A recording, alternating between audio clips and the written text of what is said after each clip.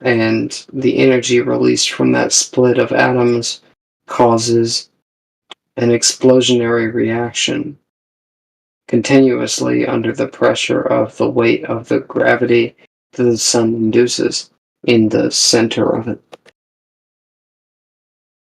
That's what it seems. That's what it seems to be to me. Don't know, dude.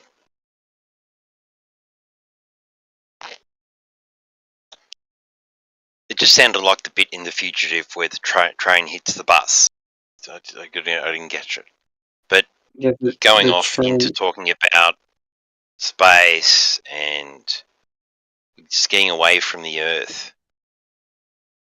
But I don't know what the sun is, bro. I don't make any claim when it. Generally, people don't make any claims about the sun.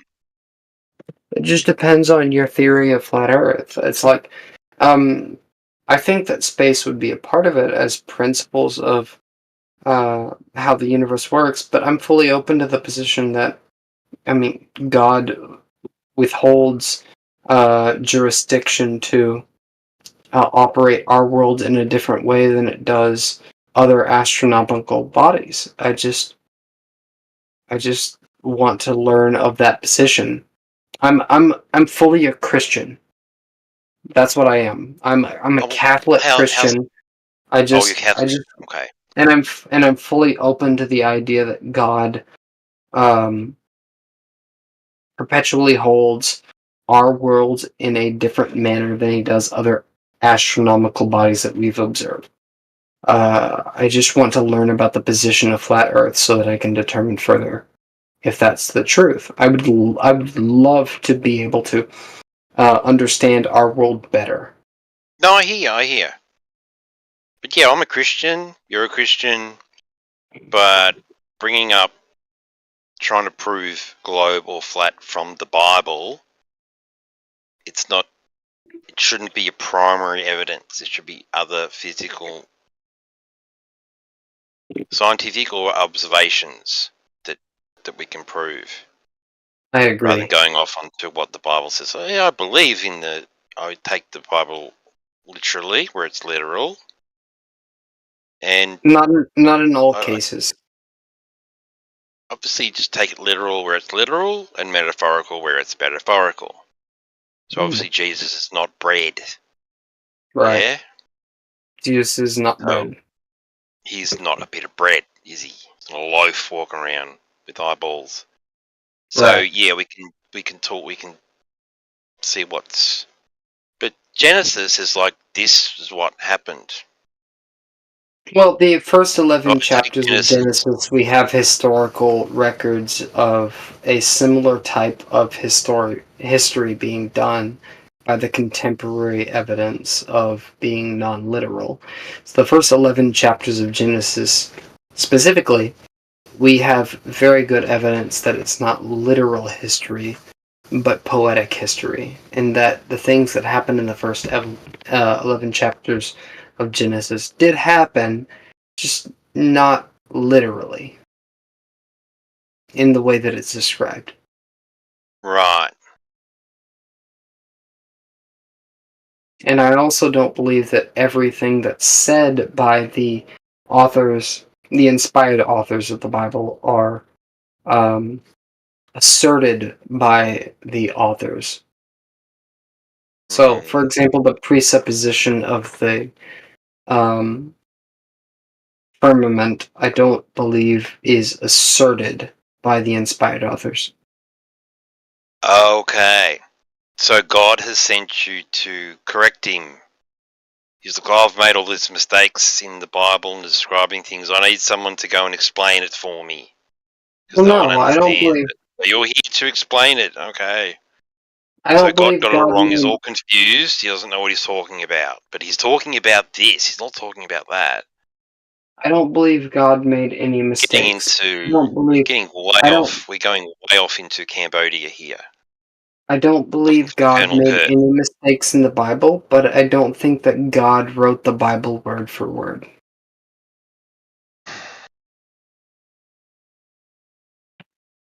So, I think that the inspired authors had presuppositions that they brought into their translation of the text. okay.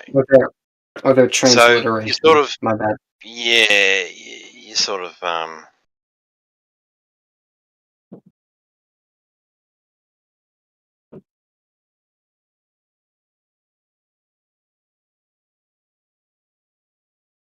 yeah. So I'm you not don't, Muslim. so you don't take the word of the Bible as it is, the word of God, that it's a living word.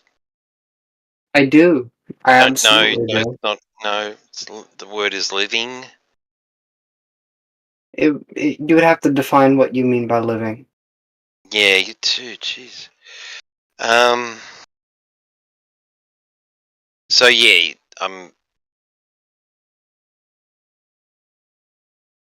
So yeah, if we can just bring it back to the main topic of the server.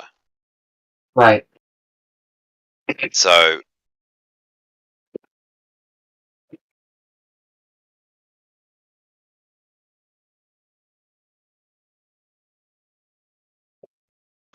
you have every Let's just question go back. regarding the shape of or nature of the Earth.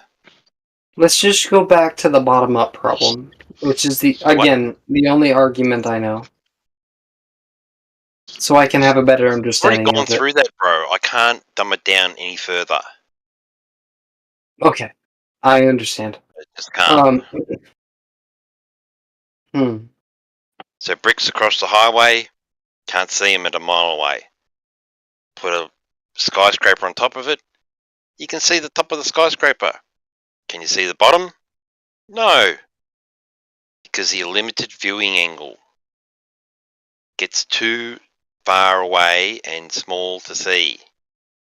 Why would that not be possible under a globe view?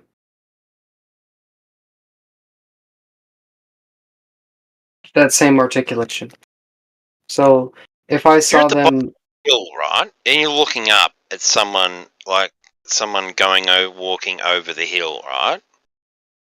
You that would see them be go viewing over the angle, hill. right? You see them go past out of your vision, right?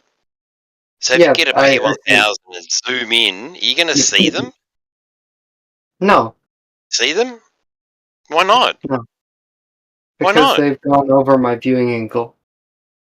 But the light bends around, doesn't it? Light bends around, bends up, and then goes down in gravity and makes Well, there's a certain holograms strength. from behind the curve. Why There's can't a I see a certain. person behind a hill? There's a certain strength to that light. It doesn't overcome the gravitational force. So we're back to light having weight, are we? Hmm.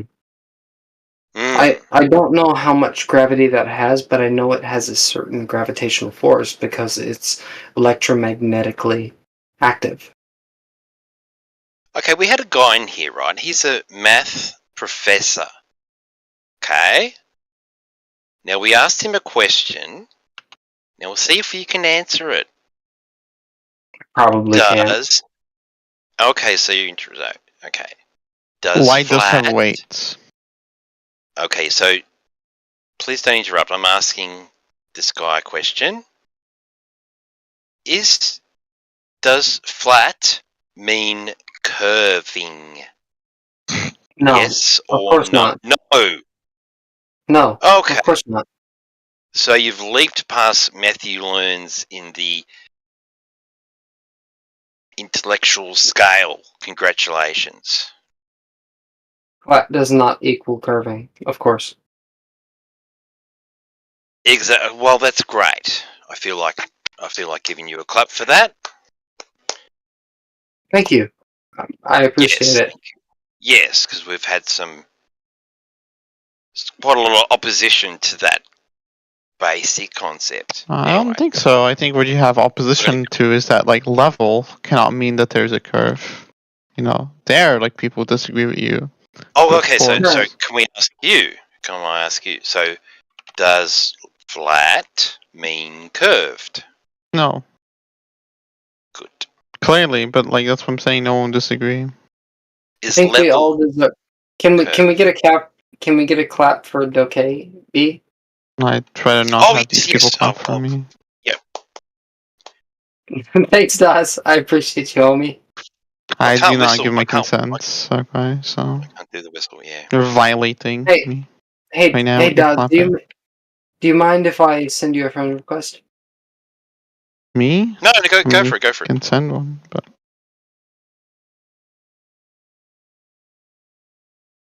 Oh, I have to go. I'll be back in half an hour. Oh no. Hey, DoKB, where are you coming from, homie? Where are you coming from? you shouldn't just like let them say that light does not have weight. It does, has mass is energy, right? Light has energy, therefore light has mass, therefore light has weight. The only reason I said that I didn't know is just simply because I didn't know. I don't know what mass that's light. fair. I don't should know just what Google it. mass light. You're right. I should have done that. I don't know. No. You don't have to like during your debate. I understand. I'm just saying like just Google it now. You'll see light does have weight. Or you While can I ask do them to agree with that, clarify, I guess. But while I do agree with that proposition, everything that you just said, in fact, I just didn't know for the purposes of the debate, sure, which is no, why that's I fair. seceded the ground. That's fair. That's fair.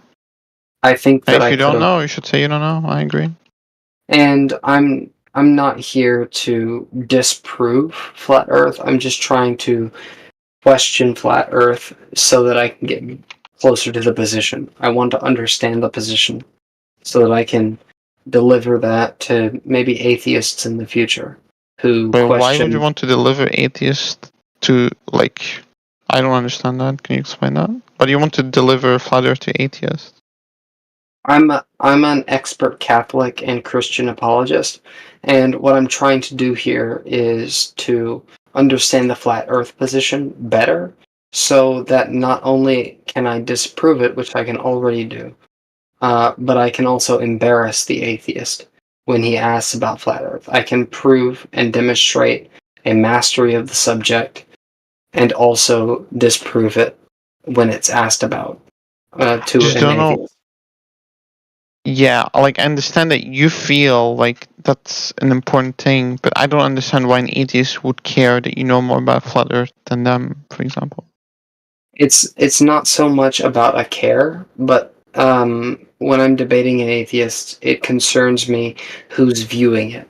So a debate will very likely not change my opponent's mind, but the people who are viewing it, Sure. if I can embarrass the atheist, if I can say, I have a mastery of the subject and you're so wrong that it is beyond the pale. Wait, do you think like an and atheist would defend flat Earth? No, I think an atheist might bring up flat Earth insofar as it be a contention against Christianity. If they bring up flat Earth as a contention against Christianity, I can demonstrate both a mastery of the subject and to disprove it. That's what I'm seeking to do here. I'm seeking to gain a mastery of the subject so that when it's brought up in contention with Christianity, I can say, look, you don't even know the Christian position on flat Earth, for one. Also, that is an invalid position insofar as Christian belief is concerned. Sure, but like if an atheist would bring up flat Earth as a counter to Christianity, then they would have to defend the flat Earth position, which is insane. So like I don't know, like anyone who would. I mean, It's not a formal rebuttal position. It's just something that I see in sort of low-level chats at some points. So an atheist might say, "Oh, well, you Christians believe in flat Earth," and I could say, oh, like they would put that on you, and you would be like, "No, we don't believe in that," and like because these things "Yeah." are stupid about it. Okay, Currently, I guess. say no, not all Christians believe in that. In fact, that's a minority position.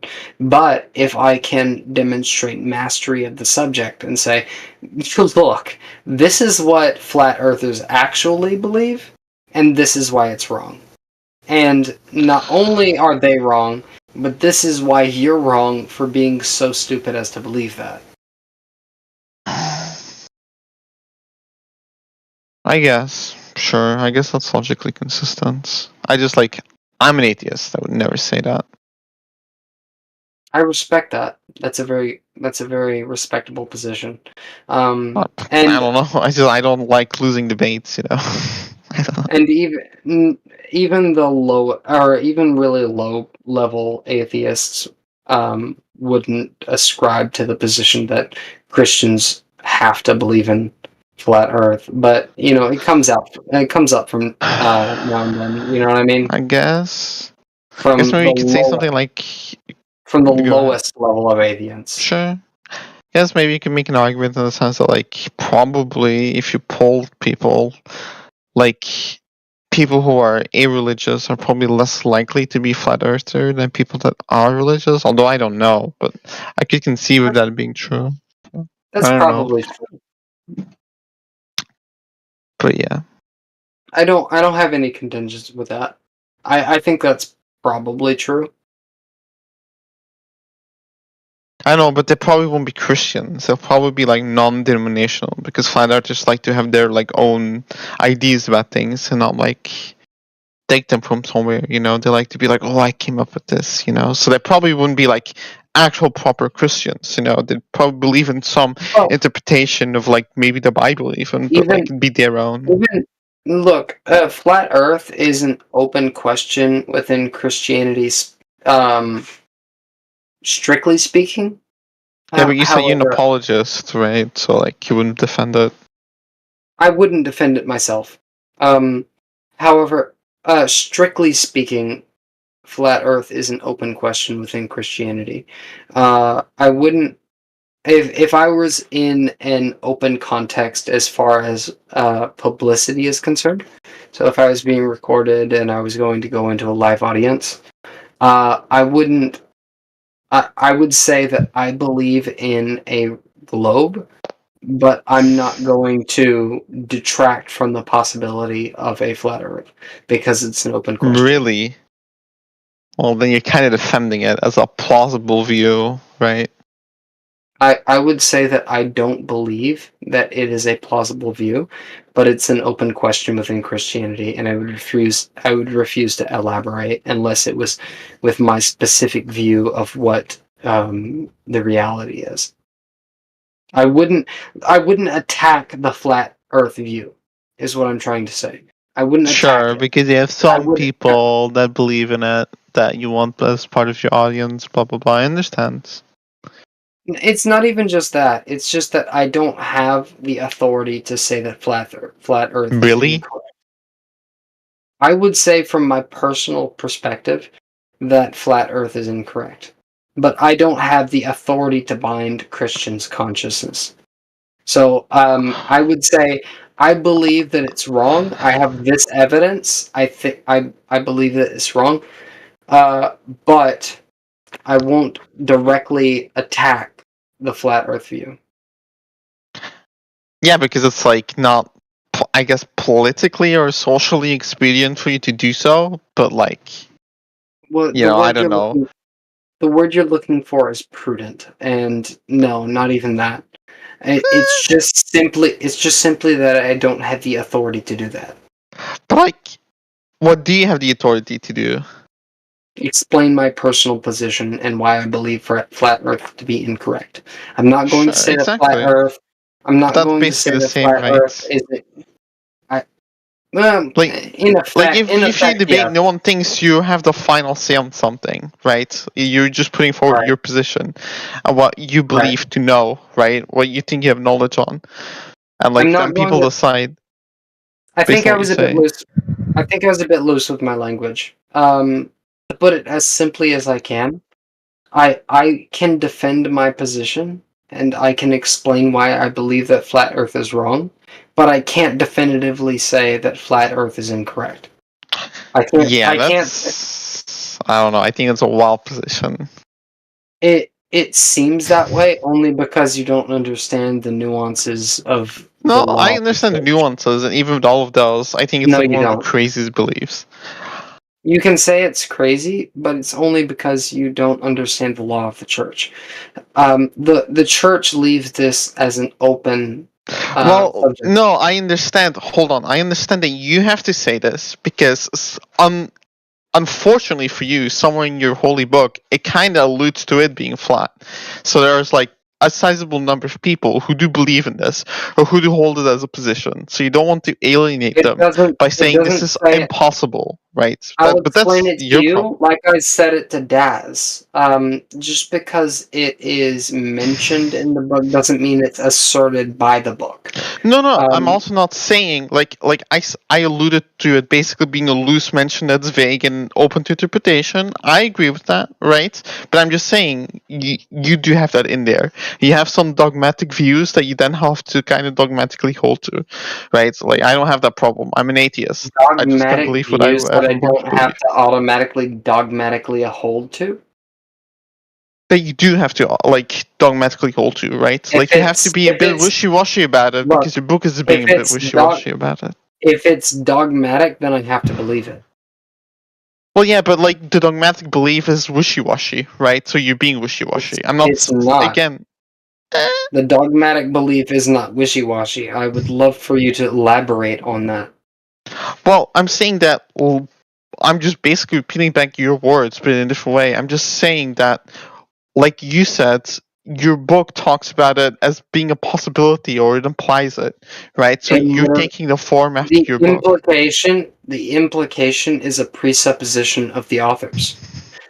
So it mentions the firmament as talking about the sky, as talking about so the firmament, insofar as it's mentioned in the Bible, is a Hebrew word for something that is sorry,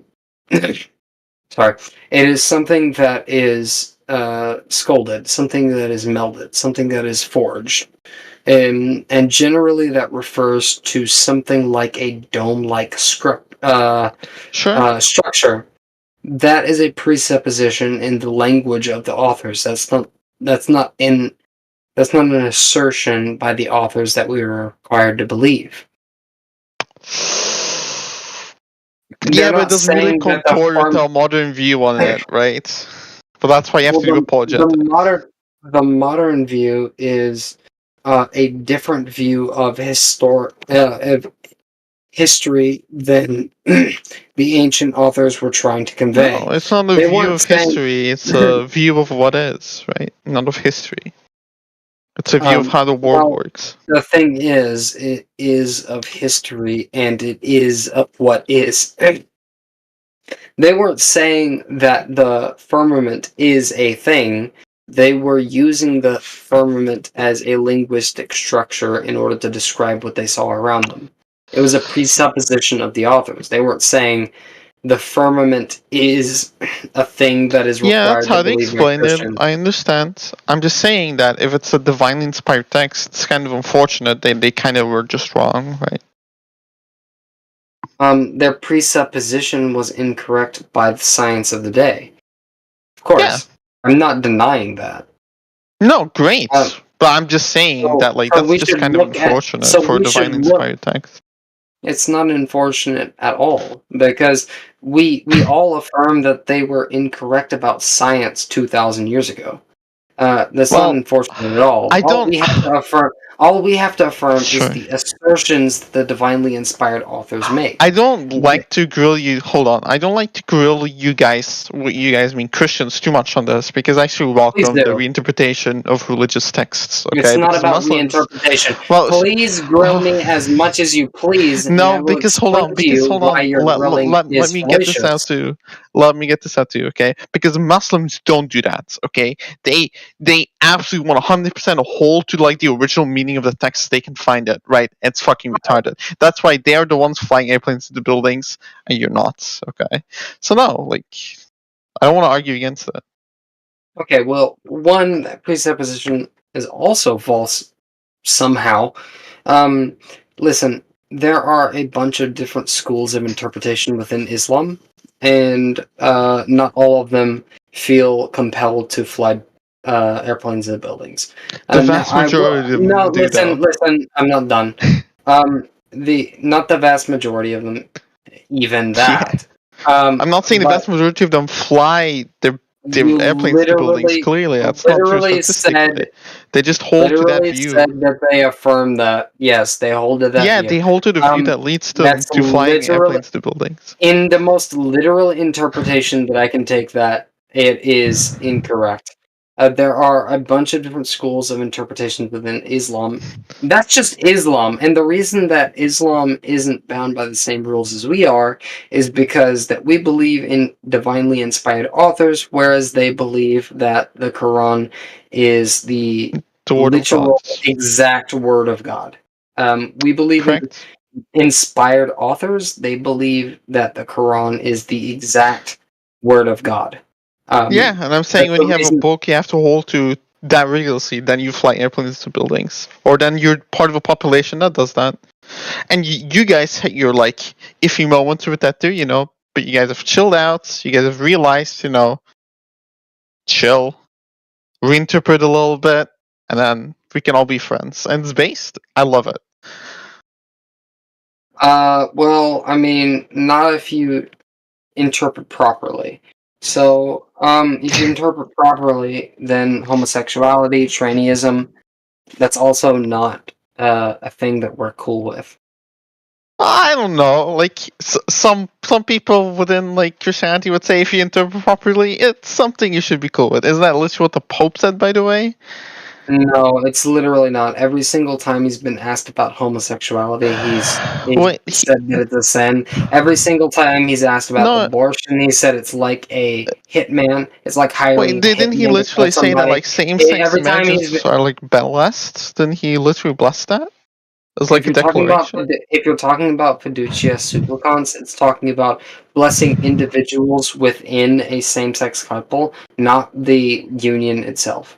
And it's explicitly mentioned. Yeah, sure. You guys have to like wait through your words, but I'm glad that you guys are more accepting of that. It's explicitly mentioned within the document that homosexuality is a sin. It's mentioned in the same document that you're referring to, and it mentions that any robes or ritual that implies a ritual of marriage is strictly forbidden. So it's a prudential but you still bless the people, so I'm just saying it's based. I'm glad you guys at least have made that progress. It's based. It's good. To bless gay people, of course. Yeah, of course. Everyone deserves a blessing to come. Yeah, exactly. To further. But if you go with that to a Muslim country, okay, they're not gonna say bless them; they're gonna say kill them. Okay, and that's why I'm saying you guys are like that is strictly incorrect. See, the thing is, blessings are for everybody. Everyone. Well, you believe that. I'm just saying people in Islam don't believe that. Yeah, I do believe that. People within Islam don't necessarily believe that. Within Catholicism, at least, we believe that everybody deserves a blessing. That blessing is grace from God to come further into His will. For gay couples, that means that they stop being or stop acting in a homosexual manner to come further into conformity with God's will. Actually, I'm wondering, you as a explicit within the document that you mentioned, which is fiducia supplicans. Sure, but like when people are on their deathbed, right, and they like get a priest and they repent, they're absolved of their sins, right? Sorry, I was hitting my vape. Yes, of course. If they truly mean to repent. Yeah, but that's between them and God, right? Right. Seem way better than Muslims. I mean, I still think your religion is bullshit, of course, right? But like, at least your like prescriptions for life are way better. At least you guys are a little bit more open, Yeah, of course. We don't believe in killing people in the womb of their mother. Yeah, that's definitely the part you guys should make a little bit more progress on too. Especially in the United States. But hey, Yeah, no. The thing is, there is no logical or consistent position other than conception, where you can determine at what point someone deserves the right to life. Oh, are you special pleading for conception? I'm not special pleading. Thing You are is, though. conception is at the point where DNA recombines and becomes something entirely separate from both the mother and the father. Why do you It care grows about on its own DNA recombining? because it's the only logical and consistent position at which a new How? human. Because there is no other position that I've heard of in which someone is a separate being from their mother. Wait, but like, why do you care about the separate being DNA? Like, why do you care about all of this? Because if it's human and it's living, then it deserves the right to life. Do you disagree with this statement? Yeah, I disagree because, like, does a human that has been killed deserve a right to life? Well, they're no longer living, are they? Yeah, like, does a stillborn baby, like, Deserve the right to life? No, yeah, no. Why? because it's dead. It's not a person anymore. Oh, it's not a person anymore. And when do you think something is a person?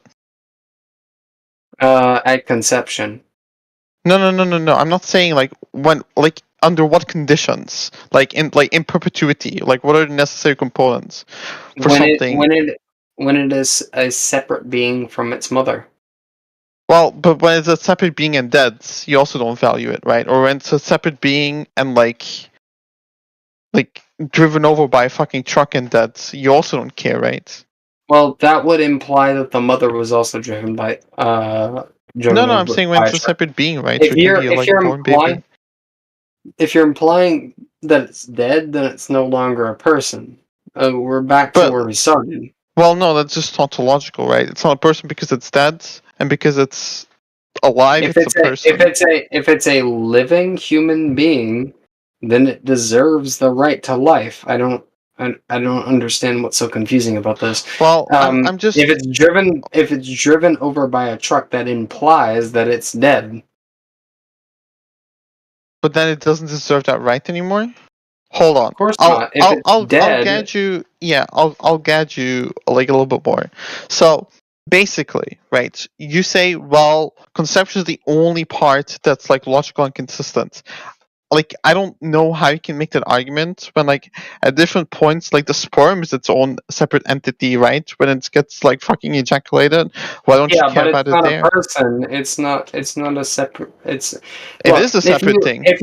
If you Also, give well, why a don't you sperm, care about well, like? hold on. Let me Okay, just answer the question you asked.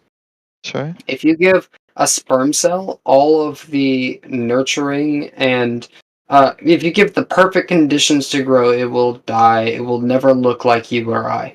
But a fertilized egg cell, both egg and sperm, if you give it nurturement and time, it will eventually look like you or I. It will eventually look like us. Well, It will event. mine is a dying in the womb, right? But like that does happen quite often. It's possible. But Well, it's there is no circumstance where you give a sperm cell the appropriate nurturement and time where it will ever look like you or I. yeah, but There's no I don't know there's why that's no material to the situation. conversation. It is because that is a Because like the substantive point when difference you give between it the that is egg, a substantive difference between a sperm cell and a fertilized egg cell. but I just don't The know why. zygote. Like I don't even know why all of this matters in the debate about morals and about like what's right and what's wrong. You know, like Because one thing is substantively different than the yeah, other. you're gonna have to. Well, no, but I don't know why like a scientific observation matters in a debate about morals. Right? Like I understand you think they're substantially different. We're having a disagreement about it. because of natural law theory. The thing is, certain things suggest what morals are. If you were born Do without they? any of your senses, you wouldn't know anything about anything. But How do we you know are that? lucky. It's a theory. Yeah, it's a theory. Cool. So it's conjecture. Cool. It's not a theory in a Very, scientific sense. It's a theory as in like people made it up. very, very strong and thought out conjecture. Yeah. So conjecture. Cool. At the very least, better than Better than your what? conjecture You don't even know what my about conjecture is. I atheism. haven't even been able to give you my position. You said you're not a Christian, correct? Yeah. That doesn't mean I I can't also value life at conception. Like a lot of non-Christians do that. Yeah, I do agree. In fact, I was a pro-lifer at conception before I became a Christian. Yeah, see, Fun there you fact. go. I used to be a So you Reddit don't know my atheist. position, but yet you're arguing against it. I'm assuming your position from your stance in this conversation, and that is. What do you think it is then? Yeah. I don't know what your position is. I was about to say that I agree that that is not necessarily valid, Okay. but for the purposes of the tautology of this conversation, I am assuming your position isn't the pro-life from conception position, and that's what I'm arguing against. Sure. I don't see any logical contradiction from that, nor do I see Well, any argumentation against the points that I've argued so far. For I have example, given you why plenty, and I think we're at an impasse on like how life even would matter. But like, I don't even care about I that. don't think we are. I think I've given a position that you haven't Well, you're not letting responded me to yet. talk. Okay, I'm gonna be meaner. Okay, if you don't let me talk, cool. So basically, I don't care about what's living, what's not. I realize these are all arbitrary definitions made by scientists, which are valid in the context of Not biology. You know, when a not just biologist wants to know scientists. whether something is alive or not, right? They need to know that for biological classification. They don't need to know that to have a moral debate about it, though, because under morality, I think we care about different things. You know, like there is interesting questions like if AI was sufficiently sentient or whatever, should you give more credence? I think there's some arguments to that. Yes or whips. Whether or not you would say yes or no to that, right? I think what matters is the conscious experience and the ability to deploy it. So basically, when a human acts in a way that convinces me that has a conscious experience and can deploy that into the future, I think that's when we should care about the human. So basically, some like common lowball like retorts are Why? like, oh well, but then like if the person is sleeping, like why can't you murder them? Well, they still Please have allow the me. ability. Please allow me to Sure. interject. Just why? Why? Because that's what people seem to care. It's like it's an inductive argument. So basically, if you go and observe people in their like mannerisms and how they act, people seem to care about what is like them in Why does the that mean that category of necessarily it's consciousness. correct? What? Why does that necessarily mean that it's correct? Because of the Well, communal opinion on what life is. because that's what morals are. Well, no, Why is that's that not the the case? opinion. Hold on, that's not the opinion of what life is. That's the opinion of what we value in each other. Okay, I so don't what care we what life value in is. each other. If I was a useless person, if I had no skills whatsoever, Hmm. would that mean that you were free to kill me? No, because you have a conscious experience that you're able to deploy into the future, and you have deployed. What if I went into a coma for a sustained period of time? Would you be allowed to kill me? Or If I should have you be the allowed to kill me? yeah, Sorry, we're having a moral conversation. if I have a like, I'm not gonna nitpick you like that. So if I have a magic ball, right, that can predict whether or not you're gonna wake up from the coma, then if I can predict you're never gonna wake up, then I should be able to pull the plug. If I can predict you will wake up, then I should not be able to pull the plug. Why is that? Because you'll be able to have a conscious experience in the future. That's what we value. What if I'm 87 and I'll die 5 seconds later after I wake up from the coma? Well, I mean, you still have 5 seconds of conscious experience, so like you'd be murdering someone. And why should you care about my 5 seconds of experience? Because that's what people care about in society. Like, why should I care that I not murder you? It's the same kind of question. If Because you murder is were to wrong. if you were to poll people on whether or not you should provide the medical expenses for me to live 40 years longer and wake up for 5 seconds before I die, do you think that they would say yes? Mm, You should provide those 40 years probably, of actually. medical. But I don't know. Like, even if Probably. I grant you that, say no, I don't care. So let's say you grant me that. Would that be valid or illicit? Valid is like a counter argument to what I'm saying? No, it wouldn't be. So it wouldn't be valid for me to wake up for 5 seconds and have my conscious experience before. Well, it would be a valid Yeah. conscious experience. I'm saying it's not a valid counter argument to anything I'm saying. Like, Well, I've no, already I told you, think like, that it if there's an absolutely ability to is. deploy conscious experience, right, then we care Well, about I you. do. I will have 5 seconds of Yeah, conscious exactly. experience Yeah, that's what before I'm I die. saying. So you cannot be murdered, correct? Until after you die, I guess. Because then But you cannot okay, deploy conscious experience anymore. from this point forward, I would like to define murder in the moral sense rather than the legal sense. In case you Sure, weren't doing that unjustified already. killing. Unjustified killing in the moral sense, not the legal sense.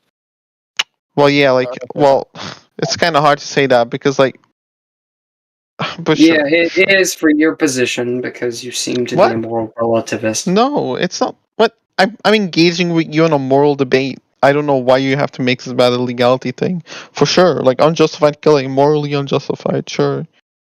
Right. I'm explicitly trying to make this not about legality. It just seems that you're a moral relativist insofar as I don't know if it's communal relativism or individual relativism. Well, if I'm but an you atheist, need to how would I understand. be objectivist about morality? Like, of course, like I'm not Be an as dumb atheist as and you have guys are. morals. There are atheists that are moral objectivists. Yeah, but that's That is very French. not just French. It is French, but I don't care about this argument. It's So not. You back can say you to don't care. You can say you don't care, but I don't see any good reason why you should believe that anything past conception is licit to kill. I don't know why the fuck we talk about past conception. Now again, I'm talking to you about conscious experience. So anything that has a conscious experience, right? So Because like, that's where if the you argument started. think We're talking about something, abortion in the moral sense. You can say that you don't understand, and I agree no, with I'm you not that you saying I don't don't understand. understand. I'm saying I don't understand why you don't understand what I'm saying and why you're going on a tangent. I'm talking about you to my position, and you're just like ignoring what I said, and you're just going back to like a previous argument. Thing Like, is, I don't know. Like, do I'm you have not only ADHD or an something? expert. I'm not only an expert apologist on Catholicism and Christianity, but my I primary don't know if you're an expert.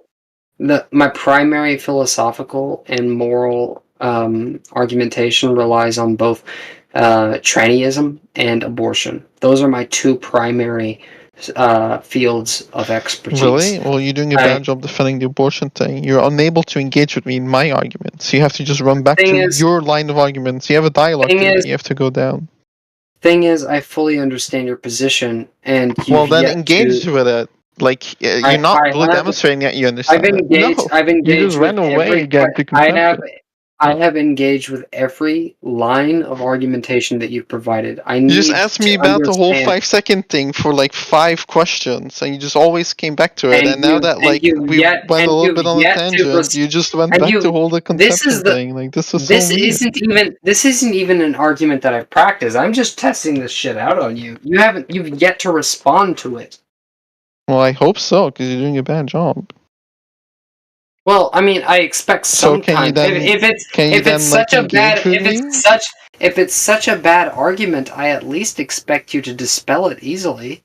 Well, so you can see do you at least agree that talking about this in a like as we care about deploying consciousness and being able to deploy consciousness? Do you think that's like at least logically coherent? Can you grant that? Then we can talk about the conception thing. In a sense. So the thing is, the being able to deploy logical experience is conscious a factor. Conscious experience, whatever. Sorry, I've had quite a few White Claws.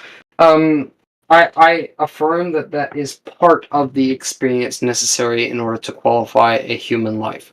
I don't think that's a whole. No, that was not my question. My question was that my theory of why we should value other people is logically coherent. Is it or is it not? No. If it's not, point out to logical contradiction. Because it's the only factor you're using to determine that's not a logical contradiction. It is because that's the only contradiction. Because you're using. Okay, well, let me answer that by giving you a few examples. Not just. I don't need examples. I just need a contradiction. I know you need examples because I don't think you won't. can give me an example like of a contradiction by just giving If me I have examples and not a if contradiction. I I don't have think a it's heart possible. attack and if I have a heart attack and lose consciousness in the next 5 seconds, can you kill me? If you're gonna wake up, then no. If you're not gonna wake up, if you're gonna deploy consciousness again, then no, I cannot kill you. If you're not gonna deploy consciousness, then I can kill you, because it wouldn't be killing, because you'd be already dead. Let's say that's determined by whether or not you decide to kill me. What? What is determined by whether or not I decide to kill you? If you decide to kill me, then obviously I won't deploy conscious experience further. If you do decide, or if you don't decide to kill me, I will wake up. But that's just like the definition of killing. It's what? Like the point is here that I'm the one invoking that. I don't think it's okay for other people to end other people's conscious experience, right? I agree. Yeah, exactly. But you're not contradicting me, right? I'm just saying if people are going to be able to deploy conscious experience, you cannot kill them. That's perfectly coherent. So you shouldn't kill people who have the potential of exerting conscious experience. Yeah, that's literally what I've been saying for the last fucking 20 minutes. I'm glad you caught up. Right, so if you leave a fetus be, it will eventually be able to deploy conscious experience. No, because a fetus does not have conscious experience yet. So but I don't have conscious experience when I'm literally unconscious. No, but you do. But you have deployed in the past. Well, yeah, you have you have a conscious experience. Sure. I have the intrinsic ability to deploy conscious experience. Yeah, I do not have the immediate. That is what I said earlier. I do not have the immediate ability to deploy conscious experience. Sure, and when I was explaining what I cared about, it is the ability to deploy conscious experience. So fetuses have but the fetus the ability. Does not have that ability. No, fetuses do have the intrinsic ability to deploy conscious experience. They just can't currently. No. After, why not? Do you think they can do this when they're 2 weeks old? When the fetus is 2 weeks old, can deploy conscious experience? Does it have the ability to do so? It has the intrinsic ability to do so. It doesn't have the immediate ability to do so. Like an intrinsic ability. It means that this kind of thing has the ability to, in the same way that I have, in the same way that I am the kind of creature that can speak Chinese. I don't speak Chinese. I don't speak Chinese. Wrong. You can say that I'm descriptively wrong, but you have to provide me a principle by which I can. It doesn't have any evolved parts of the brain. It only has the what the fuck is that, like the something stem or whatever. But it's the kind of thing that can. No, it's not. That thing cannot deploy conscious experience. I am the kind of thing that can speak Chinese. Would you disagree with this? No, because you have a functioning brain that can learn Chinese. I can eventually learn Chinese. Yes, but a fetus, without further evolving, a fetus can eventually learn English or whatever its native, or whatever the native tongue of its geological region can do. Because if you use this argument, then a sperm eventually can also learn Chinese. But we don't care about all the because no matter what nurturing or provocation you apply to a sperm if you stick the dick in the vagina and then pump parts, then sperm cell will never learn Chinese. Just like a fetus, a fertilized egg cell can. If you have to yell over people like that, you're losing the conversation, my dude. Well, no, because you're just you're just saying nonsense. You're talking more. You're saying that nonsense. A sperm cell can't. Where's the contradiction? You're saying a sperm cell can learn Chinese, which is obviously ridiculous. No, I'm saying. No, I'm saying you're that not what saying you're that? saying about. I'm saying that if what you're saying that a sperm cell is the case, then that's also the case for the cannot learn. You're saying that a sperm cell eventually cannot learn Chinese. He will also learn Chinese. I'm assuming it's going to be a boy. How is that the case? Describe me my logic. Because yes, exactly. Because like a fetus at 8 weeks old, like if you try and use that fetus's brain to learn Chinese, that fetus will not be able to learn Chinese, right? More biological things have to happen before that fetus can learn Chinese. Much like the Right. sperm cell, more biological things have to happen to the sperm cell because before that sperm cell can learn Chinese. So, right, our conclusion is that they both cannot learn Chinese without more biological evolution. So not being able to learn Chinese is kind of our stand-on here for the ability to deploy constant experience, right? Which Right, they false both don't paradigm. have. So we don't care about them. So they can like be like disposed of because not killing because Obviously, we don't care about them. obviously a false paradigm. So my Can you point out position the is that contradiction? obviously. Well, I've asked you if this you 4 apply, times and you still haven't. well, yes, I have actually a couple times, but you just No, you refuse to just accept the grandstood answer. about some weird Chinese shit.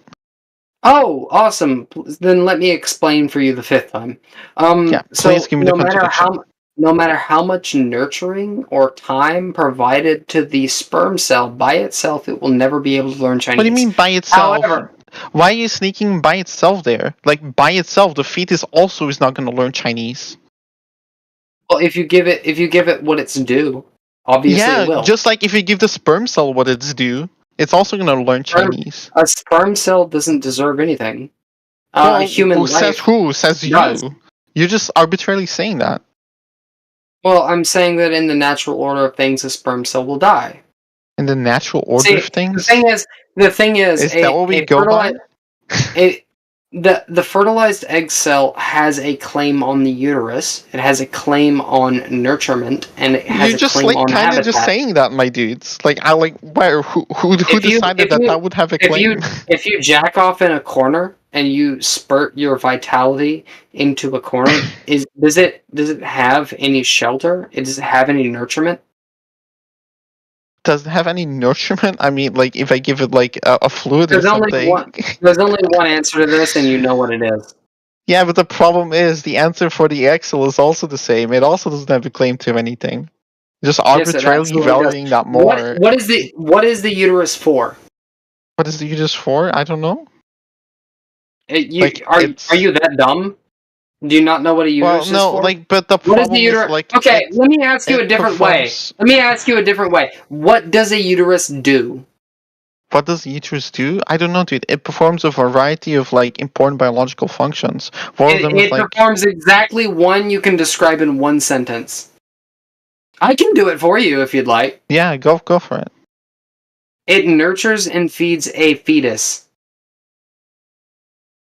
Okay, and so And so that fetus has a claim on the uterus. That is what the uterus is for.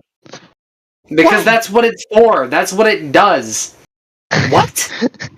wait. So like things only have a claim on what they naturally do? Have you ever heard of either tautology or what's the other word? Fuck. A tautology? Yeah, that's something that people really boringly say in a conversation because it adds nothing to the conversation. That's correct. That's what a tautology is. Thing is X because thing is X. That is a tautology. That's not it. It starts with a T as well, but obviously your definition of tautology is incorrect. But it also starts. Want me to Google it? Oh, please. Confirm your incorrection. Tautology. The saying of the same thing twice over in different words. Is that the definition of tautology? That is a tautology. You can Google it yourself. I can what? You can Google it yourself if you don't believe me. I thought you said something else, my bad. Fuck, what's the other word? The word that I'm looking for is the end of an object. For example, the end of a table.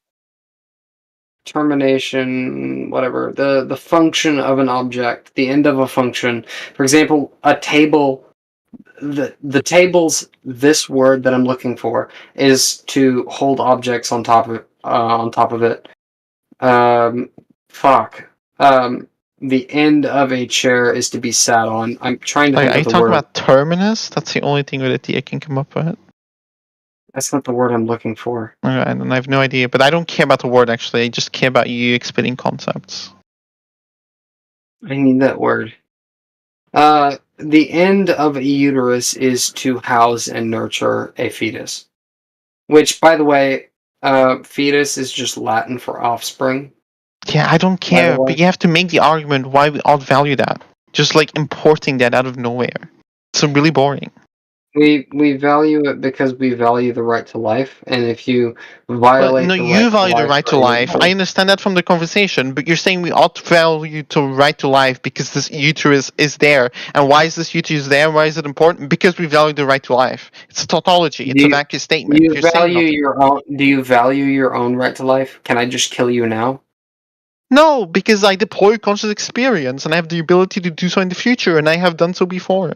Well, if I go into a coma 5 seconds from now, in which that I will awake 40 years from now No, with then five you're gonna be seconds able of to conscious deploy conscious experience. experience. Oh, but Yeah, why no, is it'd be that murder if they valuable? killed you. Oh my It's god. valuable because Oh, that's what we seem to value in each other.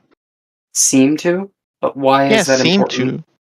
Why is it Why is it important that we important? seem What to value? actually is the Why? case?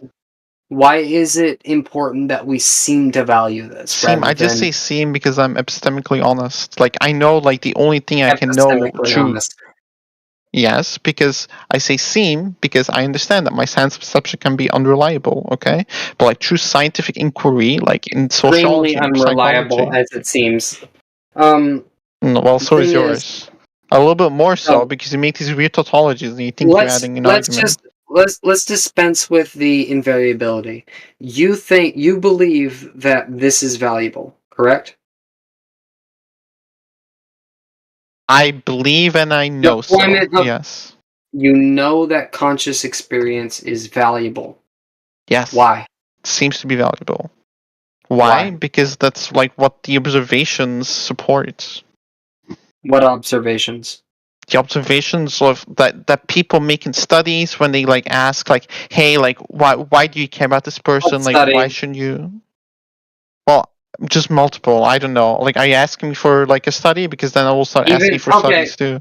you're right. That's dumb. Why should people believe that? Or should people believe that? Well, because I believe that that's the underlying thing that people actually value, even if they So don't know so that's what they value. if the majority of people valued rape and slavery, would you say that obviously that is moral and we should affirm of that? Well, I might disagree, but that's what the society would be like. So, yeah, so like, so what I would say here is So that I like don't it give a seems that fuck what society is like. I want to know what is moral, what is right. well, the problem is that I'm a moral subjectivist, right? So, like, I don't think Yeah, you need I'm that very well denomination aware of that. objectively. But like, the problem is you can make an argument for objective morals that doesn't come from your So God-related precept. would you agree that in a closed system in which the majority believe that rape and slavery was morally virtuous, that they would be in their closed system morally justified? Yes, they would be. They would be. So what about Yeah. rape of children? Well, whatever they intersubjectively deem like What valuable about or like what about good would be good. That would be what like about just definitionally true. what about obscene torture and rape of children? Yeah, dude. Like, anything they value is what they value. Like you're So asking me to confirm a tautology. you would No, affirm I that would not within a affirm that. you would affirm within a closed system, not what your own personal opinions are, but within a closed system in which the majority believe that rape and torture and rape of children, regardless of their age, they could be fucking 2 months old for all you care, Yeah, would dude. be They in they, a they, they can be your favorite thing, a fetus. would be in a closed system morally justified, regardless of your own Yes, opinion. because that's like definitionally true, right? I just said I'm more subjectivist, right? Like So would you intersubjectively, if these do you people believe agree do that you that's believe that moral, you then would that's what's moral. do you That's what the believe that definition you would means. have to do you believe that you would have to bite more bullets philosophically than I would on my system? Yeah, because at least I'm like honest about like how much I can know. You're just not. So yeah, you No, just I lied to yourself. I am modest because No, you're not. I use evidence and reason for my positions, Yeah, okay. Just as well as justify my your personal objective moral opinion. stance. Go. Oh, well, obviously I believe in an eternal God that Why do you is believe in an there. eternal God? That's actually a very long conversation. I can start with the Well, it seems like cosmological it's argument. necessary. I Just your believe in best the argument, which is probably I going to be think- precept, right? which is probably going to be what? Presupposition. Like, I believe it because I believe it. Well, that's an odd thing to say, because I believe that there's actually very strong evidence for the death and resurrection of my Lord, as well Well, as even if there was... as well as philosophical positions for a creator of the universe. I don't actually believe that an infinite amount of time is philosophically possible. Well, sadly, that does not lie within the domain of philosophy, though, right? That's a descriptive statement. It would lie in the domain of science. The Kalam cosmological argument does not lie within the domain of philosophy. Are you fucking kidding me? Say that with a straight face. Please. I mean, you can make an argument. You can just grandstand, though. That's fine. Okay. Do you know what a syllogism is? Yeah, I know what a syllogism is. Okay. All things that begin to exist have a cause. The universe began to exist, therefore the universe has a cause. That is a syllogism. Do you believe that that syllogism lies outside the domain of philosophy? No. I'm glad you agree, because that's the Kalam cosmological argument. No. It's not? You don't understand how this does not relate to the descriptive understanding or like the empirical understanding of like if time is possible or not. Okay, Or, we can talk about the empirical, but your claim, the Kalam cosmological argument, that syllogism which I just gave you lies outside the domain of a philosophy is absolutely insane. No, you understand this, yes? No, I agree with you. That's a philosophical argument. I'm just saying, like, this, like what you said earlier is not the same thing. So please, for the love of God, renege on that statement. Say you are Renege wrong. on what? That the Kalam cosmological argument lies outside the domain of philosophy somehow. No, I never said that. Like, if If I said that, then that's not what I meant to say. Sure, like I will renege on that if you want that specific syntax. I don't care. What did you mean to say then? I'm saying, well, I already repeated twice to you. You're just so high on your own fucking horn, like it's kind of sad. So what I meant to say, or what I think I said, is that I don't think whether or not time is finite is a philosophical argument. That's a descriptive argument that lies within science. Now, then you said, well, the cosmological argument, blah, blah, blah, blah, blah. And then I agree, that's a philosophical argument. Finite that lies outside the bounds of philosophy? Yes. Have you ever heard the A and B theory of time? No. Oh, that makes a lot of sense. So the A theory of time is a philosophical position that Are you okay?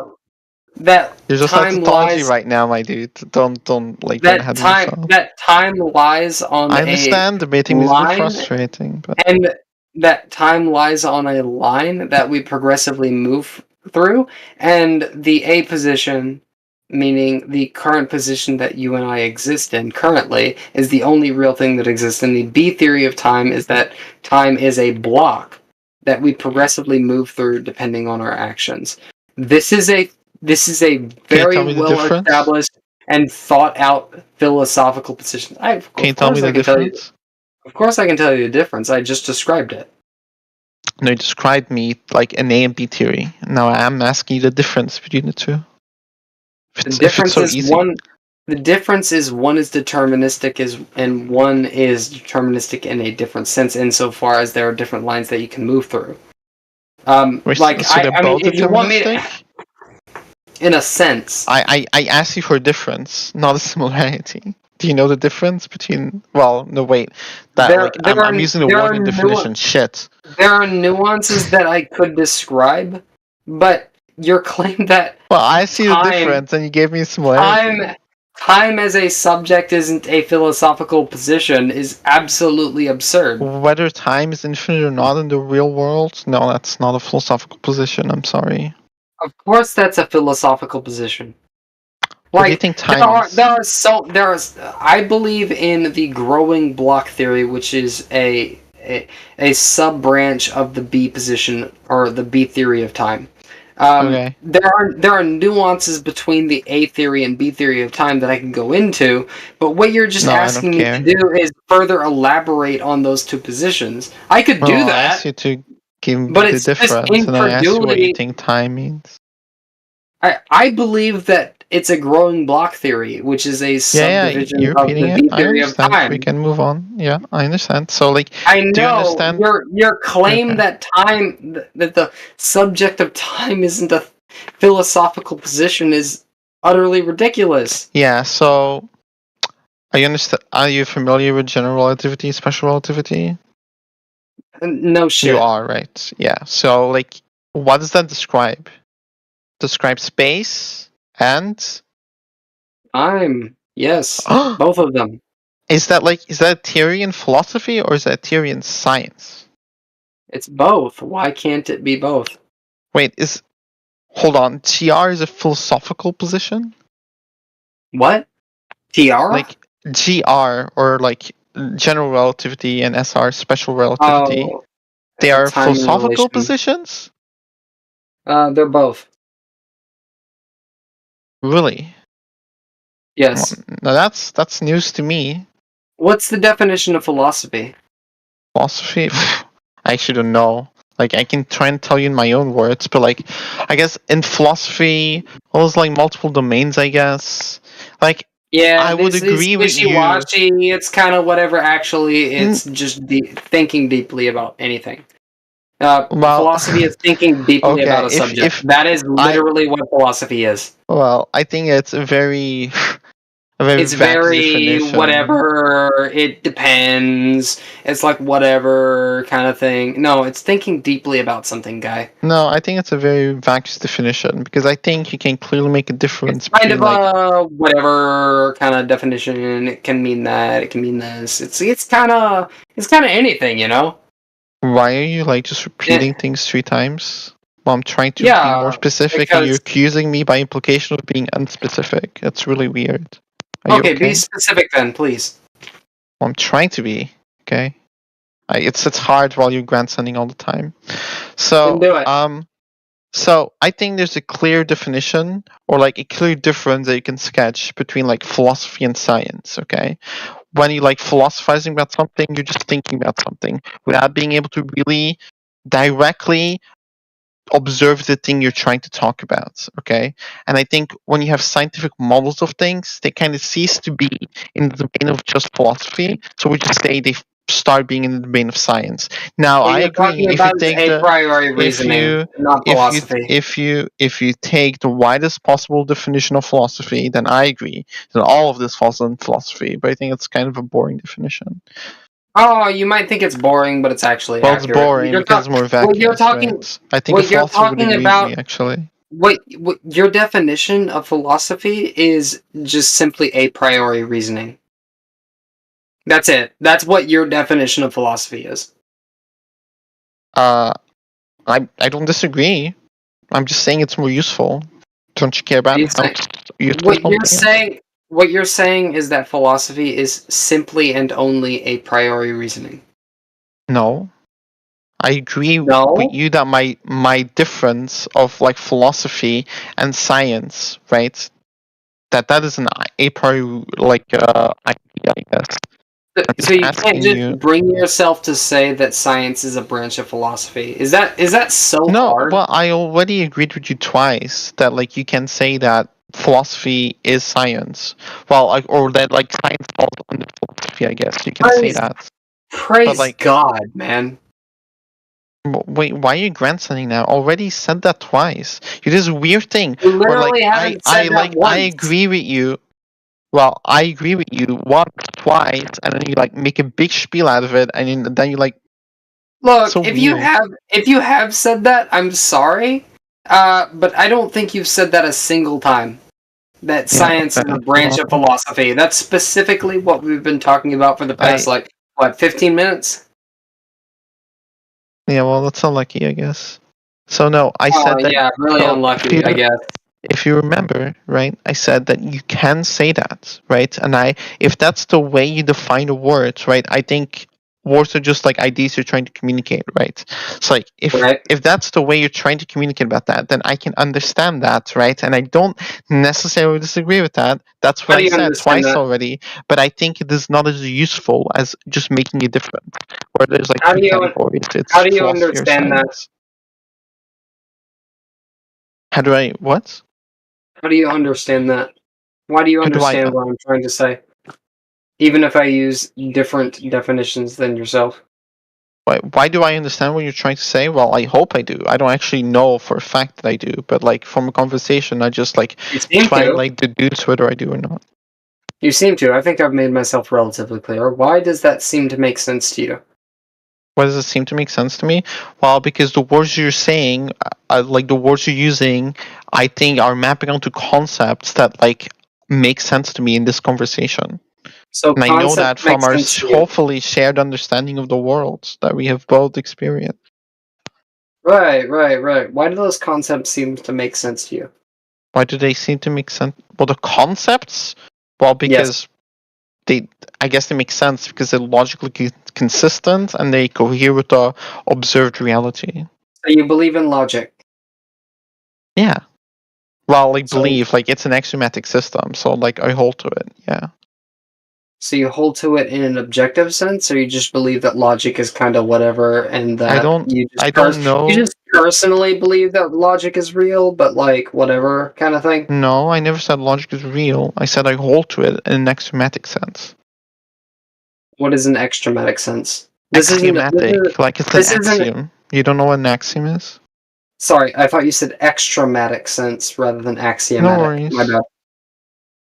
Yes. Axiomatic sense. So, axiomatic in so far as you can't find a line of structure that can undergird that fact. So, like, you can't go deeper than an axiom is what I'm trying to understand. Well, you can go deeper in axiom, but those are kind of boring. You have, like, primary reasonings, but, like, they're just, like... Primary reason, I believe, would be logic. No, like... no, like, a primary reasoning would be, like... Oh, in an epistemic sense, you mean? Yes.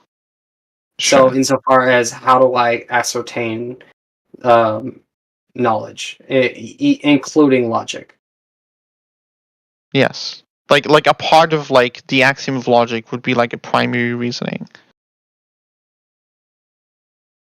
So like axioms are built out of those, so they're like a little bit more complex. But essentially, sure, like you can say they're the most basic building blocks, whatever. I don't want to nitpick.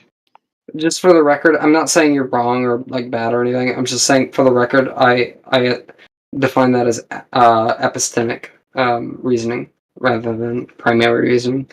That's just a me thing, though. Like, I would fully understand if you define it differently. That's just what I define it as. Hey, can someone PayPal me $20? I need to get some food. I would love to. I'm gonna do that right now. Just send me the link. I really appreciate it, man. Thank you so much, Rappe. You know, I'm gonna do a lot for you after this. Don't worry. Oh, he just left. He probably had to I don't know, switch apps. That is just messed up, man. He just said he's gonna PayPal me $20 and then he just... Do you want me to PayPal you $20? You know what, man? I'd really appreciate that. I want to go get some... But I'm a capitalist. I feel like that requires some amount of work, you know? I sent you a smiley face, man. I'll send you my PayPal. I don't know. Don't worry, man. Rappe back? I don't think so. I'm shooting my shot, you know, like...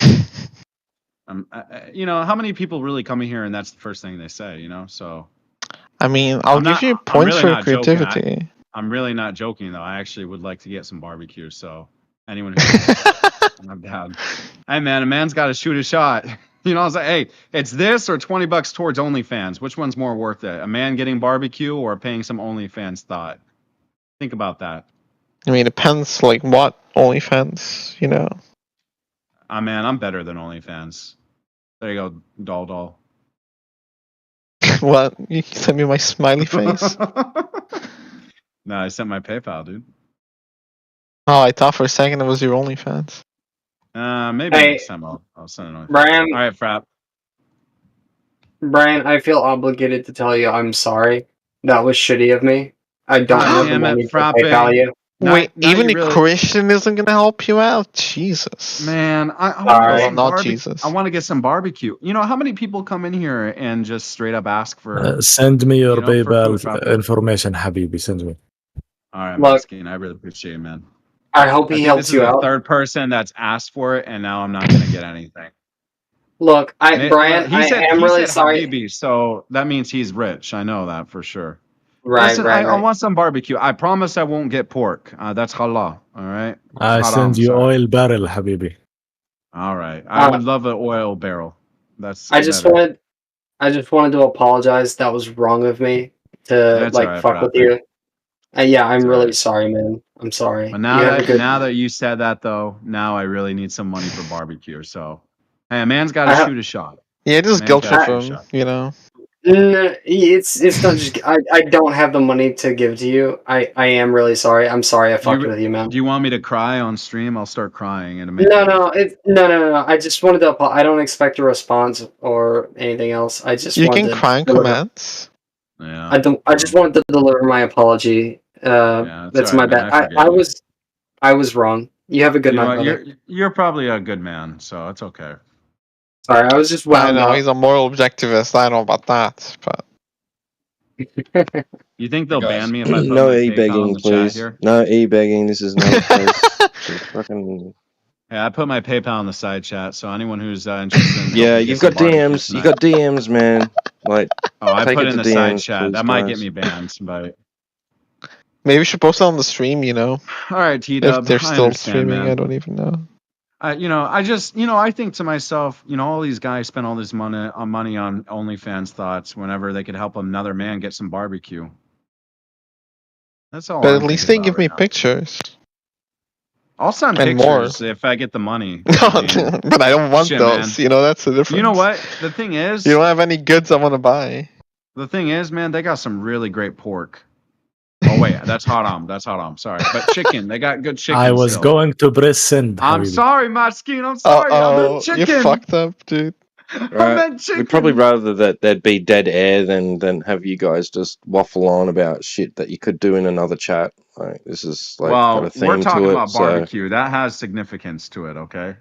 I really, really want some barbecue right now. Do you That's think if you barbecues. abort the barbecue Propane. meat, you're killing Are you something? using or- propane? Well, Anyway, yeah, that's going to require a container.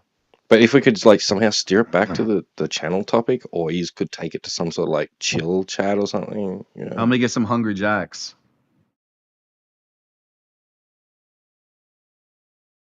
All right, I guess no one has anything else. I have to go. All right. Hopefully, there's going to be some other moderation around to make sure you All right, guys my behave friend. yourselves. Well, just so you're not blurting TOS stuff on the bot. Damn, man. Cheers, Crit. Yeah, take care. Catch you later. So sad right now, man. I just need some barbecue, man. Oh, I'm vegan, so you know. Oh, okay. All right. I understand. Actually, I don't know if what else? What other apps do people use? Cash App? I have no idea.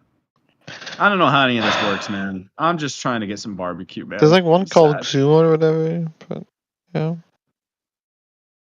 I feel Just like start I've a been a long GoFundMe. time. A GoFundMe for some barbecue. I just put a picture of some fucking chicken and cows on the thing. If you make it funny enough, you'll probably get your $20 unironically, actually, because some people will be like, "Oh, that's hilarious." Dude, all I can think of right now is some delicious hot barbecue. That's all I can think about right now. It makes me so hot thinking about it. Frappe was a cock tease.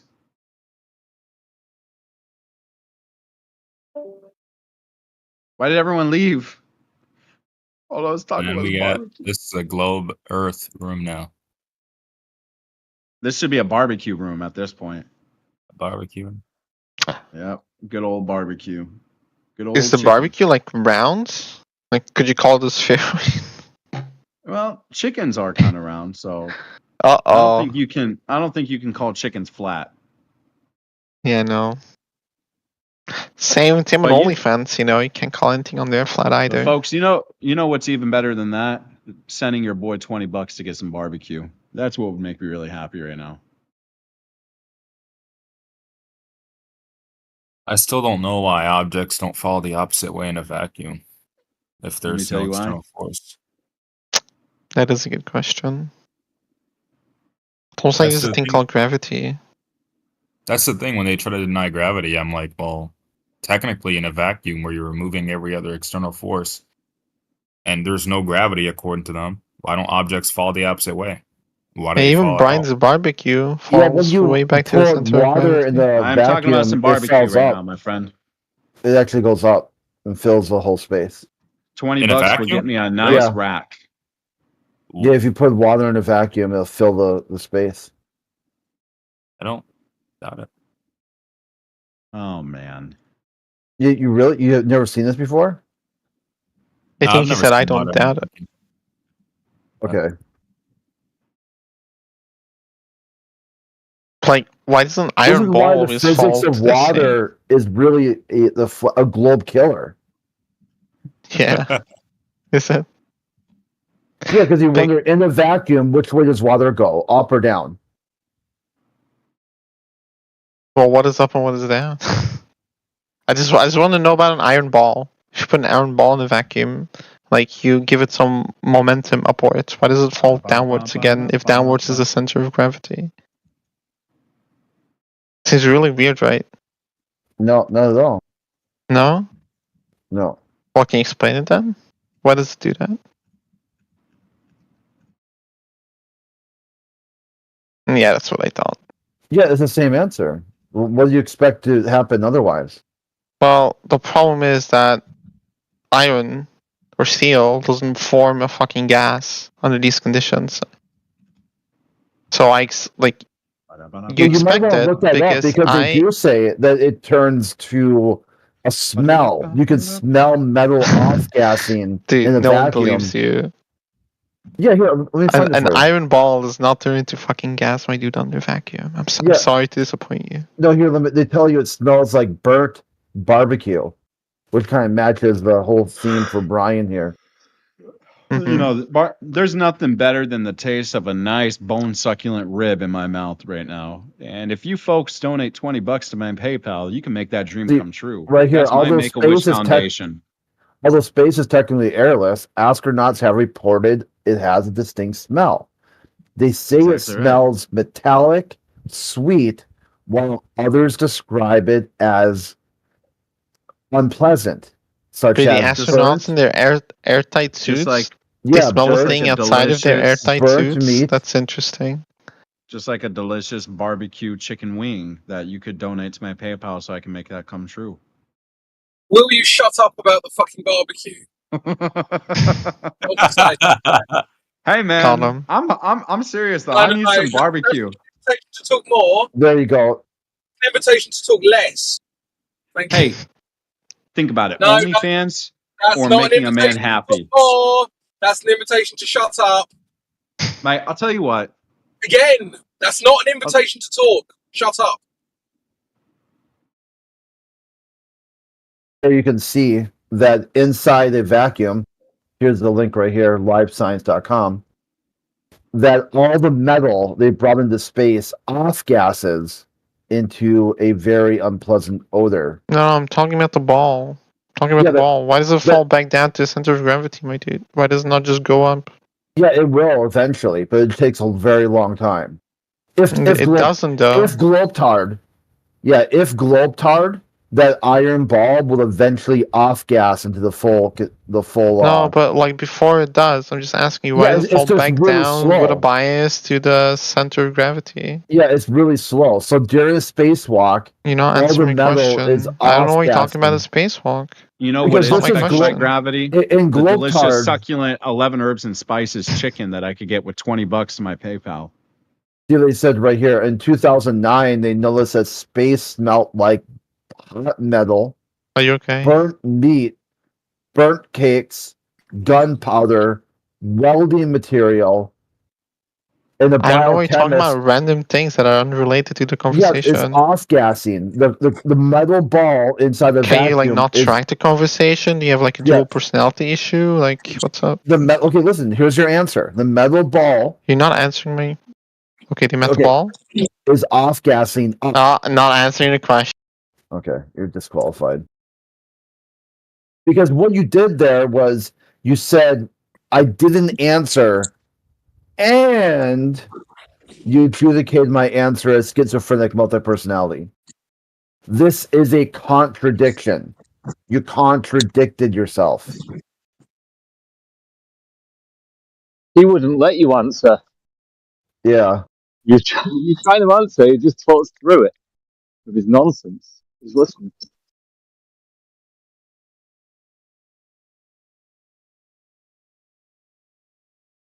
That's a really quick. He said he speed it. He speed ran into a contradiction.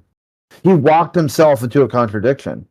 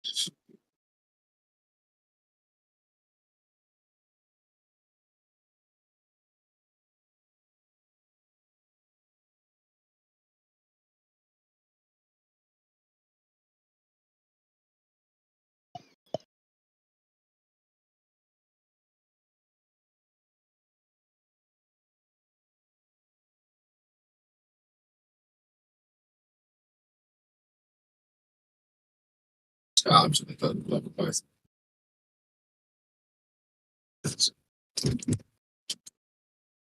So yeah, it turns out the Earth is flat. Yeah, it was tested by water. The physics of water proved it. It's weird, isn't it?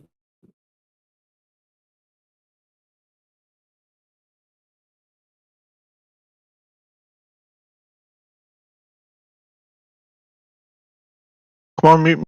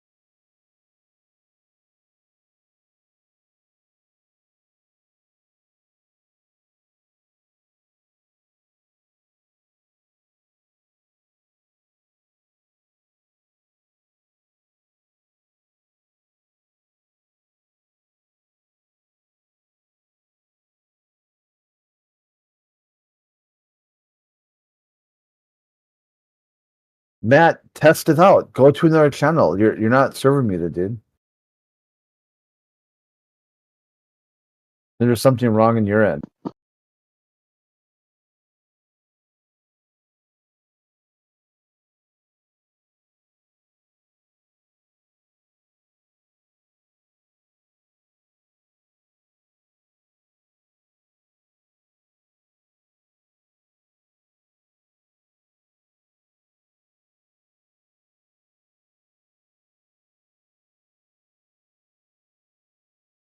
Did it work?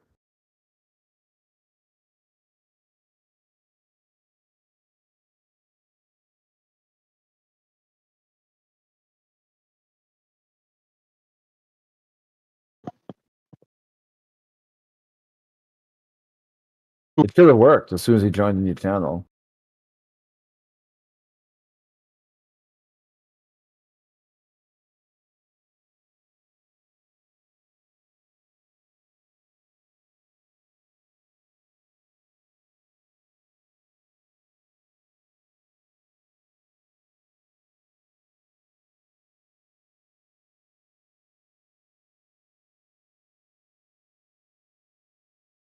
Can someone explain the eclipse or like how the moon gets in full shape or something if like with the flat Earth theory? If Can there you is anyone can you who post what you're talking about? Like, what's the observation?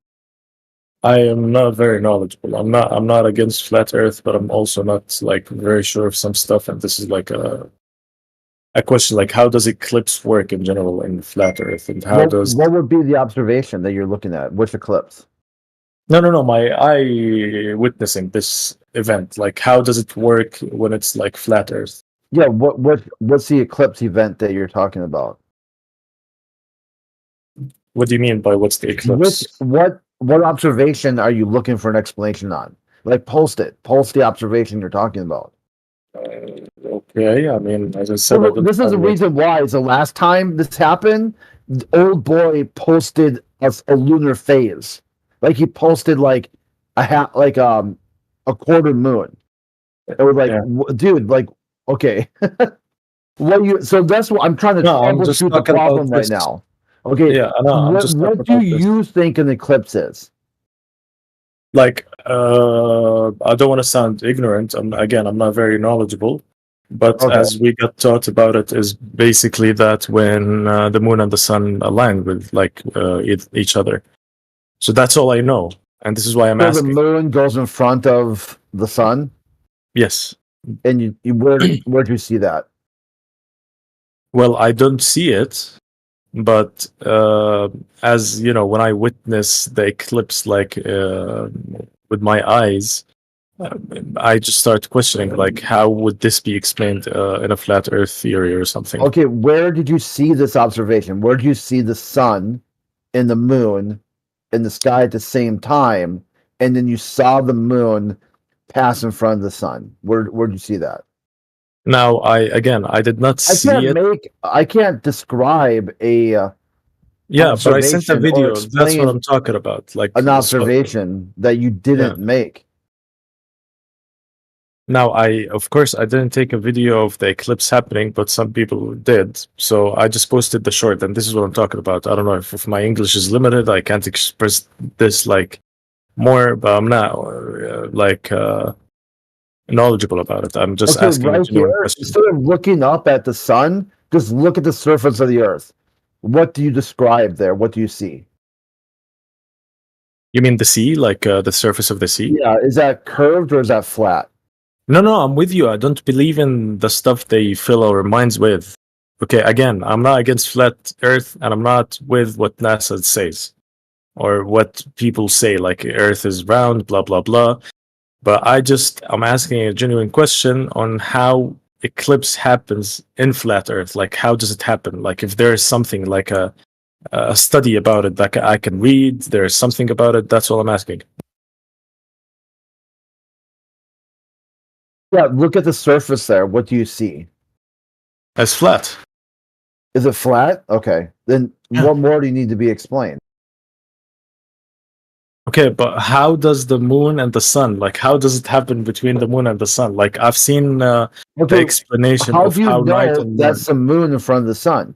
See, we're going around in circles here, okay? We got to get off at some spot, okay? We're in a roundabout. You see the surface of the Earth is flat. I see the surface of the Earth is flat. You look up at the sky and said you saw the moon pass in front of the sun. Where did you see the moon in this? Give me where? Where was the moon? So in the sky. How would you know that? Did you see the moon before? No. Or after? I can't see the moon in the morning. Like, not always. Depends on how clear the air is. In this thing you showed, where was the moon? It's not shown. It was the sun. All you saw the whole time was the sun. You didn't see anything other than the sun. No, but in a small seconds of the video, you can see the moon just being like in front of the. I don't know how to explain it, but like in front of the sun. Where did you see that? How did you know there was a moon?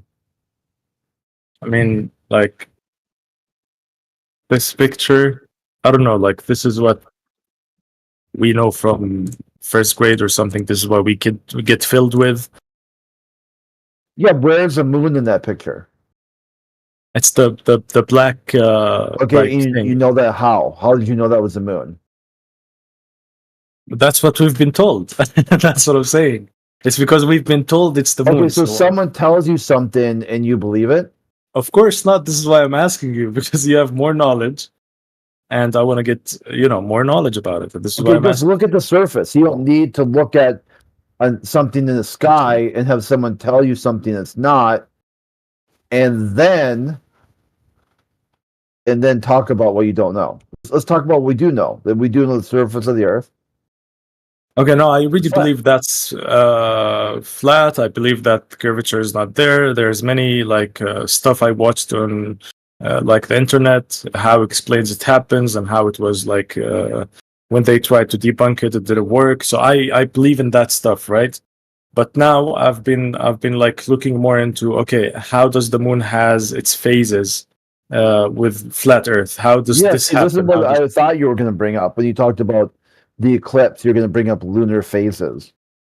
Yeah, because I don't know how it works. Because if I go read about it, all of the information that's going to be there is either from, you know, NASA or propaganda or whatever it is, right? So I tried, Yeah, like, so let's go right back me to the surface of the Earth. What does that look like? It's flat. Okay, well, there we go. Quick. He's a flat earther, right? But he's trying to find out more information about. There's no need to push like flat Earth and talk about the surface. He already knows it's a flat Earth. Yeah, he just wants to know if we know about eclipses or anything more than he knows. Yeah, I'm not going to make any claims of sky magic. That's the best part of flat Earth, is that in the globe they made all these wild claims that they know what this was going on. So if you ask them, hey, how do you know it's a moon? They won't know. They say, oh, I don't know. Someone said it. Okay, so I'm like, let me tell you. So I'm a Muslim, right? And some stuff mentioned in the Quran makes sense for me as, you know, when it comes to flat Earth. Like, for example, this verse, okay, which means like how night and morning works, okay, which is basically how it's explained in flat Earth. This is why I believed in flat Earth. It's also explaining how, you know, it says God flattened the earth. Translate that? I'll translate it, yeah. One sec. I'm gonna get the Quran in English.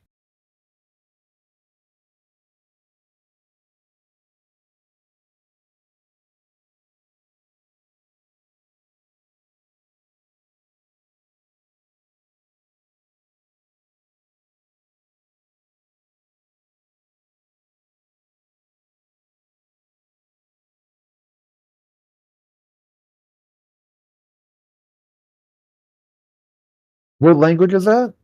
That's Arabic, and this is English. This is the translation of it, right?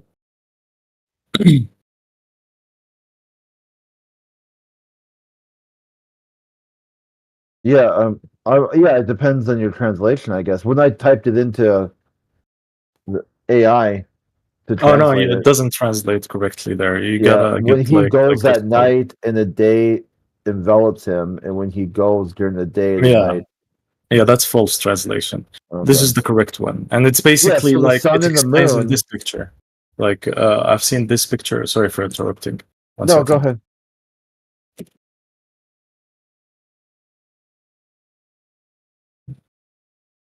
So this is basically how, like, it explains it, and where did it go?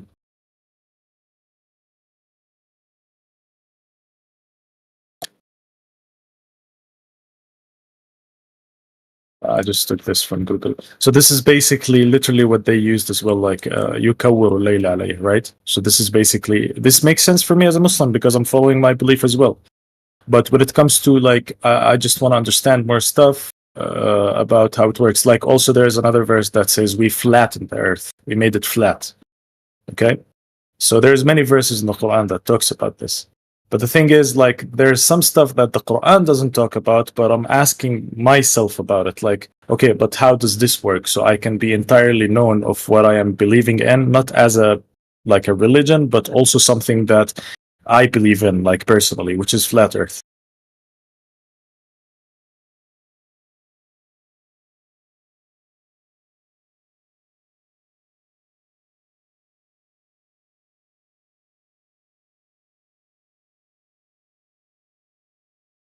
So I think you have to just draw a distinction between flat Earth as the ground underneath your feet and the flat Earth cosmology, which is, I guess, sky stuff above the flat Earth, right? So it seems to me like you're saying that the Quran says that the Earth is flat, therefore you're going to go with that because that's backed by the Quran, right? It's because also most of Muslim scholars, or let's say travelers, like even if you ever heard about Muhammad Idrisi, which he drew the first map. Okay, he was the first person to draw a map. He basically drew it like how it's drawn like right now in flat earthers believe. Like, let me show you 1 second. Muhammad Idrisi. I'm gonna send you a picture of his map. I'm driving, so I won't be able to look at it. I'll just put it in the side chat in German. Okay, well, I can't look at it. So.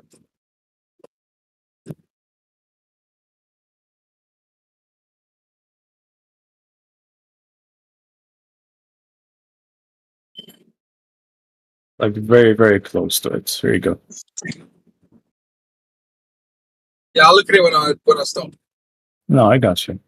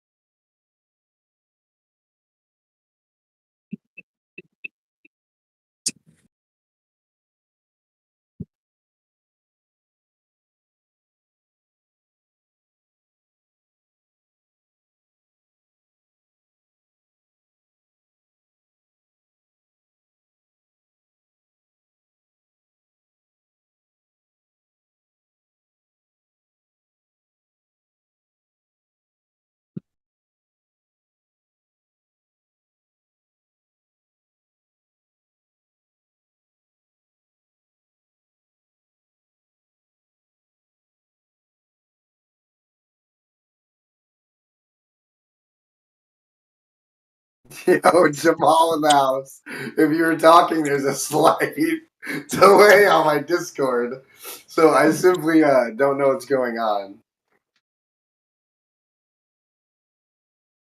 You got some malware? Not that I'm not streaming anymore, I don't. No, I mean that your Discord's all fucked up because you got some malware on your computer. You want to check? No, I'm just saying you can see that there's. You want If to it's come fucked see up. if there's any malware and fucked up shit? If it's going really slow, there could be malware. Or he could just be on his phone. No, because he said he was playing a video game. Oh, okay. That's kind of crazy. Well, is the mouse moving? Like, even I'm silent during my games, and I play really good.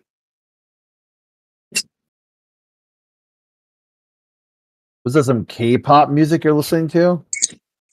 You look like the dog. You look like the dog from the game.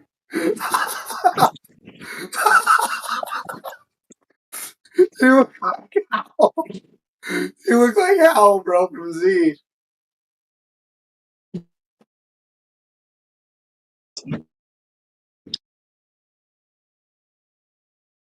That really what that is? What is? Oh, I'm sorry. You don't know what the fuck I'm talking about. What's this music you're listening to? Oh, this song? Yeah, some Korean Oh, pop it's an or something. ad, apparently, for gummy bears. Oh, It's a good song for gummy bears. I really want to have one.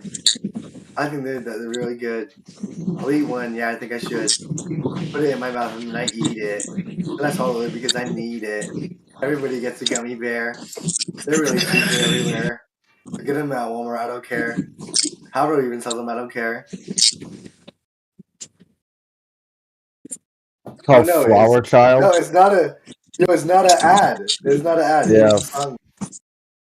Flower Child by.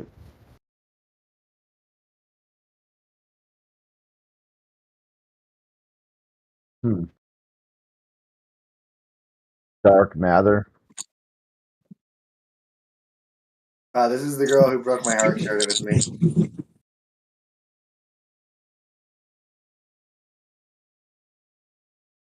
And then you get Flower Child. Give me just 1 second.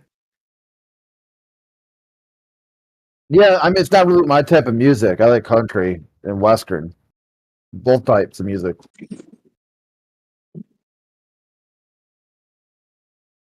Sounds like a bunch of emo millennials.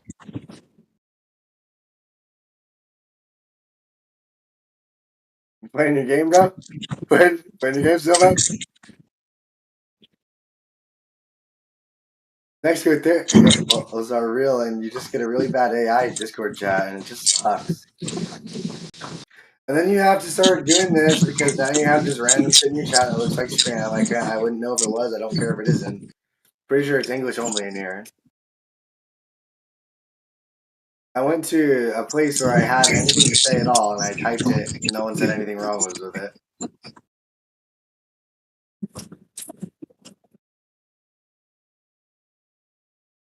Yeah, I would go there because I believe in Jesus Christ, and you guys have it coming. So that's really awesome. Hi, Nora. I'm done with this fantasy. Even if you don't believe me, you know I've tried to explain myself, but the only words you listen to is nothing.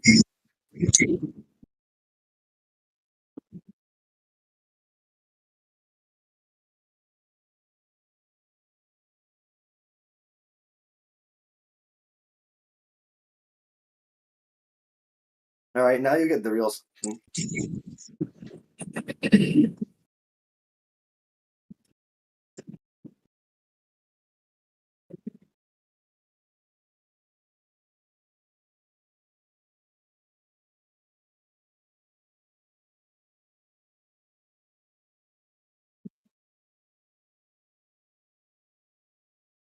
All right, that works, I guess.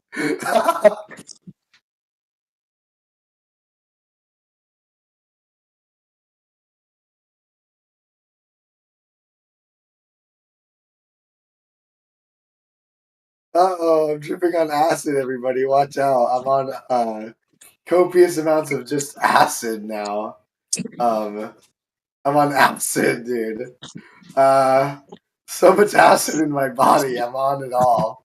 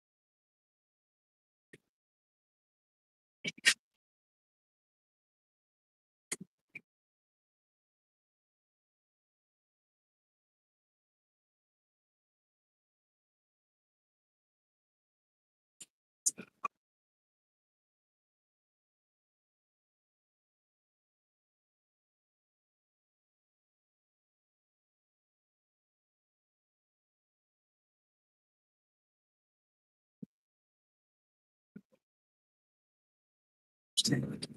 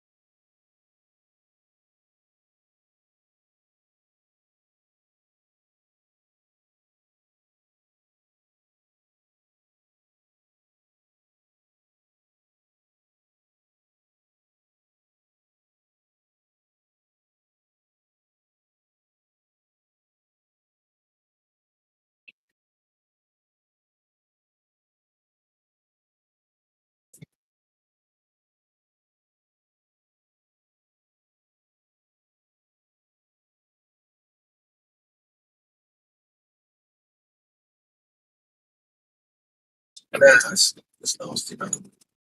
It's absolutely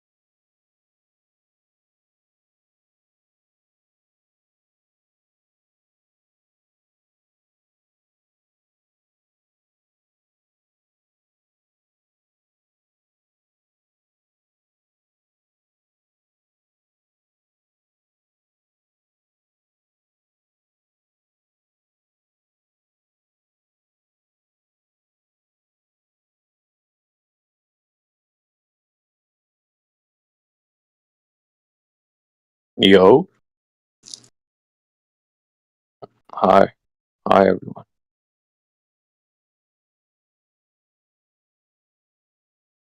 Why is everybody so quiet, fam?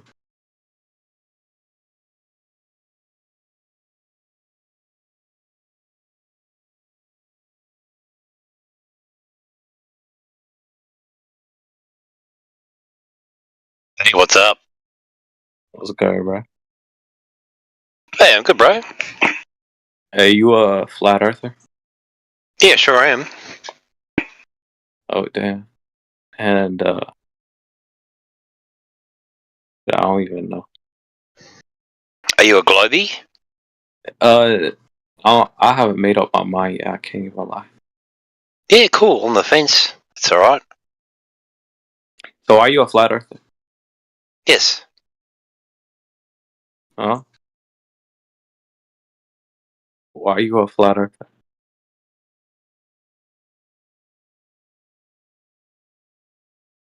Preach, brother, preach. Amen.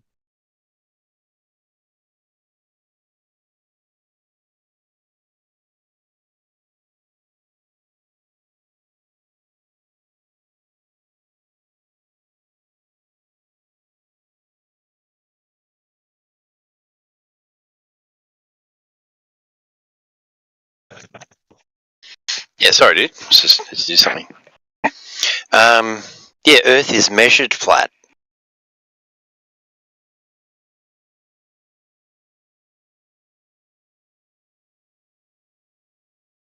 When we do navigation or surveying,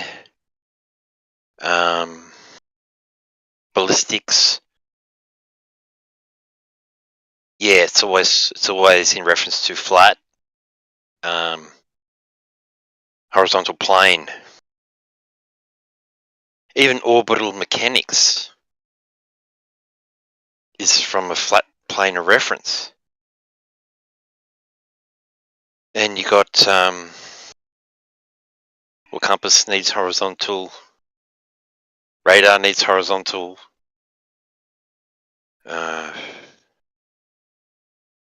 This is all flat. So I can't see curvature from a plane or from high altitude. So I'm going to mute the other channel on. Wait.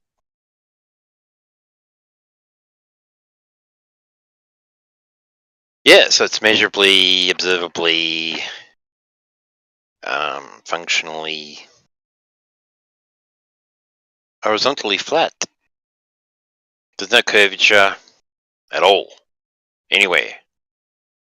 So it's not measured, or seen, or detected, or anything.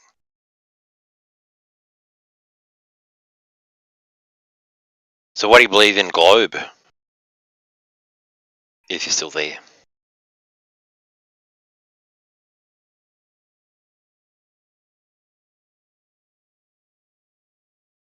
Yeah, just asserting that things measured to be horizontal is not a measurement. So measuring horizontal is measuring horizontal. Where? Show me. So celestial navigation. All navigation requires flat Earth. Celestial navigation uses the celestial sphere. Yeah, which is around a globe. Yeah. No, it's the inside. You're measuring angles from the equatorial plane in the middle, not from the outside. Yeah, you're in the center of a celestial sphere. Oh, the sphere is what's on the outside. You're standing on a plane. You seem to get lost in this. Every single day they tell this to you. Yep, you're not so just very have a sensible. quick look in the chat. Have a quick look in the chat, and that's kind of the celestial sphere. Basically how it Do works. you understand what a celestial sphere is? Like, do you even know what you're saying when you say that? Yeah, it's when you look up and you see like a hemisphere around you. That's your celestial sphere. Yeah, the top half of the celestial sphere is above you. The bottom half is below you, below Prove the it. flat Earth. Apparently. Prove it. No, that's a dumb thing to say right now. Let's have a coherent conversation about it.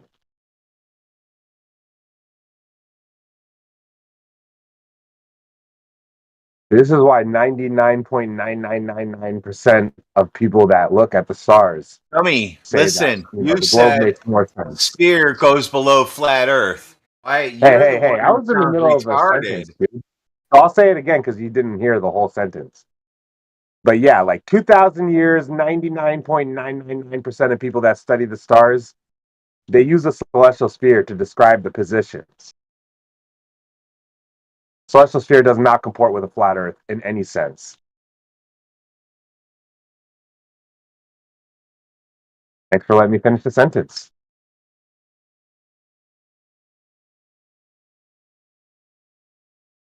You feel better. I don't know. It seems you feel good interrupting me every time. Yeah, I But, like to interrupt you. Yeah, it validates my point. You don't want my point to get out.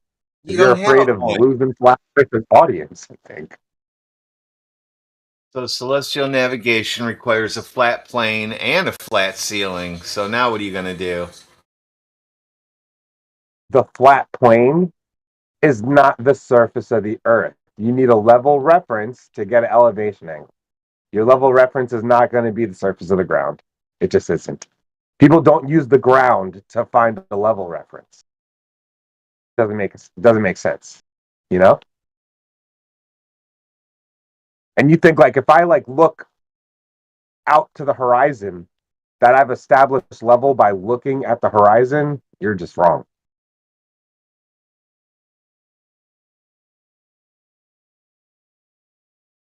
Nobody establishes level by sighting the horizon line. What's a ground position? So it's on the ground, yeah? So we're measuring and navigating the ground?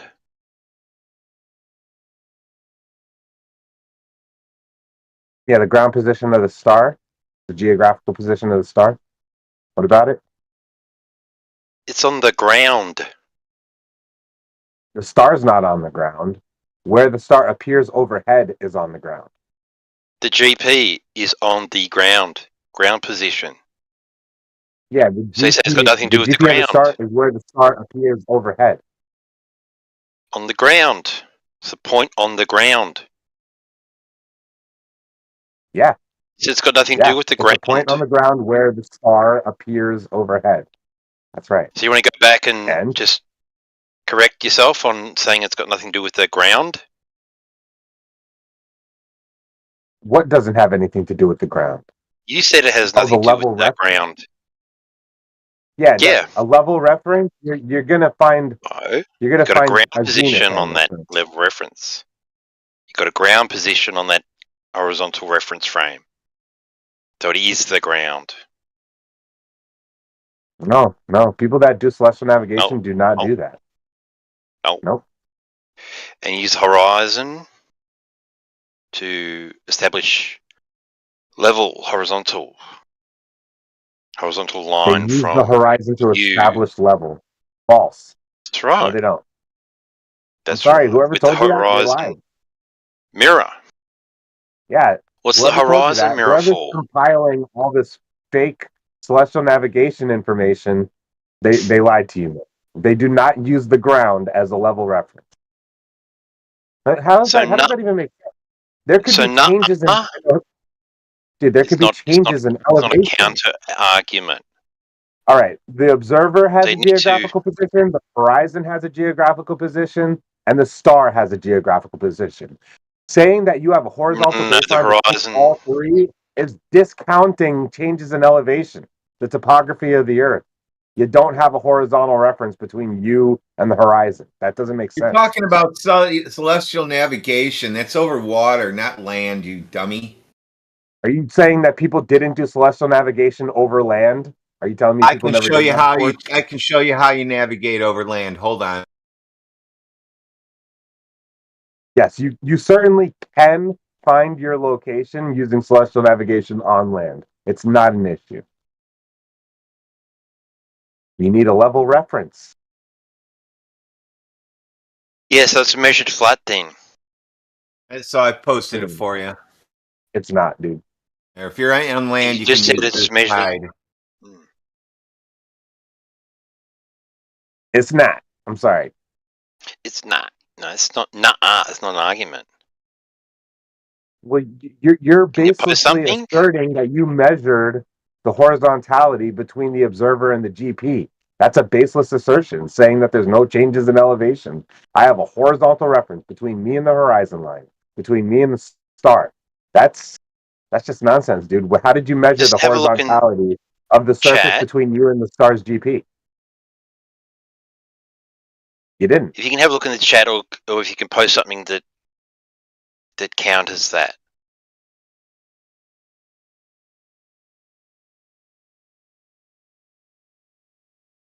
Yeah, where am I looking? I just see memes. Just in the chat.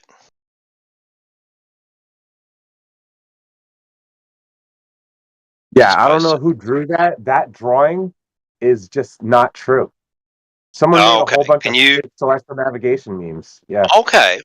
So can you post some things and educate us on how it's done then? Sure. Let me see if I still got this one on my phone. Just something Yeah, sure. would be good. I got stuff. Here's one. And just I'm interested to know how the ground position is not on the ground. The ground position is on the. I never said it's not on the ground, dude. Are you just not hearing what I'm saying? No, you said it's got nothing to do with the horizontal plane of reference. It's got nothing to do with the ground. That's what you said. You cite the horizon line to get a dip angle. Okay, you measure the angular difference between a level line of sight and the horizon line. That gives you a dip angle. You subtract that from the height of the sextant, which is the difference in the angle between the height of the star and the horizon line. You subtract the dip angle from the height of the sextant, you get an elevation angle. This is the method that celestial navigation uses. Everybody's been doing it for hundreds of years. Doesn't change just because Nathan Oakley wants to make a bunch of memes. That's not how you do. What is it? All those lines? You think you have to do all those lines in order to figure out where you're at? Yeah, if you have a significant height above the surface, you need to get the dip angle before you get the elevation angle. Absolutely. It's your correction table and doesn't conform to a globe. We did it live in here. You guys lost. So you're just claiming that you disprove globe? That's it. You know, you could think you disprove the globe, but people are going to still presume the Earth is a globe in celestial navigation for the next hundreds and thousands of years, probably. I mean, the method works. People navigate presuming Earth is a globe. We're spinning right now, but it's like we can't feel it, but it's like a car, right? Yeah, you want to get into a different topic? You want to talk about fueling rotation?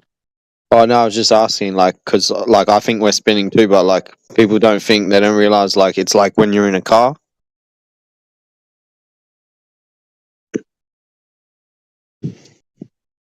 When you're in the car, you can feel you moving when you're in a car. What are you talking about? Yeah, So when you're especially.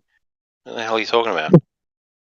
That's what I'm saying. Like the Earth's spinning, but like people don't realize, they can't feel it because it's like being in a car. Yeah, you don't feel the car accelerating forward. You feel the bumps in the road. That's conservation of momentum. Yeah. Yeah, you wouldn't. If the car was spinning around, you wouldn't feel it. No. Nah, like reality is like it's like you perceive it to like not be spinning. So like all your senses tell you it's not spinning, but like you just have to imagine being in a car.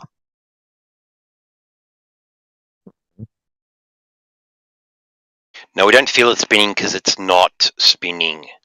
not feeling it spinning is not evidence for it spinning. It's evidence for it not spinning.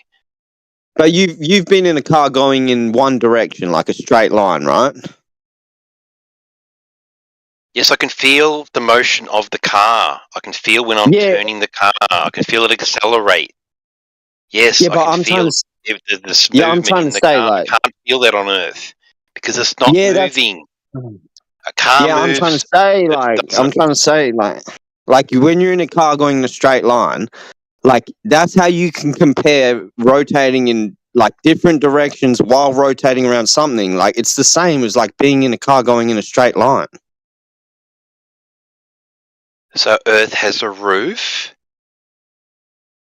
like a car. No, but like surely that's reasonable. Like the example is a car going in one direction, like a straight line, and like surely we can compare that with spinning around, like in circles and around other things while shooting forward. Like surely we can do that, right?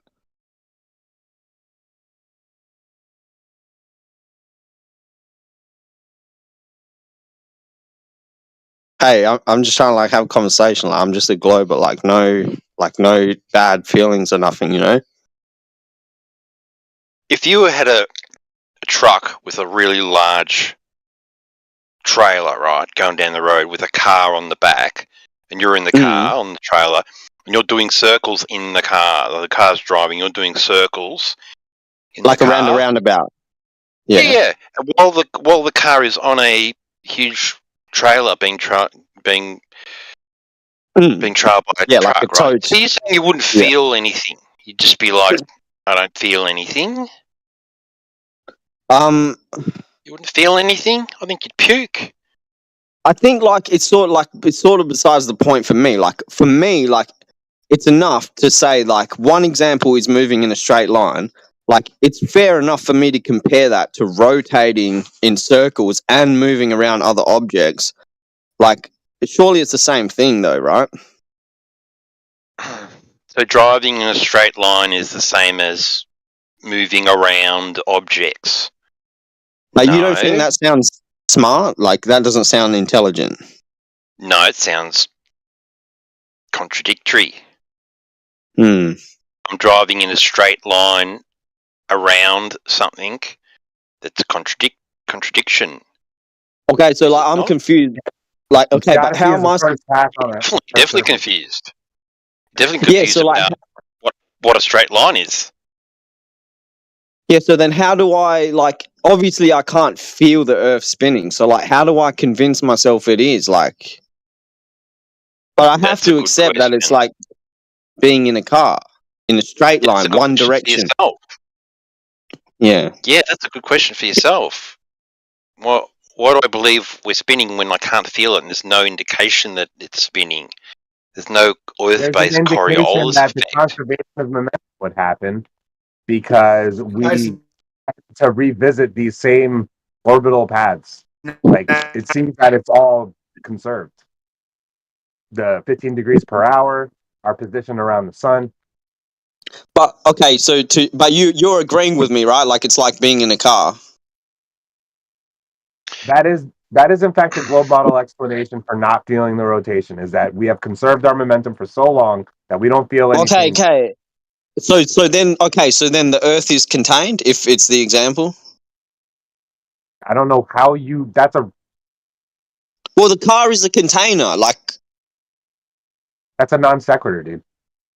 What did you say? What's a non sequitur? Like, I'm using the same example we agree on. Like, it's a car, it's a container, like, we're in a contained system. Like, so then... Like, yeah, we can argue, like, conserve momentum, but then the other example has to be a contained system. Otherwise, conserve momentum isn't the same thing in an open system, like with the windows down and the roof off, is it? I see what you're getting at.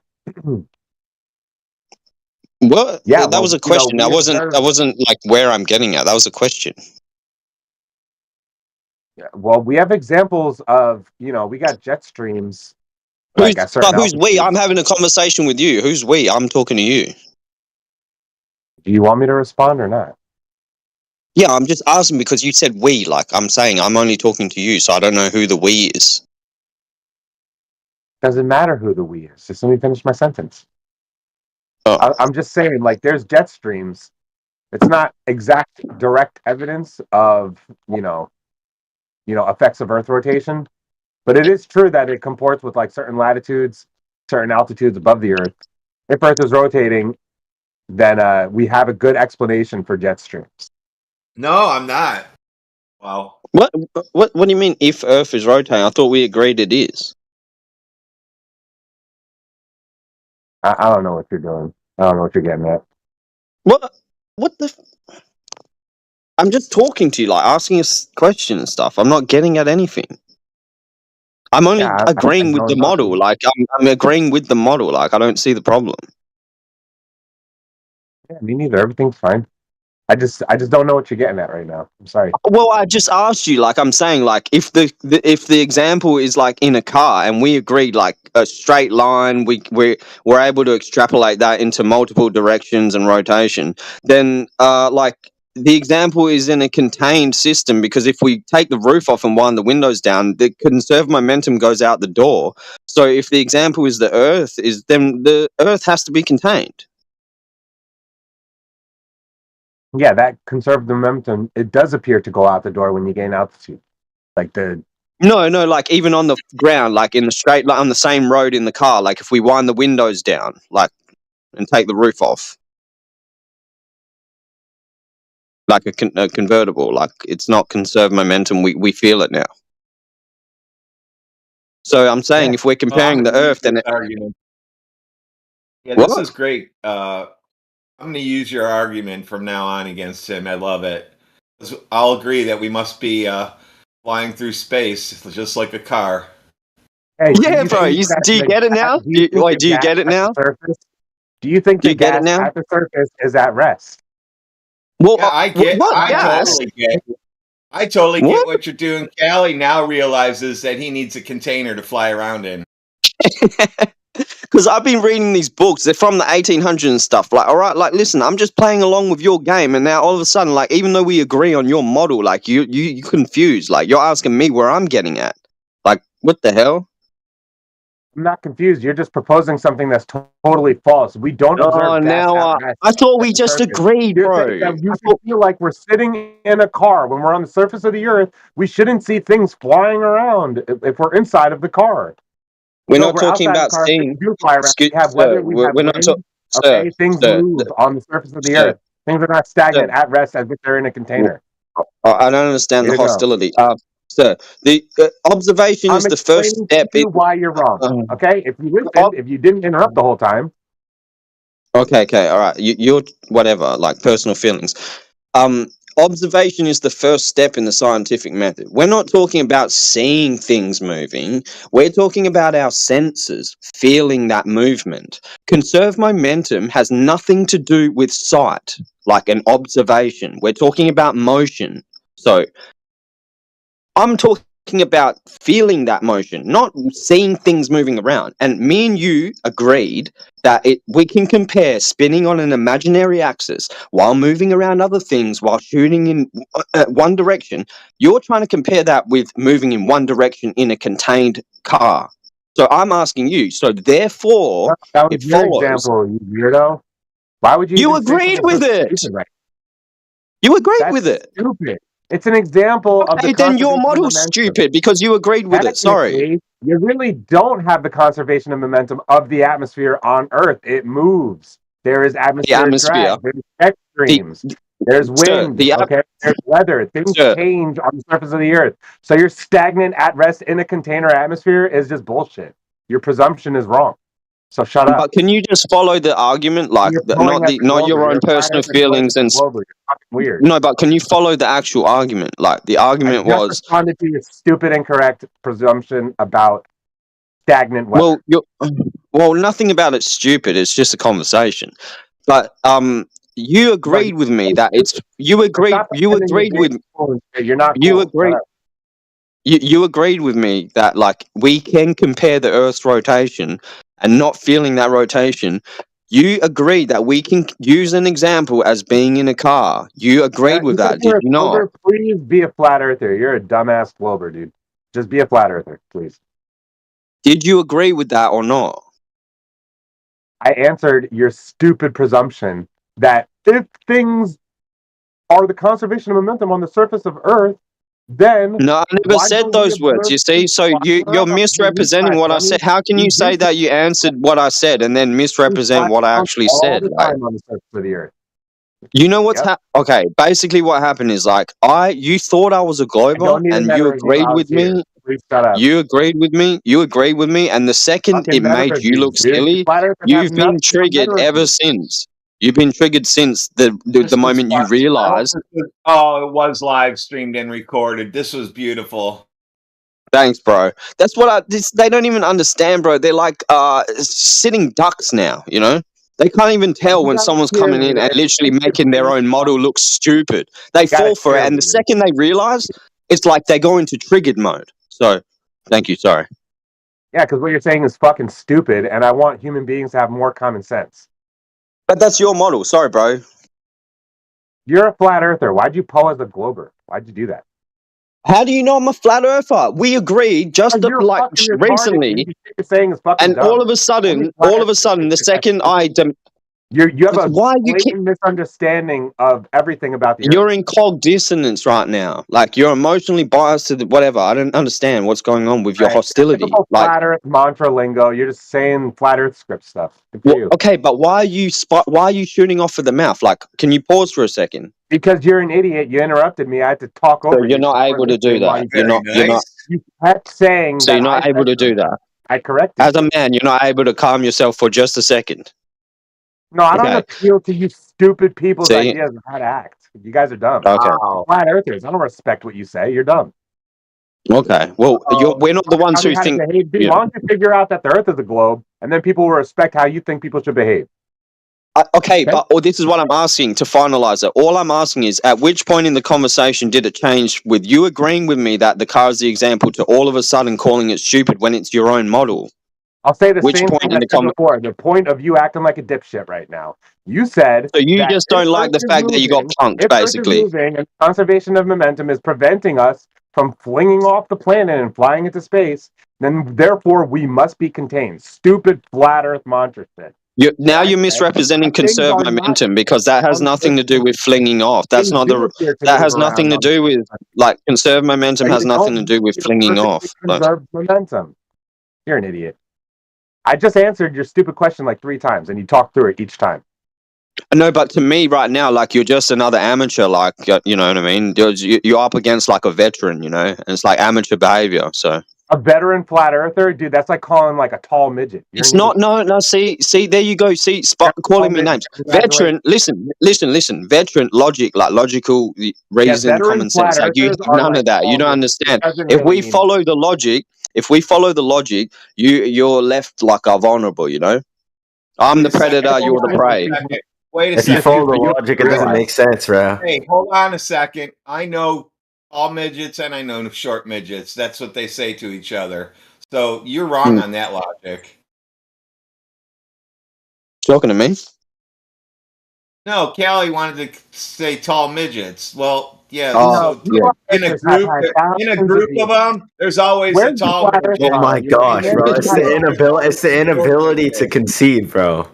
You have over 1,000 years to prove a flat Earth. So, bro, you had your chance. Listen, he agreed, man. He agreed with his own model because they always say it's like being in a car. The second he realized that how dumb it sounds, like that's it, you know. Then he got all emotional. An example of the conservation of momentum. Nobody's saying the Earth is in a car. You goddamn retard. But you've been in, like you crashed out, bro. You've been spiraling for the last 5 minutes. You're just straw manning me. No, you're literally spiraling out of your mind. You believe in the flat Earth. Exactly. I don't believe guys are so delusional. They think that talking about convertibles and conservation of momentum. I brought a conservation. Hold on to the new guy. You're a fucking idiot. New guy. He was just agreeing with a glober like you, and then he switched and started tripping out. He realized what he said was stupid. The new guy And all knows I did was use his own model. And when he thought I was a glober, he would happily agree with me. And then when he started clicking on, he's Wait, like hold got on. emotional. I never thought you were a Glober. Not you. Who are you? No one's having to talk with you. We're talking about this don't know guy how- crashing out right now, live. Constructive conversations. You're just full of shit. That's no. That's sodium uranium. That's a chemistry You don't know joke. how You to probably have a don't get it. coherent, decent discussion about science. You're just full of Did shit. anyone get the sodium uranium joke? It's a chemistry one. Nuh-uh. Yeah. That's sodium uranium. Nuh-uh. Statements like, you're stupid, you're an idiot. That's just dumb. These are all subjective statements. Subjective. Your emotional opinion, whatever. Nothing like, cool, bro, that's your opinion. Dude, it's pathetic how stupid you act because you believe in Another flat Earth. subjective like statement. It's pathetic in your opinion. Okay, nothing pertaining to the actual argument. Like 99.999% of humanity over 2,000 And he's getting maths years, wrong. you guys And he's still getting have maths nothing. wrong. You're yet to realize Basic that you have maths. nothing. You're Basic fucking maths. retarded. You fail at it right there. You just put your foot in it more. Like you've already failed at logic, common sense, simple discourse, and now you're demonstrating that you failed basic You maths. don't have a model. 99.999%. What the fuck? You're interrupting somebody telling you that you have nothing. You have nothing. Okay, hold on one second. Save the children. Callie claims to be a flat earther for 4 years and then he switched. Oh, Jesus. You sound like Mr. Batman, dude. What made you change? What made you switch, bro? Was it like the latest picture or like what? No, flat Earth is retarded. Oh, okay, all right. So that's another subjective And so are statement. the Like people it's not within it actually. that you guys don't know how to have. It doesn't scientific pertain to like the actual argument. Like it's all subjective part of stuff the reason I'm not a going on flat right earther now. anymore is because people like Radwin and you that don't know how to have constructive conversation. I don't know how to have constructive conversation with no evidence, no scientific. This is the problem with them right now at this point. Like 10 years, what's it been? Like 2015, just coming Yeah, up to you're a 10 years. long-term flat Maybe, earther. maybe So you've back been before then, retarded. because in my opinion, it was like before that. You know, there's books from like 1900, all sorts of stuff, long before this. But I try to give it to him real slow. I followed the logic. Like I said, oh, surely it's the same thing. We can agree, you know? And like we agreed. And then the second I said, okay, well then if we follow that logic, we have to now because you've agreed more than 3 times, then the Earth, the other example, must be a contained system. Then all of a sudden you've like I don't understand the problem. Because you're a flat earther. Okay. Do you think that the Earth is contained or it's not contained? You cannot visualize the globe model in your mind. You literally reject it too hard. Why would I not be able to visualize it if I've gone through the same curriculum? When you're talking about Coriolis, This is basic conservation of stuff, momentum, man. It's things very moving on the basic surface of the stuff, Earth, like globe model entry makes level. sense. Flat Earth has Callie, nothing. why do you keep talking through him? The idiot keeps walking through me, dude. I'm not going to stop my sentence I'm because he's being nice interrupting. right now, and now you're talking through me. Tell him to stop interrupting. Go back and forth. You know, saying I don't understand dude. The flat Earth has had 1,000 years to construct a model that can predict. You can't validate that. Sorry. You have nothing for thousands of years. When is it going to click? The globe model has left you in the fucking dust. You are in the dust. The globe model is way ahead of you. Okay, this is multiple models that explain all observed phenomena. There's not a single this is all your can't explain. opinion-based arguments. You know, That's like not my an opinion, opinion that's is reality, my that's opinion. My opinion is. It's studied. It's in your repeated, it's observed. In your opinion, now you've stopped for a second. Okay, you saying to me, I don't understand the globe model. I've gone through the same curriculum that every kid that goes to public school. How did you become a flat earther? I didn't become anything. You got to know. I didn't become anything. Allie, stop talking through him. What's wrong with you? Radwin, how does it feel, man? This is what you do, nigga. I'm doing what you do, bitch. Yeah, I didn't become any hypothetical straw man fallacy model that you have in your own head. I didn't become that. So that's done there from the get-go. Yeah.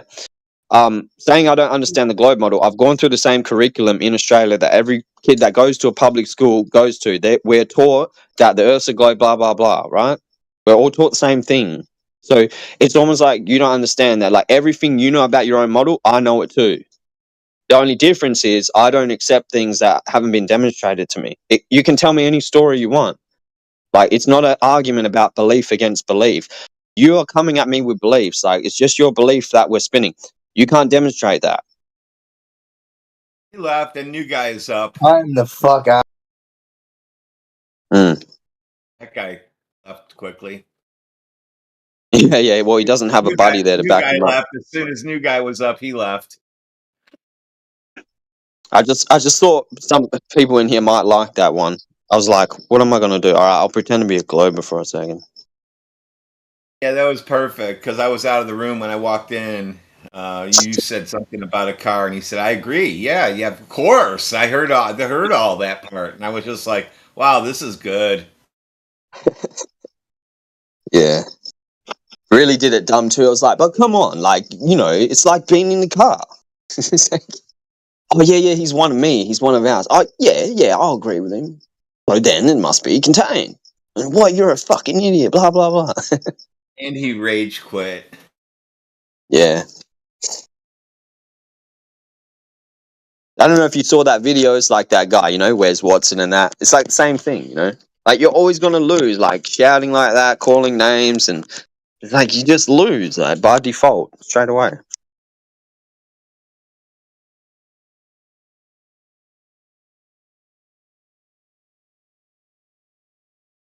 I'm going on mute, bro.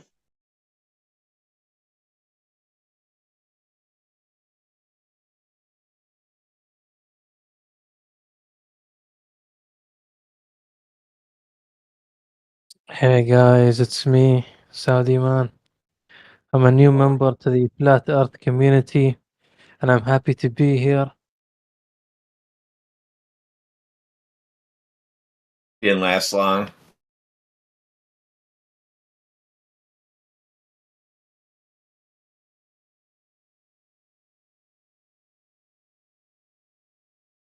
That's what happens to Saudi man.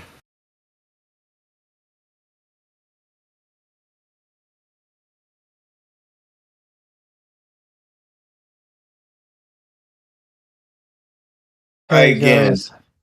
Try again without all the bullshit.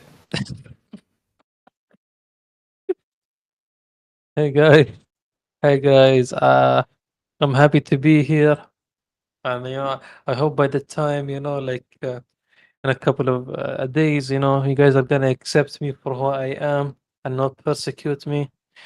I'm happy to be here, guys. No, I think I this like is a great persecuting community. you. I'm anti-inclusiveness, so get used to it. Oh, okay. Is this the actual reason you hate Globers? That's kind of dumb, man. Oh, so you are a It's really Glober. dumb. No, I'm a flat earther, Oh, but I you have can't be other both, reasons, dude. actual You good try this all the reasons. time. You try this all the time. You can't be both. Well, I'm not. I'm a flat earther, man.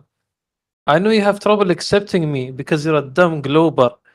You're a fake flat earther, man. You just like bring down our credibility. Why do you keep doing that, man? Jeez. As an actual flat earther, I'm really disappointed in you guys. Why do we keep this guy around, huh? No reason. Honestly. Anyways, I'm happy to be here, you guys, and I really love this community and everyone in it, It's so much fun to be here.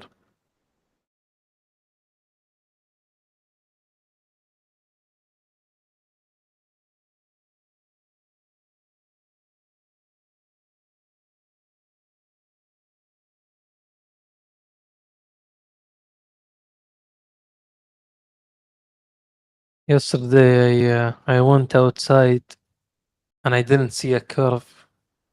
Fuck, man. Like, that was crazy, bro.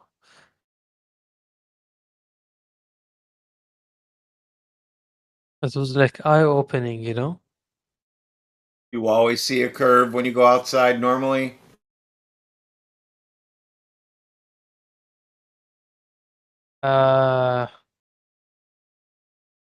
You said yesterday you went outside and it was the first time you didn't see a curve, which implies that you every other time you go outside you see everything curved.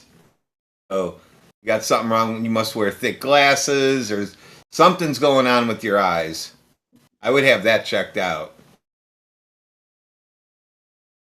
That's a good point, Radwin, you know?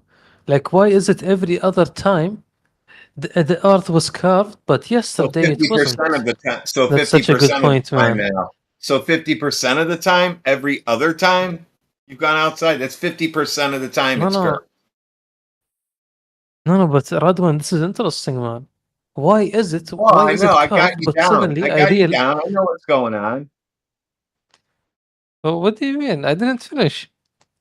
So Dude, every other first time you it was said it was. curved, but First you yesterday. said it was 99.99999% of the time curved. Then you went outside yesterday and it was flat and it was amazing. And I asked you that, and then you said no. Every other it's curved. So then that means 50% of the time. So now your times of curved has been cut in half, basically.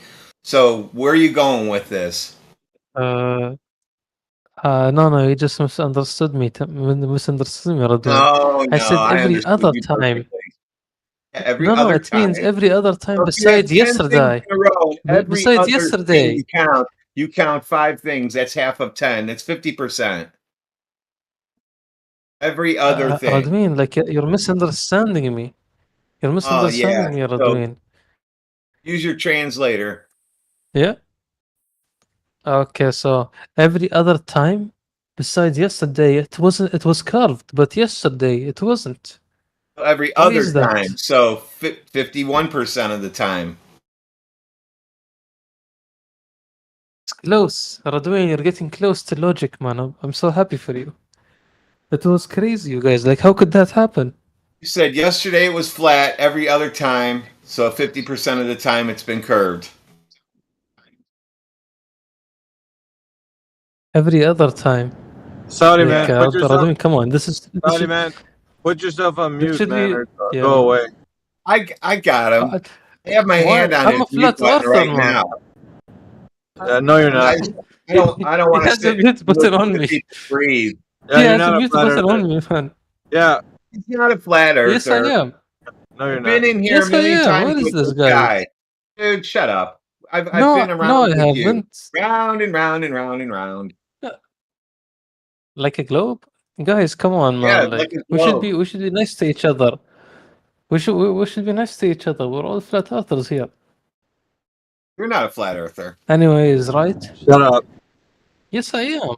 No, you're Yes, not. I am. Like, why can't you accept me?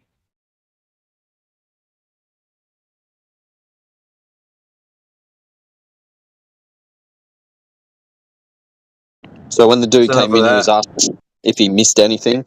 Like he's just trying to do the same thing, but on the other way around. Like pretend to be a flat earther and make it sound dumb. But even when they try and do it, it's just not the same, bro. He tries it all the time. I usually mute him as soon as you saw I mute him as soon as he comes in. Then I wanted to play with him for a minute since nobody's talking. Yeah. Alpha Boy, missed the going out spiral. sad, bro. Alpha missed the spiral of the week from Cali. Yeah, man. But he came in this morning. Yeah, but the way that Save the Children made him spiral was epic. You need to go listen to it. It's from about 15 minutes ago. What was the topic? Tell him how you did it. Just pretending to be a glober for starters, getting him to agree with the globe model, and then following the logic, and then making him go, "Oh, spiral." Just Tell him how you got what you got him to agree to, and he was just like, "Oh yeah, for sure, I agree," because I Yeah. heard it. Tell him what it Yeah. was. So I was like the car example. I said, but it's like all you have to do is imagine being in a car. I said, you agree, right? He's agreeing. And then I just make it sound more dumb by saying, yeah, so like going in a car in one direction, a straight line, like it's fair to compare that to rotating and going around other things and shooting in one direction. Like they just don't get it. It's like being in a car. And then when I started saying, like, if we follow the logic, right? because he's doing conserve momentum. That's their whole argument. That like you're in a sealed container going in a straight line so you don't feel it. It's already false from their actual example of the Earth, which is spinning on an imaginary axis, rotating around the sun, things rotating around us, all of us shooting in one direction at the same time. So it's retarded. His model's retarded, and he's resorting to calling me stupid. You're retarded. You're an idiot. It's like, bro, you don't get it. No, what he But it's said just- was, what you said was, yeah, being in the car. Kelly said, yeah, and then you expand into, oh, so then the Earth must be contained. That's why we don't feel anything, and that's when he lost his mind. Yeah, because I said we agree with the car if you all the windows up and the roof, but if we take those windows down and the roof off, then it's not conserved momentum anymore. We feel it. So if we're saying that it's like being in a car and we agree it's contained, then therefore the logic follows that the Earth has to be contained for it to be the same example. Can't compare them if they're not the same thing. It's contradictory. And Kelly figured out You he lit was his a hair flat on fire. earther. And he figured out he was a flat earther. And after that, all I did was call him names, do anything. And that's what I was saying to him. It's all subjective, what you're telling me now. It's all emotional stuff. Like, it's all your opinion. No one cares about it. Like, you must think, like, in his head, he might think he's winning something, but all he's doing is shouting his feelings and opinions. Like, it's irrelevant. Callie usually gets in his feelings like that when he spirals. He'll be back though. Oh, He'll reset. They all do. They all do, because on top of the fact that we're arguing from two different points, but ours is like, common sense, basic reasoning. Things will tell you that you're not moving, doesn't curve away from you. Like, we're dealing with idiots from the future, because more or less we're the future from 100 years ago or whatever. These guys are glued to smartphones. I mean, they're all hyped up on chemicals, all types of stuff, man. They don't even understand basic English anymore. They don't understand the definitions of words or anything. They just be using words like it's like whatever they think in their head that word means, they're going to start saying it, Yeah, I think that happened over time though. Within the last 60 years, I would say the decline of like people having like actual intellectual like thoughts. They don't think anymore. There's nobody actually asking any questions. It's it's the generation of like Google and AI, and all the informations are given to you. So anything that you ask for, it's just there on the internet, and they don't even they're even too lazy to look that up. But some of the people that would have like come in here and argue, for the side of the globe, they won't even know about the globe, anything, any of the metrics or the cosmology or anything, any aspect of the Earth being a globe. They have no knowledge on it. And that's very strange when you have all the answers given to you. Well, they're the number one topic for there's the Dunning-Kruger on them. It's like they'll come in hot simply based off belief, and they'll think they have superiority. And like the further you continue with these people, the more and more it gets exposed that they know less about the thing they're arguing for than you. That's my favorite part. When they come in here all just like jacked up with all this energy. I usually tell people in this chat, I was like, that's what I like to see. Whenever they're so full of themselves and they have the ego and they're coming in here thinking that they know everything, I like to see the light in their eyes just dim when they realize they really don't know anything. And the line of questioning that I have for them is just like one after the other. They know nothing about the Earth being a globe. Yep.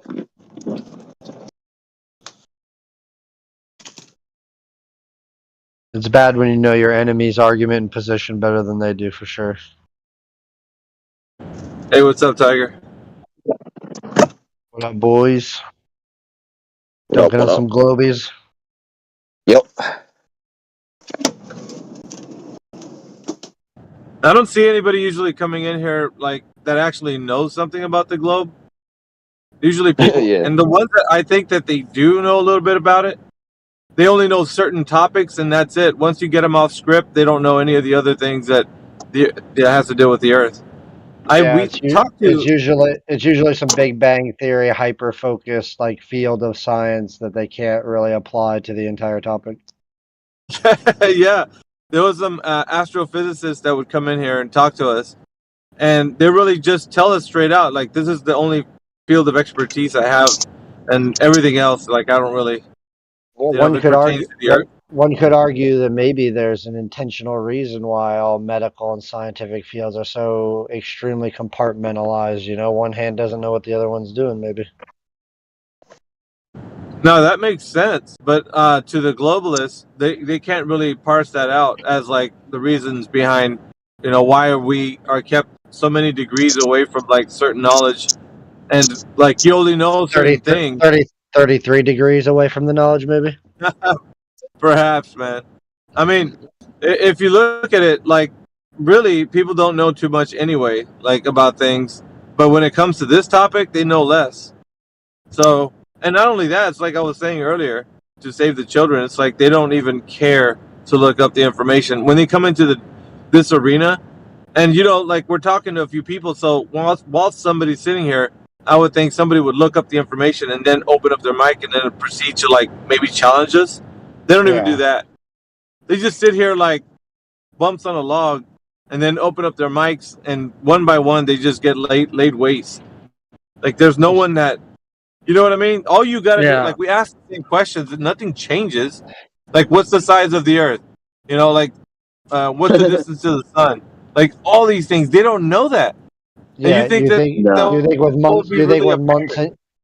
with months and years of presence in the community and online and stuff, they'd have their rhetoric and their rebuttals a little more finely tuned. Well, think of all the arguments, like the flat Earth arguments, that a lot of people picked up on the way just by being around, you know, talking about that subject. And if they're genuine globers who are, you know, highly educated and advanced in this model, then how come they don't know it? You know? For sure. But for me, it's like, I ultimately, it's like they're always arguing from the point of belief anyway, and they're trying to enter an argument based on like facts, you know, and evidence. What the evidence being observed reality, you know, and they're immediately arguing from belief. So they're already forfeit by default because it's not a belief-based argument.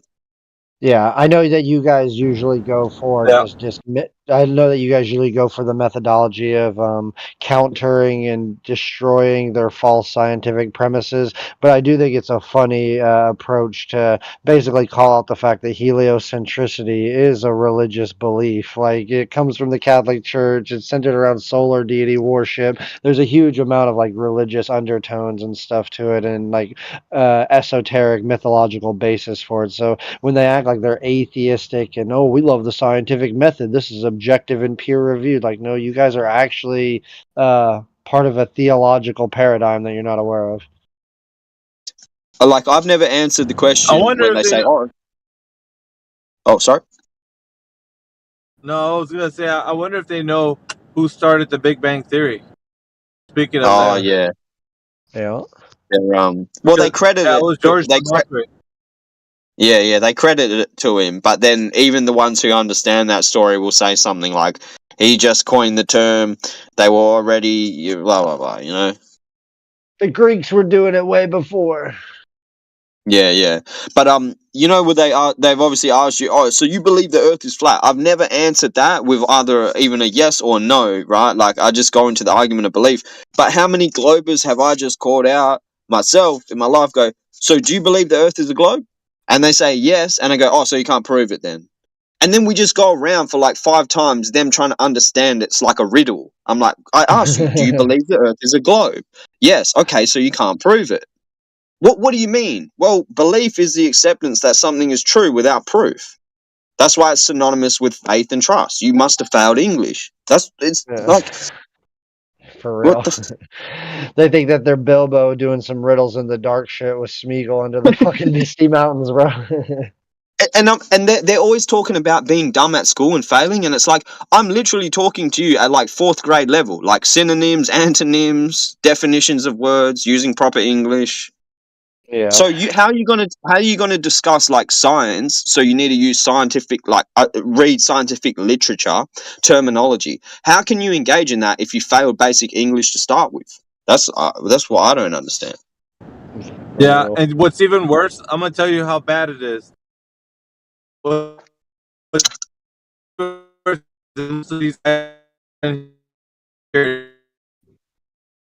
Damn, you're roboting, bro. The Globies are trying to shut you down, man. Oh, sorry. There you go. Am I good now? Can you guys hear me? Yeah, you're solid. Yeah. Yeah, I was gonna say, like, they come in inebriated, so it's harder to reason with in that state, and then they try to, say that, that they know something in that state. It's very difficult to have conversations with them when they're even that way. So the young ones don't know their ass from a pipe wrench, and then the older ones are like already jacked up, like they're, Their brains are already cemented in the bullshit of their ideology.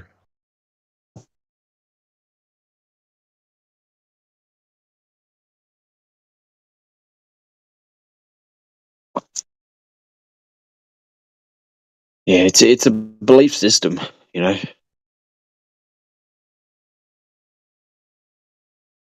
belief system centered around nihilism and diminishing human importance. Yeah, and also just it's like they're living in the whatever they call it, like everything's backwards, where like it's just the opposite to anything you're experiencing right now. You're supposed to live your life based on it being opposite. Like, we don't feel ourselves spinning, but we're spinning. We see the sun move, but it's the opposite. It's us moving around it. It's like everything has to be reversed because it's obviously part of a bigger picture. Flat Earth is one aspect to the current like control system they have in place everywhere. Yeah, and the aspect of that is like it's a constant thing to live in direct like contradiction to reality. So everything is false, and it's harder and harder to distinguish truth. And if you Yeah, I was just gonna say it's like the ultimate MK Ultra mind control technique, because like if you can rob people of trust in their basic senses and their own observational ability, their own sense of what they're standing on and stuff, then everything else is a fucking cakewalk. You can convince them of any other delusion or illusion that you want once you set that seed. Well, it can also be a term of like measuring your amount of control you currently have in place mentally, because in the same way they use like a polls to say, oh, he's up in the votes. If they measure that the majority are agreeable that they're on a globe, will they say, okay, well, 80% of the current population we have in control here, all agree with this idea they're spinning. So therefore, we're still in control 80% mentally, whatever it is. Exactly. Yeah, it's a litmus test. Yeah, yeah, exactly. It's like, how dumb are you? Okay, so do you believe that you're spinning? Yep. Okay, no worries. Come join the club. Exactly. We got another job for you after that. It's an identifier too. Are you a problem? Like, oh, so you don't agree with this? Okay, you're a problem. We'll keep an eye on you. Oh yeah, definitely. Well, the first goal is always to suppress it. For a long time, it was just don't even talk about flat Earth at all. Never give it any media coverage or publicity. Then it went to make a joke out of it, make a meme out of it, and make sure that everybody sees it as kooky and retarded. Now we're moving into the phase of it being seen as dangerous or seriously problematic to the infrastructure of society. But then we'll go after that to the point where it starts being more self-evident and being accepted after we get through all the stages of grief society has to collectively go through to accept the truth. If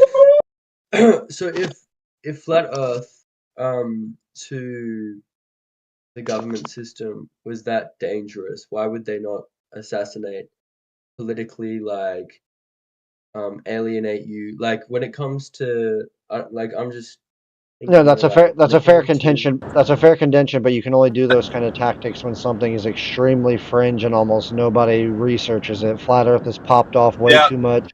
It's way too much of a search term. Way too many people talk about it. So if they just start killing flat earthers, then that's just going to galvanize the movement and make everybody double down on it and shift people who were skeptical about it over to understanding it more. Okay, so when it came to the socialist movement of the United States, they were very large in the 1940s, 50s, and 60s. And when McCarthyism happened in the United States, they were able to get rid of a large portion of the socialist bloc in the United States through alienation from work, etc. And when Let me ask you a question. I think you're. Yeah, hold on. I think you're coming at more of this like a political view. I would say this. How long do you think this conversation has been going on? This specific topic, anyway. How long do you think in history that it's like been talked about? Global. Yeah, well, the idea that the Earth is a globe. How long do you think we've been debating these topics in history? Well, there were obviously the Greeks, the Greek arithmetics who discovered that that the shadows on the obelisks were different at the same time. Yeah, well, what's the timeline we're looking at? So that's I'm talking about it. Yeah, the timeline from the concept of the Earth being a globe and pushed out into the masses. Like, what are we looking at from your perspective? Well, I mean, the idea that the world is a globe would have come at the same time that we had widespread literacy, so like the 1850s onwards. Yeah, you're close. You're really close. That's a good number. So if that was getting pushed as information put out to the public, so then the real pushback would be those who don't adhere to that, right? Or at least would be like, wait a minute, what's going on? Why are we teaching these things, right? There would have been some type of pushback. Now, the conversation would start there. But why do you think it was so widely adopted? Do you think it was by choice, by people's reasoning skills? Yeah, I could see that. Collectively, enough people just read books and came to that conclusion and made this hot topic. No, not at all. Come on, it was indoctrination. Yeah, exactly. That's all I'm pointing out to the gentleman. It's not something that was given by choice. It was something that was force-fed, as in this is how it is. We have people that are more intelligent than you. A hierarchy then become kind of like the way that people think about things. Like, I know that I myself know a few things, but that guy's an expert, so I have to trust the expert. And then what you do is... This is all a big build up off of the previous paradigm of basically trusting the authority through a religious lens. You would have the priests, they would have the Bible, only they could interpret the Bible. You'd have to trust them as the intermediaries for the truth. Whereas they, in the Enlightenment period, that's what that was a big rebranding and a shift of that exact same paradigm to a secular scientific worldview. But the exact same dialectic is there as far as the sequestering of knowledge, the conflict of interest with people who are involved in these institutions, how they engage with the so-called normies in society. All of it's exactly parallel and analogous to the old church. Okay. Exactly. So now to the gentleman, because I think you're asking, like, why don't they do something about it? Can you see the progression from like the 1800s, from the, like the institutions of knowledge and academia? So it was basically a rebranding, as Tiger was saying. That's very apt. So if you're saying that's the case, then why would there be, a pushback from this knowledge of, like, the conversation has always been on the table, right? It's always been people thinking about things. Nobody's really, how can I say, nobody really cares if you ask people about the Earth being a globe. I've heard over the many years that I've been doing this, when you ask the question, people don't really care. They're indifferent. They go through academia. They're told a little bit of things about the Earth being a globe, but they don't really know that it's one. So for that question to arise later in history, like in recent history, like when we started talking about it on social media and such, do you think that they're so invested in trying to figure out how to disprove us? No, because they've already solidified their position in the realm of academia. Now it's a religious dogma. So when you go back into the textbook, you're going to see for, whatever hundreds of years that they've been talking about it as a globe, and that's going to be your evidence. That just because it's been said for a long time. Can I you know what I mean? come in here? Yeah, okay. So when it comes to fringe ideas and politics, so when it came to the religious sects of the 1700s, the heretics who were chiming against the... Can I just quickly, just before you go into that, because you can keep doing it, but you've begun on something that you can't validate, so you're already doing it from the basis of belief in that story. Okay. Okay, well, we could just say that nothing is real and that you're not real and we live in a simulation. No. But that would just be fucking No, because stupid, that's not how That's a reductio ad Yeah. absurdum, bro. So It's not logical to follow the logic. Because you can validate many things, but you can't validate 300 years ago yourself because you don't have a time machine. Listen, can we just okay, so when it comes Yeah, I just wanted to point out because everything you say from that point on, you are agreeing. We'll talk about the 1900s then. When it comes to Yeah. political and Again, you're economic trusted. philosophy of the 1900s. Listen, It's again people are alive. you're trusting that story. Okay, that's all. People today, like Angela Davis, were alive at the time of the Black Panthers. She was alive. She saw it. She was there. Okay? She saw Huey P. Newton get shot by the police because of his political affiliations.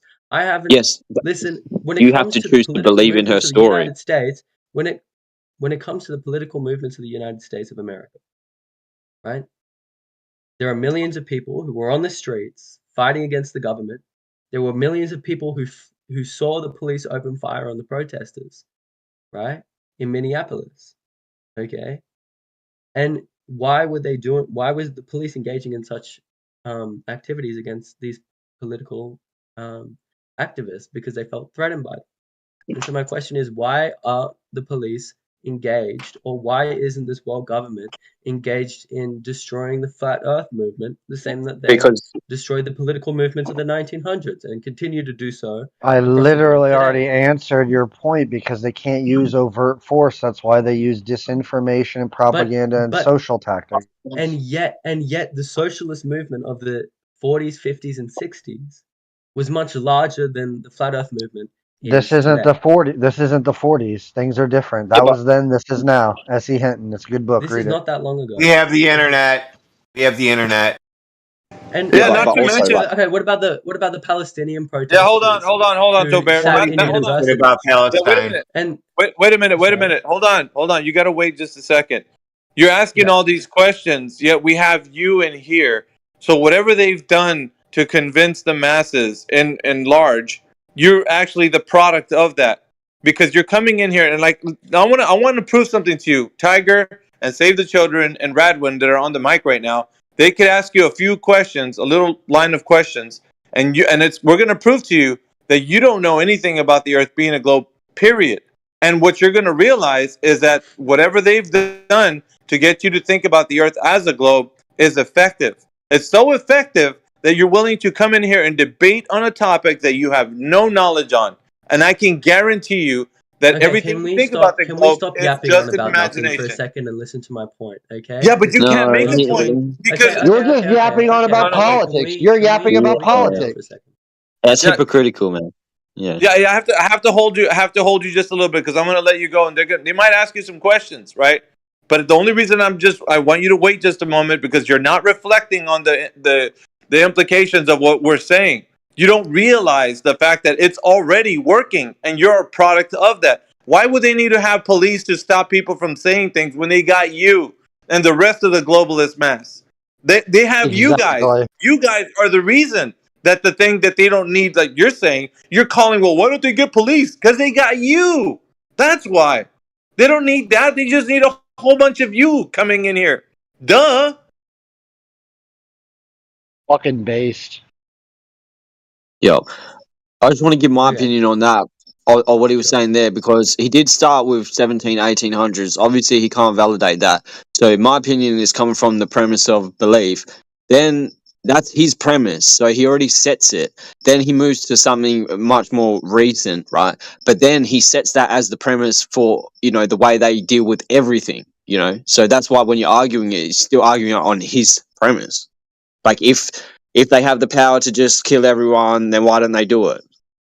It's like I'm not saying you can't have. Okay, but hold on a sec. Yeah, you know the game King, like I'm king of the castle. I'm king of the castle. Like in order to be the king, you need like people that aren't the king. So they can't just kill everyone because then they only have themselves, like no one to control. It's just like exactly. There has to be a hierarchy. Okay, so when it comes to what I'm arguing basically is if it is so dangerous to expose the lie that's your that premise. the Earth is a globe. Okay, but that It's was not. your It's premise. not dangerous. Your You're premise is a setting that. litmus. Your premise is that it's a litmus test to see who they have under control. No, that's And if they one want to aspect control to the it. population, That was between the conversation. Like, we're just agreeing that, yeah, it's like almost like a litmus test, the way you can say, do you think you're spinning right now and you can't feel it? If you agree to that, we sort of, have just observed you to be like, willing to accept things that you can't. You know what I mean? Like, if I say to you right now, like, do you feel the ground spinning? Okay, your answer is no. It has to be no. So therefore, me and you have common ground. We observe the same thing. Okay. Then if I ask you, do you observe the sun to move, or do you observe us moving around the sun? Which one do you is like more? So me and you observe the same thing. I mean, So therefore, hold on a sec. Therefore, me and you observe the same thing, a non-rotating surface we're on, and we observe things moving over us. Therefore, I don't have a belief. Neither do you. We have observation. You're asking me to prove something that I'm not claiming anything. Okay. You have the claim. Like anyone who purports the globe model has the you claim have a claim as well. Okay, we both have claims. No, there's no claim involved. Mine and yours is the same. And I have a claim. We both have claims. No, okay. We both have to prove our points independently. I just gave it to you though. We have the same observation. Okay, but me you and can't you. just say that you don't have a claim. That's ridiculous. Okay, so then identify my claim and prove to me that you can present a logical argument and identify my claim. State my claim. Your hypothesis is that the Earth is not what the academics say it is, and that it is actually flat. And my hypothesis is that the academics are correct in their identification that the Earth is a globe. And you're trying to apply you're trying to apply the scientific method. You're trying to apply the scientific method. What you are, because a claim, right? You said my hypothesis. Yeah, is what? That is your assumption. A hypothesis is an educated guess. Okay, how can an observation be the hypothesis? Okay, well let's talk about the ways. Okay, let's say you're schizophrenic, right? And you observe a human. No, we're not spiraling into hypotheticals. We're not spiraling into hypotheticals. We're talking about observational. Okay, right? Yes, observation is. We are talking about observational. Okay, you can talk. It's okay. Observations are not hypotheses. Okay, let's say hypotheses are educated guesses based on the observation.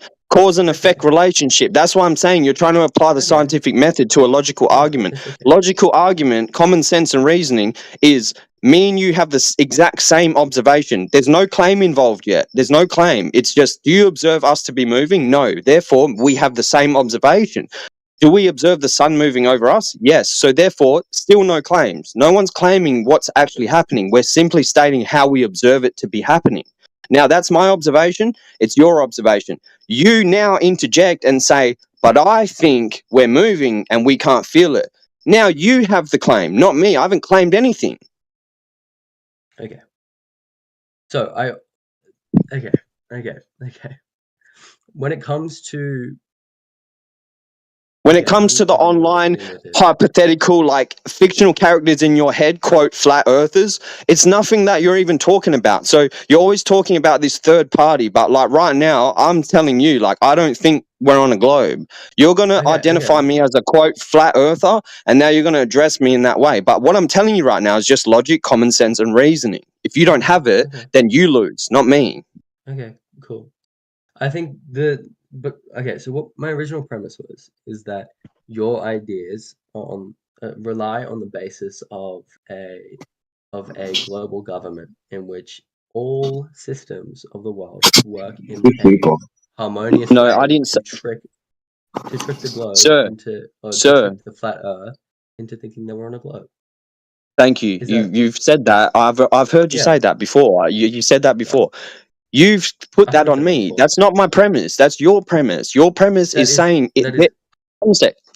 Your premise is saying if the Earth is indeed fact, then there must be the premise that all governments are in on this global lie, and that's how they keep it thing.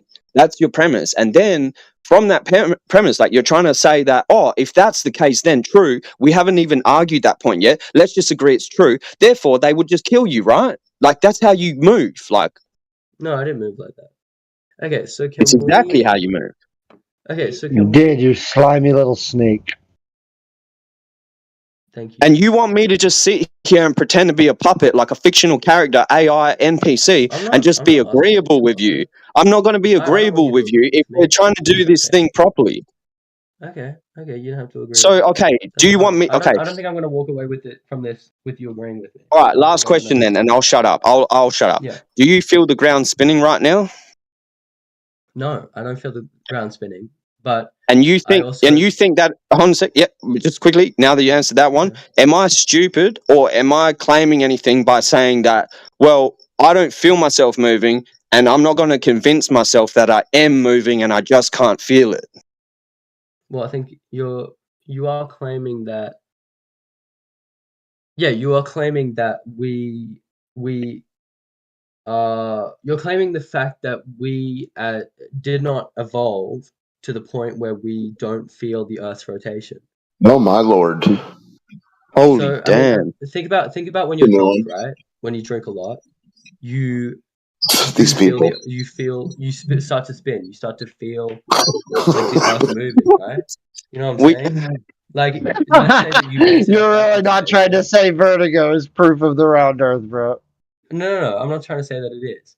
But if you use that as an observational basis, then what I'll use next time when I pretend to be a glober again, now I'll say, like when you're drunk and driving a car in a straight line, it sort of feels like you're going everywhere, but that's the vertigo paired with the conserved momentum. So, yeah. Well, I'm just saying, can we necessarily use observation as the only basis for which we conduct our observation is the first step. If you're the observation is the first step. Reality, what is reality? No one can tell you what reality is. What reality is the current moment that we're all experiencing. That's what we call reality. Yeah, so what I was saying there was that can we necessarily trust our senses to give us an accurate reading of what's around us? Yes, it's how humans survive, by trusting their senses. So think about our blind spot, right? So I don't know if you've ever tried to find your blind spot, but if you close one eye and look at a dot on the screen, and then there's another one next to it, you can look at one of the dots, and one of the dots will disappear, the one on the right? Yes, this falls under the category of optics, the scientific field of optics. Yeah. This falls under the category. This has nothing to do with your senses, like you're talking about, optical this is your illusions and stuff. This is your vision. That is a sense. That is one of the 5 senses. And your brain will paint away the dot because that is where your blind spot is, and it will fill it in with the background, right? And so, can you necessarily trust your senses in that moment to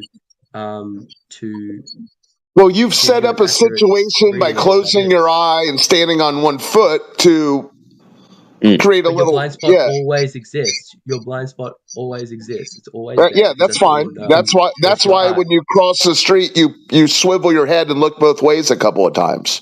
Don't tell me you don't do that. That's what a blind spot is. That's not what a blind spot is. Well, I understand. You're eliminating any chance of you're eliminating a chance of a blind spot. Listen, I've driven in the real world. I don't have to sit in my. Yeah, hold on. Listen, dude, I listened to you pontificating about Minnesota politics. You've been fed a bill of goods, okay? I'm just saying you do depend on your senses, and they're reliable. People cross the street every day by looking both ways. Okay. But they're not just on the optics thing. Can I ask you a question about that? So, the positioning you have to get into and the steps in which you do it. I said this falls under optics. What is the reason for doing this method of steps? Like, what are we trying to determine or identify? The blind spot. Was that the whole purpose of that experiment? You're trying to handicap your senses for some reason, and then saying, "See, we can't trust our senses." Yeah, you put a bag on your head; you can't see shit. You just what I'm saying is I cannot believe that you people in other countries are being fed Minnesota narratives from television. It's mind blowing. If I could just hold him to this point, just quickly, so when you're doing that, you're trying to determine the blind spot. You brought this up, invoked it in the original conversation. Is the observation like I don't feel myself spinning, therefore I don't believe I'm all going to be convinced that I'm spinning. And then you invoke this about trusting those senses. What would be the reason for me not feeling I'm spinning? Why would I then question the idea if I'm spinning or not?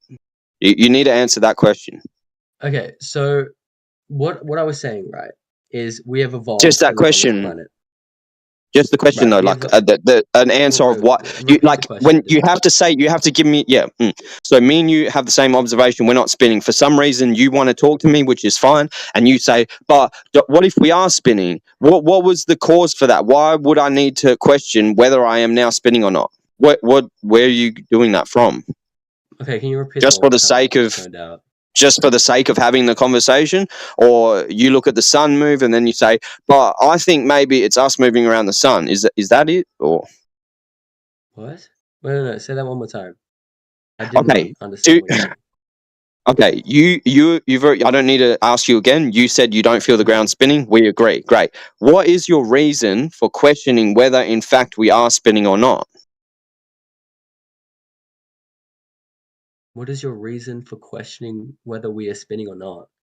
Like me and you have just determined that we don't feel the ground spinning. Why would we then move to a question of whether we are spinning or not? What is the next observation? Oh.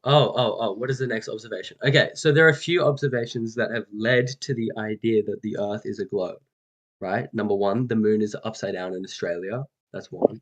Number two, the A 6 and a 9 is upside down. It's the same example as using Lake Pontchartrain Bridge or whatever, and then just setting the same thing up on a flat table. We now have the same thing, same phenomena on this two different examples. Therefore, we can't argue it. No, I'm not. We have to determine a multitude of different things. Okay. So just give one that doesn't involve something that can be given another example, like any you pick from your your sort of like answers back, like gas pressure without a container, right? The argument would be pressure gradients. We have those in all types of things, terrariums, kettles, everything, right? So there we have the same thing in a contained system. Lake Pontchartrain Bridge, a picture, we can reproduce that same effect on a flat table. So therefore it's the same thing. So, like, you have to give an observation that's like, you can't just use an example that's done on a flat surface as well. Like, all I'm trying to understand is what would be the next reason you would need to question whether you're spinning or not. Okay. Like, the moon, the first one, hold on. Can I just say something? Because I'm saying you're not the first person. No. Obviously, I've been doing it. Convince me of being a flat earther. I'm just going to say. I'm not trying to.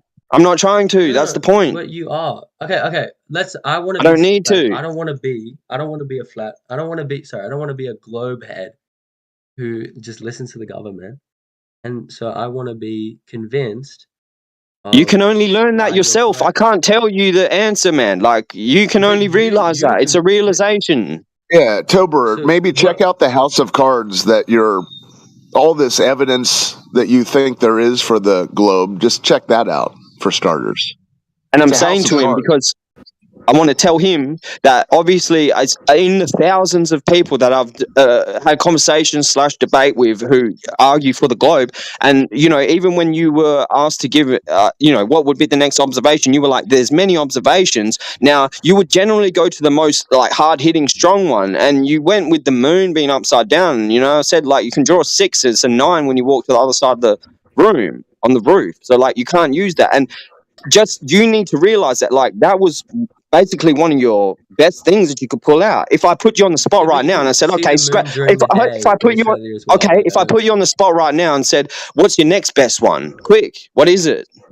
I don't know. I'm not a physicist. Of course you don't know. That's the point. You don't know. You don't know your own model. Listen. You're not a Minnesotan. You proved to me why the Earth is I'm a flat. flat And earther. you said that that's a realization that I have to come to. So why don't you can you not prove to me what's your best argument for why the globe is flat? I don't understand. I'm not arguing that a globe is fat. Okay. Yeah.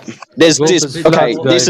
This is another category. Yeah, it's another category error. All you guys will have. There's no disproving of anything that hasn't been proven to begin with. You can't disprove. You need to prove it first, and then someone can come along and disprove it. Debunking is exposing the falseness and hollowness of an idea/belief. That's why all I'm ever doing is debunking your belief. I'm not trying to convince you of anything. Okay, can you I'm done. debunk a Thank you. few? Okay, no, can you? Someone else wants to talk, bro. Other people want to talk. Can you debunk some ideas for me then? Okay, can you debunk the Coriolis effect on long distance shooting? Right now. Okay. Very simply. You want me to debunk the Coriolis effect? The Coriolis effect is a real thing. Yeah. You categorically erroring or whatever the fuck it is and trying to mix that up with rotation of the Earth? Fine then. What is the Coriolis effect? Can you tell me in simple terms? It's when the trajectory of artillery goes off. Wrong. Oh, okay. The Coriolis effect, the Coriolis effect is an apparent deflection. Do you understand what apparent means? Like appears to be, not actually. Appears to be, not actually. Are you in this case. Down? Yes, I'm trying to get to a point. You asked me to debunk the Coriolis effect, and I'm trying to tell you and correct you that you can't debunk the Coriolis effect. It's a real phenomenon. It's the apparent deflection. Okay, to have the Coriolis effect, you require two things: that's an inertial frame of reference and a non-inertial frame of reference. Okay, the non-inertial is the spinning one. You on the merry-go-round. Two people in the inertial frame of reference throwing things over your head. It appears to deflect in a certain direction, but it doesn't actually. The two people are throwing it in a straight line. Okay, say I grant you the Coriolis effect to your globe Earth. I grant it to you. You can have it. It requires a non-inertial frame of reference and an inertial frame of reference. A spinning one and a non-spinning one. The spinning one must be the non-inertial frame of reference, the Earth that is rotating. In order to view the Coriolis effect, apparent deflections, you must be in the, so where are you? What is the inertial frame of reference and the non-inertial in respect to the heliocentric Earth? Which, can you identify them, please? Two identifications. What? What is the frame of reference for the Coriolis effect? Like...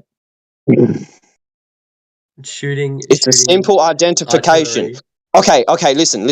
Coriolis effect. The non-inertial frame of reference, merry-go-round. Inertial frame of reference. I understand these references, okay? So in respect to the heliocentric model, in respect to the heliocentric model, identify the non-inertial frame of reference and the inertial frame of reference. So the non-inertial frame of reference is that of the ground. That of the spinning ground, the spinning Earth. Ground. Yes. Yep. And you're in the. Yep. And the inertial frame of reference is the one shooting the artillery or the rocket or whatever it is. The man who's on the ground? Yes. The one who is. But he's in the same inertial frame of reference, the non-inertial frame of reference. So which is the inertial frame of reference? Okay. The atmosphere. It has to be atmosphere/space. But in your model, the atmosphere rotates with the Earth. No, it so you don't have a Coriolis effect. Debunked. It doesn't. No, it doesn't though. You can't have it. Okay, you don't have the two frames of reference. You can't have it. It's not something you can make up and use the term Coriolis effect if you don't have a non-inertial frame of reference and an inertial frame of reference. You need both. Okay. But we understand through tornadoes and no, we don't understand that, and I don't know who we is. We just identified that you don't have an inertial frame of reference, so you therefore cannot have the Coriolis effect. So we don't understand anything you're now proceeding to talk about. Yeah, you're putting the cart before the horse. Okay, so we actually don't know about. So you've never seen. I'm asking you if the Coriolis effect is a real thing. Why can't you identify the inertial frame of reference? Why? Why can't you do it? Okay, fine. Okay, I can't because it doesn't exist. Because you believe in a thing that is impossible to exist. You can't have it if you don't have what's required. That's why you don't feel yourself spinning. You can't say things appear to move if you don't have the other inertial, if you can't even identify it. Even if it's hypothetical, you can't even tell me in a hypothetical model, which would be the inertial. It has to be the atmosphere or / space. But then in our apparent reality, the atmosphere moves with the Earth. That's why globers try to say, no, you can't just levitate in a helicopter and wait to come to you, because the atmosphere moves with the Earth. And that's you're wanting to have it both ways, Trober. I'm not saying anything. You're wanting it both ways. Well, you're wanting it. You're also No. Don't do that. I know you are, but what am I, routine? No. We're both. It's okay. But you do understand. Your original example was it is deflecting, and then you say no, it doesn't. What's his name? Because I can't see my phone. Toberer. Tofo, whatever. Toberer.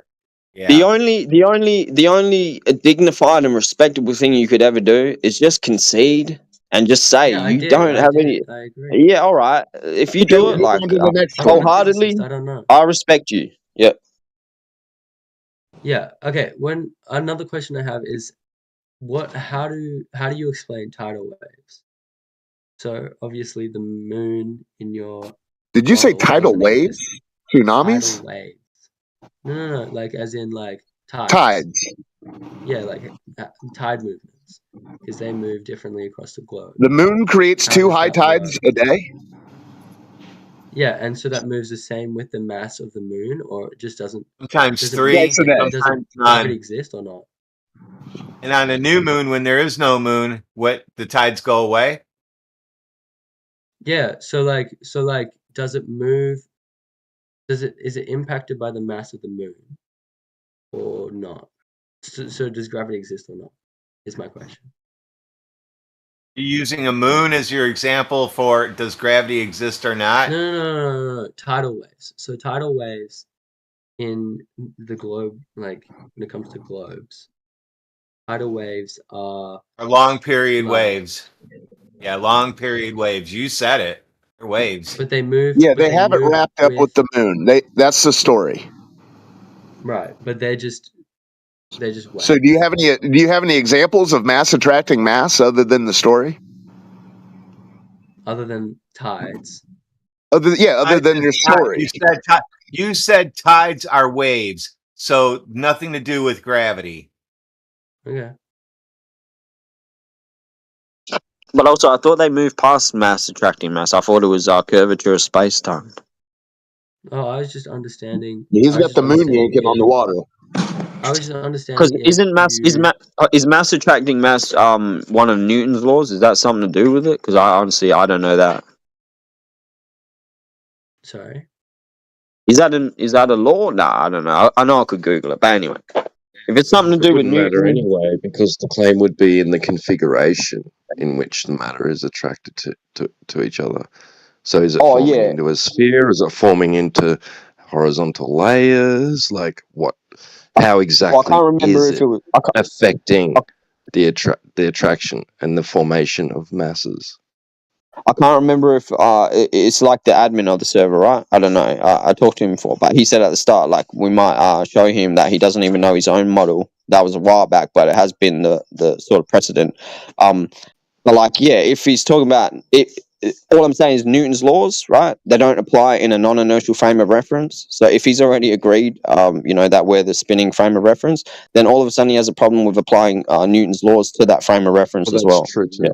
That's true too. Yeah. But even if there was some kind of correlation between apparent moon location and tidal, tides, then how exactly does that relate to the nature of the surface of the Earth and the shape of it? Well, the reason they use ones like that, not just him, is it's a cause and effect relationship. You would have to apply the scientific method. You'll have a hypothesis about the cause of these things moving.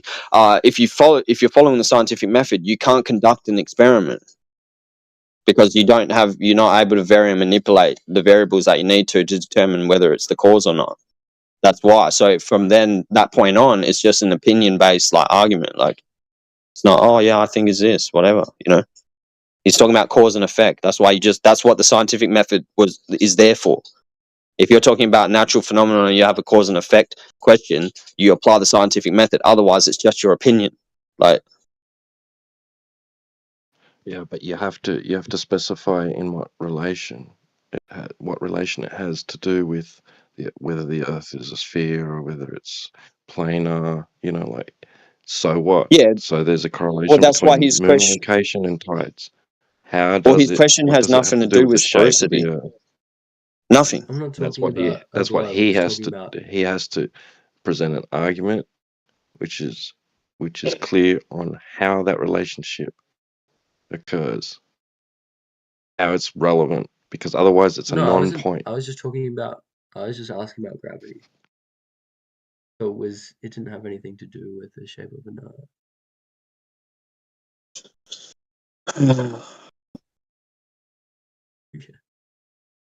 There's an unspoken thing about being for quote flat Earth or whatever, right? It's the interesting part about questioning a glober on their own model and seeing how much they actually know about it, but also hoping they get the funny side of it, that like it's just like embarrassing. Like you talking about like complete stupidity. I'm not a physicist. Hey, You don't need to be a physicist. Like, I understand that. Tober, I have to add this little editorial, and I'm not trying to throw you under the bus because I get it. We were told this whole package story about this means that causes this, and volcanoes and time zones. But you're not in the United States, I would guess. And it's funny that somehow academia is pumping into some narrative about some Minnesotan propaganda event that no one even in this country pays any mind to it. So that should raise a red flag that you're being fed how you need to perceive the world through some event made by some northern state that's completely been overrun. What? Some narrative that was supposedly the scene was that, and it was shown on TV. How did that happen? What? How has that entered your academic stream? I don't know what you were referring to. Well, you brought up Minnesota. You're not from the United States, correct? I didn't bring up Minnesota. Yeah, you brought up some. Yeah, you did. Oh, yes. I was talking about the Black Panthers. George Floyd bullshit. You're not in the United States, so how is it you have taken up the flag of this propaganda campaign? I'm just saying that should tell you that possibly you're wrapped up in some sort of ideology. We're all wrapped up in ideology. We all have ideology. Yeah, and you can unwrap yourself from it. But you also have ideology. And which is that? Which ideology have I professed? Well, you have to fight for your right to party? That is. I mean, your ideology would be that we should reject ideology. That in itself is an ideology. Oh, Lord.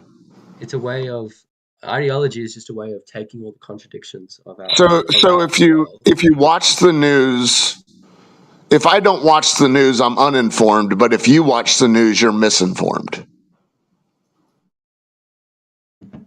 What? No, okay.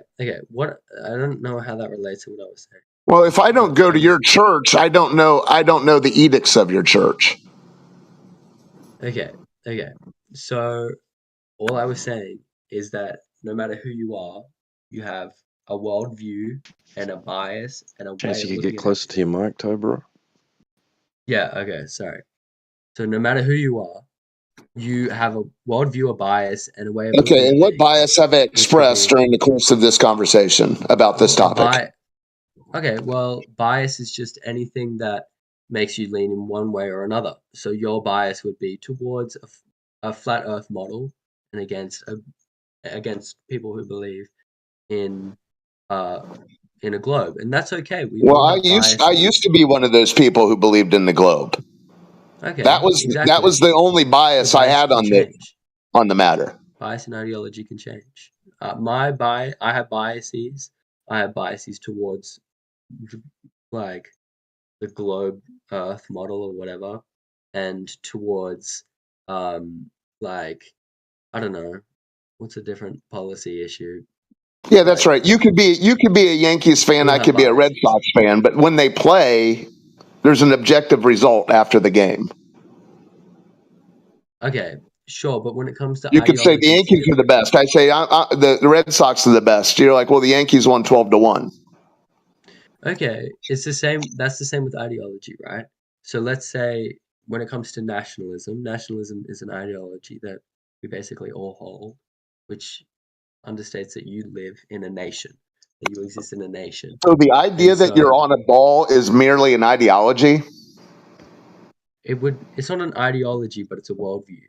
And your ideology is all of your And is it backed up by reality? It doesn't have to be backed up by reality. It's just how you see the world. It's not necessarily a good thing or a bad thing. It just is, you know? It's just how you perceive things. And so when people manipulate how you perceive things, that's what you would call propaganda and misinformed ideology or whatever. But no matter how hard you try, you will always have an ideology and you will always have a bias because that's just how people operate. And that's fine. That's just how it is. Do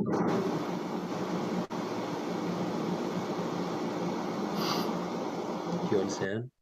Well, yeah, and like you said, ideologies can change. Therefore, people can realize they were wrong. Yeah, for sure. People change. That's fine.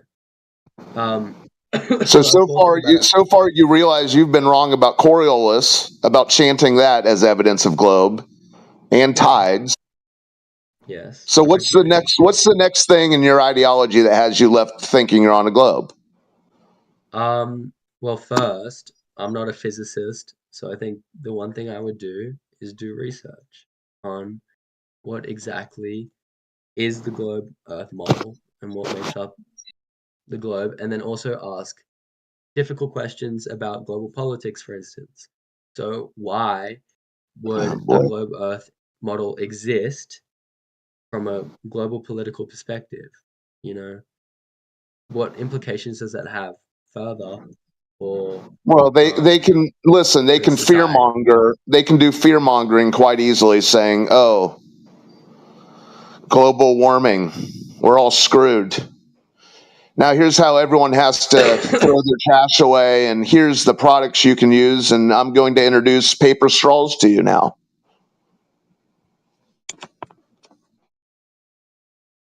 Sorry. Yeah, I didn't understand that either. No, if they have you thinking you're on a ball flying through space, they can feed you the idea that that ball is dying via the idea of global warming, and next thing you know, they're taking away your straws that work and giving you a paper straw. Well, they could do that about a flat Earth, could they not? But that's not the guise in which they gave you a paper straw. Okay. They use fear-mongering. They use fear-mongering is their ploy, and if they have you thinking you're on a ball right now, are you not fear-mongering right now? No, I was talking about the Yankees and the Red Sox, bro. They are fear-mongering. They are. Well, time out. You asked what possible, dude. You asked what possible use they could make of the globe, and I said if they have everyone convinced they're on a globe, they can tell everyone that the globe is quickly heating up and global warming, and we're screwed. You mean the government, right? You're saying that we have a one world government almost. Can I ask you the inverse? Whoever has put them. Can I ask him the inverse question quickly? So, seeing as you believe them without verifying any of it, what incentive do they have to tell you the truth about anything? Is this to me? Yeah, to you, because you just believe them, right? You say, "Oh, well, they're scientists and they know," right? So the fact that you believe them without verifying anything, you just believe them. Like, you have to be honest with yourself. You're just believing them without verifying it. What incentive do they have to tell you the truth? Well, okay. Be honest with yourself. You're not talking to me now. Be honest with yourself. Because I already know the answer. I just don't. I want to know if you're going to be honest with yourself. If they lied to me about the Earth, would they lie to me about everything else? That's not what I asked you. Truman Show. It's not what I asked you. What did I ask you? Well, you're asking me, right? If the Earth is flat, Incentive. No, I didn't ask you that either. What did I and they ask don't you? have.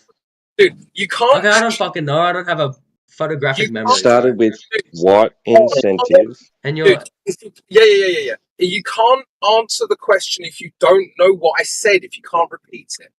So I will ask you again.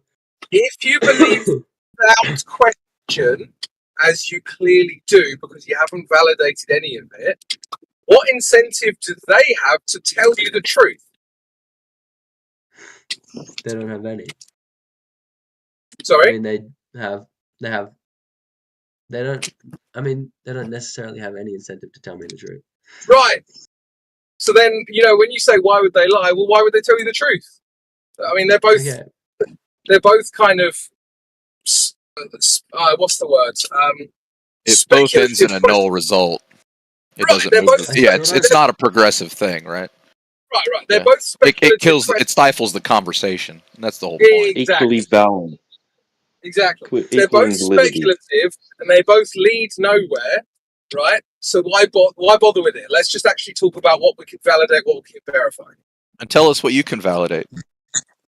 Like, for an example. Yeah, I mean, why don't you show him, like, by example?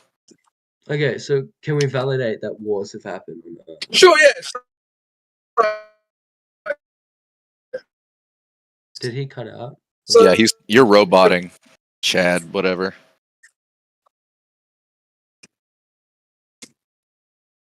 Oh. Are you asking me or are you asking him? You're roboting, Chad of Greece, so don't know what to tell you. Okay.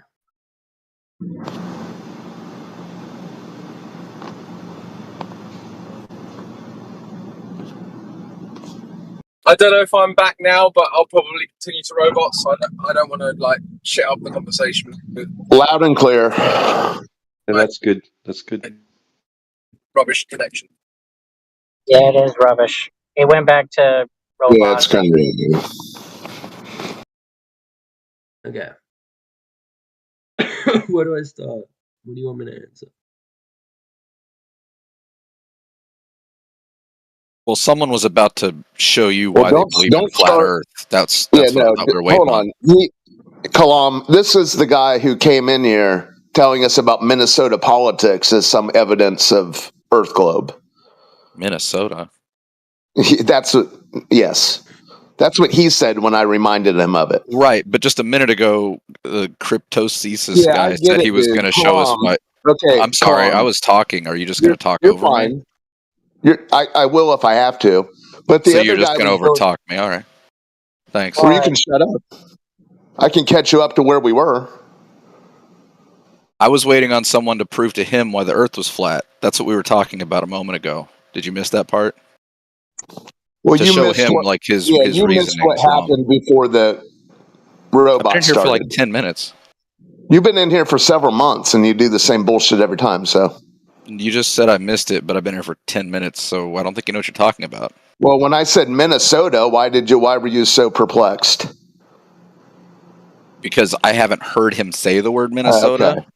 Well, I think Crypto asked him for something that he could substantiate that's true and objective in reality, but he started with Minnesota politics he saw on TV. So I was going to say to him something other than that. There are people who I've spoken to who have been involved in movements of that time, who were around. They were there. They were in those movements. They were in the streets. Did you know that there's like 20 recipe books and they all contain Elvis Presley's favorite fried chicken recipe? Yeah, just because something's written down doesn't mean it's true. No, not written and they're all down, different. Dingus. Man, Kalam, you like to make some assumptions. My point is, that was your point, all of the recipes were different. All of these people were around Elvis. He liked all their fried chicken. So how do we know? How do we know what story this guy in Minnesota is even a valid fried chicken recipe? How do we validate what's true? Let Elvis eat it. I mean, is that what you're asking me? What's the I was best talking to the path to other the guy. truth? What? Were you trying to figure out what the best path to the truth is? Well, if that's the question, then not the TV. Why would you? Which We're is not what, talking about the that's TV. where Tobler, I'm just that's where wondering what Tobler started. flavored globe you're going to present.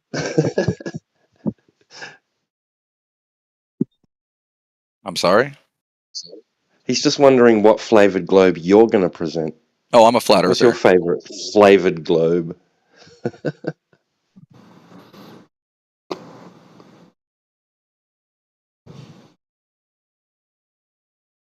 I just Put don't a have a good sprinkle reason on to it. believe. Believe what? Globe. Yeah. Fair enough. Well, who Just does? pointing out this other guy's just got a different recipe, right? Oh, they just take it on faith. Yeah, in Kalam, that's what Tober, I think, is slowly finding out, because his examples of what he thought proved globe were nothing but fairy tales and just sort of circular reasoning without any thought put into it.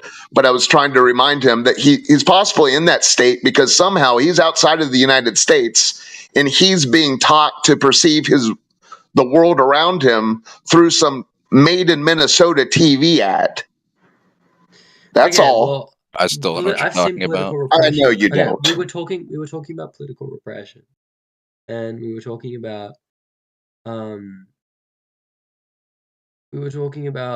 how if globe Earth is a basis for which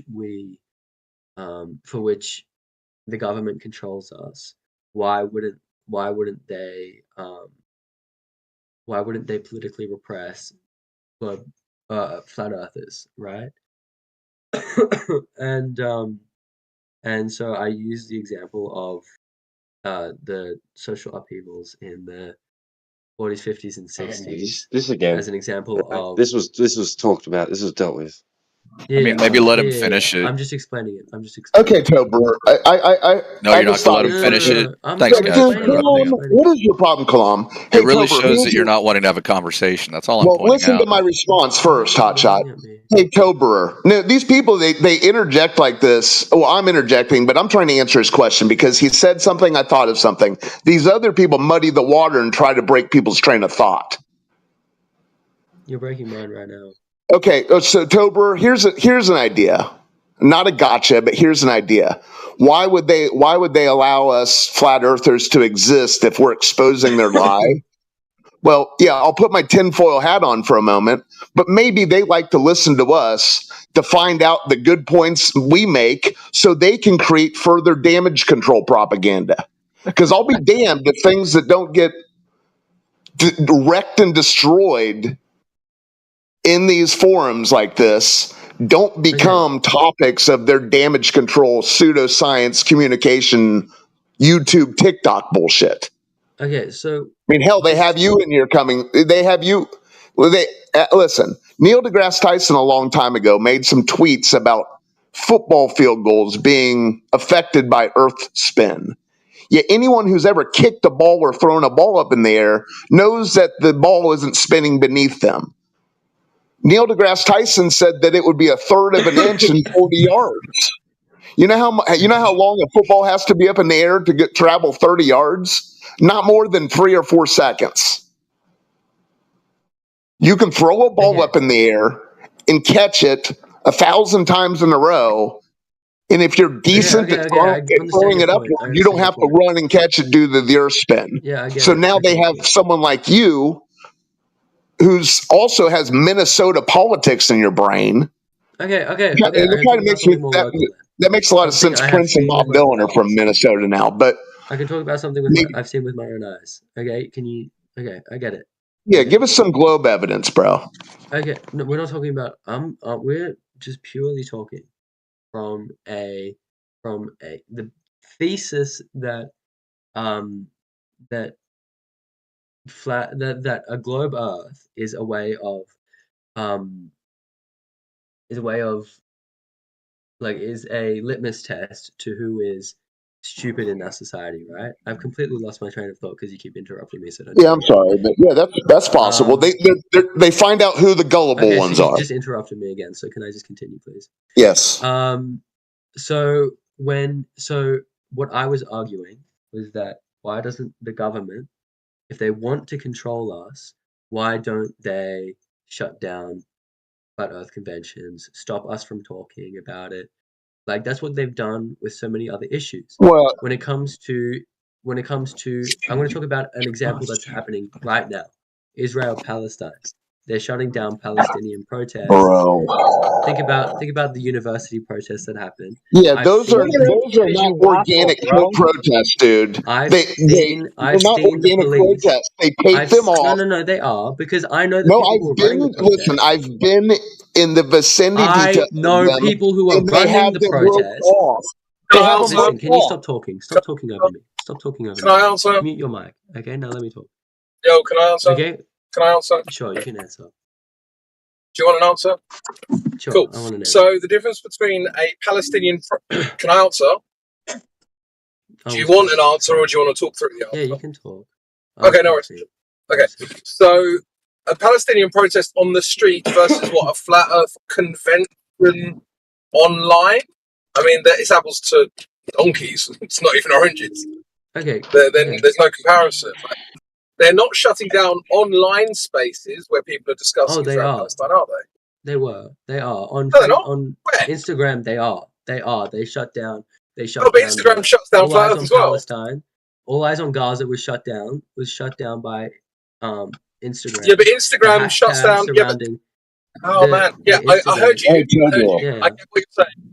Instagram shuts down flat Earth too. So what's the difference? Okay, but it happened at a wide scale across the entire internet. It happened with news Yeah. sites. So They were you're firing people saying who talked about Palestine. They were cool. happened This with is always universities the as time. well. This is always that I already accept that.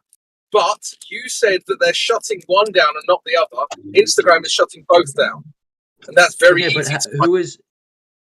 But have people who have talked about flat Earth been fired from their jobs? Have they been? Oh yeah. Yes. Brian Mullet. Can you name more caveats, dude? You're adding more and more caveats. Yeah, you're adding more caveats, but what's funny is it's actually strengthening my argument. So I can give you the names of people who have had their jobs either threatened or removed because they were flat earthers. That absolutely happens to flat earthers. Yeah, you also got to take into account the algorithm changing that Google was told to put on the internet by the Congress. And there's more than enough videos highlighting the conversation about that. And then you can even go and compare with yourself, going on YouTube, for example, and searching anything, any video that you can be given. Search it by name to the letter, and then have it filtered through relevance, and then filter it through last uploaded, and it's going to be stark. It's completely different. Yeah, you can do it yourself. But also, listen, man. The thing is, right, is you're trying to make this gotcha point where Palestine demonstrators get shut down and flat earthers don't, yada yada. But now that you've heard that we actually get shut down as stringently as they do, are you going to go away and think about that, or are you just going to move on to your next gotcha? Are you going to go away and think, why are flat earthers getting shut down in online spaces? Why are their jobs being threatened? Why is this happening to them? The same reason that they shut down the Tide Pod challenges video. Hadn't finished. Or are you just going to move on to your next point and pretend like none of this ever happened? I really hope it's the former and not the latter. Okay. They banned people for... Okay, can we not mute people, please? This is just like authoritarianism. I don't know why I'm muting this dude. I asked you a question, dude. Can you answer the question? Okay, you didn't ask me a question. You asked me a rhetorical question. No, it was an actual question. I wanted an actual answer to. You want me to reflect right now out loud Is this a group circle situation where you want me to Yeah, I reflect? want it to sink in. I don't want you to move on to your next gotcha. I want you to actually think about it. Sinking in Right. requires me So to be why quiet. do you think it is? Seeing as you thought that didn't happen, why do you suppose it is that it does happen? Well, I suppose when it comes to Facebook, I mean, Facebook is notorious for not having net neutrality. So, right. So I don't. What I was talking more about before I was interrupted by 4 different people is the police crackdowns on Palestinian protests and the laws regarding anti-Semitism, and the discussion of Palestinian topics. This is a Because on the stupid argument, dude. You're comparing protests that are going against our government, dude, like in a violent But way. this is going Like they're against our government. This is no, going but against our they're doing it. government. No, there's no flat earther being violent about it, dude. There's protests out there that they're literally stopping people from like crossing roads, freeways. There's no flat earth protest that's blocking, shutting down highways and freeways, bro. It's a stupid argument, dude. You just need to shut up. You've been talking for too long, dude. You're an idiot. Okay. I'll go to bed now then. Good night. Before you leave, well, he left. Yeah, it's a shame because Into the evidence we in had the open chat. we had moved on to discussing online spaces, and absolutely we are treated like them in online Yeah. spaces. I mean, we can still talk about it. It's just without the false equivalence of like they are the same thing as the Gaza protest. Like, get the fuck out of here, dude. There's fucking people losing their lives over their shit on the streets. No one on fucking flat earth is out there fucking shutting down colleges and businesses. It's just a fucking mute point, dude. It's completely like fallacious. I tagged him to several links in the open chat. So he's That dude acting as wants to though fucking this is support just Gaza. Go fucking over there and support him, bro. Like, fly over there, dude. Fucking get he's out of this talking country as and go. though he's Retarded. talking as though flat Earth is just released to the public with no resistance. Like, no, it was not just released to the public with no resistance. There's been plenty of resistance over the past several years. He's not educated about the issue. Clearly, he's not.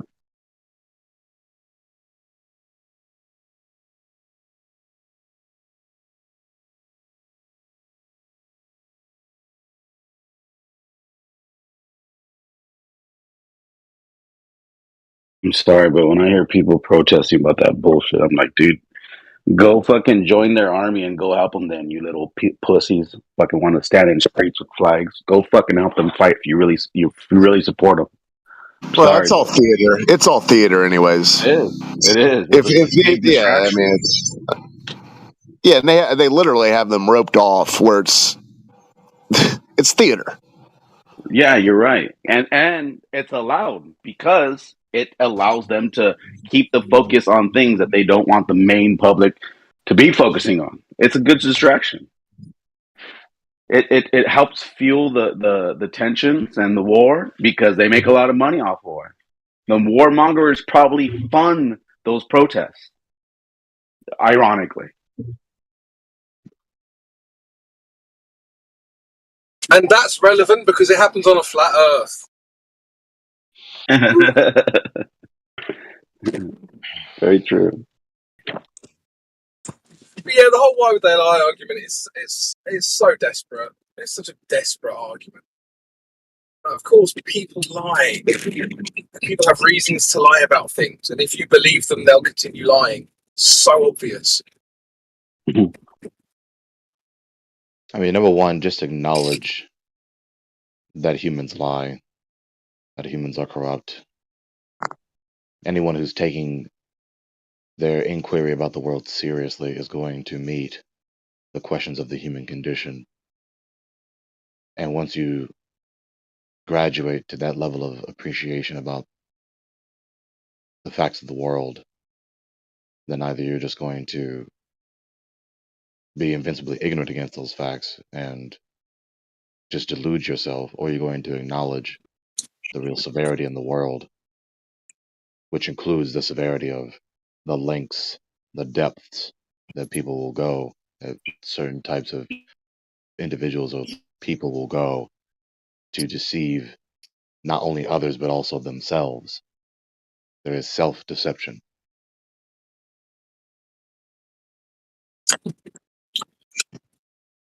It's nothing more than just naive incredulity about human depravity. You can hear me. I think Terribly robotic. might be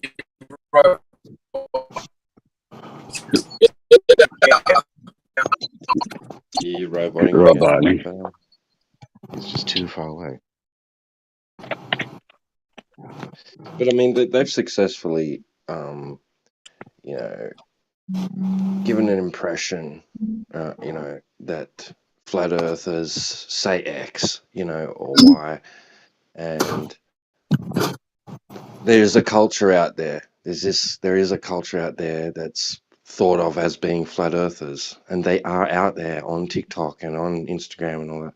They're presenting flat earth in a way that we don't necessarily hear, you know, and they're not addressing the points that we address. And it's worked for the most part. They basically just let people run wild and have done the job for them, really. Yeah, it's like it's endless spawns of mini flat Earth societies. Yeah. It's just the nature of the situation. It isn't as though there's the central authority, or it isn't as though the contemporary movement of becoming aware of a particular geodesic doctrine, right, a geodesy idea, is under any control like the control that scientism is under. It's just not that type of thing. And you deepen your appreciation for that, given that throughout all human history, the nations had a common geodesy, but they didn't have a common overall worldview.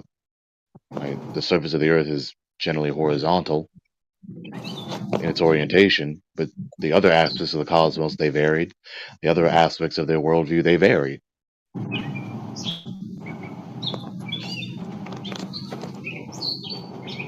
Yeah, so the whole flat Earth thing spreads and gets bastardized at the same time. They allow the little needles of truth to exist, yet they just produce hay, and then other people produce hay, and then snowball effect, and this guy comes in here talking about hay. What is your opinion? The real difference only comes down to this. Scientism in our age has had a much longer and stronger propaganda campaign. That's it. That's why. It isn't as though they have an argument. They've had a much longer, stronger propaganda campaign. Yeah, just kicking back. Was that you that said that was my opinion? All I was saying that you can hide a needle in a haystack.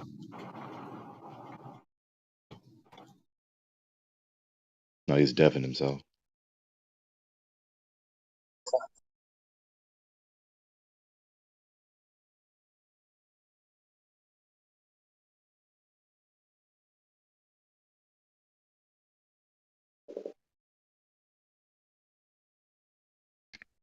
You guys are real pioneers, you know, of this flat Earth movement. Oh, pioneers. Do you guys believe you will eventually find out the figure we're of the pains Earth? in the ass? I think we already know that we're a pain in the ass to the overlords. I mean, you're not contributing anything to any research, I think, right? As far as I know. Because every time I'm here, I'm asking you guys, is there like some new discovery in flat Earth science or anything? But there is none, right? Yeah, so this is called gaslighting. What does that even mean? Yeah, this is called gaslighting, bro. We don't need your approval. So do you have anything to contribute to the discussion, or do you want to just pop yourself on mute? Yeah, do you, Yeah, do I you want think to you say guys are something that's stuck in the meaningful? mud. What You know, does your you're question just too mean? slow. What does your question mean? I didn't ask a question, sir. You did. You said I asked you No, I about didn't. any new discoveries in flat Earth science, quote unquote. No, I didn't. I didn't ask you. I told you that that's what I'm usually asking. Okay. Well, he just said he asked, and then he said he didn't ask. I'm referring to what you just talked about. There is no change in you guys' field. There's nothing happening. So what? Therefore, what? Not as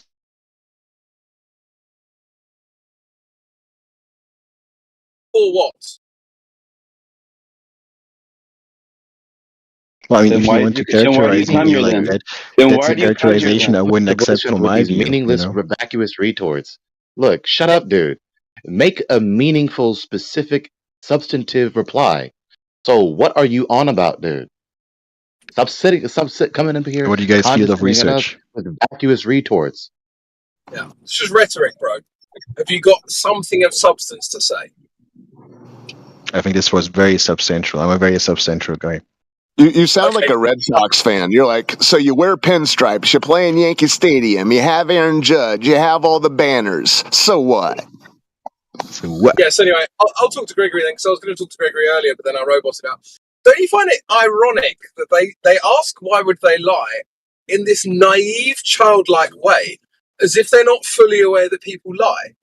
There's almost an ironic dishonesty to the question of honesty. And I only thought about it. It's like it's amazing actually that they're being dishonest in asking about the honesty of their own overlords. It's one of the two. They're either tremendously naive and have not been victimized by any type of evil that clearly informs them of such wickedness in the world, or they have, and they're still pretending as though they're not. It's one of the two. Yeah, exactly. And I think 99% of the time it's the latter. Very rarely is the former. Right. Yeah, it's just you were saying it earlier, and it clicked in my head. It's like, oh wow, that question of honesty is itself dishonest. That's so ironic. The irony, like to sit here in this world as it is, especially as one of the commoners, and pretend as though there's no wickedness, there's no liars, including people who deceive themselves. That's just ridiculous. That's not wise at all. Of course.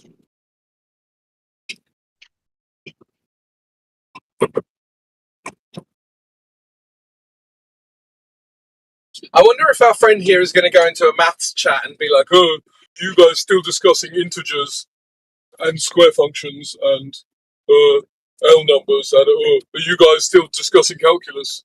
What news happened to that? He's condescending like he's saying something meaningful. Like, what is that supposed to mean? Like, do you even understand the nature of the subject? Yeah, what the fuck is flat earth science even, man? It has nothing to do with the physical and natural world, like, and the way that we talk about it. It's not flat earth science, it's just science, dude. And what new discoveries do we need to have that we don't already know? The imagination of the earth being a globe is the only thing you need to undo. It's not the fact that the earth is not flat and stationary. It's the fact that you believe that it's a globe. So the only thing that you need to realize is that it's not that, and then you can understand science a bit better.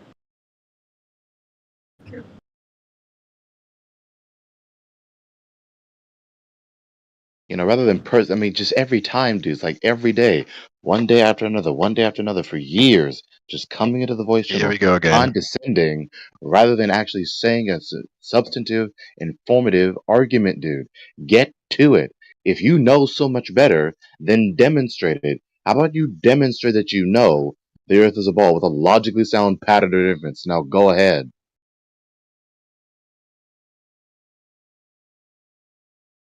Why is he silent all of a sudden? He was so quick to talk earlier.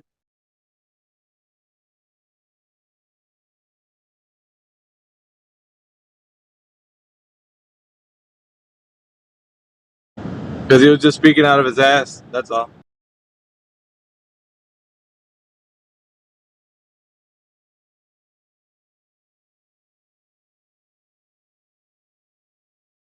Is somebody supposed to say something controversial now?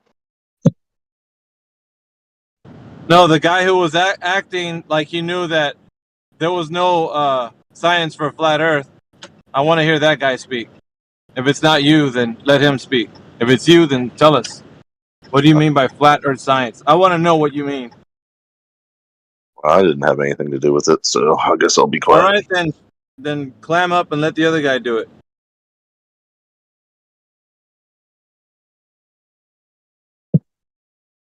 I don't think Still Grimm's silent. is as brave when he doesn't have all his other Globers here with him. Oh, I went into a chess chat the other day and they're still talking about pawns and rooks and queens. Nothing new in chess. Crypto, you're not going to believe this. How ridiculous of the people to keep talking about a subject that they designated the channel to talk about consistently. How ridiculous is that? Hey, do you think he goes into the other rooms? You think he goes into the other rooms and he's like, "You guys are still talking about politics?" It's like that's kind of the name of the room, bro.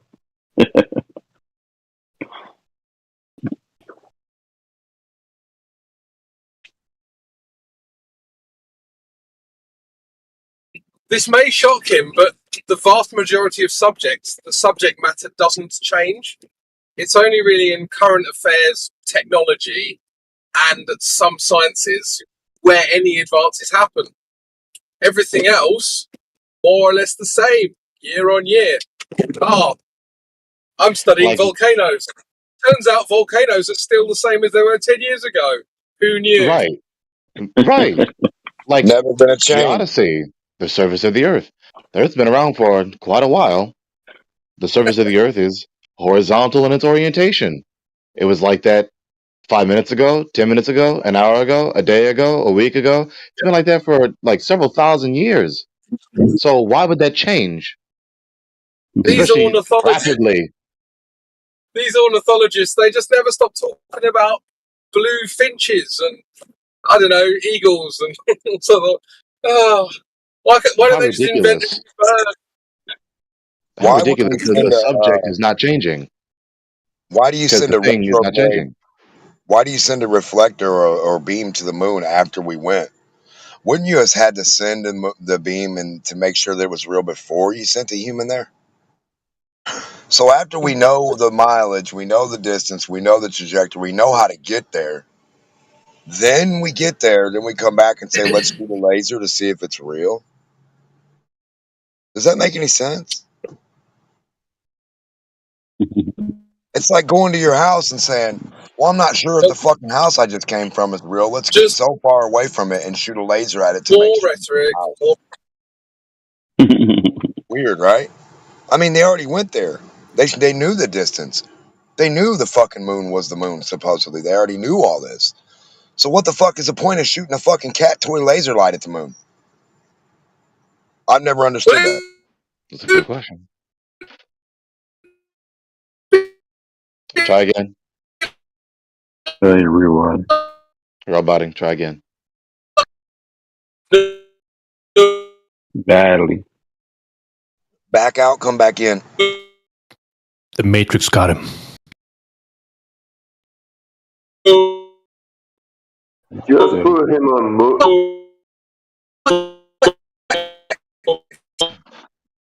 Our message like has to he's get to him eventually. If another moderator mutes him, does it quit roboting?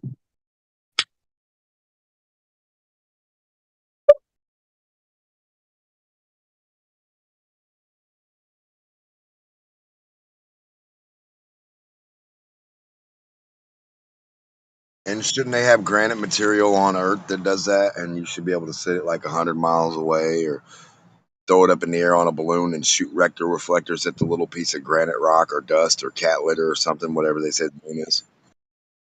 Big cat litter ball. Well,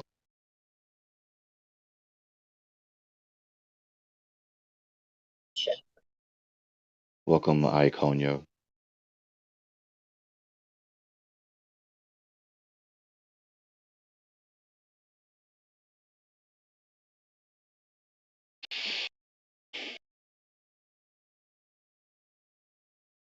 PSA, do you believe the Earth is a ball?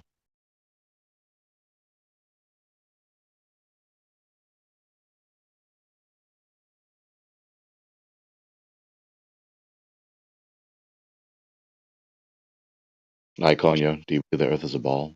It's Iconio. Was that UPSA? I con, yo. You con what? Who are you conning? Conio means fuckhead. So he's conning himself. No, he doesn't. No, he doesn't. That's not what it means. Well, that's the idea. I don't know exactly what it means, but it's an insult. No, it's not. It's not an insult. Stop lying. Coño? Yeah, it is. That's not an insult. You don't say that to other people. You say it to yourself when you hit yourself, or you say oh, I hit my finger, and then you say it. PSA, do you believe the Earth is a ball?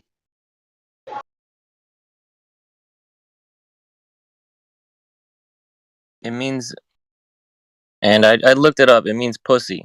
So if that's not an insult, No, it doesn't. looked it up. PSA, you hear my question? I mean, this channel isn't to talk about Spanish. I'm asking you about the subject that the channel is designated for.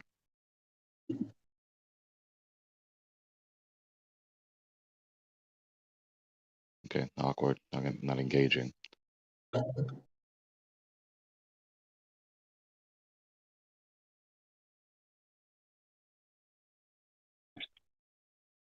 Anubis, have you been around here before? I believe you have.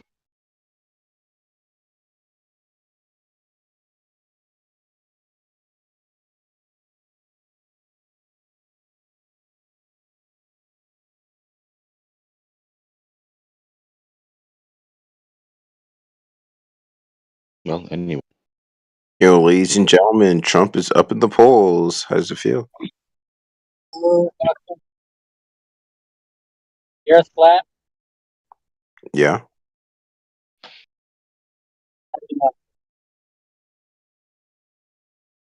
Left. A moment of silence for the globe.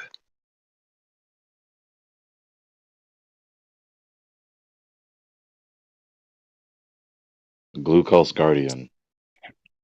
Welcome.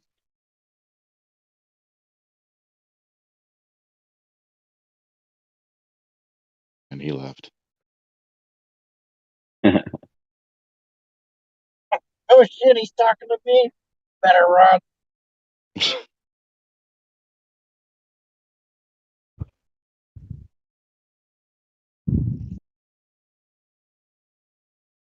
Salvatore, have you been in here before? Are you new here?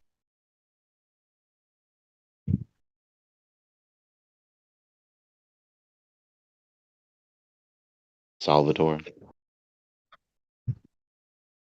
Oh, sorry, what? I was just finding someone to chat with. Are you new here?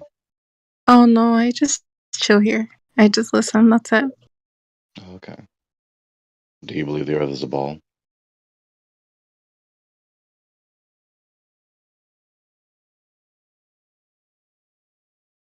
Salvatore?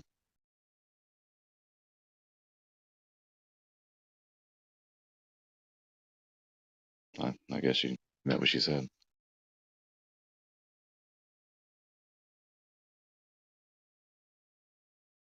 Not so sure.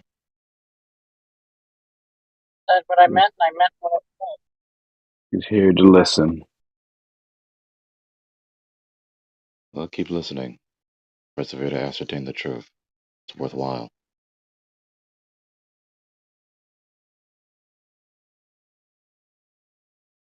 Anyone at all, who would like to demonstrate they know the Earth is a ball. That just rhymed. I didn't mean to do that. I know it's a ball. You know it's a ball.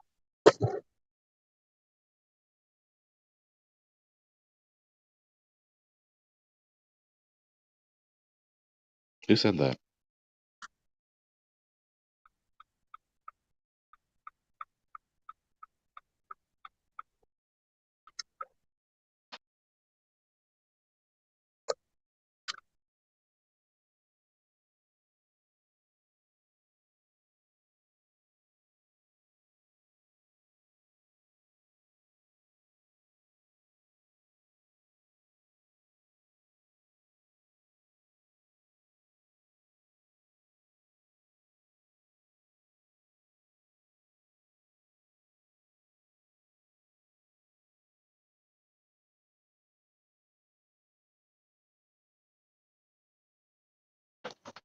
Would you say? Hold on. Being interrupted by a stretch.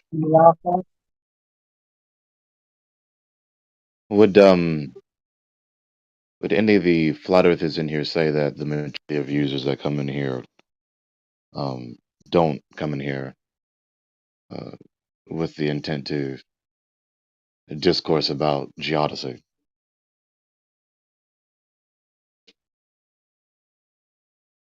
Most of them come in here to. I mean, it seems like recently, most of them that come in here, they just want to come, maybe feel superior or smarter because they think, oh, these guys are so dumb. How can they believe in it? Because they have guys on YouTube that tell them those guys are dumb. How can they believe in it? So they just want to jump on that. They'll, stroke their ego, their pride, make them feel smart. But then when you get to talking to them, you just realize, like, yeah, they didn't know nothing at all. They came in the conversation not knowing anything.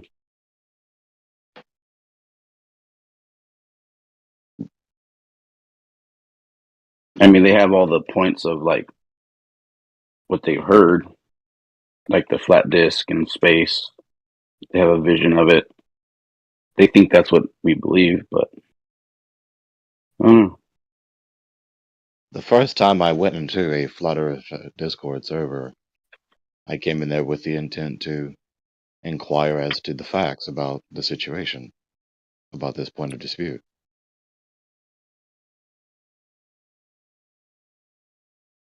How'd that go?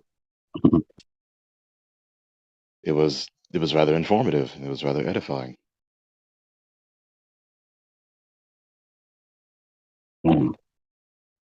I agree. How has it changed your life there, Gregory?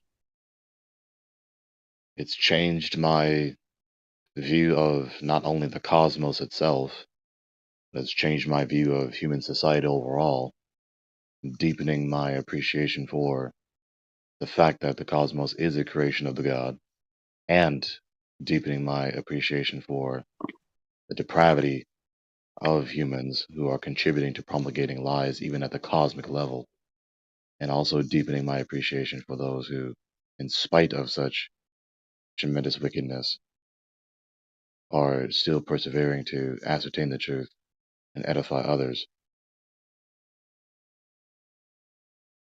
You don't learn that on MTV. No, you do not. I've been finding seeing lately, especially on TikTok. And it's really weird because you don't really see this in Discord as much. But there's a lot of people, like, on other social media platforms that they're like, aha, knew it. All the flat earthers are a bunch of, like, Christians. They're a bunch of God believers pushing their religion. And I realize that a lot of young people, they believe more that it's like every flat earther just believes in God and in Creator, and that's why they don't believe it in a ball.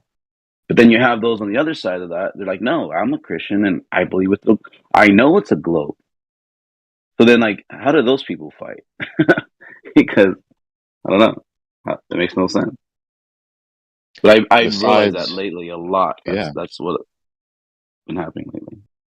Yeah, regardless of the common uninformed presumption of the average person, this sort of dismissive neglect of any all things philosophical, including theology, including religion, including cosmology, is nothing more than that.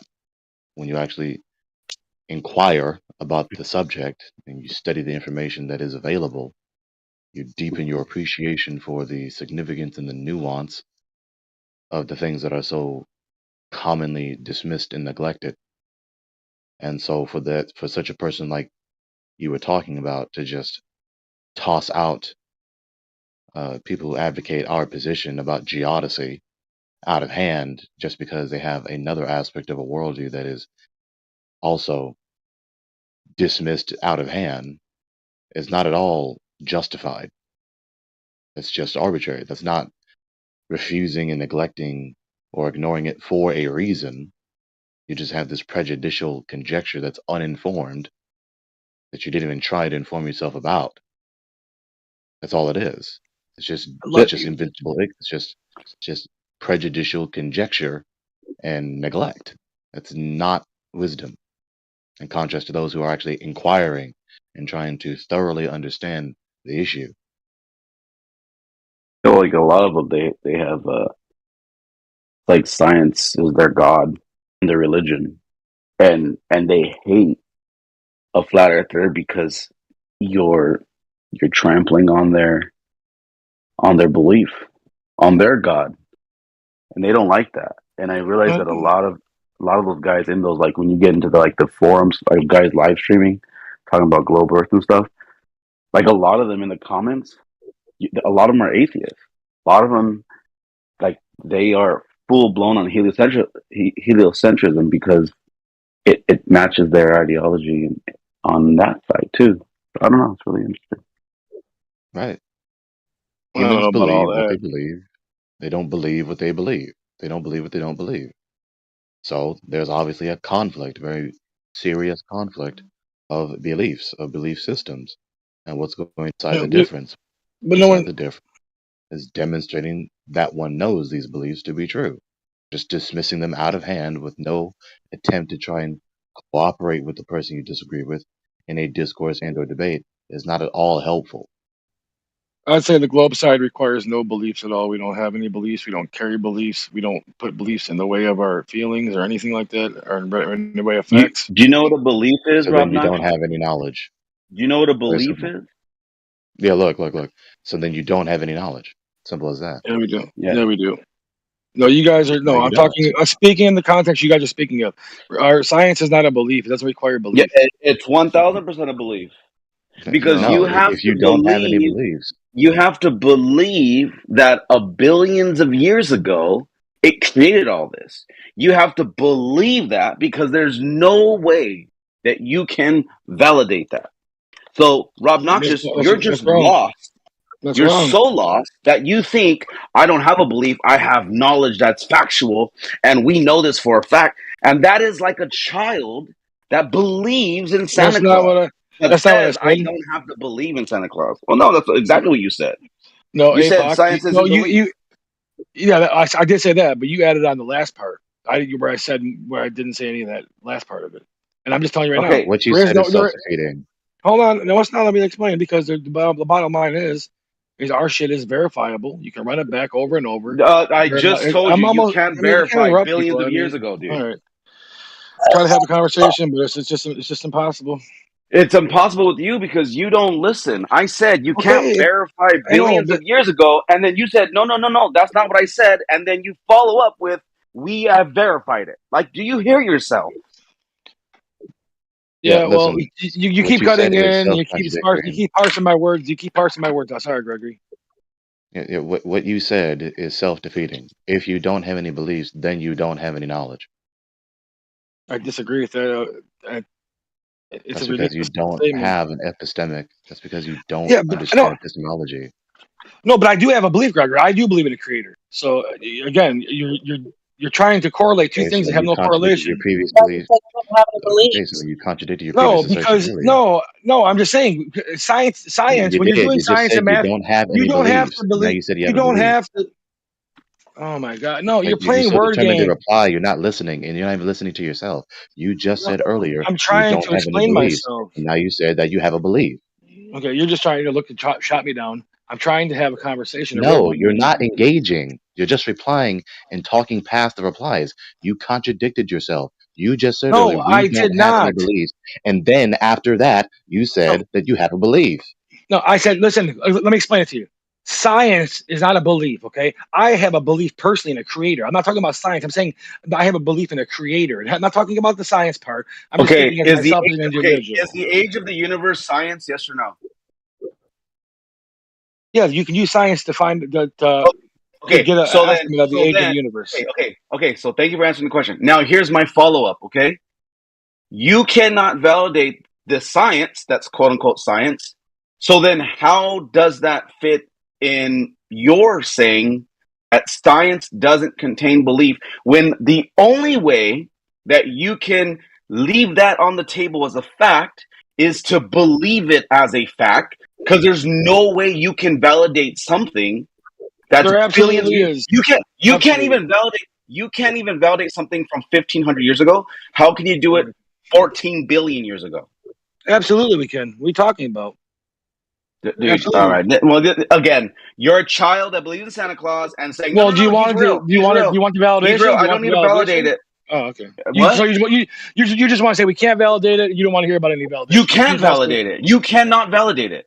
Yeah, we can. That's your belief. See, that's the thing. You're not getting. It's not a belief. You believe. No, you're not getting it. Validate it. We can. Okay. No. Okay, Rob Notches. How do you? No, you. Can we get off the no, you fallacies? Hey, how do you validate 14 billion years ago? Go ahead. I'll let you finish. Go ahead.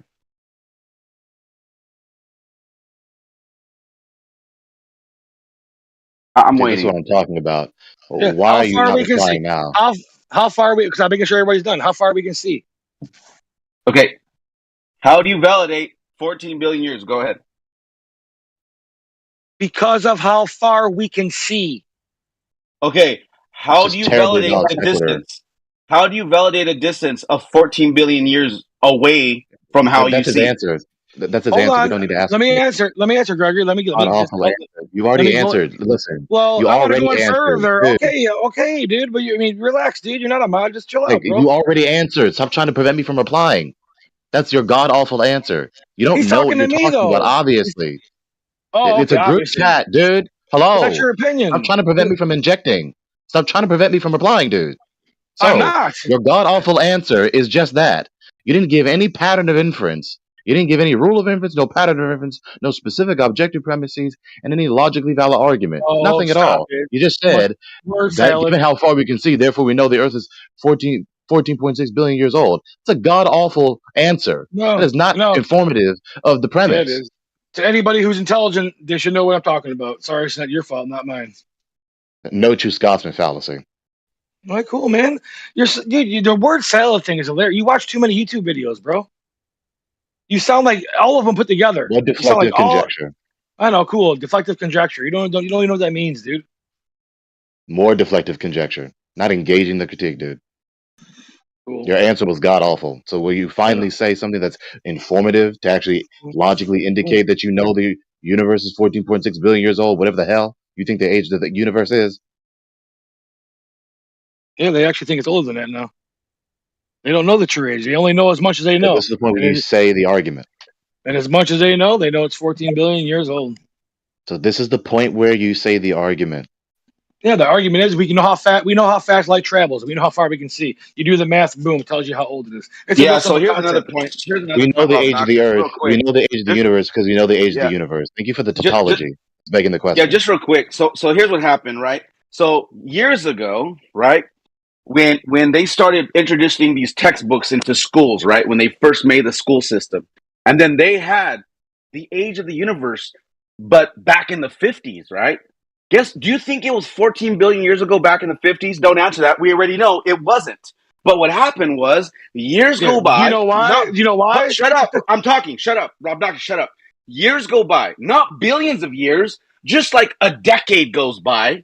And then someone goes, oh, eureka. We have a better system. We have a better knowledge and understanding. We have better tools. Then they increase that's how it works, age. Hold on, Rob Knox, shut up, please. So then another decade goes by, and they go, oh, wait, we are actually older. Because we have, again, better tools. Rob Noxious, the point that I'm trying to make is, you know it to be 14 billion years right now. But I guarantee you, in 25 years, we're going to discover that it's actually 29 billion years. And guess what? 14 to 29 is how many billions of years, but yet 25 years is only going to pass. Not that many years. So my point here is that you believe what they're saying to be true is true, even though don't say no, don't say no, even though they themselves will find themselves to be wrong in time. This is the fucking point with you fucking idiots. You guys don't understand that when you're dealing with these theoretic science, we have these dates, they keep changing. Oh, we have these distances, they keep changing. So you have to believe that what they're telling you is true, because they will find themselves wrong themselves. Okay, so I want to rebut you. So if what you're saying is the problem, and you say, "Oh, you can never know; it's not going to be true." Well, if we find out that the universe is 25 billion years old, then it's only safe to assume that they were right about it being 14 billion years old. So they're always right at the time they're making the claims. Again, your argument is retarded. Dude, oh my! Bro, I'm almost done, dude. I didn't interrupt you. I didn't interrupt you. I didn't interrupt you, man.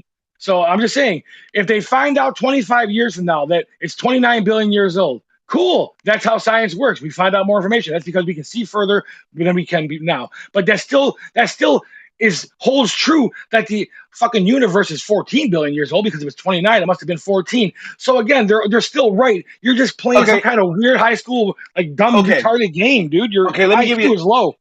Okay, let me give you an analogy. Oh yeah, my IQ. Okay, let me give you an analogy. Okay, let's say you have. Yeah, I just destroyed you. No, you didn't. Let's say you have a brother. Okay, you have a brother. Okay, and you saw him being born. Okay, and then you were calculating the days. We had a birthday every year. Okay, and you know your brother is 10 years old. You know that. All right. Then some guy comes along and he goes, "Oh, I know how old you are," without even knowing when you were born. Retarded. Nowhere near this. I know. You're fucking stupid, dude. This is dumb. Dude, just destroying your fucking logic. Just shut up, obnoxious. So then the guy tells your brother, "I know how old you are, but I wasn't there at the beginning when you were born." And then he goes, "You must be 15. He's wrong, but he then tells everybody, "Hey, that guy's 15, that guy's 15, that guy's 15. Now, you know, Rob Noxious, because that's your brother. You're like, "No, he's only 10. But that guy goes and tells the world that your brother's 15 years old. Then he gets corrected, and then you go, "Hey, dude, he's only 10. And then, but in your logic, but he's still right. Finish it up, dude. But in your logic, that guy was right, because he goes, he has better information. So now he knows he's 15 years old. No, wrong. But in your logic, wrong. But in your logic, why are you cutting me Stop off? shouting through him. Wrecked? Why are you getting wrecked right now? Stop shouting on your through own him. fucking logic? Stop shouting through each other.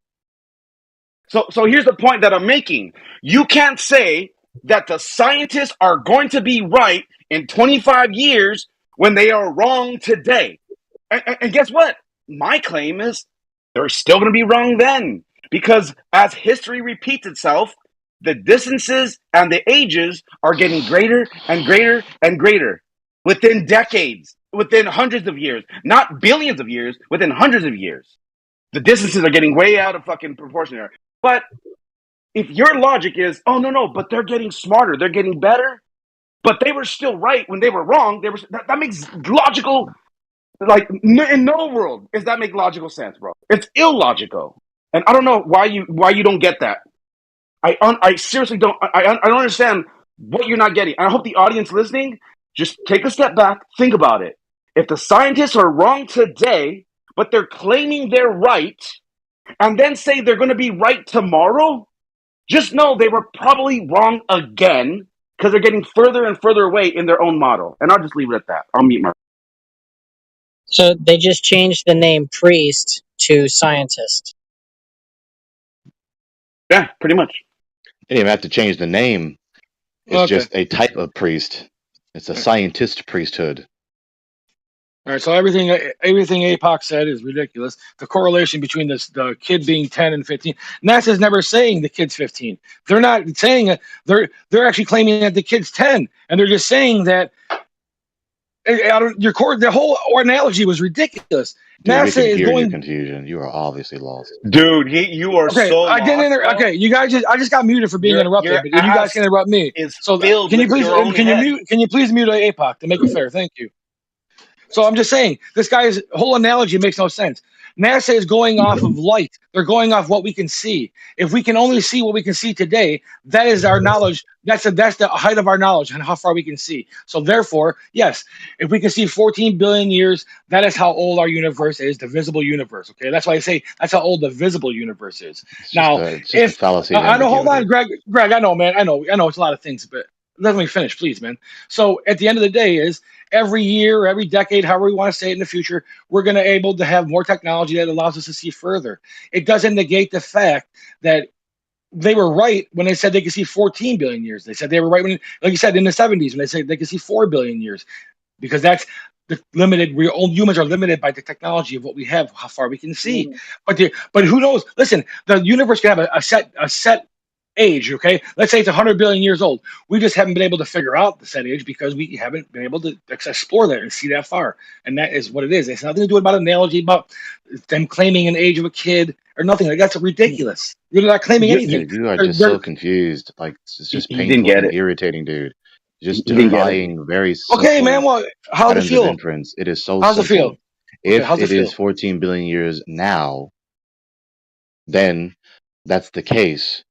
But then 10 years elapse, for instance, and then they change the age of the universe from 14 billion to 30 billion. That's not an instance of them simply updating. That is a correction of their error. No, it's from not. 14 They're billion not, years to 30 billion years. It's not a 10-year time span. Dude, this is The what's universe wrong didn't with our This is it what's increase has wrong with from nothing to do with 14 time billion span, to though, 30 Gregory. billion over a 10-year time span. So if they correct themselves by orders of magnitude like that, that's obviously an error. So they didn't know that the age of the universe my was God. 14 billion years and ago. here's what's If funny 10 when you years think about it. later, they ascertain that it's well older than that. And here's what's funny when you think about it, because then he's saying, because we see light and we know the distance, because we know how fast light travels. Okay, but who's to say the distance of those lights in the sky? Because if you look at You these just lights, answered it. You just answered your own question. because if you measure the light, look at the lights in the sky, there's no way to tell how far they are. And now, let me give you an example. If you yes, there took is. 50 flashlights, into an open desert, and everybody turned them on, and you were turned around and you were looking at them, and then you turn around and they're all like within a mile or even more than a mile away, but they're scattered out. You can't look at each flashlight and say, I know how far each one of those flashlights are from me, because you can figure it out. You can figure it out, though. No, you can't though. You can't though. Yeah, Because you here's can. the point. Yes, you Here's can. the What are you point. talking about? Okay, here's the point. You can't say, well, that light's brighter, so then that means it's closer, because you can have a flashlight with a lower illuminance, if you will. Or you could have a flashlight that's smaller, but with a brighter illuminance. So just because it's farther away and brighter, like optically, that doesn't mean that it has to be closer because it's brighter than the one that is close to you that's dimmer.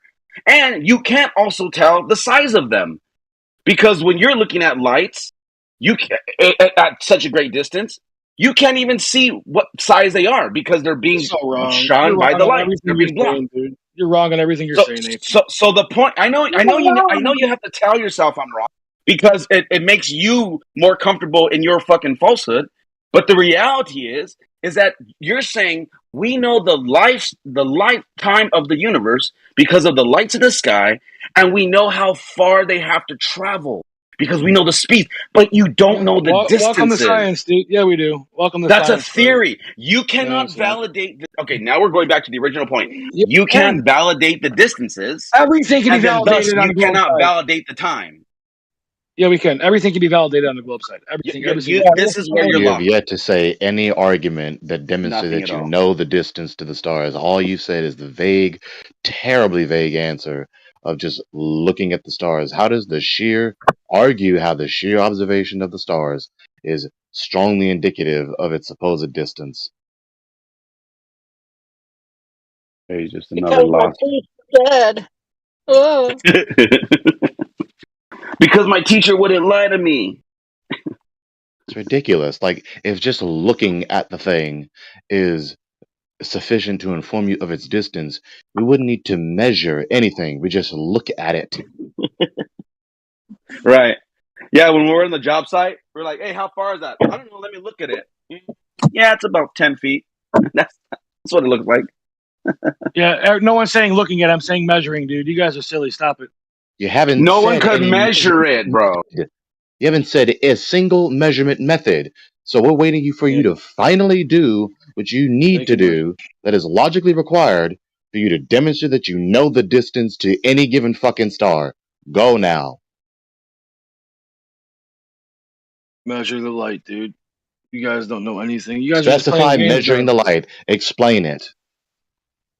You guys lost. No, I'm not lost. You're lost, Apoc. You're Specify lost, bro. measuring the light. Explain it.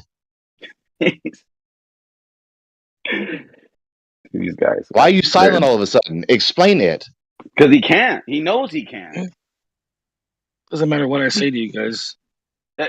You're right. It doesn't matter because it's fallacious. Either way, whatever you say, It's fallacious. You know that. Let's try one more time. Let's try one more time. Not you. You don't even know when to use the word fallacious. Man, Oh my God, we don't want to hear that. We don't want to hear that. Weirdos. Dude, man up, dude. Dude, stop. Dude. Stop. You never heard of a fallacious argument? That's fucking hilarious. I'm not doing anything. Stupid. Stop it. I'm not doing either anything. Man up and answer. Stop it. So either man up and say the argument, or man up and say you don't know, or just be silent. Not reply with deflective ridicule again and again and again. So explain what you mean by measuring the light to be strongly indicative that you know the distance to the star.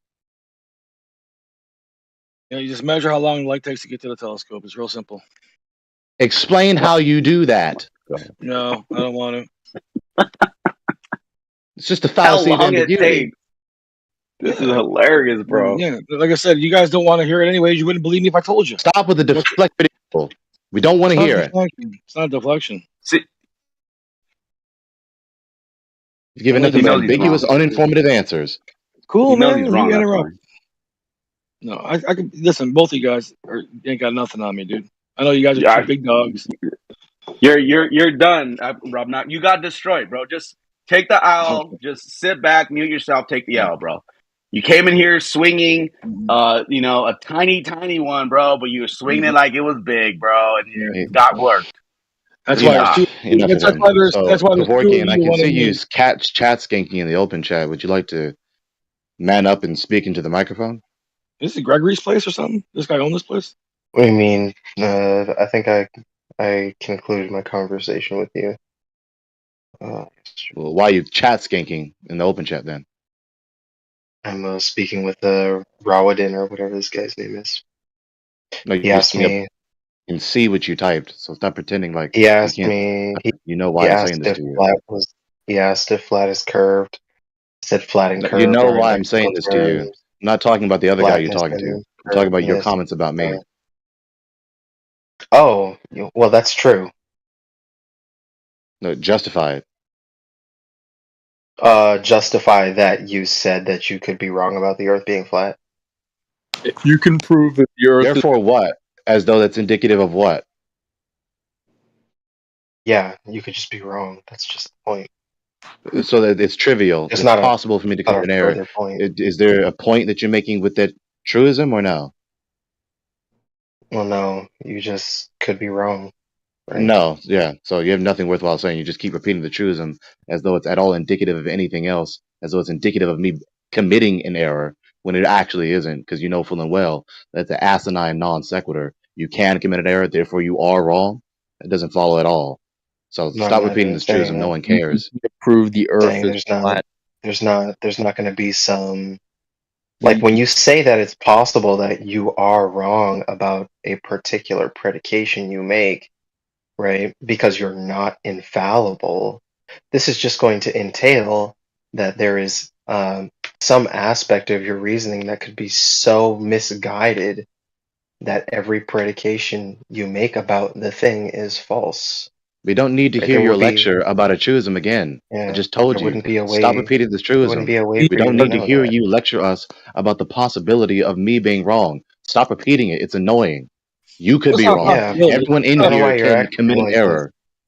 I don't know why Okay. you're acting like in So the context of a all dialectic that's trivial. That's not just like a right. trivial It is My point. trivial. That question. doesn't refute anything. Acknowledging that everyone in I here, mean, including me and you, are fallible and can commit an error is not at all indicative of them committing an error.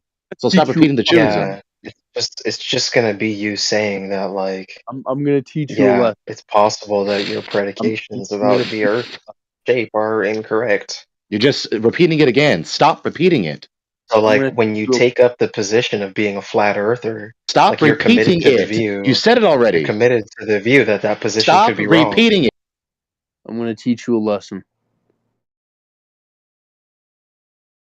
You ready? I'm gonna punch you in the fucking face.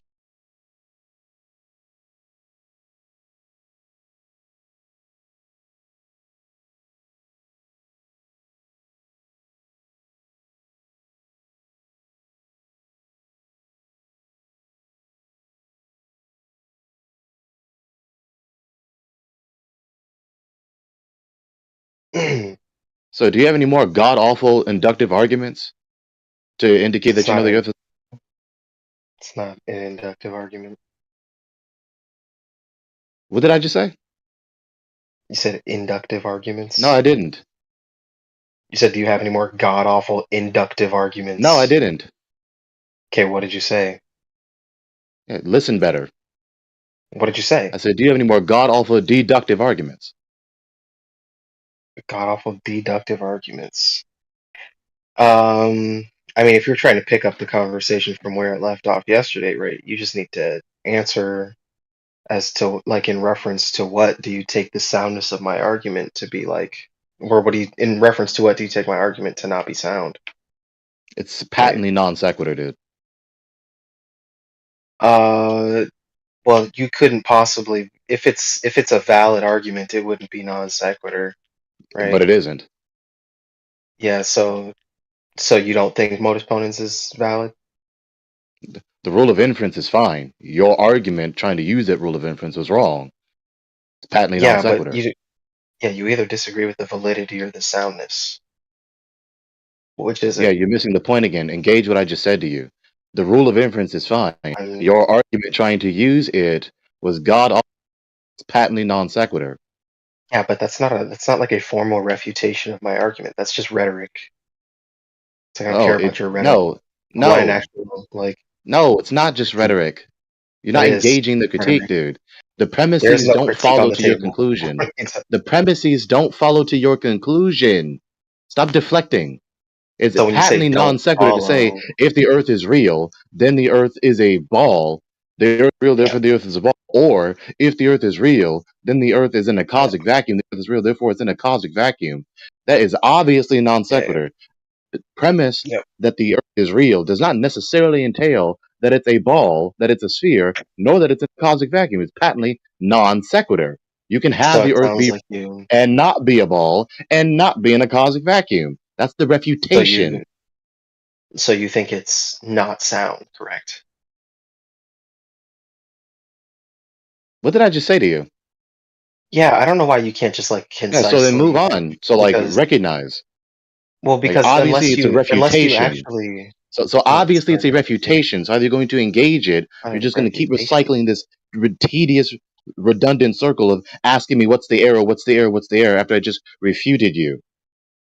It's not a refutation. That's rhetoric. I'm asking you because you have to either affirm that's just or invincible deny. ignorance. I said an argument.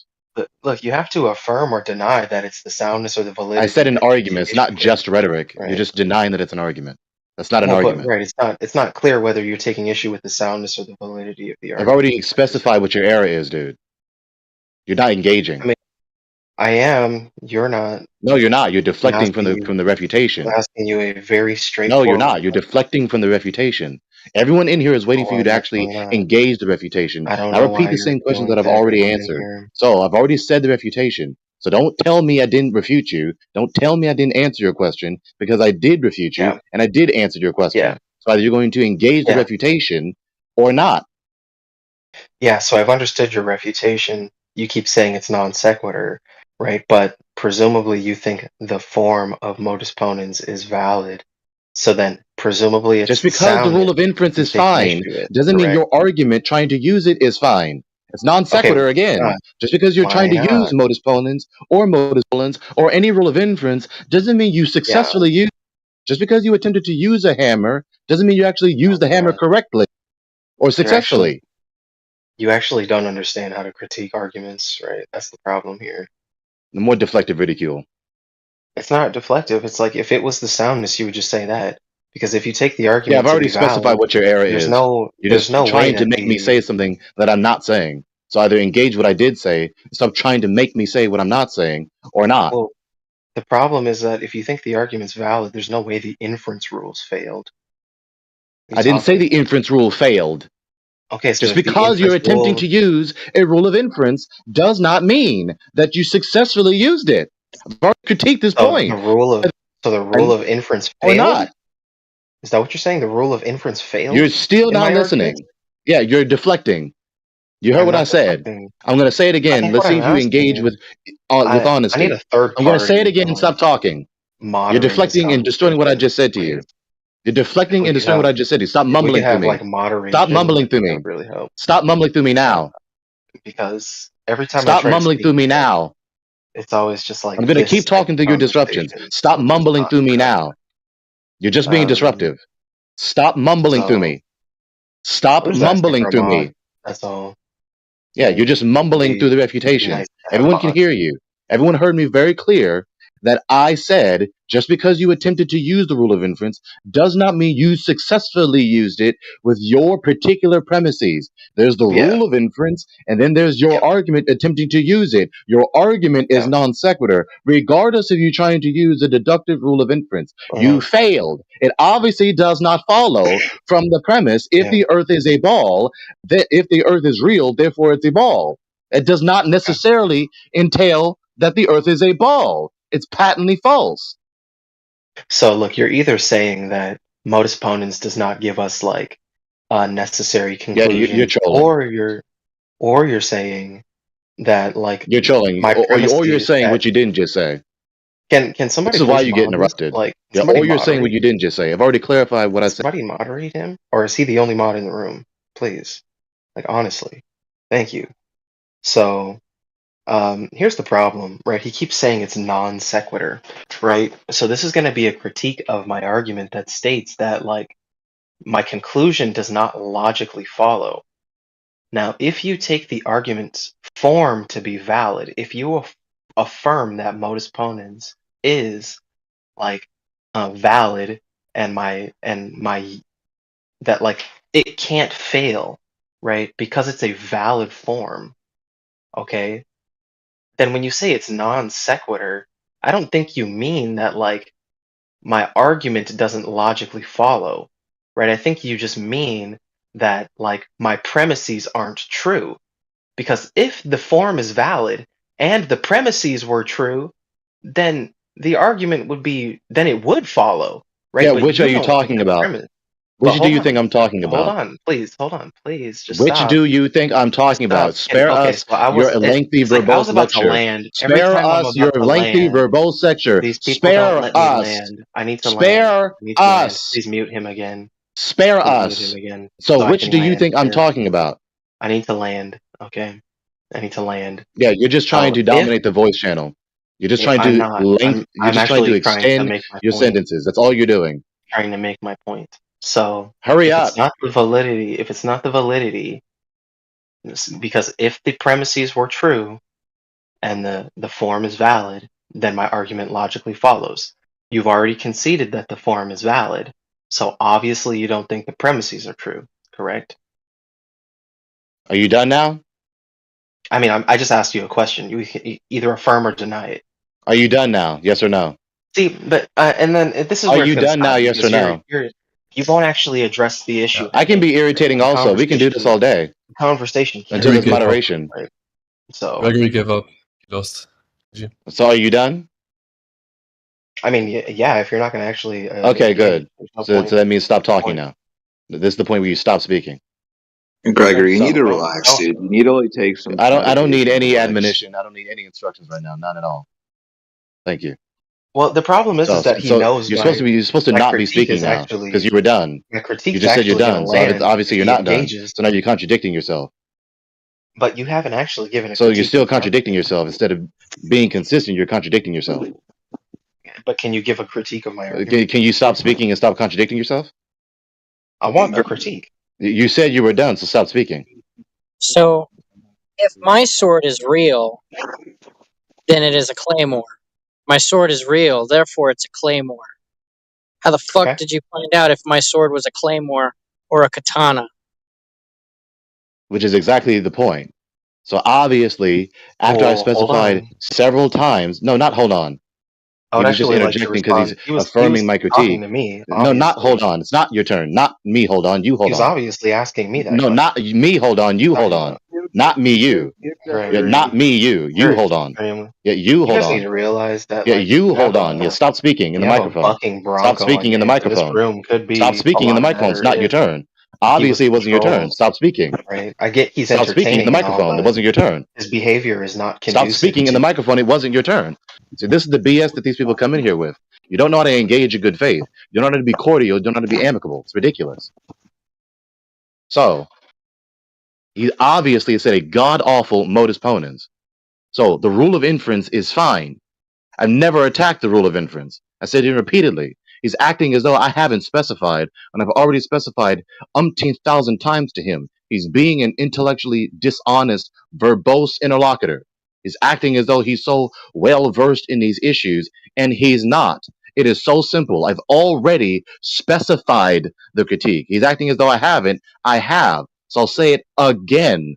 The premise that is the first premise in your modus ponens, which you failed to successfully apply, is false. It is not a necessary entailment that the earth is a ball if the earth is real. Very simple. That's a false premise.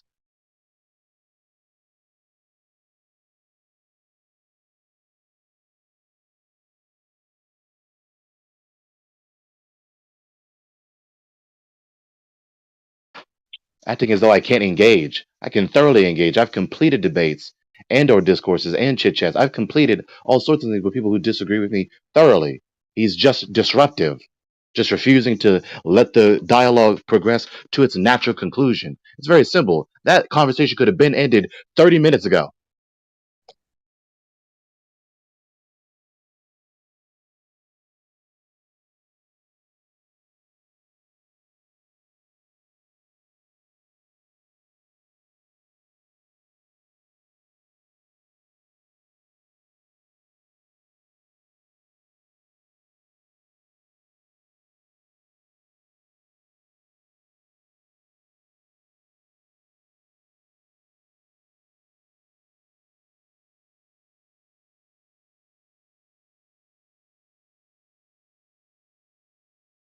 Oh, there we go. So obviously, it's the soundness of the argument you take issue with.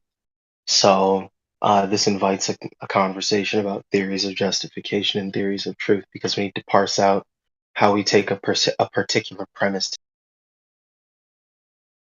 on your paradigm, right? So, like, I would just ask you, like, what is your theory of justification?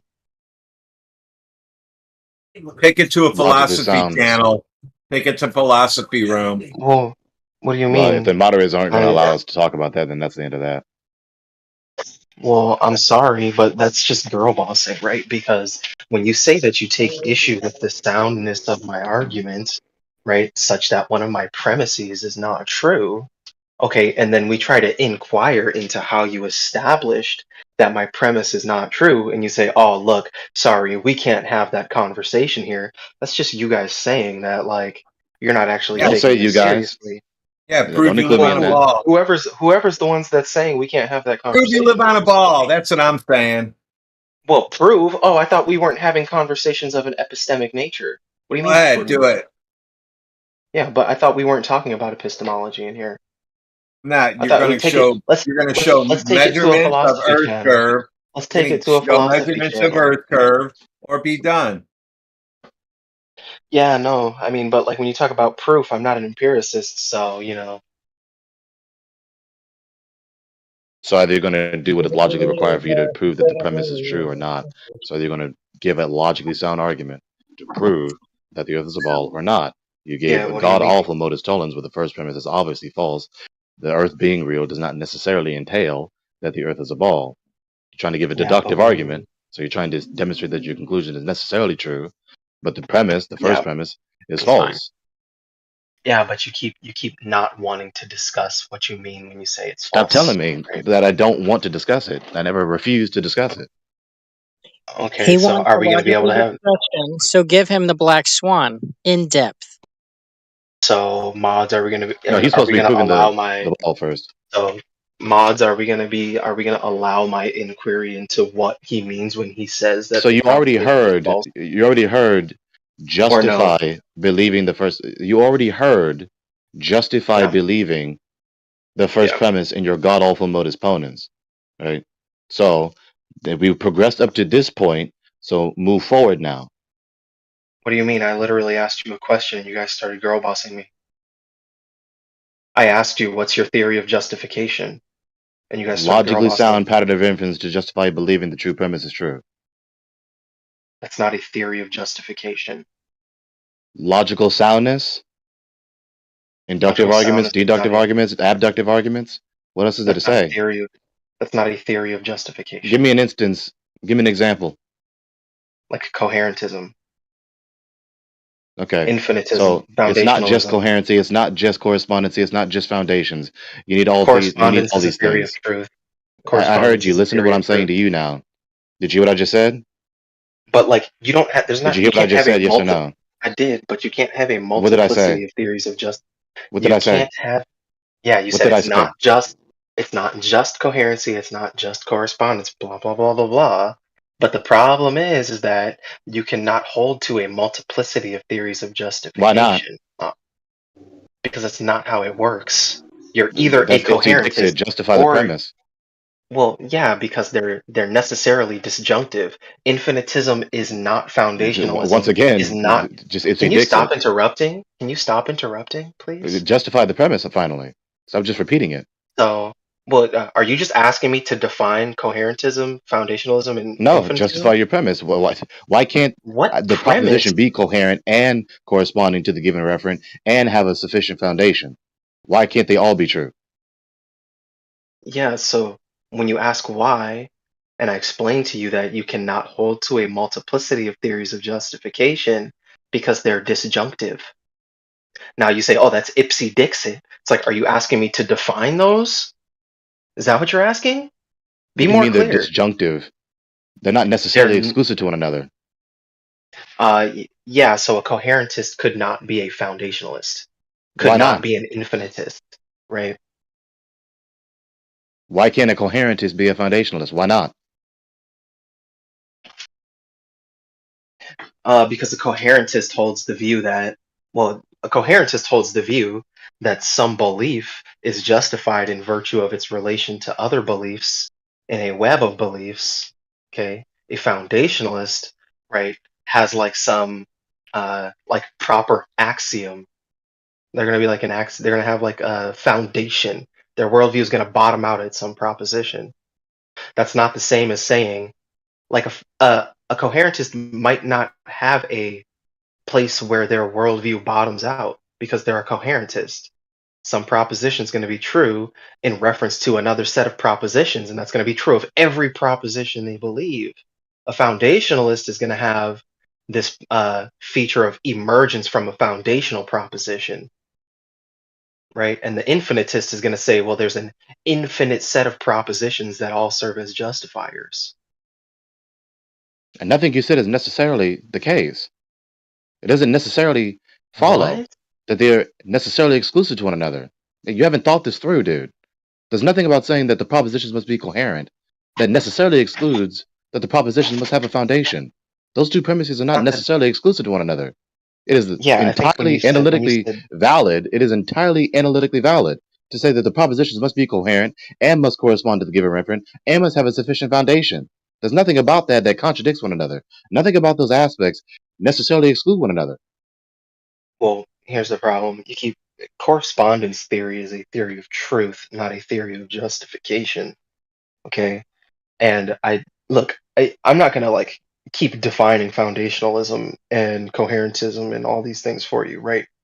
If you don't if those definitions didn't help you understand how they're disjunctive, Yeah, right? you're conflating categories. I can't You're making a actually distinction help without a you. difference. That's your error. I mean, this is just rhetoric, right? This is just a No, rhetoric. no, it's a critique. You're either going to engage it or you won't. That's not a critique. So your problem is that you just devout to the controlling premise that you know so much better than me and so much better than people who believe the earth is flat. You're not going to acknowledge that perhaps it's possible that they know better than you on this issue and perhaps you're wrong.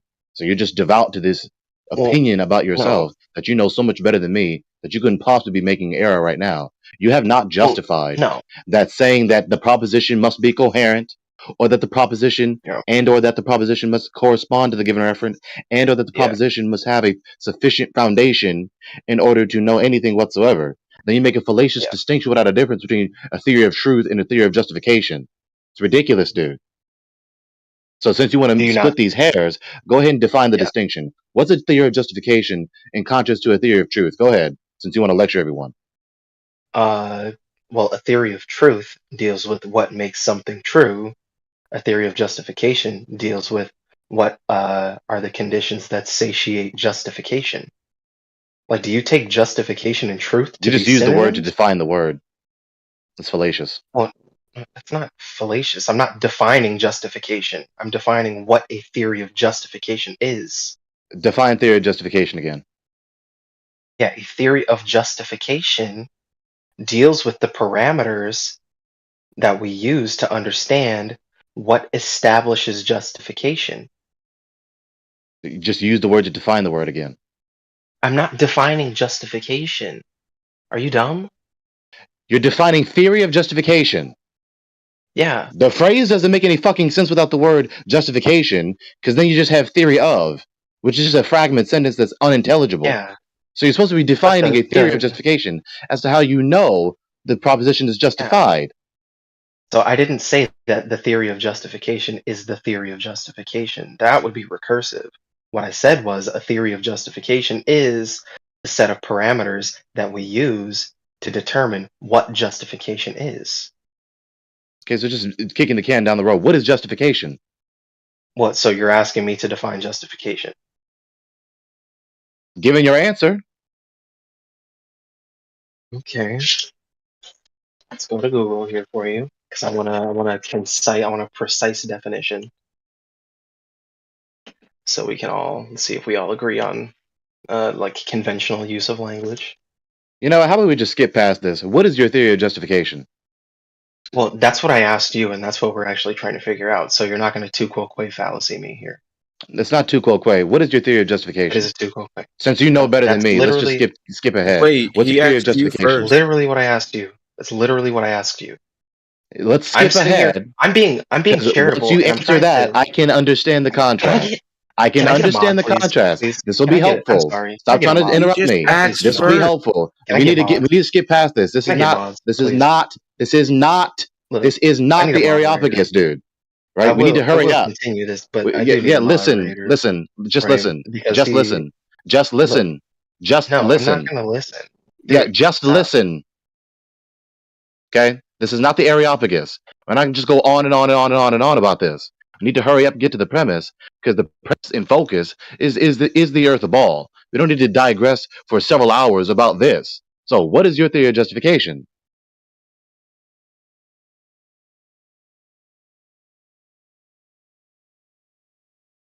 If they unmute you, then it's not on me. Yeah, so when you ask me what's my theory of justification, that's a tu quoque fallacy, because that's the question I asked you. It's not a tu quoque fallacy. I'm not returning criticism with criticism. I'm asking you a question so I can understand your position, so I can see the difference between you and me. It's not a tu quoque fallacy. Now answer. What is your theory of justification? My position is not the one being like inquired into here. Yours is. Okay, you're just avoiding the question then. Because you don't want to skip forward. You just want to waste time painstakingly being tedious about this issue instead of hurrying up and cutting to the chase. I'm trying to cut to the chase. The focus is not trying to debate epistemology. That's not the focus. The focus is trying to ascertain the truth about the premise, is the earth a ball or not? So what is your theory of justification? If you want to actually make forward and cut to the chase. Yeah, I don't know why you keep saying that. That's what I asked you. You didn't understand what Okay, he's not engaging. were. Maybe I can help clear this up. You didn't understand what theories of justification are, nor did you understand what theories of truth were. And I just was being he's not charitable, engaging. He doesn't want to cut to the chase. His approach is to be tedious and lengthy. Can I get mods, please? Can somebody please? His approach is to be tedious and lengthy. I'm trying to cut to the chase. Can we please get a mod here? I'm not being tedious and lengthy.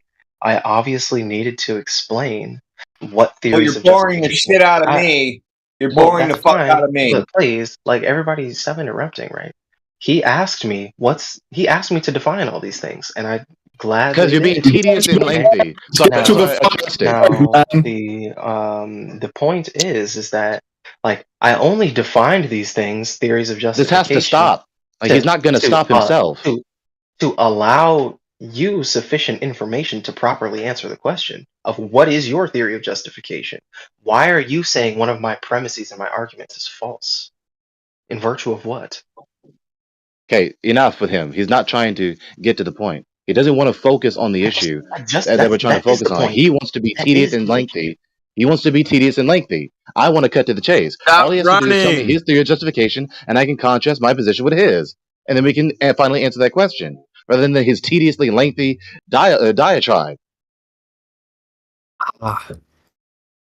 Yeah, I mean, look, Mods thinks we can just end this here. He's not going to answer the questions. So why is he choosing the tedious and lengthy part rather than cutting to the chase? What does that say about him? All he has to do, like I just said, my theory of justification is fill in the blank. Then I can understand that, and then I can contrast my position with his and then critique it. And then I can, like I just said, contrast my position with his. So I'll be articulating my position in contrast to him. So then we can finally move fucking forward.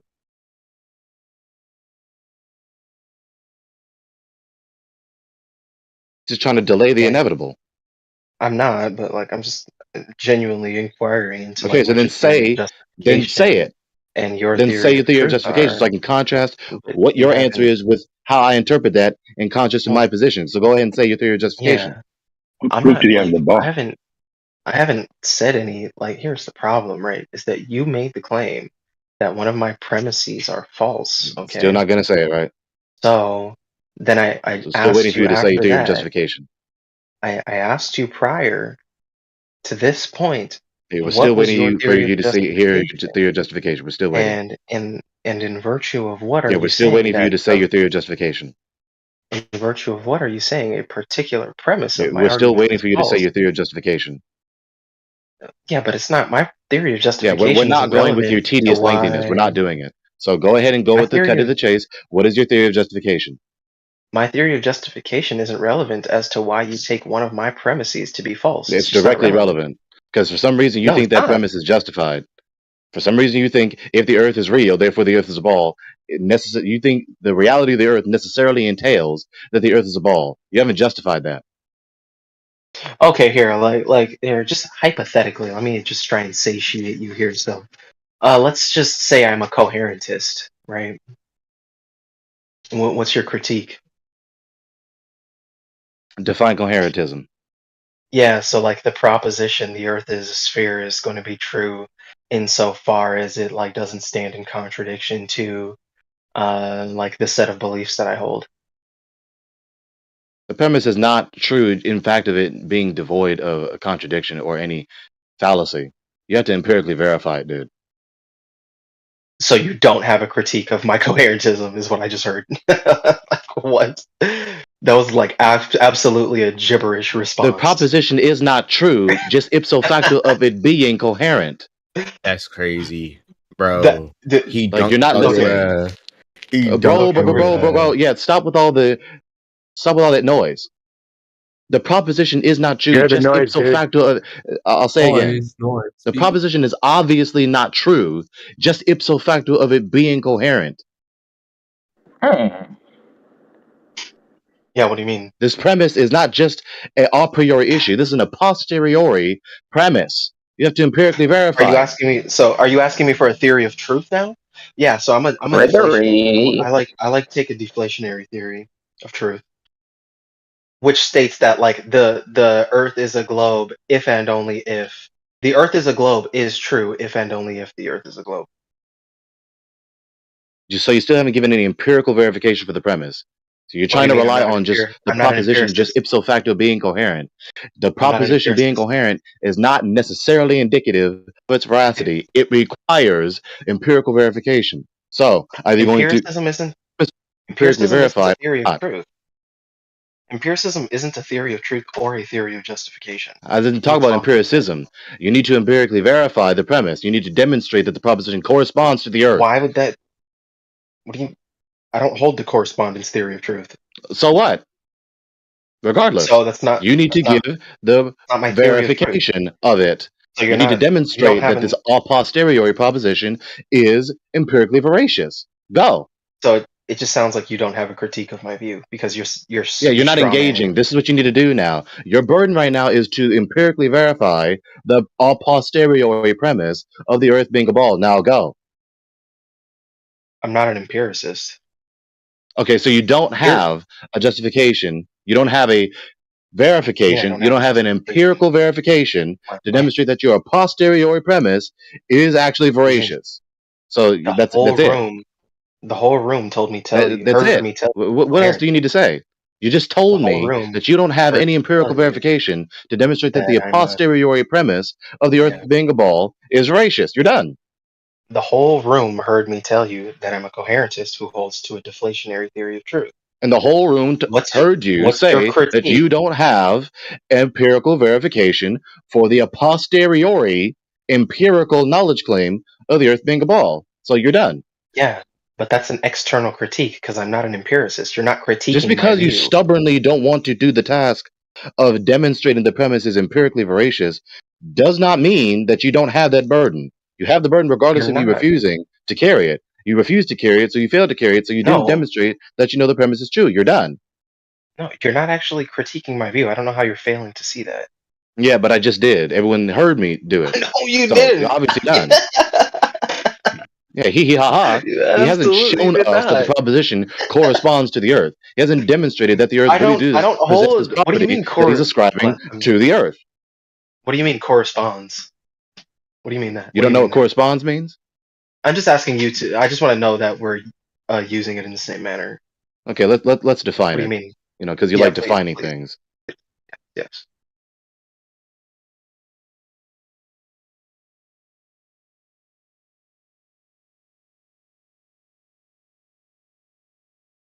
When you go down the rabbit hole of this meta gobbledygook, you end up trying to redefine simple words that everybody agrees upon already. It's really silly. No, Kevork is just trying. Globalist does that. Well, no, look, I mean, like, you honestly, look, I'm being charitable, right, Gregory? I actually, I'm fond of you. I think you're a cool guy. But, like, you actually haven't given a critique of, like, my view, right?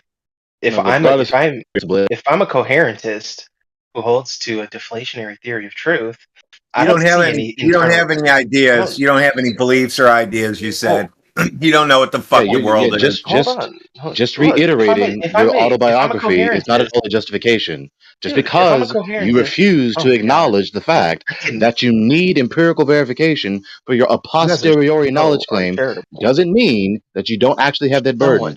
You still have the burden to demonstrate that the proposition corresponds to the given referent, regardless of you refusing to acknowledge that and carry that burden. It's very simple. Just because the proposition is coherent does not necessarily indicate, nor even strongly indicate, that it is true.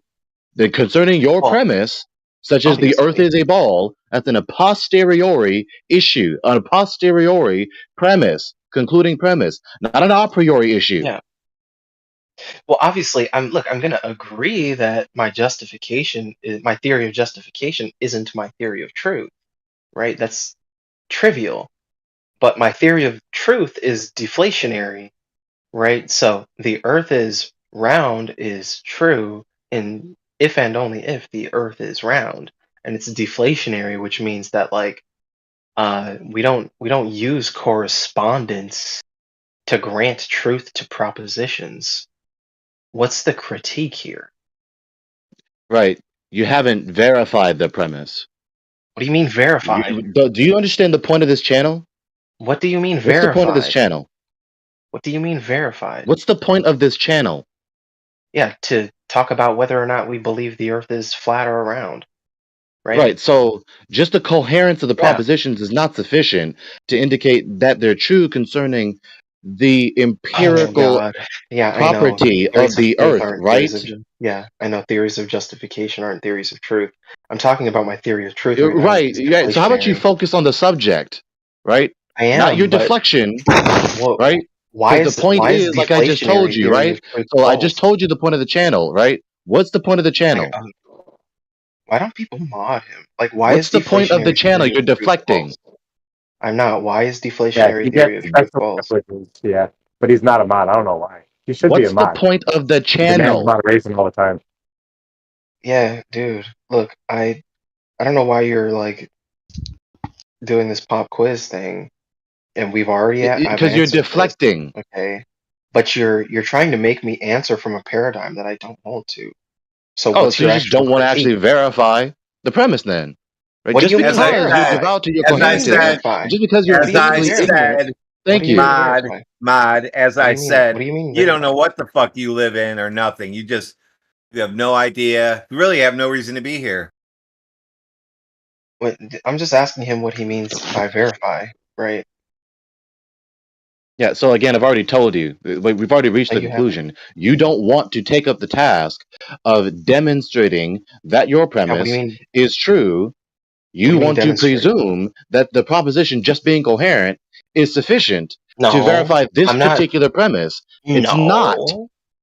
Gregory, we're talking about science, not about philosophy here. This is the confusion. This is a mix-up. Well, Gregory, right, I'm not saying that my theory of justification is also my theory of truth. My theory of truth is deflationary. Stop replying with that. Justification it's just a deflection. Is coherentism. It's not. You Stop keep replying to me conflating with the that. two. It's just a deflection. I've already told you what the point is. Stop I'm not conflating the two. You're just deflecting. You are. You're just distorting what I just said to you. I'm not distorting anything. You're deflecting from what I said to you. To be true. You're deflecting from what I said to you. Now you're just going to keep talking through the correction of your error. Stop telling me this truism, that theories of truth aren't theories of justification. I don't need to hear you tell me that anymore ever at all. Don't need to hear you tell me that again. The point is, like F.E. Warden just told you earlier, two people at least have been telling you the same thing for several minutes now. You are just repeating the same thing. That's a deflection from the point. The point is that you have not demonstrated the premise, which is an a posteriori concluding premise, to be veracious. You haven't demonstrated that the Earth is the way you describe it to be. Just is this a philosophical argument or scientific not at all prove that the Earth is a ball.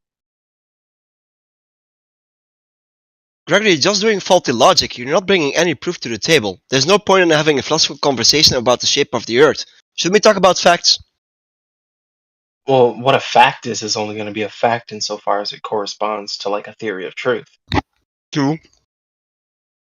So but it's relevant. At this point, yeah, but it's a bit mismatching around the topic. It's not. What are you talking about? This is a dialectic.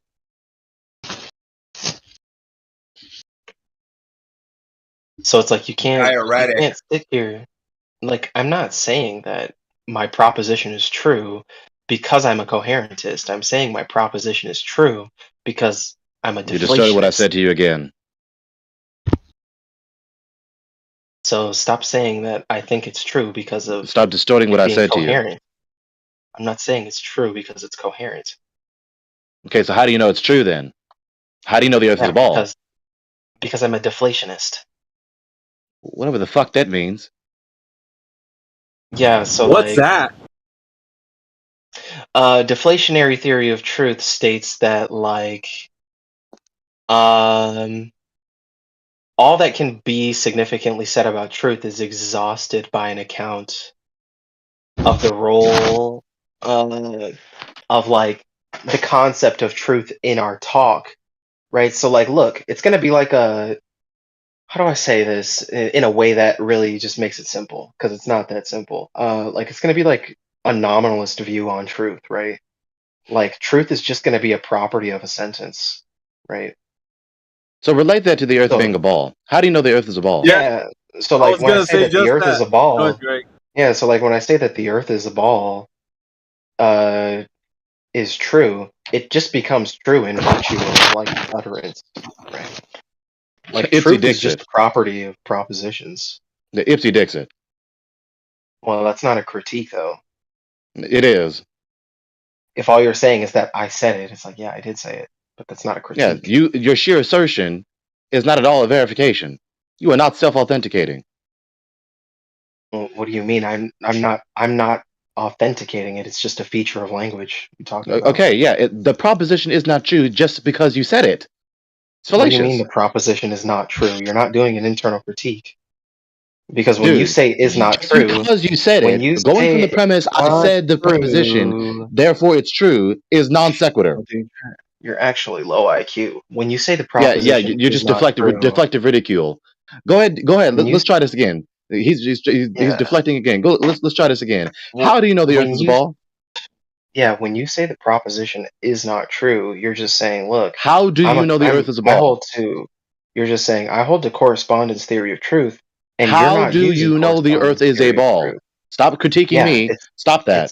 Go ahead and tell us again, because we're going to repeat the circle. I'm going to expose you again. How do you know the Earth is a ball? Answer. It's deflationary.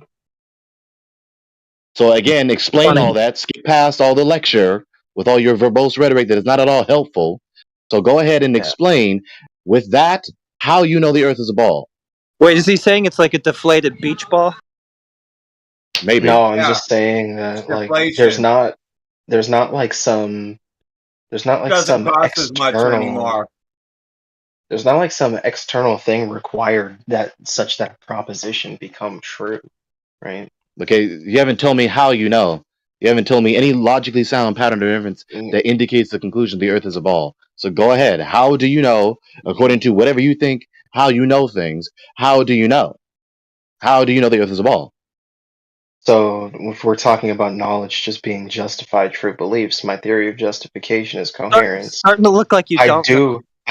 I do believe the proposition, and I hold to a deflationary theory of truth, and all of this is consistent. There's not an internal contradiction here. You haven't specified any specific objective true premises in any logically valid argument. You haven't said any logically sound argument with specific objective true premises. You're just giving us these vague premises that you believe this convoluted theory of truth with all your verbosity, and then trying to get to the conclusion that the Earth is a ball. You have not successfully demonstrated you know the proposition. Try again. How do you know the Earth is a ball? Not vague premises with verbose categories. I just told you. Okay, so all you have is the fallacy of ambiguity then. That's not it. You haven't specified anything. It's not my fault you're too dumb to understand what I'm saying. More deflective ridicule. You haven't done what you need to do to demonstrate that you know the Earth is a ball. You want to hide behind verbosity. This is why people don't like people like me who use these terms. I use these terms usefully, where I get down to specifics and try to simplify. I speak the way I do to help people understand. You're not trying to help people understand. You're trying to hide the insufficiency, the poverty of your position. The empirical credentials of your position is non-existent. You don't have an argument to demonstrate that your premise is true. Just because you say it doesn't mean it's true. Yeah, it's very simple. Hey, Gregory, to demonstrate the Earth is a ball or not. Hey, Gregory, just real quick. I have a buddy who's been a human resources manager for over 30 years. This is the kind of shit that he hates because he has to literally rewrite all of the fucking company's rules because of shit like what he's saying right now. This is like this new age, like, I just know it's a fact, so it's a fact. It makes it a fact. I don't need proof. It just, I feel this way. And it's like this really weird world we live in right now, to where what he's bringing up right now is a perfect example. In his mind, He doesn't need proof and facts. Everything you ask him to present, he doesn't need that, Gregory, because to him, he just believes, I've been told it, so it's true, and I don't have to prove that to you because it's true to me. Dude, I bring up He the is facts one of those all the guys. time. I literally talk But he about is. all the things he's low-key referring to. Like celestial navigation and counter-rotation in the north. And like all the things that we observe Kevorkian in didn't mention any reality of this that shit. You're not support the following. globe model. You guys are getting trolled. And Apoc, you totally miss what Kevorkian is trying to do. No, It's ridiculous. I'm Thank you, letting it Stephen. go. We know exactly what's going on. Thanks. Well, no, I'm actually giving you guys an opportunity to provide that you have defeaters for like other paradigms, but it doesn't seem like you do, right? Yeah, you're more deflective ridicule. So I'm gonna say it again because you like to be repetitive. So I'm gonna be repetitive. You have not given what you need to demonstrate that the premise is true.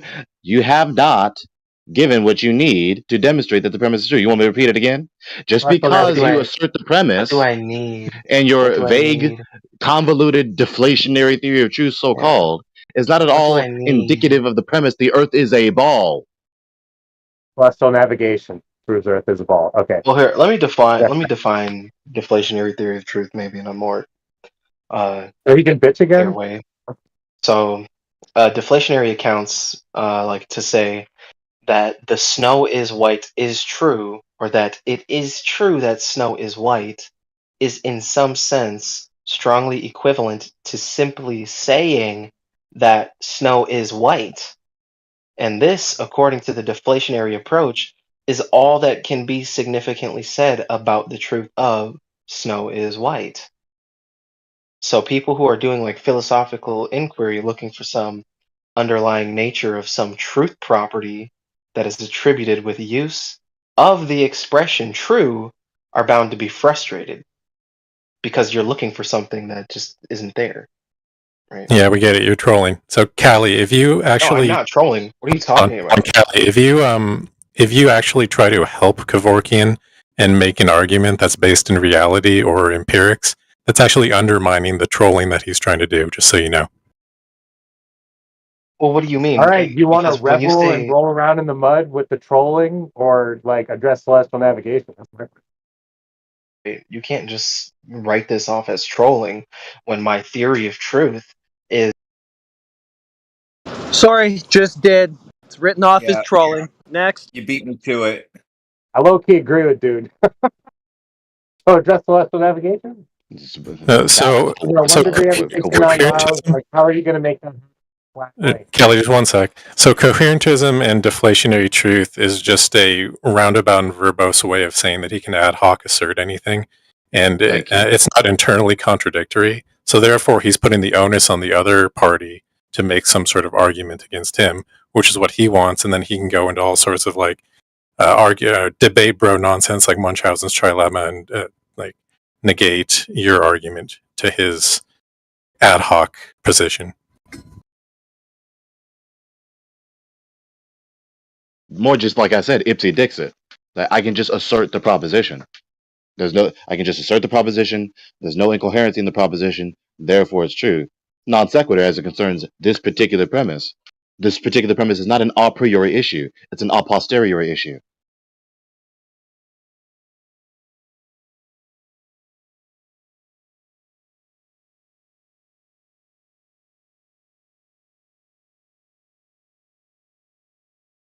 So someone, rather than prolix debate bros, a very apropos term like Steven said, actually do the task.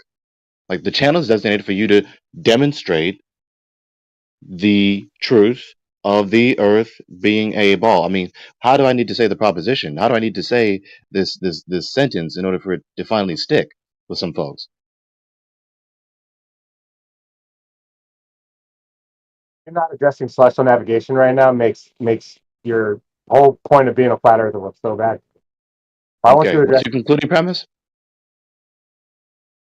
You can't represent or model or physically show stars declining 1 degree every 69 miles on the horizontal plane. That's your concluding premise? Yeah, show me how you're going to do that. Okay, how do you justify your premise? Are you going to do what he just did? What you just complained about him doing? Whatever the hell that means. That's your concluding premise. It's not my I burden mean, to you're prove your premise. So involving how what do you he prove your calls premise? stress the topic. What do you know So about how do you flux prove your premise? Are you going to do it now? You don't know anything about flux navigation. Okay, so more deflective ridicule. Are you going to prove your premise now? Yeah, that is ridicule against your knowledge of the topic that I'm bringing. Okay, more deflective ridicule. Are you going to prove your premise now? You have the floor. I was asking if you understand the issue. Are you going to prove your premise now? You don't understand it. It's sad. So evidently you're not going to give an argument to prove your premise. You're just going to fallaciously shift the burden or burden to prove onto me to prove your premise, or you're just going to shift the focus away from you having to carry your burden. I'll post a picture for you. You're asking me for a lot of things. You want me to show you why this doesn't work on a flat Earth? I will. Then you seem You don't rather understand intellectually it. feeble, You've been in and I flat feel Earth sorry for for you. years. So you don't need to You keep still talking don't to me. You understand why don't this need to do doesn't that. work. You don't need to bicker with me like a little girl. You don't need to do that. So we're waiting for you to give the argument that indicates your conclusion is true. These things, to me, because I have an interest in how this stuff works, it grows obvious over the years. For you, you don't look at it. You don't know why this is an issue, why so many people think flat Earth is stupid. You don't get it. So this is your argument to indicate your conclusion is true? Geometry, man. Geometry. Oh yeah, where they use just the so sheer utterance of the word geometry, angles, therefore your conclusion is true, is terribly using non-sequitur. latitude and Try again. longitude, all pulled from a flat planar system because you're getting these degrees. Don't digress to that. You gotta don't let him figure it out, bro. Don't let him out. Don't come at me. Like he's not going to just shift the focus. Why source navigation works. He's not going to just shift the focus. Not going to let him do it. No. They did it before it was a ball Earth, bro. You gotta figure it out, bro. You gotta stop hiding from the used the stars to travel way before it was a globe, bro. You don't know that, and because you don't know that, you keep using that lame argument, saying, "Oh, we know it's a globe because we have celestial navigation." Apocryphon, you're letting him out. You gotta look into it, man. He needs to give the argument. We don't need to shift the focus to us giving an argument for our position. He hasn't done his part yet. I asked him what's his conclusion. He told me his conclusion that you cannot get angular elevation measurements up from a horizontal surface. What's your argument for that? And I'll give you one right now. I'll give you one What's right your now. argument? You ready? What is your argument? I said this before. Maybe you remember the last time I brought it. If perspective is causing the stars to appear lower in your field of view, like when they're at your zenith, and then you move away and it changes 1 degree every 69 miles, as it's lowering, saying that the reason it's lowering is due to perspective, if that were the case, the stars, the distance that are apparently between the stars, no one knows what's going on in the sky. The distance of the constellations, that would have to just ended this for you. We went through this before. As it lowers due to perspective. We went through this before. I told you nobody knows what's going on in the sky. No. I'm asking Gregory, please. Thank you. I ended it for you. Don't save him. Oh, what the fuck, you Captain Save-A-Ho, bitch? People are ridiculous. It's either disingenuous, soft-spoken trolls or disingenuous, belligerent trolls. It's one of the two with these people, with these scientists. Isn't that interesting that they have the audacity to try to claim what's going on up there and say, this is how we know it is what we've made it to be? They are then claiming that they know what's going on up there. And that's yeah, but linear distance is not needed for an angle of view to anything in the sky. So I don't know what he's on about. That's never factored in. They're telling you what should happen based on orthographic projections, which go out the window completely when you start looking for the horizon and shit that's supposed to be blocking the stuff in the sky. Orthographic projection conflation, presumption of distances, presumption of size of celestial bodies, and neglecting the logical necessity of a horizontal baseline to be the referent from which you get the elevation angle. Yeah, they tend to look that over all the time. They say, "Oh no, we don't need a baseline." Basically what he just said. Drawing an angle. Basically what he just said, it's a train wreck for them to have an argument that even is any way coherent to the physical and natural world. There's no way they could demonstrate that because of all the things they did have to go through. Yeah. 1 minute it's all refracted, it's all apparent, nothing looks the way it actually is, and then the next it's completely orthographic, it's all pure geometry. Like, which one is it? Right. Add that to the list. So very good. That's called another dialectical tension. When it's not congruent with their paradigm, it's just illusory. When they think it's congruent with their paradigm, it's exactly as you see it.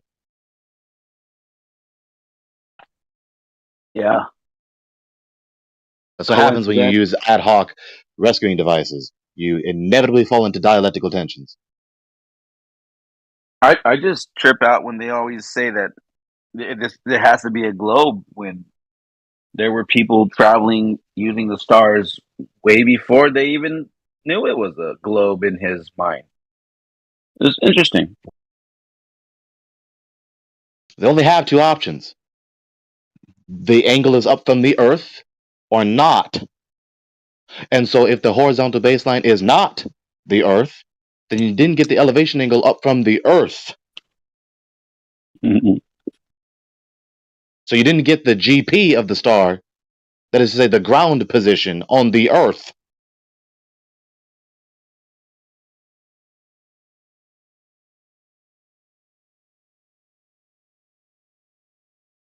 Really interesting.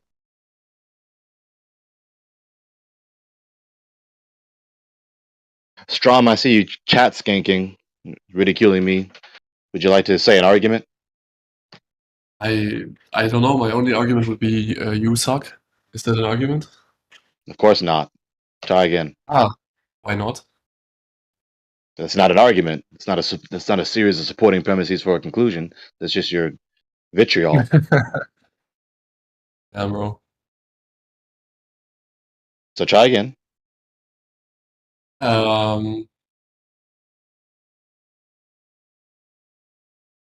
Okay. If you don't, do you know Dave McKeegan? No. He That's has a the guy YouTube that channel. pets that dog all the time. Yeah, right. He does like globe content, and he's going Nobody to knows go who he to is. Antarctica. He's going to go to Antarctica, and he's going to film or live stream the 24-hour sun on Antarctica. So if that happens, does that debunk flat Earth? Nope. No, it doesn't. Okay, but like a few months ago, you said it would, right? No, I didn't. Sure. Seeing the sun doesn't make the water curve into a ball.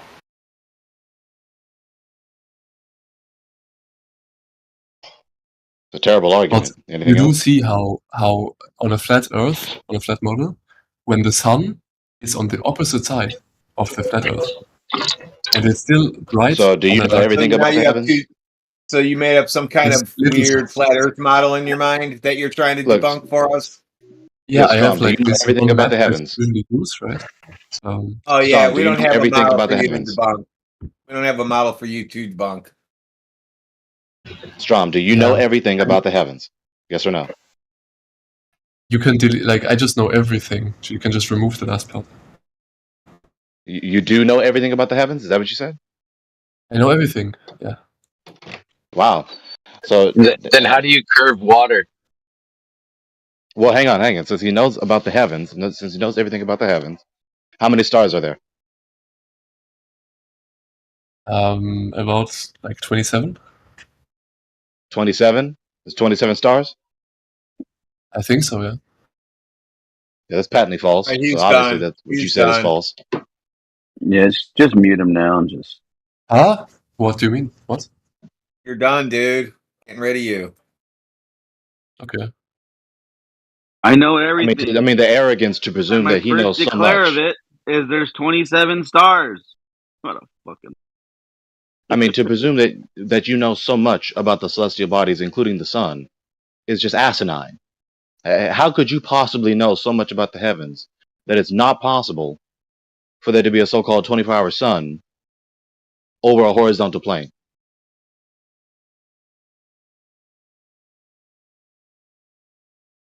Like, just in principle.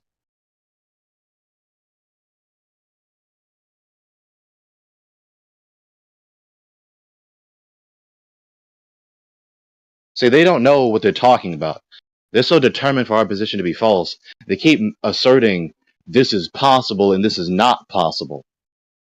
And they don't know what they set themselves up for. They're setting themselves up for a deductive argument. And they rarely know how to give a deductive argument. I just heard a great question, and no one is addressing it. How do you curve water? That's an excellent question. Mm-hmm. Or more specifically, how do you get water to stay in a fixed position around a ball? More specifically. Because I can curve water by splashing the water, making a wave. Don't want to let them escape by that. We're asking, how does water stay fixed around the ball? I like to banter my way. Sorry, Gregory. Hey, that's fair enough. Thank you, George. Thank you, George. It's a great question because we are told that as a fact, we just need to see it.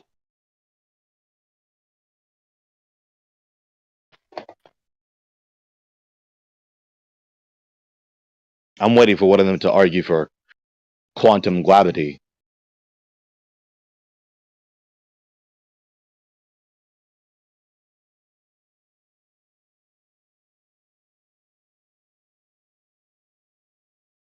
So the floor is open. Anyone else who wants to demonstrate that they know the Earth is a ball?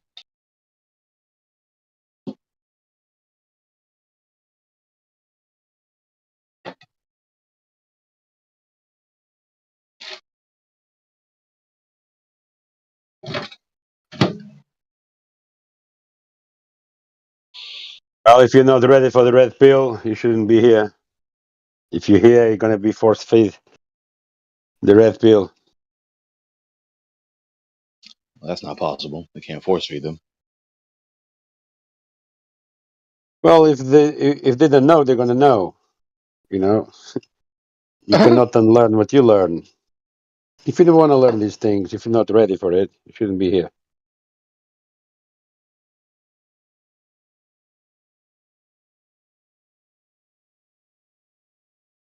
We can offer it to them. We can present it to them. They have to accept it.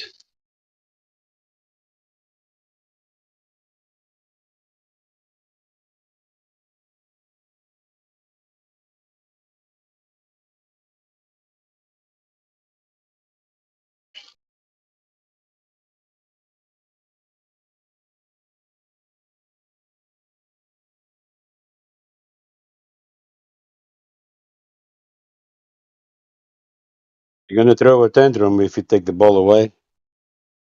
It's a very apropos double entendre. Wow.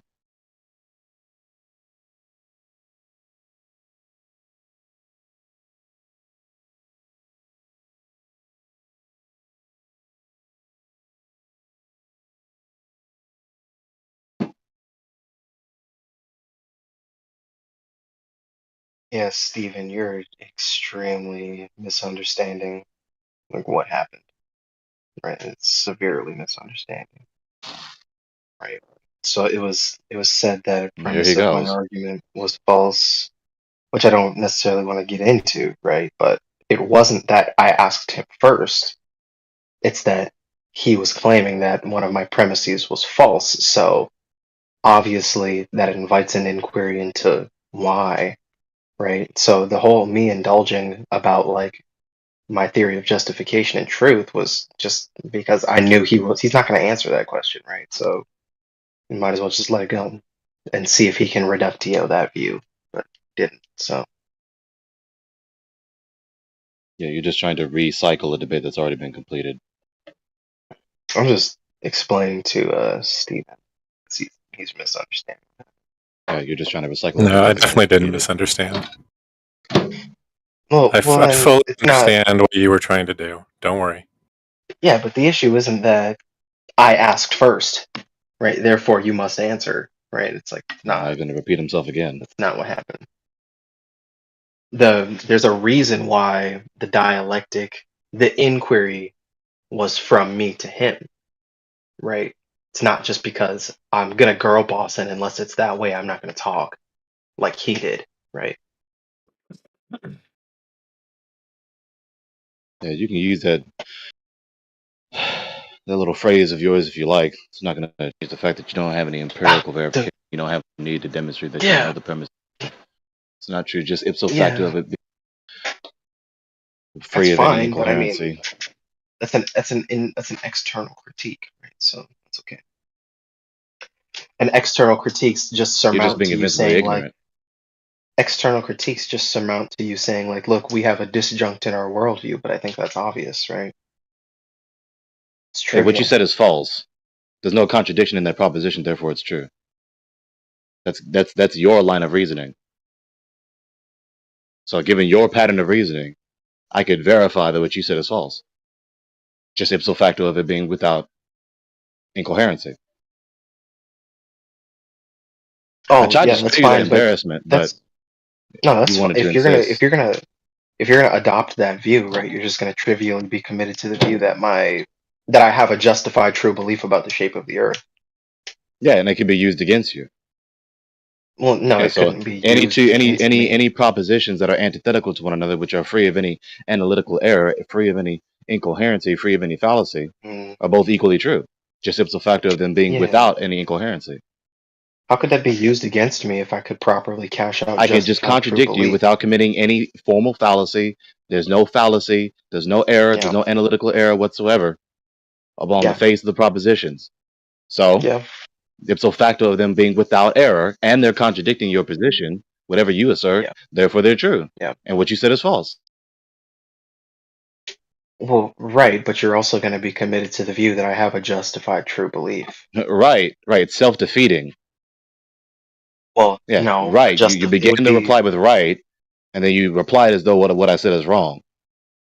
Not true belief. You have a coherent belief. Well, no, because the truth isn't. You guys keep doing this. You guys keep conflating the theory of justification with the theory of truth. Theory of truth is deflation. It's true just because you assert theory of truth. And what I just said is not fallacious, right? Because you keep repeating it. Dude. Can you right? stop So what I said is true, seriously? given that there's no incoherency in the proposition. So you therefore, stop what it you for said a is second? false, and what I said is true. So when he says not true, coherent, okay, you keep conflating the theory of justification with the theory of true. Yeah, we're not. You keep saying that we're conflating the two, and we're not. We know the difference. He literally knows the just difference. did. I know the difference. So we don't need to keep hearing you tell us that we're conflating them. We don't need to keep hearing you tell us that we're conflating them. Because we're not conflating them. But we didn't conflate them. Because we didn't conflate them not once. We just keep asserting that we're conflating them, but we're not. And what I said is true and refutes you, given that what I said to you is without incoherency.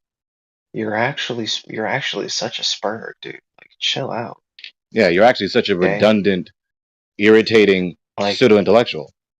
So chill out. You need to learn to control your neuroticism. You need to learn to stop repeating yourself and deflecting away from what people are saying to you. Like, there's nothing on the line here, right? There's nothing on the line here, so then just stop deflecting what we're saying to you. Stop repeating what you're saying after we rebutted what you said.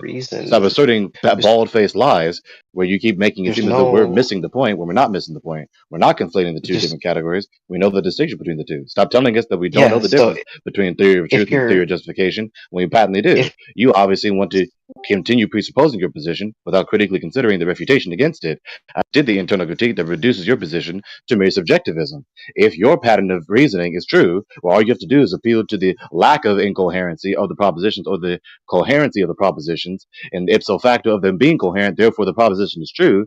Then anything that's antithetical to what you say and is without incoherency and is coherent is also true, which reduces to the superlative of self-contradiction and subjectivism so long as the proposition is without any analytical error. Yeah, so if he's not conflating the theory of justification and truth, why would he say it is not true, but it is coherent? Right? What's the relevance of that statement? It doesn't actually seem to make sense. Asking me. Yeah, Matt, I don't know why you ever interjected. I was actually talking to him. So this just goes back to this just goes meta again. This is just the meta thing that you're doing. It's frame control. You're saying that the statement is true under your theory of truth, and we're saying it's not true under, whatever theory, any other theory of truth that relates to empirics or reality. Okay, right, but then you obviously see that that's not a critique of my view, right? But I did critique your view. I'm But I not critiqued talking your to you, view. Gregory. I'm not Yeah, but I talking to critiqued you. you. But I critiqued your view. Well, Right, we're all no, involved in because this dialogue now. It's you and I and Stephen. if what Stephen said is true, then it trivially follows that you did not critique my view because you're Yeah, speaking but I from. did, and you're dodging that.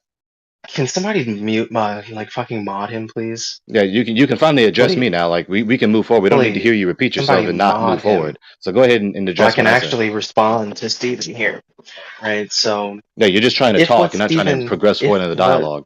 Stephen said is true, then it would not be the case that you properly critiqued my view.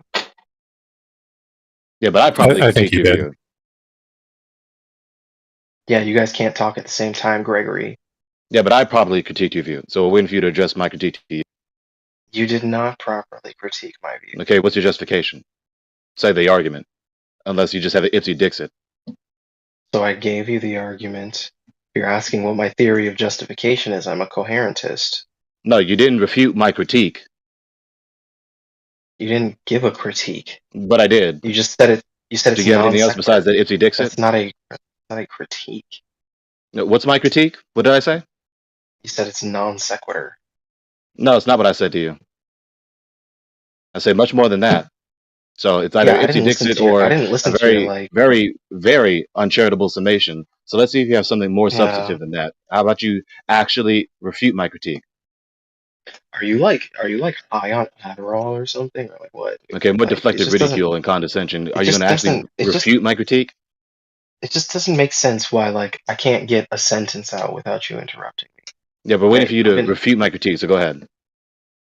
Yeah. So look, I'm just gonna. I don't. You haven't given a critique of. Okay, so my again, view. just more contradiction to ipsy dixit. I did give a critique, so we're waiting for you to No, you actually refute didn't. it now. Well, because it sounded like you were trying to give a critique, but you just made a parody argument and adopted my paradigm. But if you adopt my paradigm, you're just going to be committed to the view that I have a justified true belief.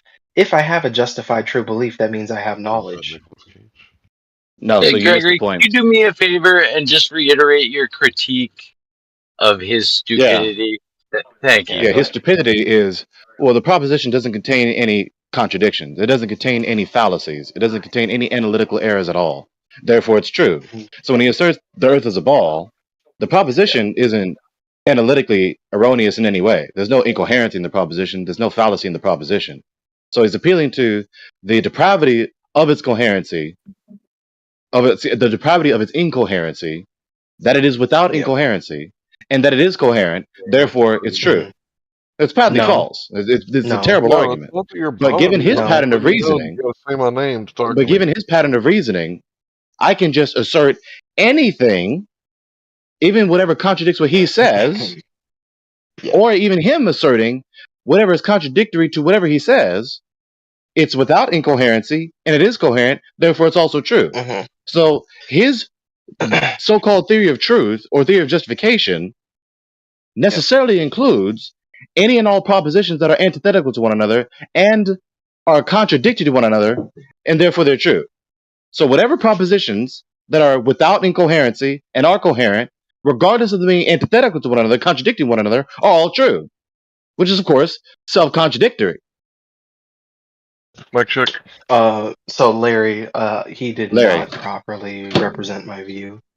When he said that I take my proposition to be true in virtue of its coherence, that is false because I take it there to be a distinction between my theory of justification and my theory of truth. My propositions are justified insofar as they do not stand in contradiction to any of my beliefs that make up the web of beliefs that I hold to. Now, what makes those propositions true is that I hold that I'm a deflationist. Okay, that's not what he's not even critiquing that. How about you type it out in the open chat so that we don't conflate the two, so that we don't forget. Stop saying that like I take justification to be truth. You That's type just it in the open chat so that we don't confuse the two. Hello. okay. Here, I'll type it in the open. I'll type justification is not truth in the open chat. Right? Is not truth. Okay. There you go.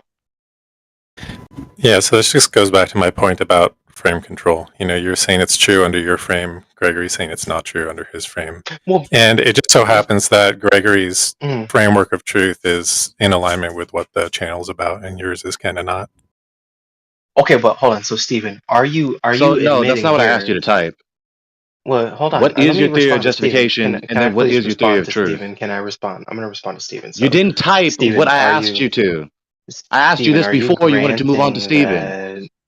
Stephen, are you granting that? I didn't. I said this that before Gregory's you want to move on to Stephen. is not. I said this before you wanted to move on to Stephen. You didn't type what I asked you to type.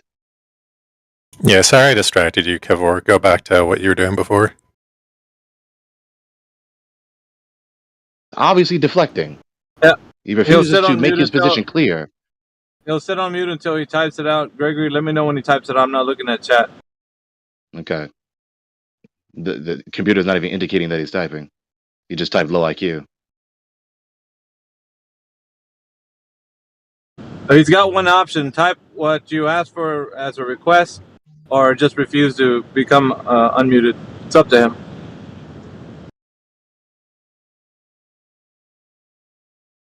But I do understand that in order to make a distinction and for there to be clarity, if he wants everybody to understand, just type it out in the text chat, and then we can all either agree or disagree with what he's putting forward.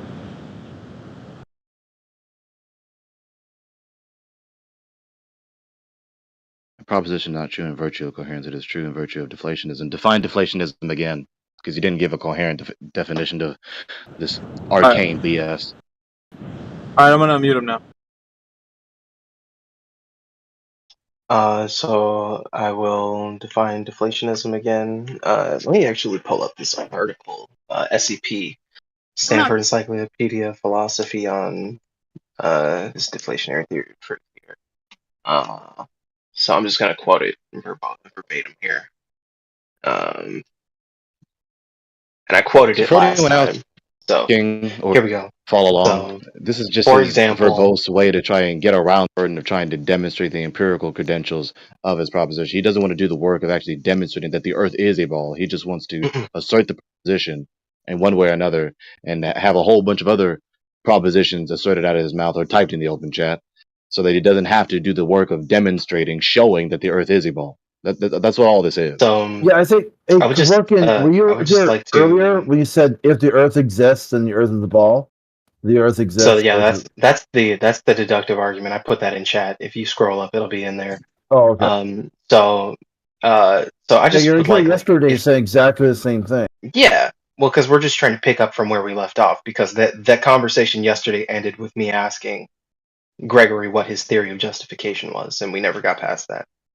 So here's the and I just want 2 minutes because I'm going to actually tie this into what Gregory just said about me not wanting to use empirical data to like demonstrate like the veridical nature of my propositions, and then I'm going to tie this into what what's this guy's name? Samuel? I'm sorry, the other guy I was talking to. What's his name in chat? Yeah, don't worry about his name. Just worry about the arguments. I just want to know who I'm referring to. You were just talking to Steve also, Steve P. Steve, there we go. Yeah, thank you. Oh. So I'm going to tie this into what Gregory and Steve have been saying. But I just need 2 minutes. I'm probably not going to use the whole 2 minutes, but just don't interrupt me, please. Okay, and if I get interrupted, if I can just get moderation, that would be great. I'm not saying he can respond. Of course, I want him to respond, but I would like to. You're running out of time. Okay, so let's start.